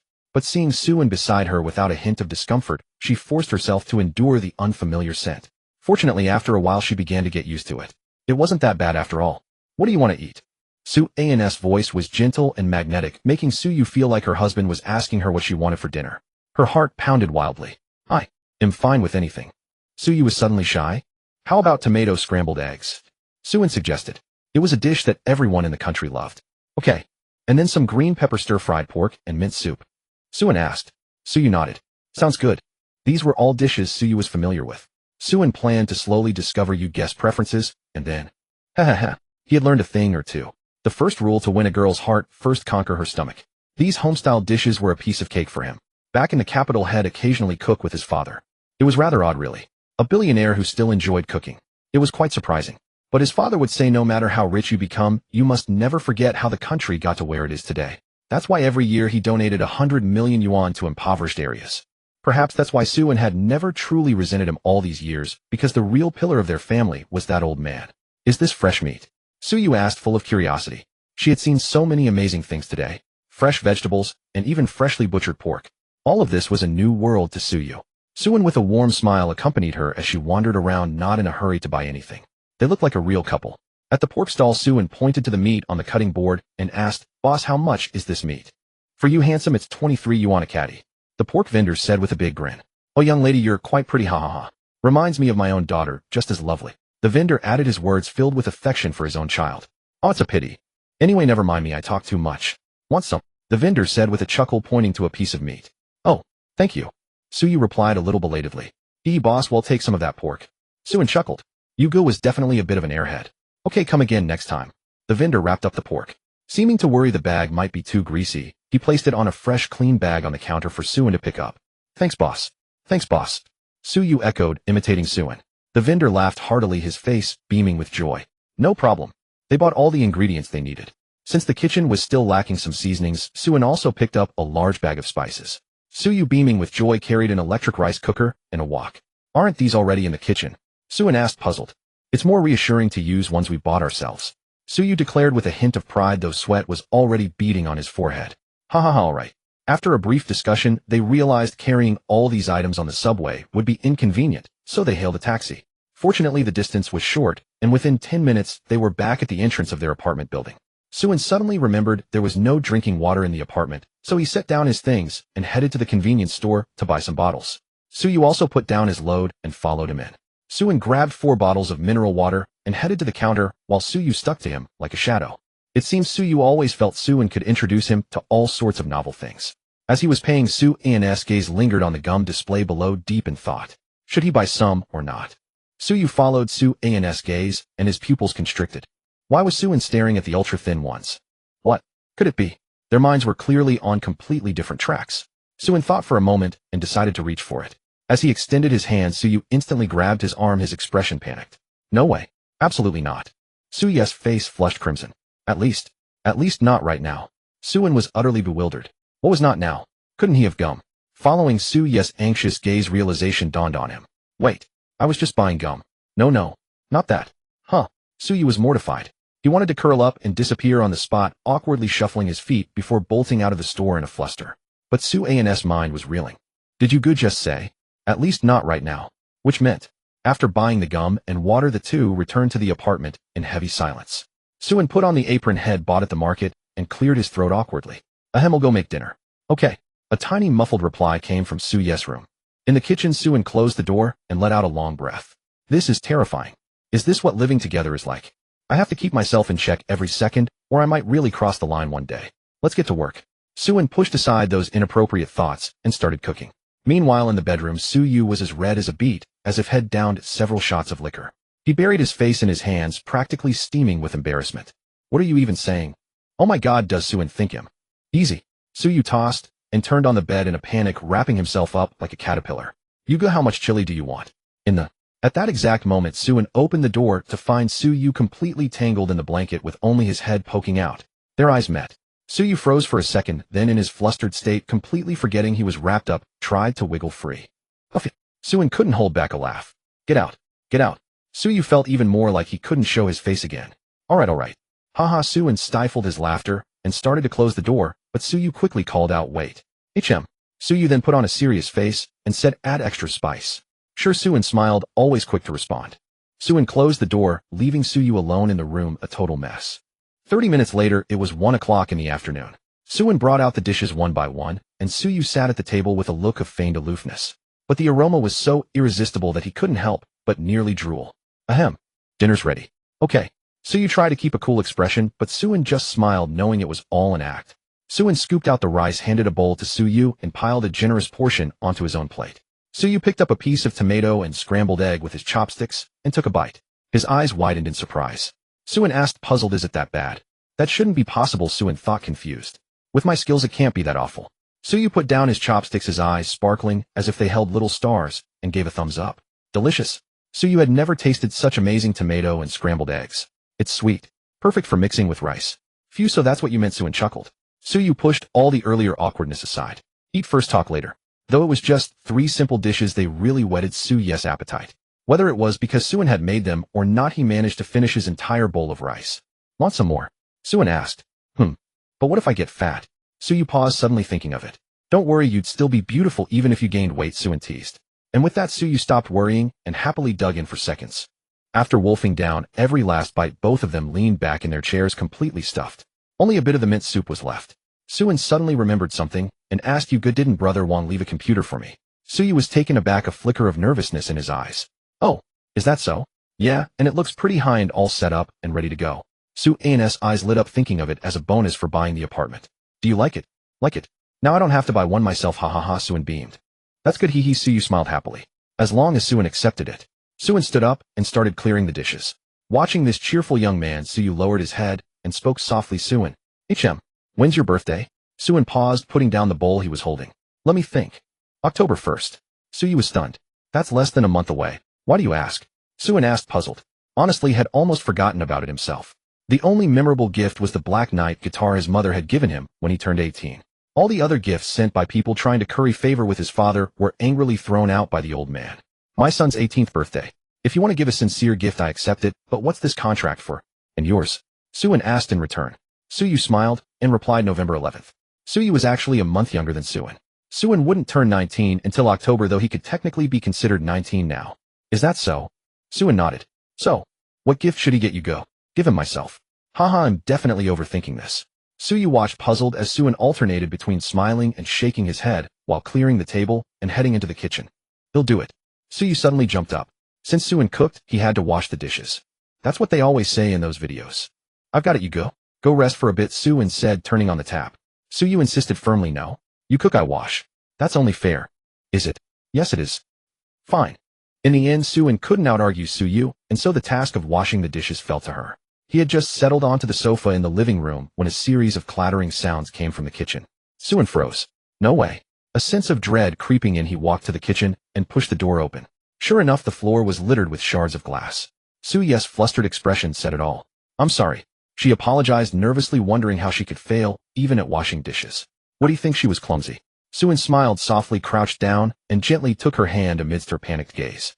Are you hurt? Suyi was taken aback, a sudden warmth stinging her nose. No. Good. It would be a real loss if you cut your hand, ha. He chuckled, brushing aside the broken glass scattered on the floor. Suyu stared blankly at the gentle young man before her, then suddenly threw her arms around him. Suyin was stunned. What's going on? Yet he didn't pull away. Instead he patted her back softly. It's all right, it's all right. Go get some rest, I'll handle this. Her voice was choked with sobs. Suyin frowned, wondering what had happened. Suyu spoke softly. My mother used to comfort me like this when I was little. Su's body trembled slightly. So that's why. He understood now. His voice grew even more tender. Don't cry, it's fine. No one will blame you. Suye's hair draped over his shoulder, carrying a faint, refreshing fragrance. Suyu nodded lightly, then stood up with a haughty expression. It's all yours. I'm going to rest. At once, my lady. Suyin mimicked the manner of a household bodyguard. Suyu burst into laughter.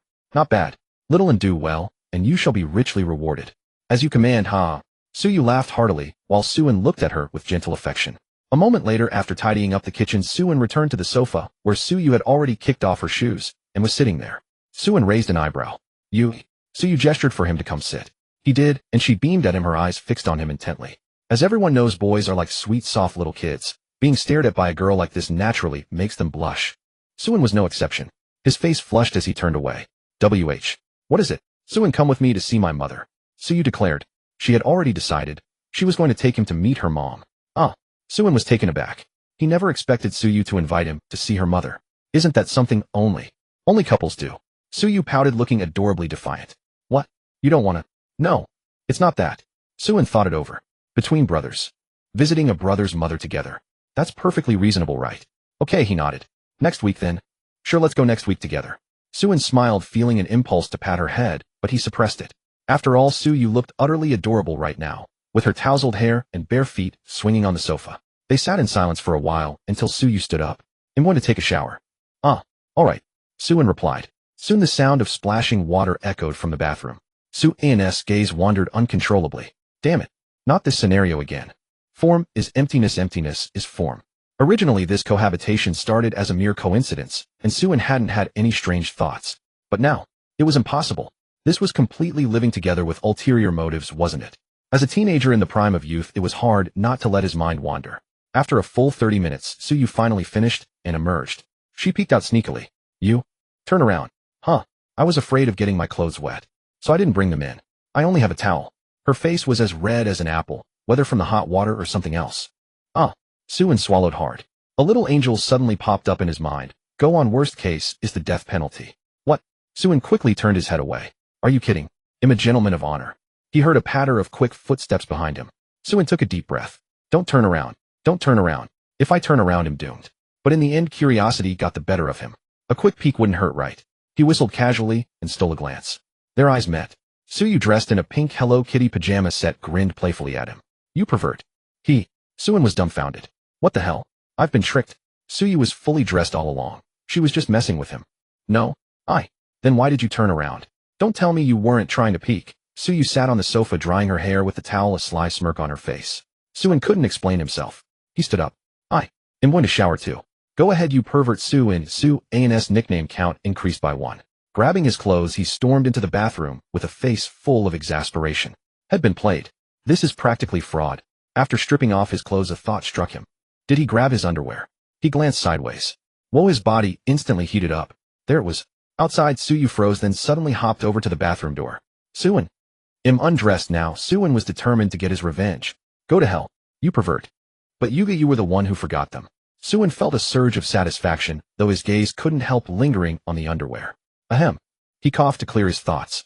As the saying goes, form is emptiness. He turned on the water, choosing cold, because hot water would only make things worse. Suyu meanwhile sat on the sofa, feeling utterly dejected. How could I forget again? Whatever. It's not like it's the first time he's seen it. Pervert Suyin. 6 minutes later, Suyin finished his shower and reached for his clothes, only to be dumbfounded. Where are my boxers? That's right, he had grabbed a shirt, but no underwear and no shorts. Just a shirt. What kind of mess is this? Suyin was speechless. Fine head, just wrap a towel around himself and head back to his room. He dried off, put on the top, and wrapped the towel around his lower half. As he opened the bathroom door, Suyu was standing right there. Ahem, I'm not wearing any underwear. He warned. Nice try. I saw you take your clothes in and you're all dressed now. Don't lie to me. I'm not stupid. Suyu grinned mischievously, clearly taking his words as a joke. She reached out to tease him. Don't. Bro. Please. Suan's face turned pale. This can't happen. Protect little one. But Suyu grabbed the towel, and while he was stunned she said, Stop pretending. I know you're dressed. With a swift tug, she yanked the towel away and smirked. See? You are dressed. At that exact moment, Suyu's body stiffened, and the towel in her hand trembled violently. Suan's face twitched. It's over. I might as well jump off a building now. An unprecedented awkwardness fell between them. The sound of water droplets from the bathroom could be heard clearly. Suyu's eyes froze, and Suan immediately grabbed a towel shouting, ah, and dashed back to his room. Suyu's body trembled violently, then she collapsed to the floor. Her pupils shook intensely. What a magnificent sight. Suyu had never seen such a thing outside of videos before. Her face instantly flushed with shyness. In Suan's bedroom, Suan hastily put on all his clothes, panting heavily. It's over, I'm totally disgraced for life. Suan was so frustrated he wanted to cry, but couldn't even find a place to weep. At this moment he was too embarrassed to go to the living room. He couldn't face anyone. Woo-woo, my innocence. I never expected Suyu to see everything. What is this all about? Suan collapsed onto the bed with empty eyes as if he had lost all strength and means. What should I do? Should I go out and say you just had a dream? What a joke. Such a mortifying situation was unimaginable for Suan. If this happened in reality, he would indeed have to transfer schools and move away. Suyu was in her room, originally planning to take a nap. But as soon as she closed her eyes, the scene began to replay in her mind. Then her face flushed, and she hugged the quilt covering herself, leaving only her head exposed. That thing. Won't it hurt? Oh, what am I thinking? Suyu realized that her mind seemed to have gained a lot of strange knowledge. Sleep. I must sleep first. Suyu straightened her body and closed her eyes. That's right, Great Master. Next weekend, our Mingzhuang mansion plans to hold a charity auction. Of course, it's a temporary decision, and the frequency of such events is entirely up to you. All proceeds from the charity auction will be donated unconditionally. In the bedroom, Suan listened to Li Wood's words on the phone and fell into thought. After a long pause, okay, what time next week? It's up to you. Then we will make invitations and send them out. All right, Sunday. What do you think? Of course I'll follow your lead. Then I won't disturb you further, sir. Beep, beep, beep. Suan thought Li Wuda has quite a few clever ideas, doesn't he? A charity auction. Not making money, but most importantly gaining a good reputation. Then those wealthy people will have a deeper impression of Mingzhuang Mansion. And this Li Wuda is indeed a remarkable figure, just as his father had said. Then I'll go next week and check it out. I have to accompany Suyu on Saturday, and then I can go on Sunday. But I wonder if I should bring Brother Yu along. Yes, bring him. Confess to Brother Yu. Confess. Suan sat up from the bed, encouraging himself. I can't keep hiding it from Brother Yu. After thinking, he decided to just sleep. Too many crazy things had happened today. Shall you? And Suyu was wearing cool clothes, and Suan put his arm around her waist. Don't talk, kiss me. Suan was firm. They merged together, and then clothes fell off the bed one by one. Hormones mingled. Schwa. Suyu immediately sat up from the bed, gasping heavily, sweat on her forehead. A dream. Suyu swallowed, her legs unconsciously tightening. What is happening to me? Suyu wondered. How could such a dream appear in her mind? Yes, Suyu knew she was having an erotic dream. Is it too early to wake up? Suyu blushed. If reality won't allow it, shouldn't she try it in the dream? Suan also woke up. He opened his phone and saw it was past 4 in the afternoon. He got up drowsily and stretched. He was thirsty. He walked out of the bedroom and happened to see Suyu also gulping down water. They both froze, and then the events of the day flashed back into their minds. Awkwardness appeared on their faces. Good morning. Huh, what the hell am I saying? Isn't it afternoon? Suyu seemed not to have heard anything, her gaze wandering, and she even glanced at Suan's lower body a few times. They'll drink some water too. Okay. The awkwardness between them was like strangers, but it would be abnormal if there were no awkwardness. After a tactical drinking of water, Suan sat on the sofa. What to eat? For the afternoon. Still. Not hungry. Okay. The more they talked, the more awkward it became, so they chose a tactical silence. Then there was a long silence of several minutes. After a while, Suan spoke up. Next Sunday. Do you have time? Yes, Suyu nodded. Can you come with me? How to say it? You'll know when you come. Although Suyu was a bit confused, she agreed. Big Brother Mingzhuang Mansion sent an invitation. Would you like to take a look? Zhang Lang handed a dark-colored invitation with gold edges to Su Chongqing. Oh, an invitation, let me see. Su Chongqing opened it with interest. 2 minutes later. Interesting, ha ha. Su Chongqing laughed heartily, then neatly arranged the invitation and placed it on the table. What is it? A charity auction, quite interesting. Do you remember the young man I told you about? Young as he is, he's got Mingzhuang Mansion under control, ha. Su Chongqing thought of Suin, and a smile appeared on his face. Zhang Lang nodded. Big Brother was very curious about this new boss of Mingzhuang Mansion. He had investigated many times, but found nothing. Should we go? Yes. Our Su group should also do more charity. The auction house made it clear that all proceeds from the sale after deducting auction costs will be donated unconditionally. Su Chongqing smiled, then thought of something. Wait, I need to ask Xiaoyu if she wants to go. Miss probably won't go, Zhang Lang said confidently. No, I think Xiaoyu should show up more often. I often hear people say things like mysterious Su family heiress, and even some say she's a demon who does all kinds of evil. The more Su Chongqing spoke, the angrier he got. He slammed the table. My Xiaoyu is a fairy. Do they even know what a fairy is? Honestly. Zhang Lang listened, smiled helplessly, and said nothing, letting Su Chongqing dial the phone. Xiaoyu? Huh, didn't it go through? Su Chongqing was puzzled. Suyu held the phone, looking indifferent. Speak. I have a charity auction next week. Do you want to go? Suyu was about to refuse directly since she was already going with Suin. They had already made plans. But then she thought, maybe it's time to let Suin know about her situation. That way it will be convenient to support him in the future. Yes, I want to support Suin. Suyu hung up the phone after saying that. Suyu thought for a moment, then decided to confess to Suin next week. That way she could support him financially. Suyu left her room and knocked on Su An's door. Suin opened the door and asked, what's up? Will the thing we need to do next Sunday take a long time? Suin pondered for a moment. It shouldn't take too long, so he shook his head and said probably not. Then how about this next week? We'll do your thing first, and then you come with me, yeah? Suyu asked, nervously afraid that Suin might refuse. Suin thought it over and agreed. Great. So next Saturday, we'll visit Mom first, and then on Sunday, we'll spend time together. Suyu said. Sure. Suin grinned like a fool, and Suyu let out a snicker. Time passed quickly. Neither of them had much appetite, so they ordered some dumplings and ate a little. Suyu stood up, walked over to the refrigerator, and rubbed her chin. Don't you think something's missing here? What? A painting. There should be a painting. This whole wall is blank. Suyu said, playfully smiling. A painting would make it look better and feel more like home. Sure, let's buy a painting and hang it up. Suin replied with a smile. Afterward, they each returned to their own rooms to rest. After all, they had just moved that day and were both exhausted. Suin didn't even get a chance to try his computer before falling asleep. Monday arrived. The two stood at the sink brushing their teeth. Suin felt as if they had been in love for a long time, even brushing their teeth together. Stop staring at me and brush properly, Suyu reminded him. Suin guiltily looked away. Caught. They walked out of the apartment together and headed to the classroom. Although the distance wasn't far, as college students, their stamina was questionable. Suin was already out of breath by the time they reached the teaching building. Is it that tiring? Suyu wondered, puzzled. She was a girl and hadn't complained. No. It's fine, Suin insisted, gritting his teeth, but secretly resolved to buy an electric scooter. A college student absolutely needed a chariot. Almost everyone was already in the classroom. Seeing Suin and Suyu arrive together, no one was surprised. They must have had breakfast together. They took their usual seats. Although Suyu and Suin hadn't said anything, Zhang Wei and the others had already saved the spots. Once seated, Suin glanced at Hu Dahai. Oh, where did this panda come from? Hu Dahai looked gloomy, with heavy dark circles under his eyes that made him seem like he had some kind of problem. Qin sure wasn't much better. He leaned weakly against Hu Dahai. You're here. Ah, Hu Dahai said in a low, tired voice. Suin was puzzled. What did you two do last night? Rehearsing a Sichuan opera. Don't even mention it. It's a sob story. The two spoke, their eyes vacant, staring at the podium. Suin looked over at Zhang Wei, who smiled. These two were gaming last night. They played 10 consecutive rounds of Zhou and couldn't get out. They even sold everything from their inventory, including the collection box, for one last dance. Guess what happened?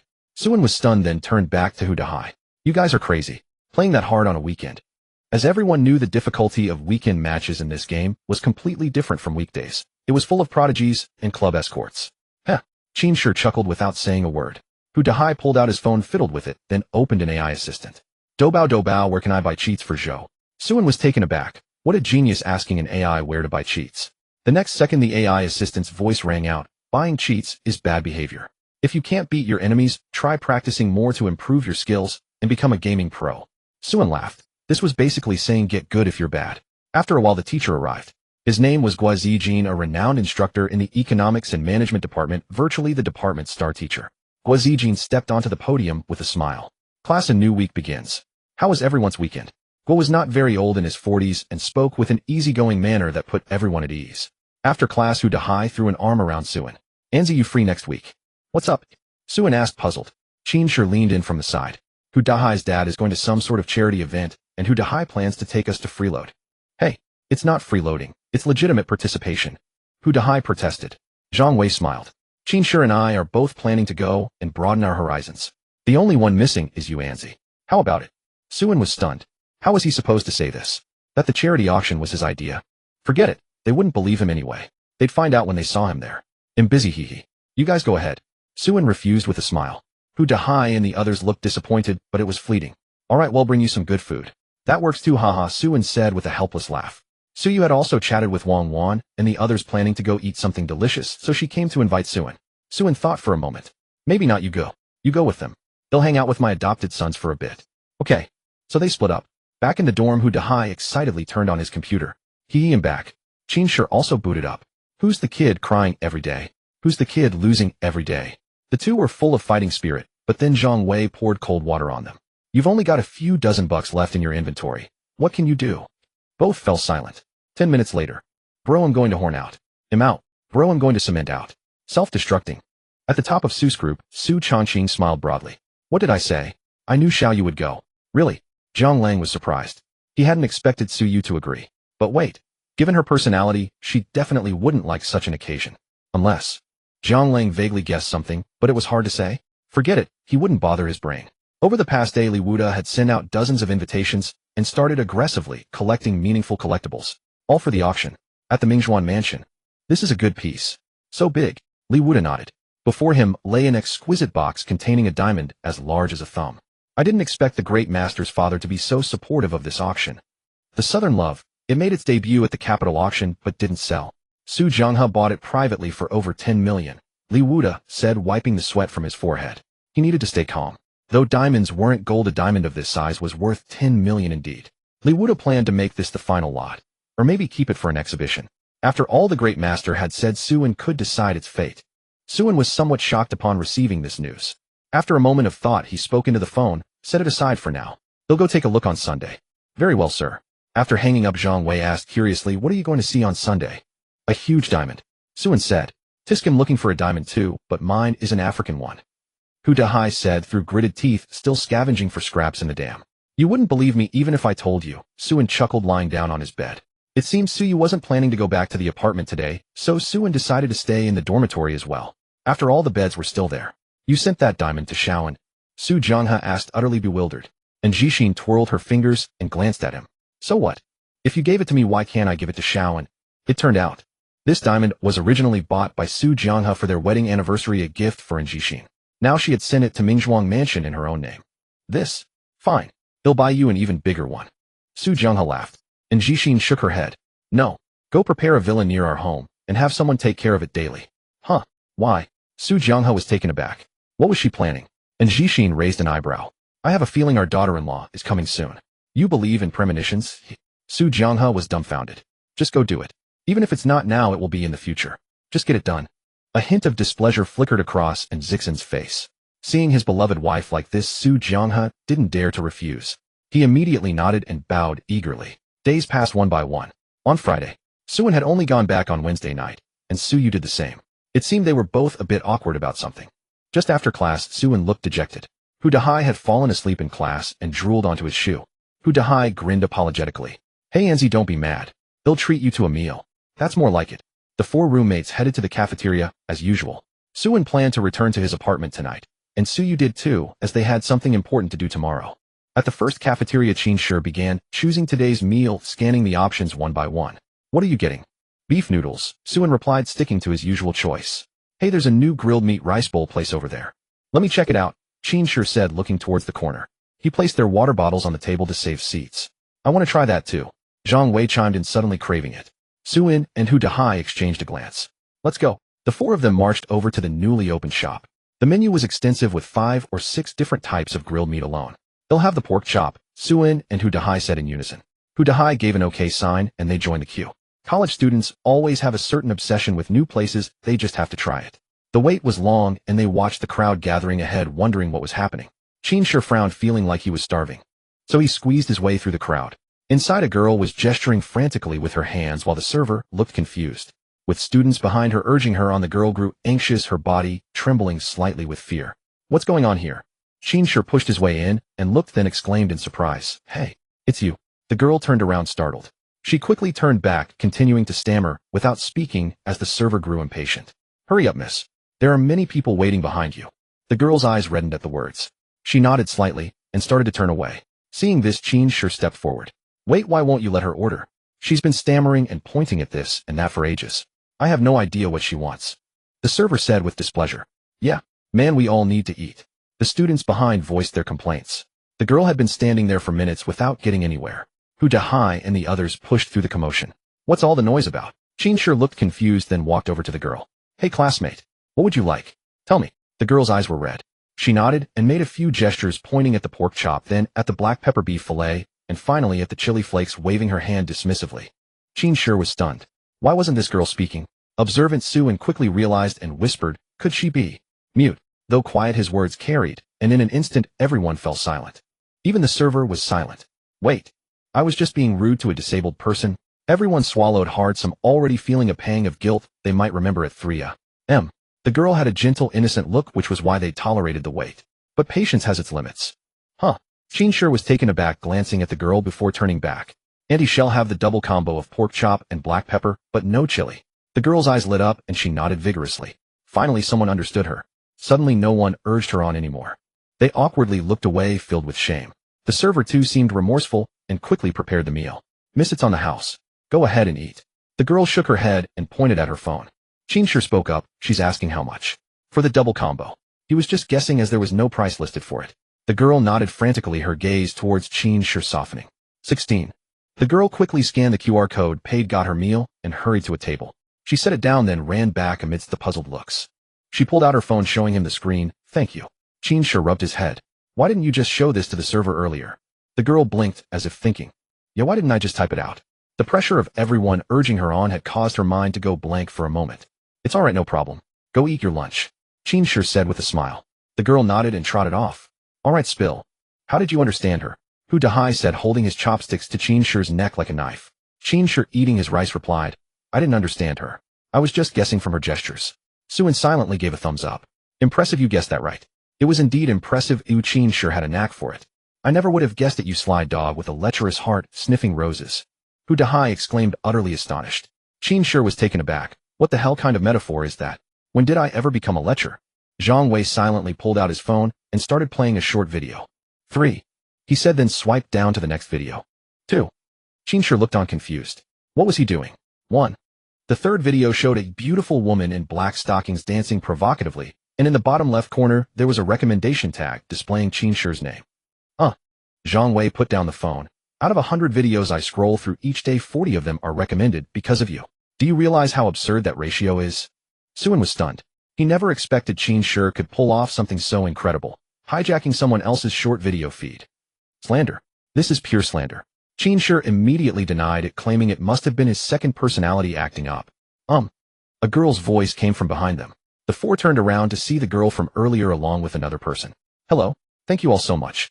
I had just gone out to buy some water and didn't realize Xiao Rou had gone off to get things on her own. Thank you so much. The girl bowed, her face full of apology. It was nothing really, Qin Shi said, glancing at the shy girl hiding behind her friend. So her name was Xiao Rou. Xiao Rou noticed Qin Shi looking at her, and blushing hid further behind her roommate, too embarrassed to show her face. Su An's pupils slightly contracted. Was she shy? Anyway, we're truly grateful. We're both screenwriting majors. She's Yi Roshin and I'm Zhang Xiaohua. How about I treat you all to some milk tea? Zhang Xiaohua offered. The four shook their heads. Suen spoke up. It's no trouble at all. By the way, is she? Oh well. Xiao Rou has damaged vocal cords, so she can't speak. Zhang Xiaohua seemed very mindful of Yi Ruin's feelings, only continuing after seeing her nod in agreement. Oh, I see. That must be really inconvenient for her in daily life, huh? Hu Dahai remarked. Yi Roshin stepped out from behind her friend, made a few hand gestures, and then pointed at Zhang Xiaohua. What does that mean? The group looked puzzled. Zhang Xiaohua explained. Xiao Rou means she's usually okay as long as she's with me. It's not too inconvenient. Today was just an accident, he. She smiled, sheepishly realizing she had been careless earlier. So you know sign language? I do. Xiao Rou and I have known each other since high school. I learned it gradually over time, Zhang Xiaohua said with a sweet smile. No one could believe someone would dedicate themselves to learning an entire language for another person. That was also the reason Yi Roshin could trust Zhang Xiaohua unconditionally. Awesome. All four guys gave a thumbs up. How deep must their friendship be to reach that level? Zhang Xiaohua looked at them and noticed they were still eating. A hint of apology appeared on her face. Oh well, I won't keep you any longer. Thank you all so much. The group nodded with smiles. It really wasn't a big deal. Zhang Xiaowa took Yi Ruin's hand to leave, but found she couldn't pull her along. She turned back with a puzzled look. Yi Ruin's face was slightly flushed. She stole a few shy glances at Qin Shi, made a couple of hand signs, then immediately bowed her head and started fidgeting with her fingers. Zhang Xiaowa looked utterly incredulous and whispered, Are you sure? Yi Ruin nodded. Zhang Xiaowa took a deep breath. All right, she said and walked back over. Suin and the others hadn't even resumed eating when they saw Zhang Xiaowa return. Before they could ask what was wrong, Zhang Xiaowa walked up to Qin Shi and said, Can I add you on WeChat? The group was stunned. Hu Dahai's eyelids twitched nervously. Dude, please don't. Qin Shi nodded blankly. Oh sure. Not me. It's for Xiao Rou, Zhang Xiaowa said, waving her phone, which displayed a QR code for adding a friend. They were even more shocked. They looked over at Yi Ruin, who stood nearby, looking nervous, unconsciously twisting the hem of her clothes. Qin Shi said, Oh, scanned it. He waved his phone. Zhang Xiaowa bowed, Thank you, and then ran off. Hu Dahai stared at Qin Shi with an expression of utter disbelief. He actually added her. Qin Shi was confused. Why are you all staring at me like that? Hu Dahai steeled himself and said, Well, she's mute, isn't she? Zhang Wei thought Hu Dahai's wording was a bit rude, but it was the truth. Qin Shi said nonchalantly, So what? She's just not very talkative, not a different species. Qin Shi put down his phone and continued eating his meal. The other three froze for a moment, then all broke into smiles. Zhang Wei nudged Hu Dahai beside him. I don't think you are. Huh. Aren't you supposed to be god of the sea, Hu-san? Ha ha ha. Time quickly passed into the afternoon. Suin didn't have much to take. He grabbed his phone charger and got ready to head out. I'm off now. And Z, are you really not coming the day after tomorrow? Hu Dahai put down his headphones and turned to ask. Just think about it. Our foreman squad making a grand, unbelievably cool entrance. All eyes in the place will be on us. Suin listened without a word, pushed open the door, and left, not giving Hu Dahai a chance to continue. Why isn't Z ignoring me? He's got a rich girl from Lucheng to keep him company. Do you really think he'd want to go? The others who knew Su Yes' identity thought about it. That was true. Though and Z still seems to be acting like a nomad, Hu Dahai added. Don't worry, it should be resolved soon. Zhang Wei said, having a feeling it would happen quickly. Back at the apartment, Suin tried to insert his key, but it wouldn't go in. He was puzzled. Wrong apartment. Huh. Click. Suyu opened the door, drying her wet hair with a towel. I changed the lock. Forgot to tell you. Oh, is that so? No wonder. Yeah, I came back around noon. I thought you'd be back then too. Suyu's expression clearly showed a hint of displeasure. Oh well. Have you eaten yet? Suin tried to change the subject. No. Suyu said, her eyes lighting up at the mention of food. Could Suin be about to cook for her? Then he'll order some takeout, Suin said, heading back to the sofa. Oh. Suyu's face fell immediately. Just kidding. He'll cook. There are still some eggs in the fridge, and I remember I bought some noodles. How about egg and tomato noodles? Suin remembered there were indeed some tomatoes and eggs in the fridge. Suyu exclaimed yes. Suin smiled and headed into the kitchen to start cooking. Suyu, beaming with joy, stood at the kitchen doorway, leaning against the wall, watching him. What are you looking at me for? Don't you need to dry your hair? Suin asked, puzzled. Just looking. It's not against the law. Suin was shocked. Where on earth did Suyu learn to say things like that? She never used to. Off to dry my hair, Suyu said cheerfully and scampered off to the bedroom. Suin smiled to himself. Living together was really nice, especially with such a beautiful woman. Before long, 2 steaming bowls of fragrant egg and tomato noodles were ready. Delicious, Suyu praised. Of course. Suin couldn't help but feel a swell of pride. I want to eat this for the rest of my life, Suyu declared. Suin was taken aback. For the rest of her life. Today Suyu seemed like a different person, even washing the dishes with unusual smoothness. No matter who you are, get off brother you right now, Suin shouted. Suyu looked utterly bewildered. Was this guy having another one of his episodes? Little did he know, if Suin had observed more closely, he would have noticed that many of the bowls in the cupboard had been washed by hand and were still damp. Suyu had spent a considerable part of the day practicing. All for the sake of not breaking a single bowl, and of course to share the household chores with Suin. Suin returned to the bedroom and began his inspection. Clothes, pants, underwear. Okay, everything was in order. Time to shower. Stepping out, he saw Suyu on the sofa swinging her feet. What? Showering? Suin said awkwardly. Suyu was silent for a moment, then wordlessly popped back into the bedroom and closed the door. This time she didn't want a repeat of what happened before. Even if it had to happen, it shouldn't be in such an awkward scene. Suin understood why Suyu had retreated, so he headed to the bathroom. He also took a quick glance to see if there were any black and white items left. There were none. They must have been hung on the balcony or somewhere else. Pushing those strange thoughts aside, Suin showered quickly and returned to the bedroom. After everything was settled, Suin thought for a moment, then opened his phone. The night passed without a word. At dawn, Suin stood before the sink with heavy dark circles under his eyes. Had been too nervous to sleep much, feeling a bit like he was about to meet the parents you know. After brushing his teeth and washing his face, Suin's spirits recovered slightly, and Suyu also emerged from her room. She didn't look like she was in particularly good shape either. Good morning. Good morning. Suyu, looking sleepy, went to the sink to brush her teeth. Should we take a taxi later? You go. Suyu's mood sank at the thought of seeing the loved ones sleeping beneath the earth. Suin didn't say much. They had their usual noodles for breakfast. Downstairs, Suin produced a bouquet of white chrysanthemums from seemingly nowhere. Where did you get that? Bought it last night. It was delivered this morning. Just left it downstairs. Suyu covered her mouth and chuckled softly. This guy had a flair for ceremony. Once in the car, the buildings outside the window began to whiz past. Their destination was a special place in Lucheng, the cemetery. Suin's heart was heavy throughout the ride. He couldn't fathom what it must be like for a child to lose their mother. He dared not even imagine it. The cemetery seemed to be in the suburbs, so the journey was long. Despite their lack of sleep, neither of them felt drowsy. Suyu stared blankly out the window at the receding scenery, her gaze cold and detached, her thoughts unknown. An hour later, they arrived at a place that looked so picturesque one might mistake it for a park. This was in fact Lucheng's cemetery, its prices rivaling even the city's real estate. As they got out of the car, the sun was shining brightly and birds chirped playfully in the branches. A breeze swept by, causing the girl's skirt to dance. Suyu wore a black dress, the same one she had on when Suin first met her. She exuded an air of cold aloofness, like a delicate princess emerging from a frozen wasteland. The wind is picking up, Suin said softly. As they walked into the cemetery, rows of standing headstones surrounded them, beneath which lay the loved ones people missed dearly. Each grave had flowers placed before it or neatly trimmed bushes on either side. The birds here were different from those outside. They were quiet, simply perched on branches or flying away. Suin followed Suyu in heavy silence. After weaving through several paths, they arrived before a headstone. Suin looked and saw lines of text: beloved wife Luoye's grave. On the stone was a black and white photo, seemingly updated periodically as it looked fresh with no creases. The woman in the photo smiled charmingly and movingly, her eyes nearly identical to Suyu's. Suyu crouched down gently and touched the photo. Mom. Sorry, it's been a while since I last came to see you. Suin stood quietly beside her. But this time I didn't come with Dad. I came with... Suyu didn't finish the sentence aloud, choosing to say it in her heart. This time I came with a really nice boy. He makes me very happy, and I know you'd be happy too. This is my mother, Luoyu. Suyu said softly. Suin slowly knelt down on one knee, placed the flowers before the headstone, and lowered his head slightly. Hello, Auntie. My name is Suin. A breeze blew, brushing past the young man's face as if responding to his words. Do you like him, Mom?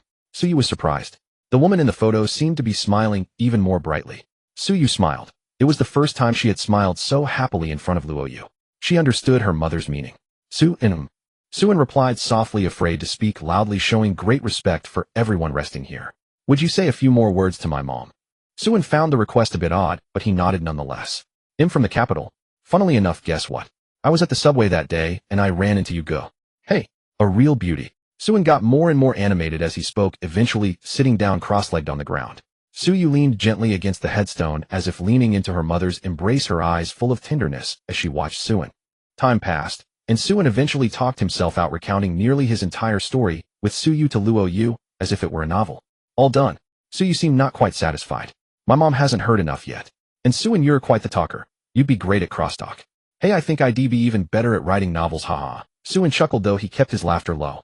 After sitting for a while, Suyu gently stepped down from the base, straightened her skirt, and bowed deeply. Looking up at the photo on the headstone, she said, Mom'll come see you again next time. Suin followed suit. Auntie. He'll come visit you next time too, don't worry. Suin patted his chest. He'll come back and tell you more stories. Puffed. Suyu burst out laughing, but she was genuinely happy. The woman in the photo smiled just as radiantly as Suyu.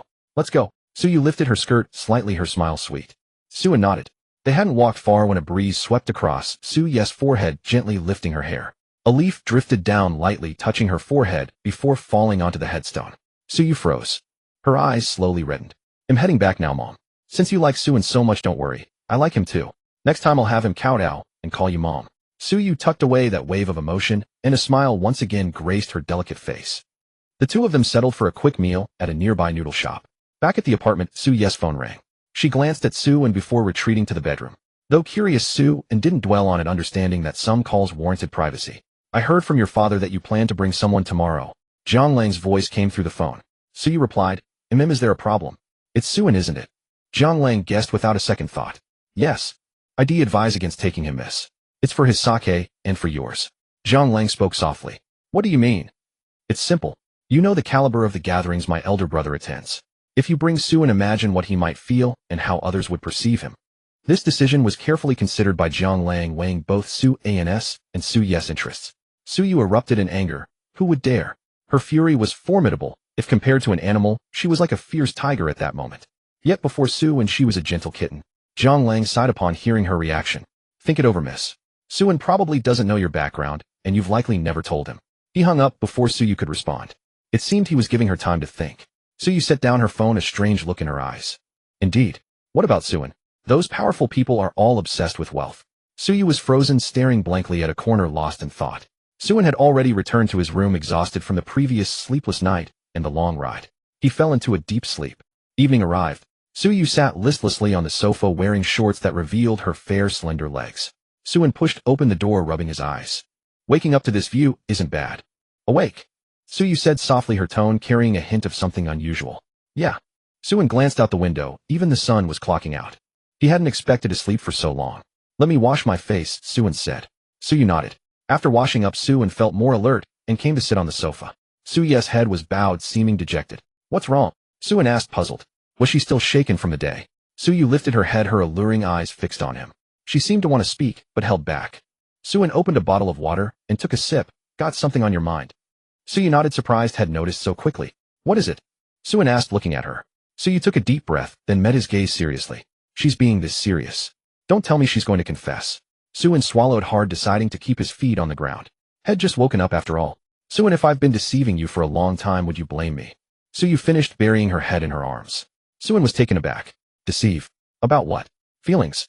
Su shook his head without a moment's hesitation. No, why would I blame you? There are many kinds of deception. Some are kind, some are malicious. I don't think you meant any harm. Even though he had no idea what she could have been hiding. Su Yes' pupils contracted at his words. She lifted her head then. What if I said, my family is actually very wealthy? What would you think? A missile seemed to detonate in Su An's mind. What? Wealthy? What does that mean? What? What do you mean? Su asked, his eyelids twitching. Su Yu looked at him, enunciating each word. My family is very rich, very rich. Su took a deep breath. How rich? Su Yu paused, then said thoughtfully, rich enough to string Koenigsegg's together as a jump rope for thousands of people. She wasn't good at metaphors and wasn't sure of the exact figure, so that was the best she could do. Koenigsegg's. Su was stunned. String them together. So, this is what you meant by deception. He forced down his shock to continue. The information was overwhelming, but Su had seen his share of grand spectacles and could force himself to accept it. Either that or he was dreaming. Then what about before? When you said you'd never had those things. They were too cheap. My dad said they weren't healthy. Su Yu nodded eagerly. Su An's lips twitched. It's fine. So, why are you telling me now? Su asked. Su Yu hugged her knees, tears welling in her eyes. Su panicked. Hey, I'm not blaming you, Yugo. Don't get upset, just take your time and tell me. It's just, we agreed to accompany each other tomorrow. I wanted to take you somewhere. To an auction. My uncle at home said. People might look down on you or something. Su Yu said softly. Wait. Su was stunned. An auction? That must be the Mingzhuang mansion. I thought about it all day. I felt I couldn't keep deceiving you. So, I've been waiting for you to wake up. Su Yu looked utterly vulnerable. This was the conclusion Shed reached after a day of agonizing. Shed chosen to come clean with Su. I see. Su swallowed hard. Su Yu stood up. I know. It's a lot to take in. Su, take your time. We can. She couldn't finish the sentence, tears spilling from her eyes. She slipped on her shoes and rushed out the door. Su was left speechless, rooted to the spot. Su Yu couldn't bear to face him any longer. She was too ashamed for having hidden this from him for so long. Downstairs, Jiang Lang stubbed out his cigarette as he saw her approach. Yo, you're out. How do you know where I live? Just an uncle looking out for his niece, Jiang Lang said with a smile, noticing her distress. You told him. Su Yu looked dejected. Jiang Lang paused. Had he been too harsh earlier? Maybe he should just let her go. He could keep an extra eye on Su, couldn't he? Uncle. Su Yu spoke softly. The long unheard title made Jiang Lang go silent. I love him. Su Yu couldn't hold it in any longer, sobbing quietly as large teardrops rolled down her delicate face. She wiped at them frantically with her small hands. Jiang Lang gently patted her head. Don't cry. How about I take you to talk to Su Chongqing? Jiang Lang intended to go and confess everything to Su Chongqing right away to ensure Su Yu could find happiness with a partner who truly made her happy. Okay. Thank you, uncle. Su Yu stopped crying and walked to the driver's side of the car. You're driving. Jiang Lang's eyelids twitched. Is there a problem? Su Yes' eyes were still red, but her commanding presence was undeniable. Just like your brother. Zhang Lang sighed in resignation, silently taking the passenger seat. He buckled his seatbelt, wrapping it around himself twice before feeling secure enough. Suin sat in silence in the empty bedroom, lost in thought. A wealthy family. Deception. He shook his head. He didn't believe Suyu was deceiving him. Conversely, wasn't he also deceiving her? He could understand Suyu's feelings. They were both just trying to protect each other's feelings. Suin leaned back on the sofa, let out a long sigh, and after much deliberation, picked up the phone to make a call. And Jixin was still applying a face mask, while Su Jianghe stood by her side attending to her every need. Honey, I've got the villa all set up, but I still have my doubts about your intuition, Su Jianghe said. And Jixin glanced at him. It doesn't matter what you think. What matters is what I think. Yes, yes. Whatever you say, dear. Su Jianghe quickly nodded and bowed. If anyone outside saw him, now they'd be utterly shocked. The formidable big shot, a henpecked husband. However, and Jixin only acted this way at home. In public, she always gave Su Jianghe immense face and never let him lose it. And Su Jianghe understood too. Henpecked. No, that's just what love looks like. The phone rang. Su Jianghe glanced at it and said, "Hey, is this kid actually calling home for once?" And Jixin signaled for him to answer. Su Jianghe fumbled with it, put it on speaker, and shamelessly leaned in to eavesdrop. Suin held the phone, and when the call connected, he spoke softly, "Mom. What are you doing?" And Zixin's brows furrowed instantly. Something was wrong. Her son sounded upset. "What's wrong, Shaoan?" Suin let out a long breath. "Mom, hypothetically speaking, just hypothetically, if I've fallen for a girl." And Jixin and Su Jianghe exchanged a glance. And Jixin shot Su Jianghe a triumphant look. "I told you so. A mother's intuition." Suin continued, "Her family is very well off, but she hid that from me. I did the same. Then she confessed, and now she wants us to take some time apart. What's that about?" And Jixin was puzzled. "How rich? Richer than us?" "It's not about that. I know our family is the richest. The point is she doesn't know that. She feels like she deceived me, and she's feeling ashamed or regretful." Suin explained. And Jixin nodded, understanding now. "But this plot, wasn't it straight out of a soap opera?" Su Jianghe wanted to say something, but was silenced by a glare from Jixin. "Shaoan, be honest with Mom. Do you like this girl?" Her voice was gentle as she asked her son. Suin didn't hesitate. "Yes. I like her." "Then chase her." And Jixin declared immediately. Su Jianghe tried to interject, but got his foot stomped on by Jixin, his face twitching in pain. "This. Should I?" Suin responded softly. "Chase her. Show that girl what real wealth looks like." And Zixin's tone was domineering, all traces of her earlier gentleness gone. Suin hesitated for a moment. "But, how do I explain myself?" "Explain what?" "She's rich, you're rich. If not you two, then who?" And Jixin said. Suin paused, realizing she had a point. All his doubts and tangled emotions seemed to dissipate in that instant. Su Jianghe took a deep breath. Since it had come to this. "Shaoan." Su Jiang's voice came through. "Suin, oh old man, you're eavesdropping." There was a full 3 seconds of silence as Su Jianghe suppressed the urge to teach his son a lesson with a belt. "You got it right. The Ming Zhu Fu." "Yeah, I got it." Suin, hearing the seriousness in his father's voice, stopped his joking around. "Good. Remember what I told you when you turned 18. "I remember. You said the sky's the limit, spend and enjoy as I please and experience life to the fullest." Suin thought for a moment before answering slowly. "Su Jianghe, and didn't you say I never gave you a birthday gift?" "Yeah, you didn't.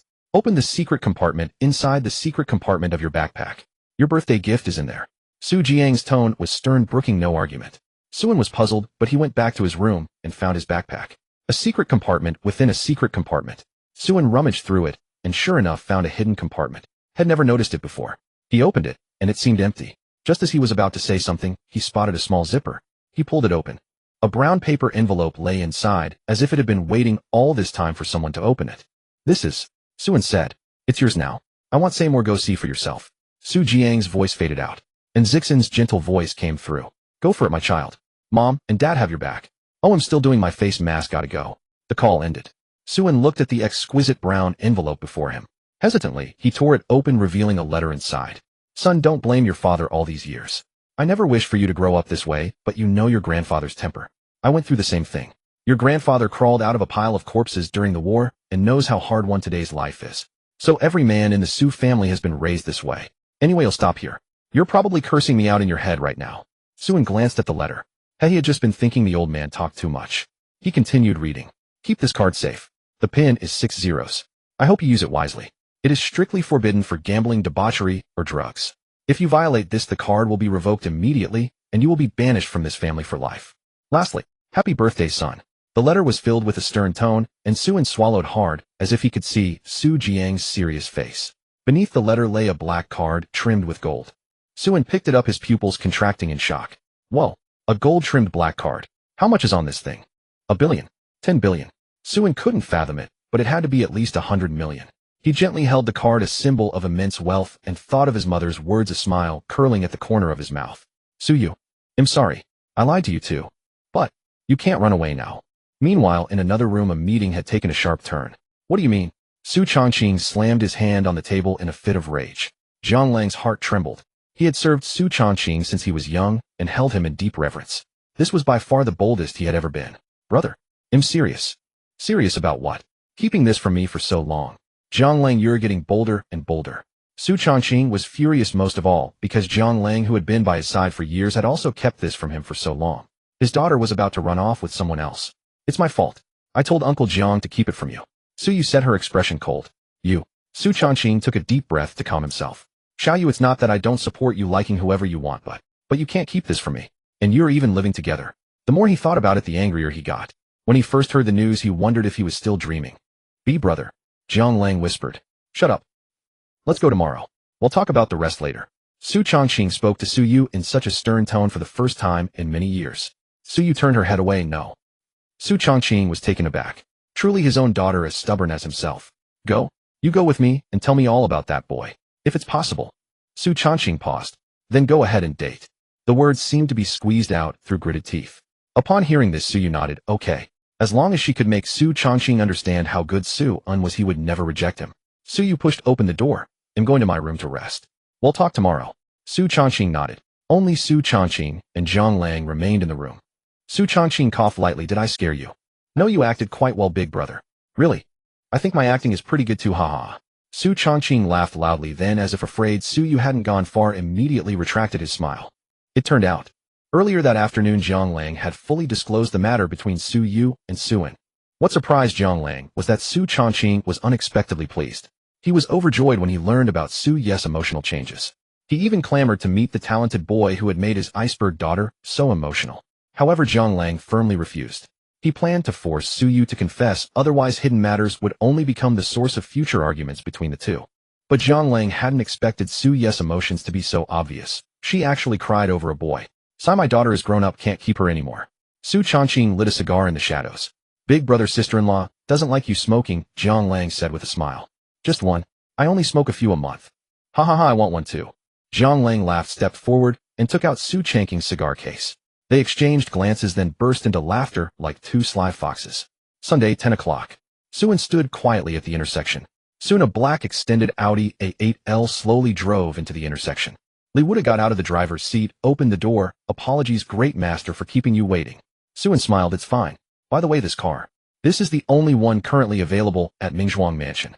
If the great master thinks it's too humble. No, it's perfect. Suin touched the car body, smiled, and then entered the back seat. I'm sorry to trouble you to pick me up when you're so busy today. Suin said softly. Not at all. Great master, you flatter me. I'm just the steward managing Mingzhuang Mansion for you. Picking you up is just my duty. Li Wuda immediately said with a panicked expression. Suin nodded.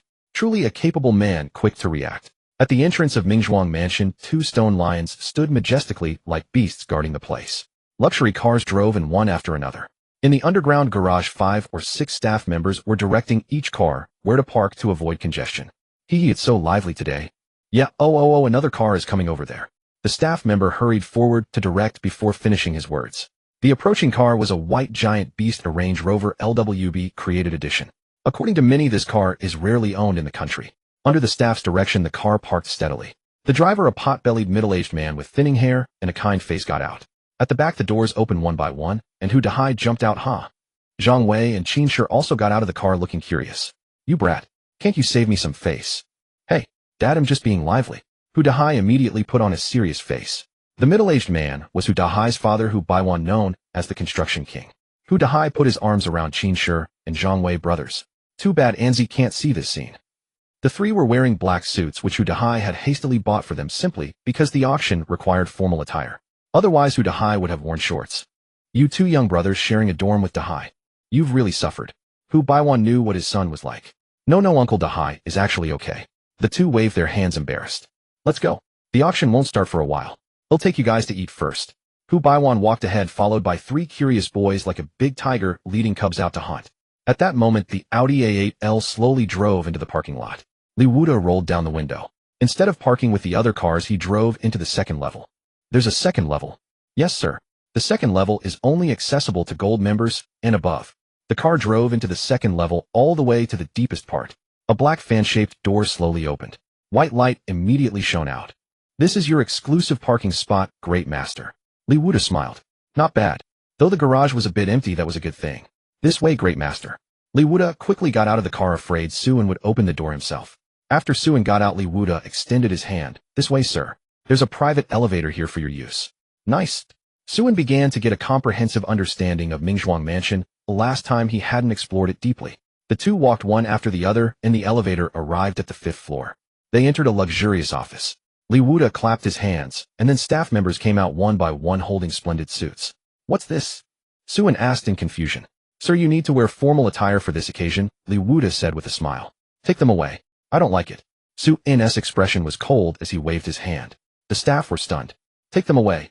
Li Wuda reacted quickly and immediately ordered. Then, sir, what will you wear? Can't I just wear this? Suin asked in confusion. Black jeans, a common t-shirt, and white sneakers. Li Wuda immediately nodded yes. You're the boss here. How long until it starts? 3 hours, sir. You can rest a bit. They'll have them bring you some food. Suin nodded and sat at the desk. On the 2nd floor of Mingzhuang Mansion, Su Yu was dressed casually in a white t-shirt and jeans. The staff at the door awkwardly extended a hand. Miss. Su Changqing held his forehead. He had prepared a custom-made dress worth hundreds of thousands for Xiao Yu, but she just wouldn't wear it. Jiang Lang smiled and took out his membership card. The staff was momentarily stunned. Welcome. Su Yu walked into the venue with a cold expression, hands in pockets, feeling irritated. She recalled Suin's expression last night, and her heart felt like it was being cut by a knife. I miss you so much. Let's go, Xiao Yu, let's get something to eat first, Su Changqing said. Oh, Su Yu thought to herself if only she could eat with Suin. Now she had no appetite for the food made by these so-called top chefs. It was nothing compared to a bowl of Suin's tomato and egg noodles. With a sigh, Suin found the delicately arranged dishes before him utterly unappealing, unable to take a single bite. Is something troubling you, sir? Suin shook his head. It's nothing. How much longer? It won't be long now. Would you like to step outside for some fresh air? Li Wuda asked in a soft voice. Suin nodded. No need to follow me. I'll wander around on my own. Just send me a message when it's about to begin. Understood. Suin walked out the door. The 5th floor reception hall was sparsely populated. It seemed most of today's guests were gathered in the dining area and the specially arranged 3rd floor auction hall. Suin pondered for a moment, deciding to check the 2nd floor.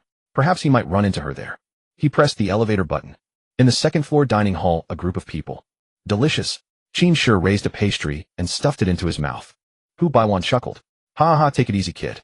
If it's not enough, just order more. Hu Dahai greedily shoved fragrant roasted meat into his mouth. Dad, can we? Yummy. Come here to eat every day. Scram, you think I'm made of money. Well, we sure are. Hu Dahai retorted. Hu Baiwan felt utterly speechless. How did he end up with such a child? However, Zhang Wei's slow, deliberate chewing caught Hu Baiwan's attention, earning him a few extra glances. What a decent kid, not wolfing his food down. In reality. Strange. Why does this food taste so odd? It's not as good as fish mint. It turned out Zhang Wei wasn't accustomed to the cuisine here, hence his restrained appetite. Whoa, what a shame that Anzi can't taste this. No. As his brother, how can I let him go hungry? With that, Hu Dahai pulled a plastic bag from his suit pocket. You little rebel, what are you doing? Hu Baiwan was instantly dumbfounded. It's fine to be down to earth, but can't you be a bit less obvious about it? Don't you see where we are? Hu Dahai casually dumped a plate of roast meat into the plastic bag. Packing it to go, of course. Hu Baiwan. Suin arrived on the 2nd floor, observing the bustling crowd. A doorman at the entrance tried to stop him upon seeing his casual attire, but then recognized his face. Welcome back, sir. Suin nodded and with hands in his pockets walked straight in. Hey, Suin, my friend. A familiar voice called from behind, followed by the overwhelming smell of tobacco. Zhao Jiadong stepped forward and gave Suin a hug. Hey, what a coincidence. Suin smiled. Yeah, isn't it? Zhao Jiadong felt a brief pang of awkwardness. Right, he's the boss here, what's coincidental about it? What brings you here, Zhao? Beside him stood a young man in an expensive black suit, probably also a college student. Well, let me introduce you. This is Su and we go to the same school. Zhao Jiadong said, patting Su's shoulder with a grin. And this is Wang Teng of the Wang family from Lucheng. His family basically supplies all the pork in the city. Zhao Jiadong whispered quietly into Su's ear. Nice to meet you. The two shook hands warmly. Wang Teng glanced at Su's casual clothes, a flicker of doubt crossing his mind. How did he get in without formal wear? This guy isn't simple. Are you here alone? Suin asked. Of course my dad's not around. I'm just tagging along with Wang Teng and his father he. Zhao Jiadong habitually reached for a cigarette, then thought better of it and put it away. Public place, oh better not. No he. Zhao Jiadong smiled. Suin glanced back at a nearby server. Dragon and Phoenix Delight. Then he patted Zhao Jiadong. Go on, it's on me. You're awesome. Zhao Jiadong immediately gave a thumbs up. I still have things to do, I'll catch you later. Suin smiled and walked away. Wang Teng was puzzled. This, Zhao Jiadong put an arm around Wang Teng. He's the boss of Mingzhuang Mansion. Pretty badass, right? Wang Teng was stunned. Suin looks even younger than me and he's the owner of Mingzhuang Mansion. Let's go, time for some chicken. Suin arrived at the main dining hall. Rows of tables were neatly arranged, filled with people who hadn't secured a private room, giving the place a lively banquet atmosphere. Could Suyu be here? Suin mused, then stepped inside. Everyone else was dressed in suits or formal gowns, making Su's casual or stand out conspicuously in the crowd. Look, there's someone over there in casual clothes. Qin, chewing on his roast meat, gestured for Hu Dahai to look. Hu Dahai remarked, hey, at such a formal occasion someone still dresses like that. But Zhang Wei squinted. That person looks like Anzi. The three of them froze. Damn, it really is him. Hu Dahai immediately jumped up and rushed over. Qin, still holding his unfinished meat, hurried after him. Anzi. Suin turned around puzzled. Dahai, what are you three? Didn't you say you weren't coming? Hey, sneaking in anyway, huh? Come on, let's go. Hu Dahai hastily pulled Suin along. Back at the table, Hu Baiwan looked curiously at the handsome young man in casual clothes. This is Suin, he's our roommate, Dad. Oh. Hu Baiwan smiled, then gestured for a server to bring another set of tableware. Join us for a meal. Suin smiled and nodded. This man must be Hu Dahai's father. They certainly look alike. Why are you here? Zhang Wei asked, puzzled. Shouldn't Suin be with Suyu? Su's expression darkened at the question as he slowly recounted the events of the previous night. After he finished, the air fell into silence. The three of them were stunned. Suyu blew up. Judging by Su's expression, it was clear he couldn't accept it. Hu Baiwan's expression was theatrical, unable to believe what he just heard. Are you sure you mean that's Suyu from the Su Corporation? I just don't know where she is. Suin mused. She's probably in a private room. Hu Dahai gulped. Even if Suyu came, given her status, where else would she be but a private room? A private room. I'm just curious, besides the Su Corporation, who else in Lucheng is wealthy enough? Suin sighed. You don't know? Hu Dahai was confused. What am I supposed to know? Suyu is the Suyu of the Su Corporation. Suin froze. It felt like everything was finally connecting. He recalled that imposing Su Corporation CEO he saw in the elevator that day. Why did he feel a sense of familiarity? Could it be that man was Suye's father? I have to go. You guys eat without me. Suin shot up from his seat and strode away purposefully. Hey. Why is he in such a hurry? The others were confused. Why was Suin acting so strange all of a sudden? Su's chest heaved with heavy breaths. How could he not have realized it last night? Suyu Su Changqing. If that's not family, what is? And here he was foolishly trying to guess which family Suyu belonged to. Idiot. Li Wuda, where are you? Suin spoke into the phone, his expression grave. Great master, where are you? He'll come to you. Li Wuda, detecting the urgency in Su's voice, immediately responded. Second floor. Moments later, Li Wuda appeared beside Suin. Master, what's the matter? Has the Su group arrived? Suin inquired. Yes, they are dining in the Imperial Grove right now. Li Wuda felt a flicker of curiosity, but answered promptly. Suin said, take me. Before he could finish, he stopped himself. Not now. Wait a little longer. Am I being too hasty? Master. What is it? Li Wuda asked softly. Suin steadied his emotions. How many of them came? Li Wuda, 3. The head of the Su family, his personal secretary, and the young miss of the Su family. Good. Suin confirmed. Suyu was there, the young miss of the Su family. What is the auction like? Suin asked. Li Wuda nodded. Follow me, master. On the third floor, a magnificent hall stood, every detail a testament to the designer's craft. Cascading tiers of steps descended with rows upon rows of seats arranged before the central stage, resembling a grand assembly hall. This is today's venue. The event starts in a little over an hour, Li Wuda said, glancing at his watch. Is everyone seated in the middle? Suin looked at the tiers below. No, please, this way, master, Li Wuda gestured. Ascending to the second level, a series of private booth doors appeared before Suin. This way, master. Li Wuda guided Suin towards the center, where a door engraved with an intertwined dragon and phoenix pattern bore the number 0. Suin asked, This is your exclusive viewing box, master. Li Wuda's eyes flashed with excitement as he spoke. He had personally overseen its construction. Pushing the door open, the interior was lavishly decorated with plush sofas and a floor-to-ceiling window offering a clear view of the auction floor below. Impressive. Suin couldn't help but nod in approval. It was my duty. Suin continued, and the Su family. They are placed in the booth next to yours. Li Wuda, having keenly noticed his master's particular interest in the Su family, responded. Suin nodded. There are 10 items on the auction block tonight, and regarding the Southern Cross love. A smile curled at Su Yan's lips, bit on it. Make it the grand finale. Li Wuda nodded, understood. So that child's family isn't well off and his mother has trouble with her legs. Su Changqing mused. Su Yu stood with her arms crossed, her expression icy, showing no interest in the delicacies before her. Let me think. Su Changqing pretended to ponder, but his gaze kept drifting towards Su Yu. Humph. Su Yu let out a light snort and turned her head away. Zhang Lang felt a smile rising, but forcibly suppressed it. He absolutely could not laugh now. Xiao Yu. Su Changqing said softly. Speak. Do you truly love that boy?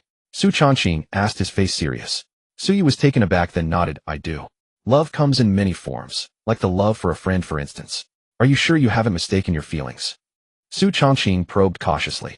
He did not wish for his daughter to fall into the prison of her own emotions due to a misjudgment. Su Yu let out a long breath. I smile whenever I see him. I'm overjoyed just by his presence. Even when we're doing the most mundane things. I cherish every moment. My emotions shift with him.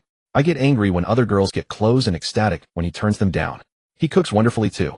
They're just ordinary dishes, but they make me want to eat heartily. He may not have money, but I don't care. As long as he's by my side, I'm happy. Su Yu finished speaking, her face full of earnestness.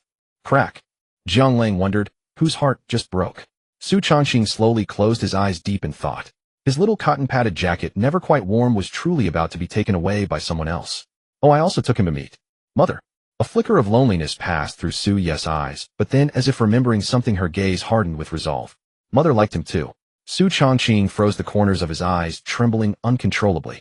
When he spoke with Mother, he would gently kneel on one knee, and he listens carefully when I talk. Su Yu's expression shifted to coldness, unlike a man who would strike me in front of Mother.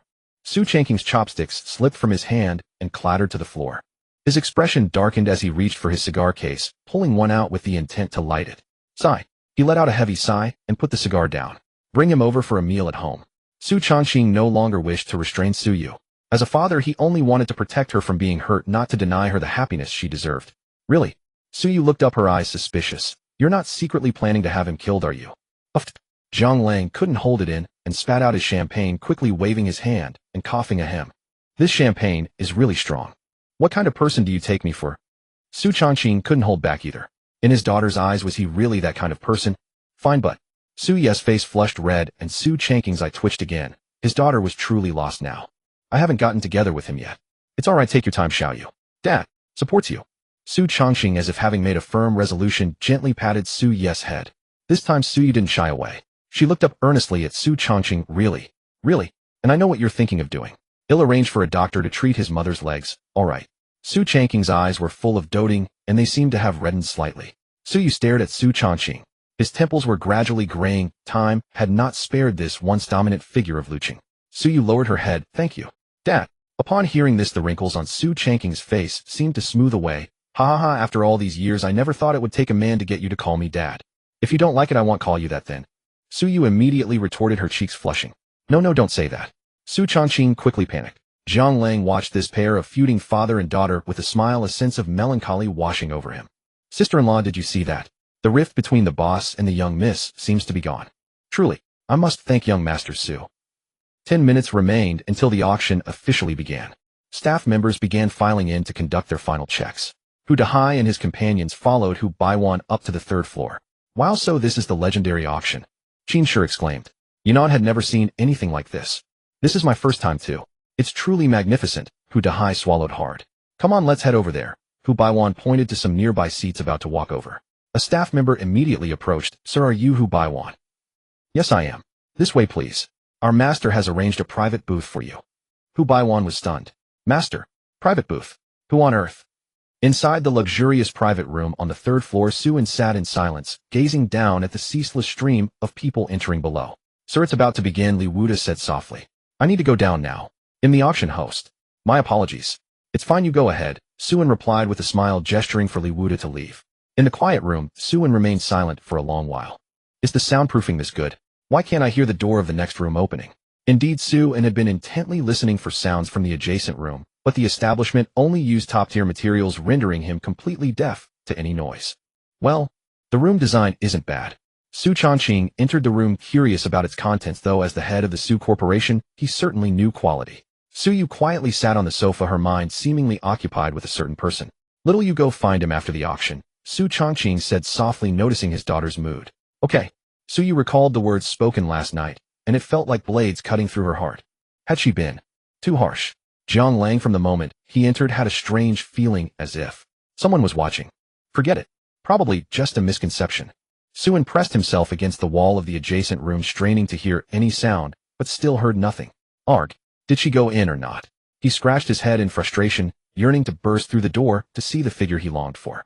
Click. A waiter carrying prepared fruits and tea pushed the door open and witnessed a sight he would never forget. His boss was pressed against the wall, seemingly spying. Suin felt his face burn with embarrassment and quickly returned to the sofa. Ahem, what is it? I've brought you some tea and fruits. Manager Li specifically requested it, saying you haven't eaten. How thoughtful. Suin was surprised, not expecting Li Wuda to be so attentive. Cyril, set these up and leave. The waiter smiled, then walked to the table before the sofa and laid out the exquisite pastries and fruit tea. Ahem, send a portion to the Su Corporation's room next door as well. Suin coughed lightly. The waiter nodded. Of course, sir. Wait. Suin called out to the departing waiter, turning his head away. See if there's a girl in there, the kind that's really beautiful. The waiter was taken aback, but agreed nonetheless. I'm so clever. Suin praised himself, then picked up a piece of kiwi and popped it into his mouth, waiting for the waiter's news. Click. The same waiter wheeled a cart to the adjacent room. President Su, these fruits and pastries are prepared by my master for you all. Su Chongqing was stunned for a moment, then a knowing smile spread across his face. Ah, how thoughtful, how thoughtful. Please tell your master would he be free for a chat later. The waiter smiled and nodded. As he raised his eyes, he saw Suyu sitting on the sofa, lost in thought, and his heart jolted. Instantly understanding why his master had asked him to look. I won't disturb you all then. The waiter arranged the refreshments and quietly backed out of the room. What's this? Jiang Lang asked, puzzled. Su Chongqing laughed heartily. This is from the owner of Mingzhuang Mansion, haha. He's quite a promising young man. I see. If I get the chance, I'd even like to introduce him to Xiaoyu. Su Chongqing said excitedly, laughing. Jiang Lang's brow furrowed. Damn it. The father-daughter bond he had just barely mended was about to shatter again. Su Chongqing also seemed to realize something was wrong. He stiffly turned his head to see Su's icy gaze like a princess stepping out of a frozen wasteland. This? Su Chongqing tried to speak. Bang. Suyu kicked the table over. Are you saying you're going back on your word again? No. I won't go back on it. Bring him home, bring him right away. That Mingzhuang Mansion owner means nothing. Su Chongqing was immediately terrified, waving his hands frantically to quell his daughter's anger. Humph. Suyu let out a cold snort, her eyes glacial as she stared downwards. Seeing Suyu silent, Su Chongqing finally let out a long, relieved breath. Jiang Lang let out an awkward laugh. Heh. Bang, bang, bang. In that instant, all the lights in the auction hall were extinguished. Ladies and gentlemen, welcome esteemed elites and presidents of various industries for gracing us with your presence at the charity auction hosted by Mingzhuang Mansion. Li Wuda appeared on the stage, his face beaming. I thank you all. He gave a deep bow. Clap, clap, clap, clap. Applause erupted from the entire audience, echoing throughout the hall. This auction features a total of 10 items, with one special item as the finale. Furthermore, all proceeds from this auction will be donated by Mingzhuang Mansion as charitable contributions without any deductions. This announcement was met with another thunderous round of applause. After accumulating enough wealth, many rich individuals choose to donate a portion to charity, partly for reputation and partly. I trust no introduction is needed from me. You all know who I am, so let's begin with the first item.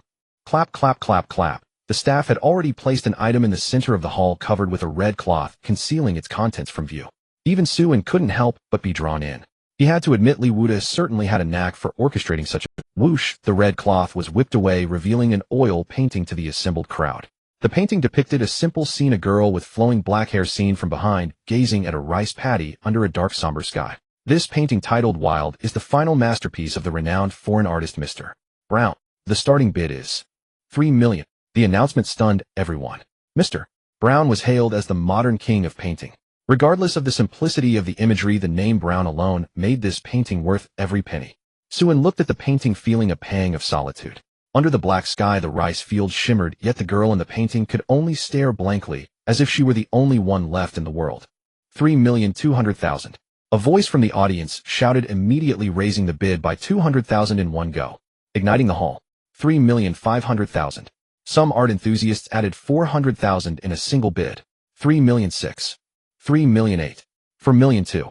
Damn. Suin smiled faintly. An outsider might have thought they were bidding mere thousands. A painting. She needs a painting. A thought flashed through Suan's mind. He smiled. She wants it. He then lightly tapped the table. The waiter outside immediately entered. Sir, bid 5 million, Suin said calmly. Yes, sir. The waiter stepped forward, picking up what seemed to be a tablet from the side. Li Wuda banged his gavel. For 1,200,000 going once. Any other bids? Bang. For 1,200,000 going TW. Before he could finish, a voice boomed from the speakers. The guest in Suite 0 bids 5 million. The crowd was astonished. 5 million. Such a massive increase. Those who were contemplating incremental bids instantly lost all desire to continue. The attendant announced again, Suite 1 bids 6 million. Suan was taken aback. Suyu. Suyu tapped the table lightly, her face cold and indifferent. Indeed, she liked this painting and wanted to take it back to hang on her refrigerator. Suan smiled, having already guessed what Suyu was thinking. He then leaned in and whispered something to the attendant beside him. The attendant's pupils contracted slightly before returning to normal. Suite 0 bids 10 million and will gift this painting to Suite 1. At these words, the entire hall fell silent. Even Li Wuda on stage was stunned for a moment before he slapped the table and announced, Ahem, Suite 0 bids 10 million. Does anyone wish to raise the bid? Li Wuda spoke tentatively, but inwardly, he just wanted to slam the gavel down and send the painting off. Although he had no idea what his master was thinking, he knew better than to question it. With a sharp crack, the gavel fell. Suite 0 secures the first lot. Inside Suite 1, Su's eyelids twitched. What did this mean? Su Changqing, however, mused, I get it.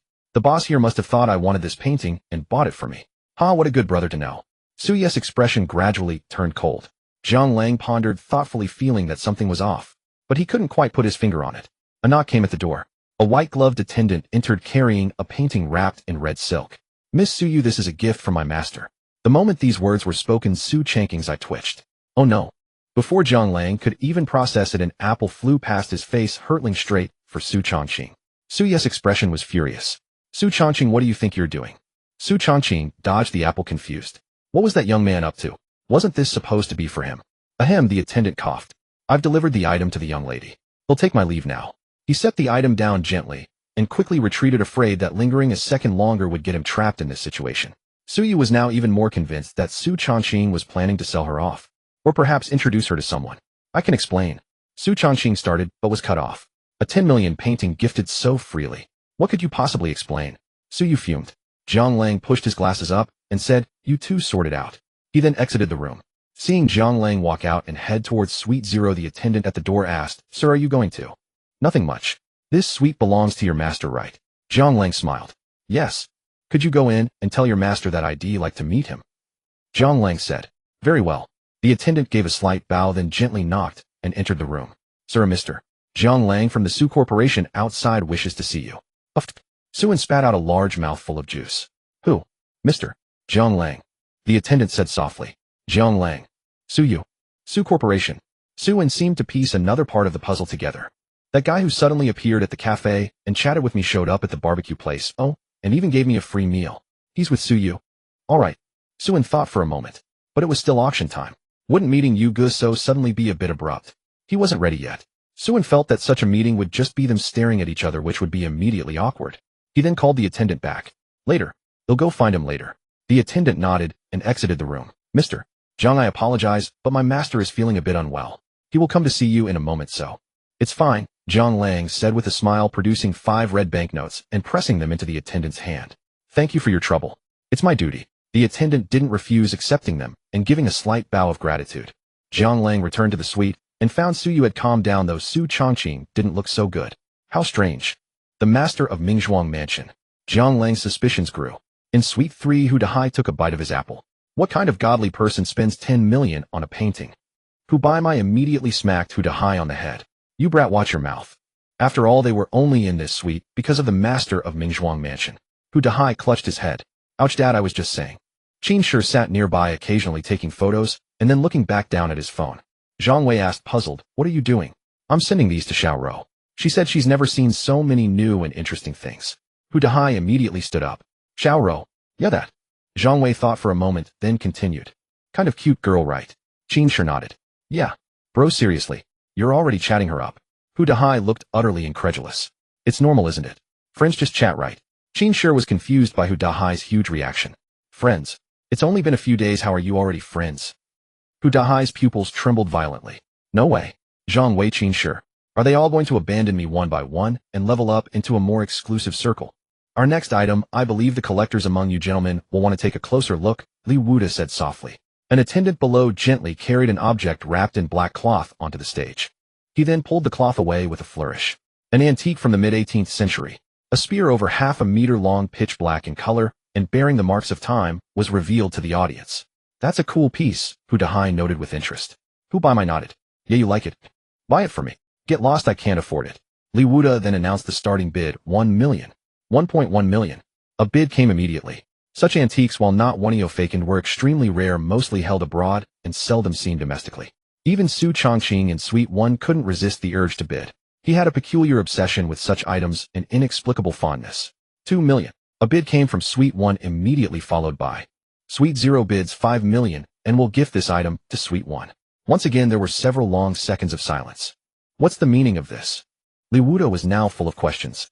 Was this master just throwing money away? If he wanted it, why didn't he just say so? I would have given it to him directly. Su Chongqing was stunned. What was happening now? Within seconds Li Wuda slammed the gavel down and quickly arranged for the item to be delivered. President Su, this is a gift from my master. The attendant, having learned his lesson, set it down and left immediately. The air in Suite 1 grew thin. Though the air conditioning was off, both Su Chongqing and Zhang Lang couldn't help but shiver. If the first time was an accident, what did the second time mean? Su Yes' mind was racing. What had Su Chongqing promised them?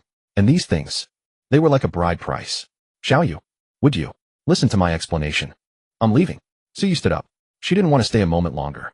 Her heart was in turmoil, and she only wanted to quickly see the person she yearned to see. A knock came at the door. President Su, my master requests your presence. An attendant entered after a gentle knock, speaking to Su Chongqing. The room fell into a hushed silence. Su Chongqing coughed lightly. All right. Su Yes' face turned completely cold. She walked straight forward. Take me there. She wanted to see just who was playing these tricks. The attendant, overwhelmed by Su Yes' formidable presence, lowered his head slightly. My master only invited Mr. Su. Please, Miss Su. Wait a moment. Humph. Su gave a light snort and returned to her seat. Su Chongqing said, Ahem, take me there then. He turned back. Shall you wait for me? Su scratched his head, pondering, should I put on an act or not? He wondered if this counted as meeting the parents. Su was momentarily at a loss on how to face the CEO of the Su Corporation, his potential future father-in-law. He thought, should I bow the moment he enters and call him dad? No. You go and I aren't even together yet. That would be too presumptuous. After piecing everything together, Su decided to have a proper talk with Su Yes' father, Su Chongqing, the head of the Su Corporation. Maybe he could glean some more information. As for confessing to Su, had wait a little longer. A knock came at the door. Sir, President Su is here. The attendant opened the door and Su Chongqing strode in. The attendant tactfully retreated and closed the door. Ha, old friend, long time no see. Su Chongqing was all enthusiasm, remembering that Su had just gifted him a 5 million yuan smoothbore gun. Su stood up smiling. President Su, long time no see. Haha, don't be so formal. Call me brother, not President Su. Su Chongqing chuckled. Su swallowed hard, thinking, if I call him brother, then you would have to call me. Wouldn't that mess up the generations? Better to keep our own titles. Su shook off those thoughts and extended his hand. President Su, have a seat. I wanted to talk about something else this time. Su Chongqing walked over without hesitation and sat beside him. What does brother want to discuss? Could it be? Su Chongqing had a premonition. Su had just given him a gun and a painting by Xiao Yu. He surely had ulterior motives. Su lowered his head slightly, then looked up. President Su. I'm not sure if I should say this. Su Chongqing was taken aback. Could it be? Go ahead, brother. Ahem, I've heard that the Su family's daughter is as beautiful as a celestial maiden descended from the ninth heaven. Su started with a flattering remark. Su Chongqing burst into laughter upon hearing this. Indeed, my daughter is exceptionally beautiful. Su smiled. And, what do you think of me, President Su? Su asked tentatively. Su Chongqing was stunned. Oh, so this is where he was heading. Su Chongqing looked troubled. Well, brother, it's not that I look down on you. It's just, please speak your mind, President Su. Is there something lacking in me? Su raised his cup and took a gentle sip. Sigh. Su Chongqing sighed. As a father, all I want is my child's happiness. It's not that I think you're lacking, brother, but my Xiao Yu. Her heart already belongs to someone else. Su was puzzled at first, then a flicker of excitement appeared in his eyes, though he suppressed it. Oh, what do you mean, President Su? Yes, she has someone she likes. As her father, I can't bind an independent soul. Besides, I'm not one to cling to status. For instance, brother, if you and my Xiao Yu were truly in love, even if you were a beggar, I, Su Chongqing, would help you rise to a position worthy of her. A fierce look crossed Su Chongqing's eyes, yet beneath it lay a hint of tenderness for his daughter. Su looked at him with newfound respect. Truly a man of the highest caliber in Lucheng to speak such words. Su smiled. This fool. He must have already confessed to Su Chongqing. I understand, President Su. Su stood and extended his hand. It was a pleasure meeting you, brother Su. But, next time we meet, I won't be calling you brother. Su Changqing also stood puzzled. Su An's words sounded strange. Thank you for the gifts, brother. He'll accept them. But about that painting. Su Changqing looked troubled. It's fine. I'm sure your daughter will love it. Suan smiled, full of confidence. Well, President Su will take my leave now. See you later. Oh, and tell her that painting would look great on a wall. Suan smiled, then strode away. He had gotten the answer he was looking for. Su Changqing was even more confused. See him later. When? Where? Suan smirked, pausing briefly outside private room 1 before heading to private room 3. Damn, my gun. What do you mean your gun? Buy your own. Hu Baiwan glared at Hu Dahai. The door clicked open. Suan entered. Everyone housed the room. They were startled, then Hu Dahai burst into laughter and pulled him in. Ha ha ha, and Z, come sit. Zhang Wei and Qin Shi also stood up with smiles. Zhang Wei asked, where did you go just now? Just had some things to do, thought I'd check in on you all. Suan smiled. Hu Baiwan, however, was pondering the meaning of Su An's words when he entered. Come on, sit down. We'll head back to school together in a bit. Qin Shi waved him over. Suan shook his head. Guys, I still have things to do. I just came to give you a heads up. About what? They asked, confused.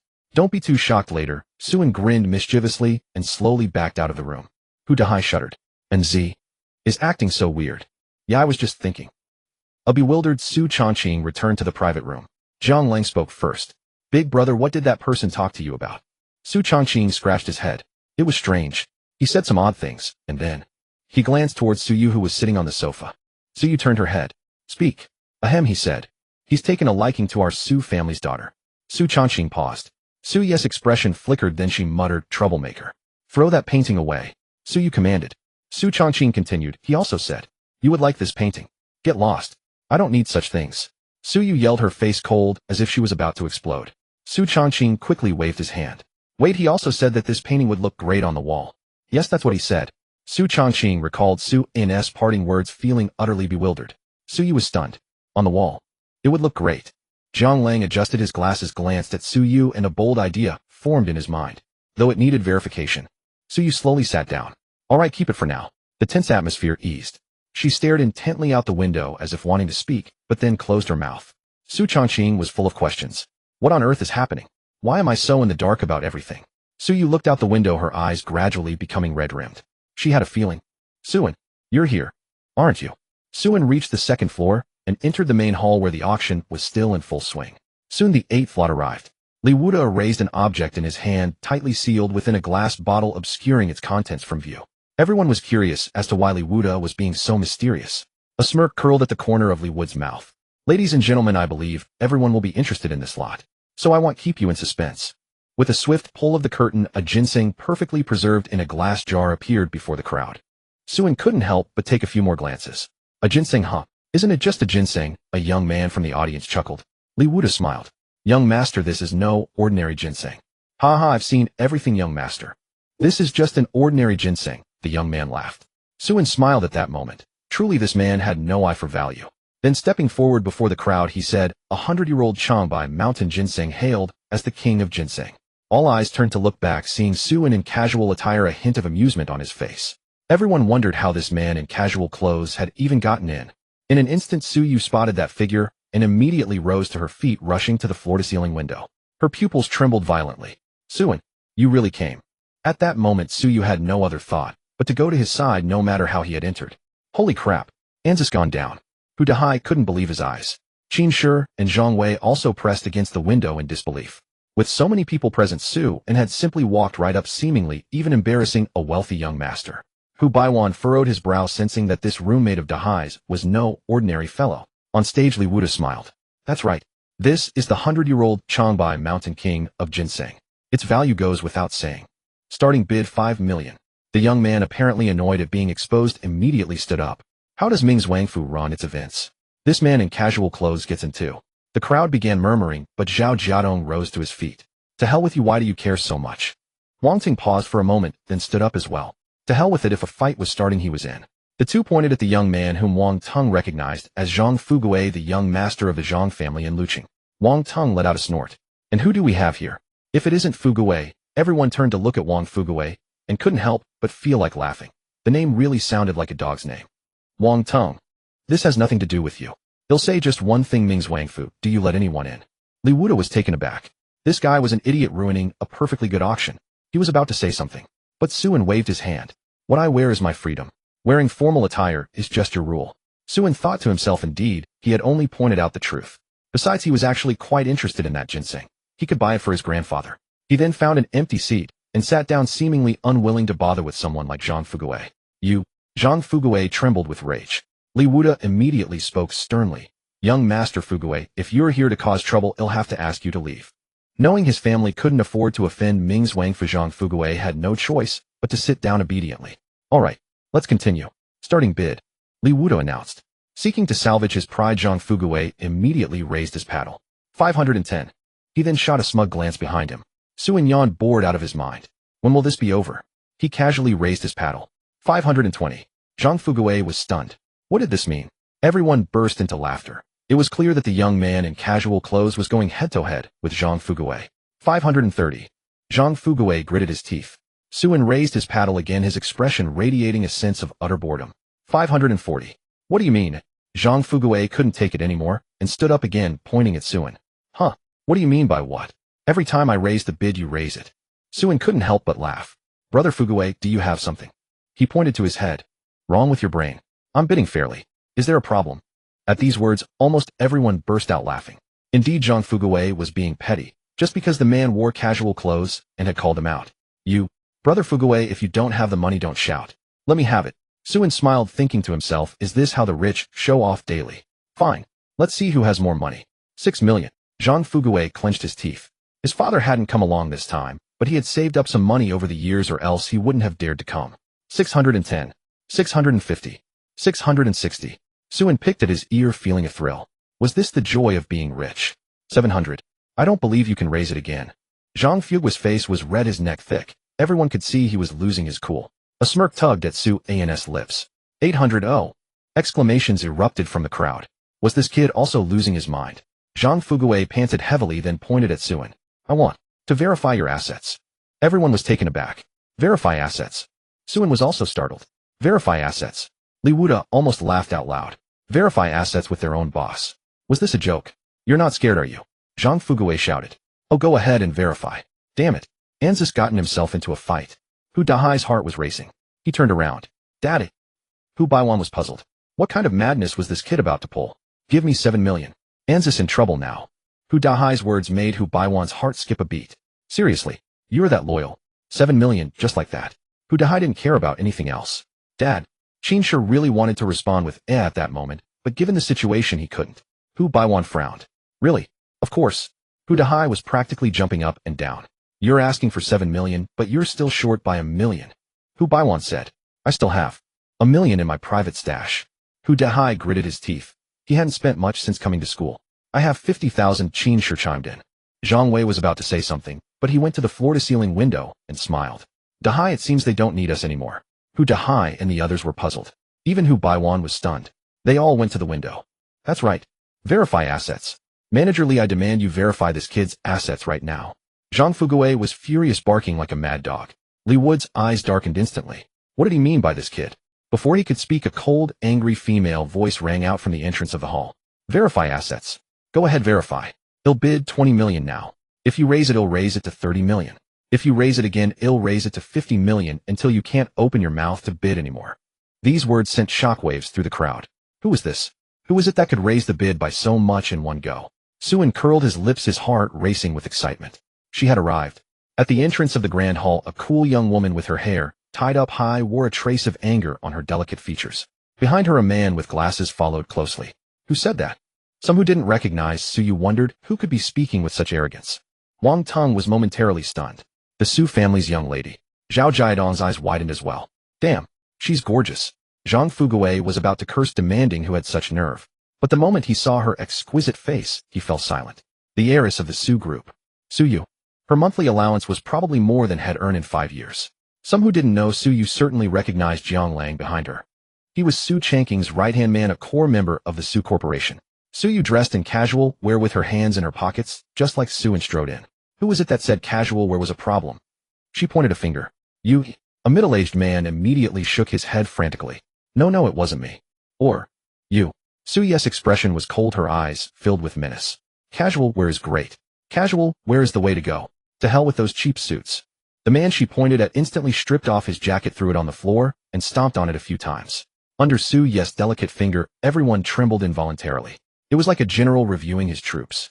Whoever she pointed at had to perform the suit-stomping act. Li Wuda was stunned. Was this little princess of the Su family defending the master? Suen sat in his seat, barely able to suppress a smile. This silly girl was standing up for him. Su Yu held grudges. These people had been looking at Suen with disdainful eyes just moments ago, and they had mocked him.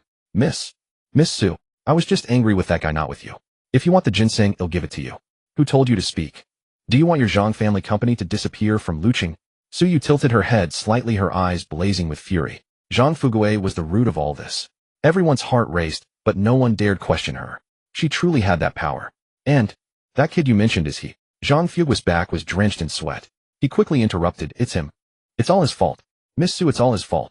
Zhang Lang shook his head from behind. It's time to start dismantling the Zhang family business. Zhang Fugui's father would never have imagined that 3 generations of their legacy would be destroyed by a foolish son. Suen raised his head with interest. Seeing Su Ye's gaze shift to Su, and Zhang Fugui thought he still had a chance to salvage the situation and shouted, yes. It's this brat. Li Wuda paused briefly. Let's see how this plays out. This little princess seems to know the master. Suen slowly stood up, a brilliant smile on his face. Long time no see, Miss Su. Su Ye's body trembled slightly. She lowered her head as if she still didn't dare to look at Suen. She had rushed down here so anxiously just to see him, but why? Why was she so timid now that she saw him? Zhang Fugui thought Su Yu was trembling with anger. Kid, you're as good as dead. This Miss Su. At that moment, Zhang Lang walked up to Zhang Fugui and delivered a resounding slap. Schwip. He then took out a silk handkerchief from his pocket, wiped his hand with disdain, and said, Who told you to speak? Get lost, and tell your old man to prepare for bankruptcy. Zhang Fugui clutched his burning cheek, confusion filling his eyes. Why did you hit me? What? Still feeling guilty? Suen smiled. Su Ye's face flushed red. She turned her head away. No way. Whoa. Everyone was astonished. Was the little princess of the Su family. Blushing, Suen stepped forward and gently patted her head. Did you miss me? Whoa. Everyone was even more shocked. What was happening here? Should we give them some privacy? Li Wu's pupils contracted. Had the master actually won over the Su family's little princess? The master is incredible. At that moment, all the waiters couldn't help but admire him in their hearts. Meanwhile, Su Changqing's eyes nearly bulged out of their sockets, his face filled with utter disbelief. What in the world was happening? His own daughter was letting the boss of Mingzhuang Mansion pat her head without any objection, and judging by Xiao Ye's expression, Su Changqing's mouth twitched. Don't tell me. The boy Su you mentioned was the boss of this place. Su Changqing recalled what Suen had said earlier about seeing him later. So, this was how they were meeting. Meanwhile, Hu Baiwan stared in shock at the scene below. Wasn't that his son's roommate? How had he managed to win over the little princess of Lucheng? Wasn't he supposed to be from a poor family? Royal flush. Hu Dahai and the others were playing cards. Hu Baiwan was baffled. You guys, aren't you shocked? It was one thing for Qin Shi and Zhang Wei not to be since they weren't locals, but his own son knew who Su Yu was. Old man, that's not right. And in you are a perfect match, you wouldn't understand. Hu Dahai turned his head away. Yuga. Su Yu raised her head in shame, her eyes slightly reddened. You already know. Yes, Miss Su Yu, heiress of the Su group. If there's anything I'm missing, could you fill me in? Suen smiled. Su Yu looked embarrassed. Sit down. Otherwise they'll keep staring at us, Suen said, taking his seat. Su Yu nodded and sat down beside him. Everyone else fell silent. Li Wuda cleared his throat. This item goes to Mr. Su. Su Yu glanced at Zhang Lang, seemingly signaling him to pay. Zhang Lang's expression twitched. You go after the boy, and I have to foot the bill.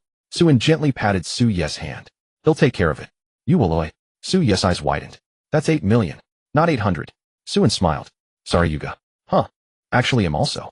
Suen quietly pulled out a black card from his pocket. A rich guy, huh? Su Yu was stunned. An unlimited black card. How could Suen have? Before Su Yu could speak, Suen put the card away. Do you like that painting? Su Yu was completely dumbfounded. Zhang Lang shook his head from the side. Sigh. Young miss, why don't you use your head? Su Yu felt her mind about to explode, but she forced herself to calm down and looked at Suen seriously. You? Who exactly are you? Suen, don't you recognize me anymore, Yuga? Suen teased her with interest. Su Ye's face immediately fell. She reached out and pinched Su An's waist. Hey, Yuga, I'm sorry, I won't tease you anymore. Only then did Su Yu release her grip with a triumphant look. Whoever you are, here with me, you're mine. But she didn't say it out loud. Suen looked at Su Yu, thought for a moment, and then spoke. Didn't you already figure it out? Figure out what? Su Yu asked, puzzled. I figured it out too, Suen said, his gaze fixed intently on Su Yu. What? Su Yu couldn't help but feel nervous. You like me, Suen said, and before Su Yu could react, he continued. And I like you too. Su Yu was utterly stunned. Zhang Lang raised an eyebrow thinking, damn, this kid knows how to talk. He quietly stepped back. Su Ye's face flushed crimson as she stammered, You. What are you saying? I was asking. Where did you get the money? No. Not that. Su Yu hadn't expected Suin to just casually reveal it all like that. She was caught completely off guard. Suin withdrew his gaze and smiled. You'll find out soon enough. Su Yu felt a strange sensation about him then. It was like confidence. An invincible confidence. Rascal. Su Yu shyly lowered her head. Suin had said it all, but stopped there. Shouldn't he? Suin meanwhile was thinking he shouldn't have confessed his feelings to Su Yu in such a public setting. He wanted to wait at least until they were somewhere else. A place with no one to disturb them. Now no one dared to mock the young man in casual wear. Didn't they see that the heiress of the Su family was also dressed casually? But honestly, their clothes did look a bit like a couple's outfit. So, your money? Su Yu asked quietly, looking up. Suin replied, did you see that black card earlier? Su Yu nodded. She didn't have one herself, or rather she didn't want one. If she asked, Su Changqing would surely give her one. My dad gave it to me, Suin said with a smile. Huh, your uncle gave it to you. Isn't he a window cleaner? Or a construction worker? Did he dig up a black card from the site? Su Yu tilted her head, utterly confused. Ahem. Suin felt a bit awkward. Well, didn't you say your dad feeds fish? And that fish feeder became the top dog of Lucheng. Suin smirked at Su Yu. No, that's not. Su Yu lowered her head and mumbled shyly. It was true. He did become the top dog by feeding fish. But she didn't dare say it. I know everything. Don't worry, you. What you mentioned is no longer a problem for me. Can we have a proper talk after this is over? Suin's eyes held a complex emotion, no longer hiding anything from Su Yu as he gazed at her intently. Su Yu was taken aback for a moment, then nodded firmly. Okay. Time flies and all 10 of our auction items have been sold. But Li Wood's expression was animated. Next we have the most important item. However, it is not for auction, but a gift from my master. Li Wuda gestured, and a server in a black suit and white gloves carried an object covered in priceless black silk onto the stage. Everyone wondered what it could be, as it seemed more prestigious than the previous items. The object was placed before Li Wuda, who smiled. Now please enjoy. It made its debut in South Australia. It is mysterious, elegant, and full of light. After traveling far and wide, it has finally arrived at Mingzhuang Manor. And I believe this time it will remain in someone's hands forever. With that, Li Wuda pulled away the black silk, revealing a dazzling diamond the size of a thumb resting peacefully in its meticulously crafted home. Everyone was shocked. It was that big. It was rare to see a diamond this size, and even if they existed, most were synthetic. Manager Li, how much for this one? He'll pay 10 million. A collector stood up. Such a diamond was worth buying and cherishing at home. Li Wuda gently shook his head. Esteemed guest, my master has said this one is not for sale. Who is your master? He'll talk to him. The collector was visibly agitated. He wanted it too badly. Just then Suin stood up from his seat in the back. It's not for sale, sir. However, I can give you a membership card as an apology. Su Yu stared blankly at Suin as he stood. Her heart calmed, and she finally pieced together his identity. The owner of Mingzhuang Manor. And Suin being here was never a coincidence. He had asked her out last week. Is he trying to clear things up with me too? But I misunderstood him first. Su Yu lowered her head. Suin gently lifted her chin. Miss, you're about to be the center of attention. Don't be shy. With that, he strode confidently towards Li Wuda. Li Wuda, under the stunned gaze of everyone, bowed. Sir. In private room, 3 Hu Dahai and his friends were dumbfounded. How did Suin become the owner of Mingzhuang Manor? Zhang Wei gulped. And Z did mention he was the son of the richest man. No way, wasn't that him just bragging? Qin Shi's mind was reeling. Bro, are you really the richest man's son? And you're living with the daughter of a crime lord? Stop messing around. Hu Baiwan coughed lightly. Now he understood why they got into private room 3. It was all thanks to his son. Meanwhile, Suin quietly opened the glass display case and took out the box inside. This one, the South Australia love, is for a girl. Su Ye's pupils constricted in disbelief. Zhang Lang was astonished from a distance. Man, you really know how to do this. There might be a little misunderstanding between us, but it's okay. Suin smiled softly. Miss Su Yu of the Su group, this South Australia love is dazzling and beautiful, just like you. It's for you. Whoa. Zhao Jiadong's eyes widened in shock. This guy is smooth. He's trying to win over the top girl of Lucheng. Su Yu covered her mouth in disbelief, her eyes welling up. Suin walked down and stood before her, speaking softly. I know what you want to hear, but it's not the right time here, so I can wait. Su Yu nodded gently. Suin tried to put the necklace on her, but she shook her head. Not now. Suin nodded. No one could believe that the owner of Mingzhuang Manor was so young. And so good with the ladies. More importantly, you're hitting on the city's #1 girl. Zhang Fuguei felt utterly deflated. This was it. He had messed with the wrong person. Let's go, Suin said, extending his hand. Su Yu blushed and took it, their fingers intertwining. Then Suin led Su Yu out with a confident stride. Passing by Zhang Lang, Suin smiled and nodded. Huh, you're leaving. Where are you going? Su Changqing had just reached the entrance when he saw them holding hands. A surge of anger rose, but seeing Su Yes' joyful smile, he suppressed it. Where are you going? Su Changqing asked cautiously. Somewhere private. Please have the painting delivered to our residence, Uncle Suin replied. Su Changqing's eyelids twitched. You're not holding back at all, are you? Hand in hand they walked down to the first floor where a car was already waiting in the lobby's entrance, seemingly for Suin's arrival. Sir Manager Li has arranged everything for you. Suin nodded and opened the car door, and Su shyly slipped inside. This was the only moment their hands were apart from the upstairs to the downstairs. Heading home. Suin smiled. Su nodded. Neither of them favored such grand occasions, perhaps only an ordinary atmosphere could put them at ease. The car slowly drove out of Mingzhuang Mansion. Where's my daughter? Su Changqing rubbed his head. She's probably gone back, Jiang Lang smiled. No wait. What exactly is going on? Weren't we told he was some poor kid?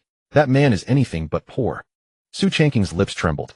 Jiang Lang shook his head, unsure himself, but by the looks of it no push was needed, or it seemed the two had almost revealed their feelings to each other.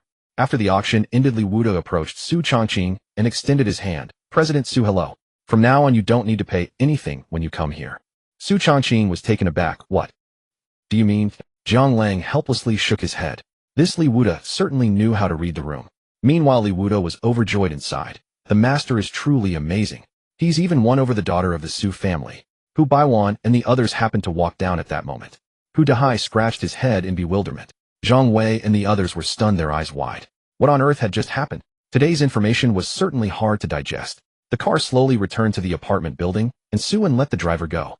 Suyu lowered her head as if wanting to say something, but Suin gently took her hand. Suye's body trembled. Let's go. Soon the two returned to the apartment. As soon as they entered, Suyu turned around and threw herself into Suin's arms. You rascal. Suin gently wrapped his arms around her slender waist. What did I do wrong? You hid things from me, and I hid things from you too. That's different. Suyu pouted, her face full of displeasure. Suin smiled. She was truly adorable. He gently ruffled her hair. Are you hungry? Starving. What do you want to eat? You? He. A mischievous smile curled on Suye's lips, and Suin's face flushed. Wait, what? They'll cook you some noodles, Suin said. Suyu nodded, immediately let go of him, and dashed back to the bedroom. Suin didn't need to guess. She must have gone back to hide her shyness. Suin smiled and headed to the kitchen to start preparing. Soon the noodles were ready. Suyu came running over and poked her head into the kitchen. Are they done? Almost, Suin said, carrying the bowl out. Suye's face lit up with joy. By now the two seemed to understand each other's feelings without needing words. But Suin was ready. After finishing the noodles, Suyu looked completely satisfied. Your noodles are the best. Suin's mouth twitched. Something felt a bit off, but he couldn't quite pinpoint it. After eating, Suyu picked up the bowl and went to wash it, and Suin couldn't even stop her. Why don't you go rest for a bit? Suin suggested, assuming she must be tired from the morning. Suyu nodded. They'll take you out for a walk later, Suin said, turning his head away, as if afraid of being seen through. Suyu raised an eyebrow and leaned closer to him. Out. For what? Ahem, never mind that. How could it be that you're going to confess to me, Suin? Suyu teased with none of her usual shy demeanor. Suin was taken aback. How could she just say it like that? That's not how it's supposed to go. Suyu gently hooked her finger. Is that so? As she leaned her body slightly closer to him. Damn. Suin was startled. How had Suyu changed so much in just one day? Hee silly. Suyu chuckled softly, flicking his forehead. They'll stop teasing you. I'm going to rest now. They'll think about whether to say yes. Suin let out a helpless smile. Given how easily had given in, how could she possibly refuse? Suin returned to the bedroom and made a call. Li Wood's voice came through. Master, I've got everything ready. Suin was puzzled. That was fast. I'm all set to take over the Su Corporation. I've already planned it all out. Wait. What did you say? Suin's eyes widened. Taking over the Su Corporation. Didn't the master win over Miss Suyu? Suin fell silent. This Li Wuda was way too quick. It had to be said, Li Wuda was quite the character, already thinking about how to merge the Su Corporation and Mingzhuang Mansion to build something even bigger and stronger. Suin held his head. Hold on, don't rush. Oh. Li Wood's voice was filled with disappointment. Suin shook his head helplessly. This guy was truly capable. All right then. After hanging up, Suin took a deep breath as his heart pounded rapidly. It was time. A brother. A friend. Forget that. I want a wife. Time quickly passed to 7 in the evening. Suin gently knocked on Suye's door. She opened it wearing light makeup and a flowing black dress. Suin froze for a second. It was the same dress she had worn the first time they met. Well, do I look good, oi? Suyu twirled around gracefully, her face beaming with pride. She hadn't slept at all, too excited to rest, so she had gotten up to dress herself up. Suin smiled. Beautiful. More beautiful than anyone I've ever seen. Oh, so you've seen others before. Suyu feigned anger. I wouldn't dare. Suyin quickly begged for mercy. Hee, that's better. Suyu was full of pride and excitement, wishing she could embrace Suyin right then and there. But if she hugged him now, what would be left for later? Where are we going? You'll see, Suyin smiled. When they got downstairs, the taxi he had called was already waiting. Suyu was curious why Suyin didn't have his driver come, but she didn't ask. Soon the taxi driver gave Suyin a knowing look in the rearview mirror. Suyin smiled back, while Suyu, completely oblivious, was eagerly anticipating what Suyin might say next. The car turned onto a road with few vehicles, and the trees on both sides rustled softly in the breeze. Suyu was puzzled. This road. Bang! Bang bang bang. Suddenly fireworks erupted from both sides of the road, illuminating the dark night in a dazzling display. Suyu stared wide-eyed, her pupils trembling. The bursts of light made the entire Lucheng city sparkle. Where had all these fireworks come from? It wasn't even New Year yet. The taxi didn't stop. Wherever the car went, the fireworks followed. Finally, as they drove into the suburbs, the fireworks gradually ceased. Suyu glanced at him sideways. So cheesy. But her eyes sparkled with delight. It was just a tease. Ahem. Suyin coughed lightly. Cheesy. He thought it was quite nice. After all, he had never confessed before. Suyu looked out the window, her pupils dilating in shock. This is... After getting out of the car, Suyin looked toward the cemetery entrance and let out a long breath. Yes. He had brought Suyu here once again. You? Suyu lowered her head. Let's go. Approaching the familiar headstone, Suyin spoke softly. Annie, I'm sorry for disturbing you again. But this time I have something I need to tell you. Suyu stood quietly beside him, her eyes red and swollen, gazing at Suyin. The summer sunset lingered reluctantly in the sky, as if enamored with the smiles it painted upon people's faces. A gentle evening breeze swept by, softly lifting the girl's black hair like a mother's tender caress upon her daughter. Outside the cemetery, a car came to a stop. Su Chongqing and Zhang Lang stepped inside, only to find two figures already there. Su Chongqing furrowed his brow in puzzlement, yet he found a hidden spot where he could observe them unseen. Suyin knelt, gently burying his head low toward the ground. Auntie, I don't know how to say this, but you can rest assured. Suyu is a lovely girl. In my eyes, she's unlike any other. She seems to radiate a kind of light. Had the first time I met her. Well, I won't go into that. Afraid you might laugh at me. A quiet chuckle escaped Suyu's lips. Foolish Suyin. Anyway, Annie Yuga likes me, and I like her too. Who likes you? Suyu turned away shyly. See, she's blushing, Andy. Don't worry, I'll take good care of her. She'll never shed tears of sorrow again. I believe that's what you'd want for her as well. Suyu's eyes slowly reddened. She turned her head gently as a breeze swept by, brushing away the tear at the corner of her eye. Suyin rose to his feet, took a deep breath, and gazed at Suyu with utter sincerity. Suyu, I like you. He had racked his brain for pretty words, but found none. Only his honest heart to offer her. With a sudden rush, Suyu threw herself into his arms, feeling the warmth of his embrace. You fool. I fell for you long ago. Suyin made a solemn vow before Suyu's mother, and she responded with equal boldness. They held each other tightly, feeling the beat of each other's hearts. Perhaps this was the Creator's finest masterpiece. Love mends the flaw of the heart's absence on the right side. It grants two souls two vibrant, beating hearts. And from this moment on, every second, every minute, they beat for one another. Su Chongqing let out a long breath and leaned gently against a tree. Zhang Lang spoke softly, at peace now. Suyin is a good lad. Ayu. Perhaps she'd be happy to see him too. Su Chongqing's eyes reddened. The mighty boss of Lucheng, a man who commanded the city, shed tears in that very moment. The sun set, as if sensing the lovers' embrace, wisely descended lower. After a long embrace, Suyin gently tousled Suyu's hair. You did say you love me, didn't you? You heard wrong. Suyu's face flushed crimson. No way you said it, fool. I fell for you long ago. Suyin wore a smug, insufferable grin that made Suyu squirm with embarrassment. I'm not playing with you anymore. She stomped her foot, pulled away, and hid behind Luo's gravestone. Naya, you just told Mom you'd never let me be wronged, and now you're bullying me. That's different. No, it's not. You're bullying me. How can you even compare those two things? Together they bowed deeply to Luo, then took their leave, but this time hand in hand. Suyu's face no longer bore its sorrow. She chattered away like a carefree child. The photo on the gravestone beamed brightly, as if Luo truly witnessed her daughter's happiness. Su Chongqing stared at their retreating figures, lost in thought, for a long while. He walked straight to the gravestone and sat down, heedless of the dirt. Zhang Lang knelt and kowtowed. Sister-in-law, we've come to see you. Ayu. After all these years, this is the first time I've seen Xiaoyu like this. Back then. I'm so sorry. You must blame me too, don't you? For striking Xiaoyu right in front of you. At that, the man in his 40s wept openly, heavy tears streaming down his face. His weathered hand gently traced the photo on the gravestone. You must be angry with me, right? Otherwise, why haven't you visited my dreams all these years? Even once. I miss you so much. My dear.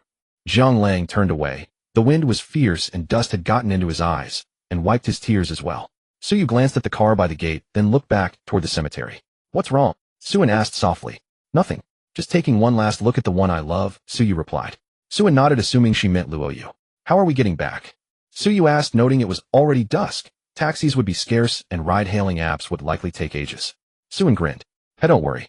I already had Li Wudo arrange it. Then we're good. So what? Suyu looked puzzled.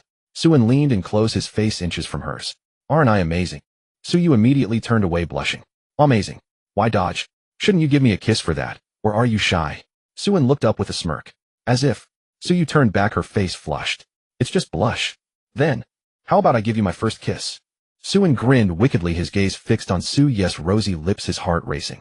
Su-Ye's expression turned uneasy at the words. First kiss. Well, what's wrong? Suin noticed her unease. Nothing. The car's here. Suyu pointed at the sleek black sedan approaching and dashed off. Suin shook his head helplessly. Guess he'd have to wait for next time. Once in the car, Suyu turned away as if afraid to meet his gaze. Suin didn't overthink it, chuckling to himself that she was just shy about their new relationship. They grabbed a quick bite outside and returned to the apartment. The moment they stepped inside, Suin pressed Suyu against the door. What are you doing? Doing what? Ha ha ha. Suin smirked, then lowered his head. Their lips met in an instant, zero distance apart. Su-Ye's eyes widened in shock, then her body went soft. Su-In's other hand caught her waist. His strength was impressive, easily supporting her. His mind raced. So this is what kissing feels like. But why does it feel so familiar? As if they'd kissed long before. Their lips intertwined, Su-Ye's arms looping around his neck. The air in the room grew thick with desire. It was a long moment before Suyu pushed him away, her face flushed, her eyes hazy and alluring. No more. I can't breathe. Then, rest a bit and continue. Suin suggested. Suyu turned her head shyly. Such a strange feeling. Last time Suin was drunk, it hadn't felt like this. What could it be? All right. Just one more little kiss. Hot. Suyu gasped for breath, her expression alluring, the tenderness in her eyes, making her look exceptionally beautiful at that moment. Suin knew that if they continued like this, things would really get out of hand. Ahem. Suin released Suyu, and only then did the two reluctantly let go of each other. My lips are swollen. It's all your fault. Suyu pouted, and Suin quickly bent down to gently peck her lips with his. Doesn't hurt now, right? Suyu felt like her head was about to steam over, immediately lowering her head in shyness. It doesn't hurt anymore. Go take a shower, Suin said, patting Suyu on the head. Okay. You're not going to peek, are you? The moment Suyu said this, Su-In nearly stumbled. No. I won't. Only then did Suyu nod and return to her room. The night passed without further incident. On Monday, the two walked hand in hand into the campus of Lu University, and the students passing by all widened their eyes. Wait, what? It's only been one weekend without seeing Campus Belle Su, and she already has a boyfriend. That fast, man. Suin said in a low voice. How about we buy a vehicle? What kind of vehicle? An electric scooter. That way it'll be convenient for us to get to class. Suin said. Suyu lowered her head and thought for a moment. Then, how about we go check some out after class? Sounds good. And so the decision was made. Upon entering the classroom, Suin felt a bit awkward. Everyone in the room was stunned, for Suin and Su-Ye's hands were intertwined. There was no need for any explanation. Hu Dahai stared intently at Suin. After sitting down, Hu Dahai immediately grabbed Suin by the neck. You bastard. Who the hell are you? Qinshi also leaned in. Yeah, Anzi, how did you suddenly become the boss of Mingzhuang Mansion? The two had returned to school yesterday, silent and dazed, their minds a complete mess. Suin pulled Hu Dahai's hand away. Didn't I already tell you? Hu Dahai and Qinshi both fell silent. Wang Wan poked her head over, her face twitching. Xiao Yu. You and Suin. Chen Yuan gulped, unable to believe it. Hadn't they just not seen each other for one weekend? How did they end up like this? Suyu shyly nodded. We're together now. Wang Wan took a deep breath. The world was too terrifying. Lu Jejia and Zhang Wei whispered to each other. Are they two really? It looks like it's true. Zhang Wei couldn't help but admire Su-An's lightning-fast speed. Hu Dahai turned his head to look at Zhang Wei and Lu Jejia, then at Suin beside him. Finally, he glanced at Qinshi, who was periodically looking down at his WeChat. Hu Dahai wanted to say something, but didn't know what to say. At one point, Hu Dahai and Wang Wan's eyes met. What are you looking at? Tisk, just looking. Hu Dahai turned his head away, not wanting to talk to this fiery northeastern pepper. Oh my gosh. Wang Wan's temper flared up instantly, but the teacher had already entered the room, so she could only sit down obediently. Suin, on the other hand, had lost all interest in the class and turned his head to look at his well-behaved girlfriend beside him. Why are you looking at me? Suyu was puzzled. Why wasn't Suin paying attention in class? Why I'm looking at my girlfriend? Suyu's face flushed red in an instant without any time to react. You? Pay attention in class. Suyu put on an angry expression, but she couldn't hide her shyness. Not on I get to take a good look at my little girlfriend. Before Suin could finish his sentence, Su-Ye's face turned cold. If you don't pay attention in class, I'll go sit with Wang Wan and the others from now on. Whoosh. The ocean of knowledge is so vast, and I Suin just love to swim in it. Suin sat up straight, his gaze so determined it seemed he might. Hu Dahai's eyes were full of resentment. Could you guys consider the feelings of the people sitting next to you? Right, Qin Shi? Hey, what are you doing? Getting no reply, Hu Dahai turned his head and saw Qin Shi actually following along with someone in a short video. Moving his hands. Well, what are you doing? Qin Shi spoke softly, I'm learning sign language. Bro, are you serious? Hu Dahai's eyes bulged as if he had just heard the most shocking news. Suin heard this too and immediately leaned in. Qin Shi, you don't actually like that girl, do you? Suyu was puzzled. What are you guys talking about? Suin briefly told Suyu about what happened that day, and Suyu couldn't help but take a few extra glances at Qin Shi. Qin Shi put down his phone at that moment. Oh, come on, what are you all doing? I'm just being enthusiastic, it's nothing. Really? Hu Dahai stared at Qin Shi seriously. Qin Shi said nothing more, simply continuing to practice his sign language. Man, you're not even trying to hide it anymore. Hu Dahai felt a sense of despair. Was he the only one destined for a world of sorrow? No. I want to hold hands too. I want to fall in love too. Hu Dahai's expression turned resolute, and he began scanning for beautiful girls like a fierce tiger. That student, you look so determined. Does that mean you know how to solve this problem? Come up and explain it. Damn. Time passed quickly. Zhang Wei and Hu Dahai planned to head back to the dormitory, while Qin Shi mysteriously said his goodbyes and vanished. Come on, let's grab a bite to eat before heading back. We don't have any more classes this afternoon, Suin said with a smile. Suyu nodded and the two joined hands once more. They seemed like a couple who had been together for ages, their hand-holding utterly natural. Arriving at the first canteen, Su and led Suyu inside. A passing male student glanced at Suyu and his eyelids twitched. Did I just see that right? Was that campus bell, Su? As they walked into the canteen, everyone's gaze involuntarily drifted towards Suyu, her delicate features, her tall, slender figure. And as their eyes traveled downwards, they saw Su-An's hand holding Su-Ye's hand. In that instant, countless hearts shattered. She already has a boyfriend this fast. No way. I only just discovered this campus bell on the forum yesterday. Everyone began to glare at Su-In with hostility. Su-In unconsciously shivered. Man, it's cold in here. Roast pork rice. Su-In asked softly. Suyu nodded. The two walked over to the roast pork rice counter, and Su-An's pupils contracted. Oh ho, who's that?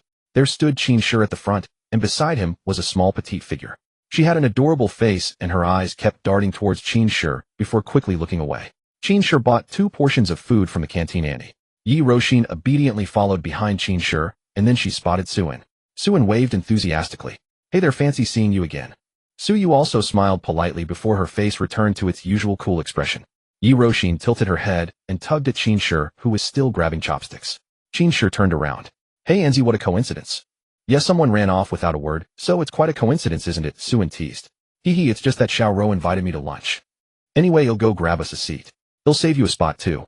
Come over. Qin Shi said with a grin, then carried the 2 portions of food and walked away. Yi Roshin smiled at Suin and Suyu before quickly hurrying after Qin Shi.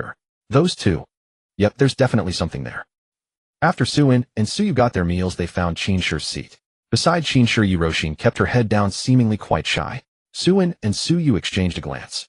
These two were clearly up to something unusual. Suin sat down and gave a light cough. Qin Shi said, if your neck hurts, go see a doctor. Huh. Suin was bewildered. Was this guy really putting on such airs?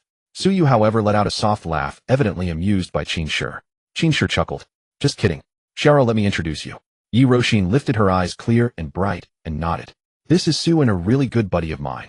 Qin Shi grinned, then leaned closer to Yi Roshin. He's also a super rich second-generation heir. Yi Roshin paused, then nodded vigorously, gesturing with sign language. Qin Shi explained. She's saying hello to you, he. Suin smiled politely. Hello. And then, this one is the heavyweight. Qin Shi's expression suddenly became exaggerated. The #1 campus belle of Lucheng University. The heiress of Lucheng. Miss Suyu. Yi Ruin's eyes widened. She knew of Suyu, who had been a hot topic on the forums solely for her beauty. But she wasn't aware of the heiress part. Yi Roshin smiled and extended her hand. Suyu smiled back and extended her hand in return. Hello, Xiao. I'm Suyu. Nice to meet you. Hee, they're a couple now, Qin Shi whispered. Yi Roshin couldn't quite believe it. She had thought they were just good friends, never expecting this kind of relationship. Suin smiled. Xiao, where are you from?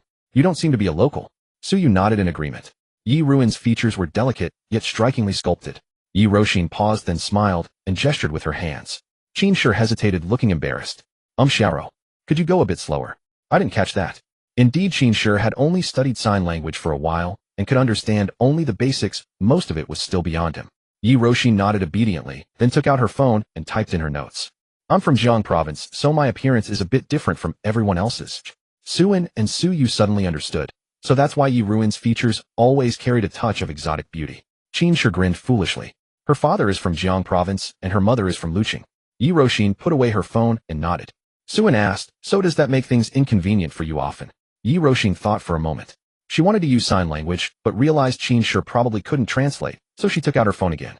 Yes, it was very inconvenient back in high school. Luckily, I had Xiaobo by my side.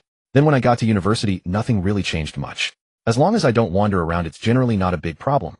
Su Yu sighed softly. She felt that saying it so lightly probably meant it was actually much more troublesome on a daily basis. Yi Roshi, however, just smiled and continued typing. Don't worry, I won't cause any trouble. Suin was taken aback. What a wonderful girl. So kind-hearted. Qin quickly waved his hands. No way, Xiao. You haven't caused any trouble at all. Yi Roshi tilted her head and signed, really. Qin nodded vigorously. Really? Suin gave a helpless smile. That's Qin. After lunch it was nap time. Suin and Qin said their goodbyes, and Suin walked out of the campus with Su Yu. Their hands were tightly clasped together, never letting go. Suin thought for a moment and joked, it's summer now. Won't it get hot if we keep holding hands? Su Yu frowned. You don't love me anymore. What a... Suin's eyes widened. How had it escalated to this? Oomph. Su Yu threw a tantrum like a little girl. Suin gently bent down and quickly planted a kiss on her cheek. And now, Su Yu's face flushed bright red. She whispered, love? What? What? Suin covered his ears, pretending not to hear. Su Yu pouted, what a jerk. She wasn't going to play with him anymore. She strode off with big steps. Suin quickly chased after her. Apartment 701. Suin and Su Yu sat on the sofa, both browsing for electric scooters on their phones. Why didn't he just ask Li Wuda to send one over? Suin would say that's different. It had to be meaningful if he and Su Yu bought it together. Su Yu looked at her phone, then suddenly leaned close to Suin. Look, how about this one? Su Yu held her phone below Suin's line of sight. Suin glanced down, and his eyes suddenly widened. Pink. Su Yu froze. What pink? Then she suddenly realized she had changed into a loose short sleeve for comfort at home, and this position perfectly exposed a glimpse of her chest. Pervert. Su Yu's face turned red. She quickly put down her phone and pulled her shirt tighter, but inadvertently the tightened fabric made her curves even more pronounced. Oh. Suin's eyes jolted. What did a 19-year-old boy know about such sights? Su Yu realized that no matter what she did, Suin would still get an eyeful. In her shyness, she stood up abruptly, but her slippers slipped. She fell right in front of Suin, giving him a face full of softness. MMPH'd. Suin flailed his hands, his face buried in softness. Oh. Su Yu braced herself on the sofa. Suin, you jerk. It's not my fault. It came at me on its own. I don't care. Su Yu's face was crimson. Even though they were together, this was too fast. Hand-holding and kisses were fine, but such intimate contact was hard for Su Yu to accept. Suin felt a surge of heat. Their current position had Su Yu straddling him incredibly suggestive. Get up. Su Yu blurted out in panic. Suin, still dazed, immediately stood up. Suddenly, Su Yu shuddered. What was that? Suin's eyelids twitched. This was bad. His reputation was about to be ruined by his little brother. Su Yu immediately scrambled off him, her face redder than ever. She dashed into the bedroom and slammed the door shut, trembling uncontrollably. What was that thing? It definitely wasn't a phone. Suin meanwhile lay on the sofa contemplating life. Perhaps social death was just a part of life. They both fell silent. Suin, feeling too hot, quietly walked to the bathroom and took a cold shower.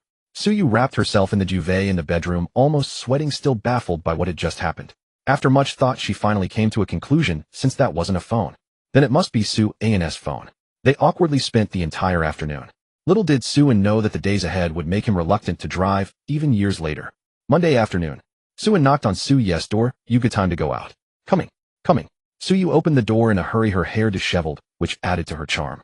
Suin couldn't resist reaching out and gently pinching Su Yu's cheek. Soft and springy. Su Yu's face instantly fell. What are you doing? Just needing it, hee. Su Yu turned her head away. She hadn't forgiven him for what happened at noon yet. Although it was indeed ahem. But she just wouldn't forgive him for now. After a quick wash-up, Suin had decided to head to a street that exclusively sold the bikes. Su Yu agreed. To avoid any trouble, Suin asked Li Wuda to arrange for someone to pick them up. Before long, the familiar Audi A8L pulled up downstairs. Many passers-by stopped to watch. Suin and Su Yu soon came down and got into the car under the puzzled gazes of the crowd. Immediately someone muttered, wait, what? You ride in a car like this, but still live in an apartment like this. Indeed, most of the apartments here were rented out, and few people bought them outright like the two of them. The black car gave a sharp turn and accelerated, shooting off directly, leaving the onlookers bewildered in the wind. Soon the car slowly drove into Jinlu Street, which was aptly named because it was full of bike shops. Suin and Suyu found a spot and asked the driver to stop. The two stepped out under the astonished gaze of the bike shop owner. What? You came in an Audi to buy a bike? Are you two out of your minds? Suin and Suyu had already spotted a model they liked online and found that particular store. Lanyuan store, a shop exclusively selling Lanyuan bikes. Suin and Suyu walked in and rows of bikes appeared before them. Seeing customers, the owner immediately stood up with a beaming smile. Good afternoon, you two. Looking for a bike? Suin nodded. Suyu took out her phone and showed the model she had seen online to the owner. I want this one. The owner glanced at it, then burst into hearty laughter. Little girl, this blue model isn't like that. You have to buy stickers and stick them on yourself. Suyu blinked in surprise. Stick them on? Suin asked puzzledly. Then boss, do you have stickers here? Of course. The owner waved his hand, grandly walked to a cabinet and pulled it open, revealing a full display of stickers. Like a treasure trove. Suyu's eyes darted and she reached out. This one is pretty. Suin glanced at it. Hello, kitty. You like this? Boss, can we get the stickers and then stick them on the bike? Of course. Come, let me show you the model you mentioned. Buy the bike and get the stickers for free, okay? Suyu immediately nodded. That works. The owner led them through 2 rows of bikes to another room and turned on the light. A row of small cute bikes appeared before them. The bikes were tiny in shape but perfect for 2 people to sit on. How much, boss? The owner thought for a moment, then said 6,600 with free stickers and an additional 3-year warranty. How about that? Suin considered it and found it acceptable. He turned to Suyu. What do you think, you go? This one. Suyu's eyes seemed to sparkle. This thing was so novel. She nodded vigorously, already eager to stick the stickers on the bike and have Suin take her for a ride. If Su Changqing knew, he would probably be shocked. You have a Koenigsegg at home and you don't ride it. You go out and play with Suin on a little bike. But that was a story for later. Suin nodded. Then this one, boss. He pointed to a light blue bike beside him, which was small and delicate. Suin thought that if they stuck the Hello Kitty stickers on it, it would really look like a little kitten. A little kitten, a bike, ha. The owner nodded. Opening sale. He immediately pushed the bike out, inserted the key, and twisted it, seemingly checking for any issues. Then he handed the key to Suin. Here you go. Be safe on the road. Suin smiled and nodded while Suyu was already eager to get on the bike. Soon after paying, the owner went to a drawer and came out with a bag of stickers. Here you go, little girl. These stickers are of very good quality. As long as you don't mess with them, they won't fall off. Suyu nodded vigorously, holding the stickers tightly in her hands, as if she had obtained a precious treasure. Oh, and here are the helmets. The owner produced 2 blue helmets. So ugly. Suyu immediately complained. Indeed, helmets from bike specialty stores were usually ugly, and Suin agreed. Safety first, the owner said. Finally, everything was set. Suin got on the bike, but of course he didn't wear the helmet. In his words, if you don't see the police, uncle, don't rush. Suyu nodded blankly. Makes sense. Then the owner waved goodbye to them. Suin accelerated. Suyu was thrilled so fast. Watch closely, you go. In the #1 bike racer in Jingdu. Yeah, go charge ahead. The setting sun was now hanging in the sky as if it wanted to go home and sleep. Suyu gazed at the skyline in a daze. So beautiful. Suin whispered, not as beautiful as you. Hee, of course. Suyu smiled happily. As long as she was with Suin, she could be this happy forever. Just then the traffic light turned red and directly in front of them was the setting sun. Suyu took out her phone to capture the moment. Just as the light turned green, Suin twisted the throttle and Suyu froze the photo at that instant. The young man, the sunset, the bike, and the traffic light. This was their beautiful memory. Since the apartment was not far away and the bike had plenty of charge, the two decided to go out and celebrate. Celebrate the new family member. Suin named the bike Little Kitten. Suyu asked why. Suin explained that since it would be covered with Hello Kitty stickers, calling it Little Kitten was not too much. Suyu nodded. Makes sense. Under the setting sun, Suyu smiled and gently hugged Suin from behind. Suin's expression suddenly turned serious. What was that softness on his back? Suin found it hard to concentrate on riding, but honestly it felt really comfortable. Suin silently looked down and sternly scolded Xiao and in his mind, behave. Don't be so spineless. Xiaoan, it's not my fault. Under the setting sun, the two of them slowly rode the bike, weaving through every corner of the city. Happiness might be this simple. That's what Suyu felt at that moment. She was happy. At 8:30 in the evening, in the parking lot beneath the apartment building, Suyu's face was brimming with joy as she peeled off sticker after sticker, pressing them onto her little electric scooter. Worried they might not stick firmly, she gave each one a gentle pat with her hand. Suin crouched nearby, his gaze soft and tender as he watched the adorable girl before him, the scene painting a perfect picture. The delicate girl pouted. Why aren't you helping? Alright, I'm coming, hee. Suin quickly shuffled over, picked up a sticker, and was about to stick it on the scooter's front. Suyu quickly grabbed his hand. No? That would look ugly. You'd better not help me after all. Suin was taken aback. Was this right? Under the night lights, Suyu was sweating profusely, but a joyful smile never left her face. The once bare electric scooter had now become Suyu's exclusive little kitty. Its body was covered with one Hello Kitty sticker after another, completely plastered. Yet Suyu hadn't applied them randomly. The overall look was quite aesthetic with no sense of clutter at all. Suin gave a thumbs up. You're amazing. You think? Suyu raised her head proudly, her delicate face looking especially captivating in the night's glow. Su's gaze froze for a moment, then in an instant, he leaned in close to Suyu. What are you? Suyu never expected Suin to be so bold. They were outside after all. Although the parking lot wasn't crowded, someone could still show up at any moment. Their lips met in a tight embrace, Suin greedily trying to claim every bit of Suyu's breath as his own. His arms wrapped around Suyu. Suyu trembled, then wrapped her arms around Su's waist. The two kissed under the night sky. Click, whoosh, seeming to hear someone approaching. The two immediately pulled apart, as if nothing had happened, faces flushed with embarrassment. Suin was breathing heavily. Suyu was like a siren, every move she made sending his hormones skyrocketing. I am done, Suyu said shyly, bending down to pick up the sticker scraps. Then let's head back, Suin said with a mischievous grin. You're going to tease me when we get back, aren't you? Suyu pretended to be angry. Where would I tease you, hee. Their hands gently intertwined, and a cold sensation passed through Su's palm, tingling and numbing. To Suyu, Su's hand felt incredibly warm, like a blazing flame. Hand in hand, the moonlight stretched their shadows long. Very long. Back in the apartment before Suin could react, Suyu had pushed him against the door. You teased me just now. Suyu's expression was tense, but a hint of determination flickered in her eyes. Before Suin could figure out what she was up to, Suyu had already closed her eyes and wrapped her arms around his waist, continuing what they hadn't finished earlier. After a long while, both felt their lips go numb before they reluctantly parted. Suin held Suyu, and Suyu returned the favor with a deep, lingering embrace. Tuesday arrived, and it was a special day for the two because they were going to ride the little kitty to class. Suin rode the scooter out, then put on a serious face. Get on, you go. I'm about to floor it. Okay. Suyu's face was full of gentle affection, playing along with all of Su's quirky ideas. The blue scooter shot out like a meteor. After a full night of charging, it was now at peak performance. Wow. Feeling the morning breeze on their faces, both wore bright, happy smiles. Let's go, Suyu shouted with a wide grin. Let's go. Suin also yelled out, speeding up more and more. At the gate of Hu University, a stern-looking traffic officer stared at the two of them, who were hanging their heads low. Su's mouth twitched. Suyu looked embarrassed. So humiliating.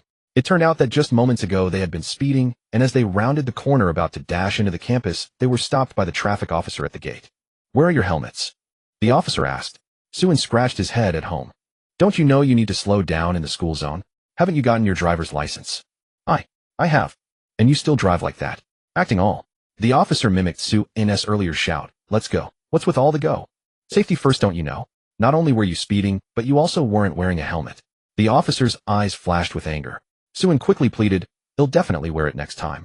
Neither of them had expected a traffic officer to be stationed right at the school gate. Damn. The information gap. The officer glanced at the blue electric scooter. Oh, it's a little kitty. This was because of the 6 whiskers Suyu had stuck on the front of the scooter.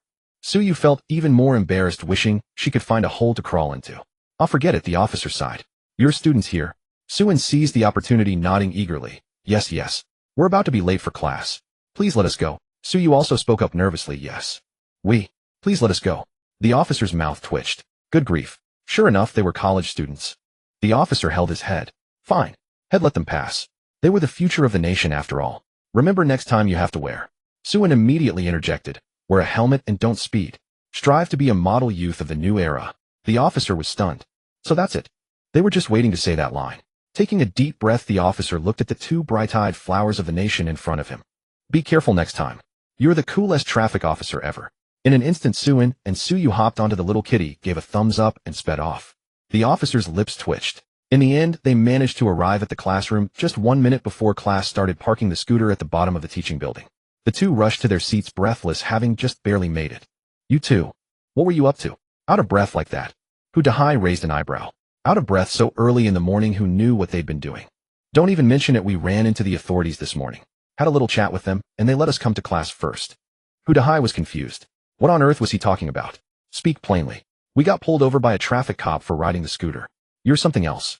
Hu Dahai gave a thumbs up. Just then Qin leaned in, looking excited. Hey, have you guys heard? Heard? What should we have heard?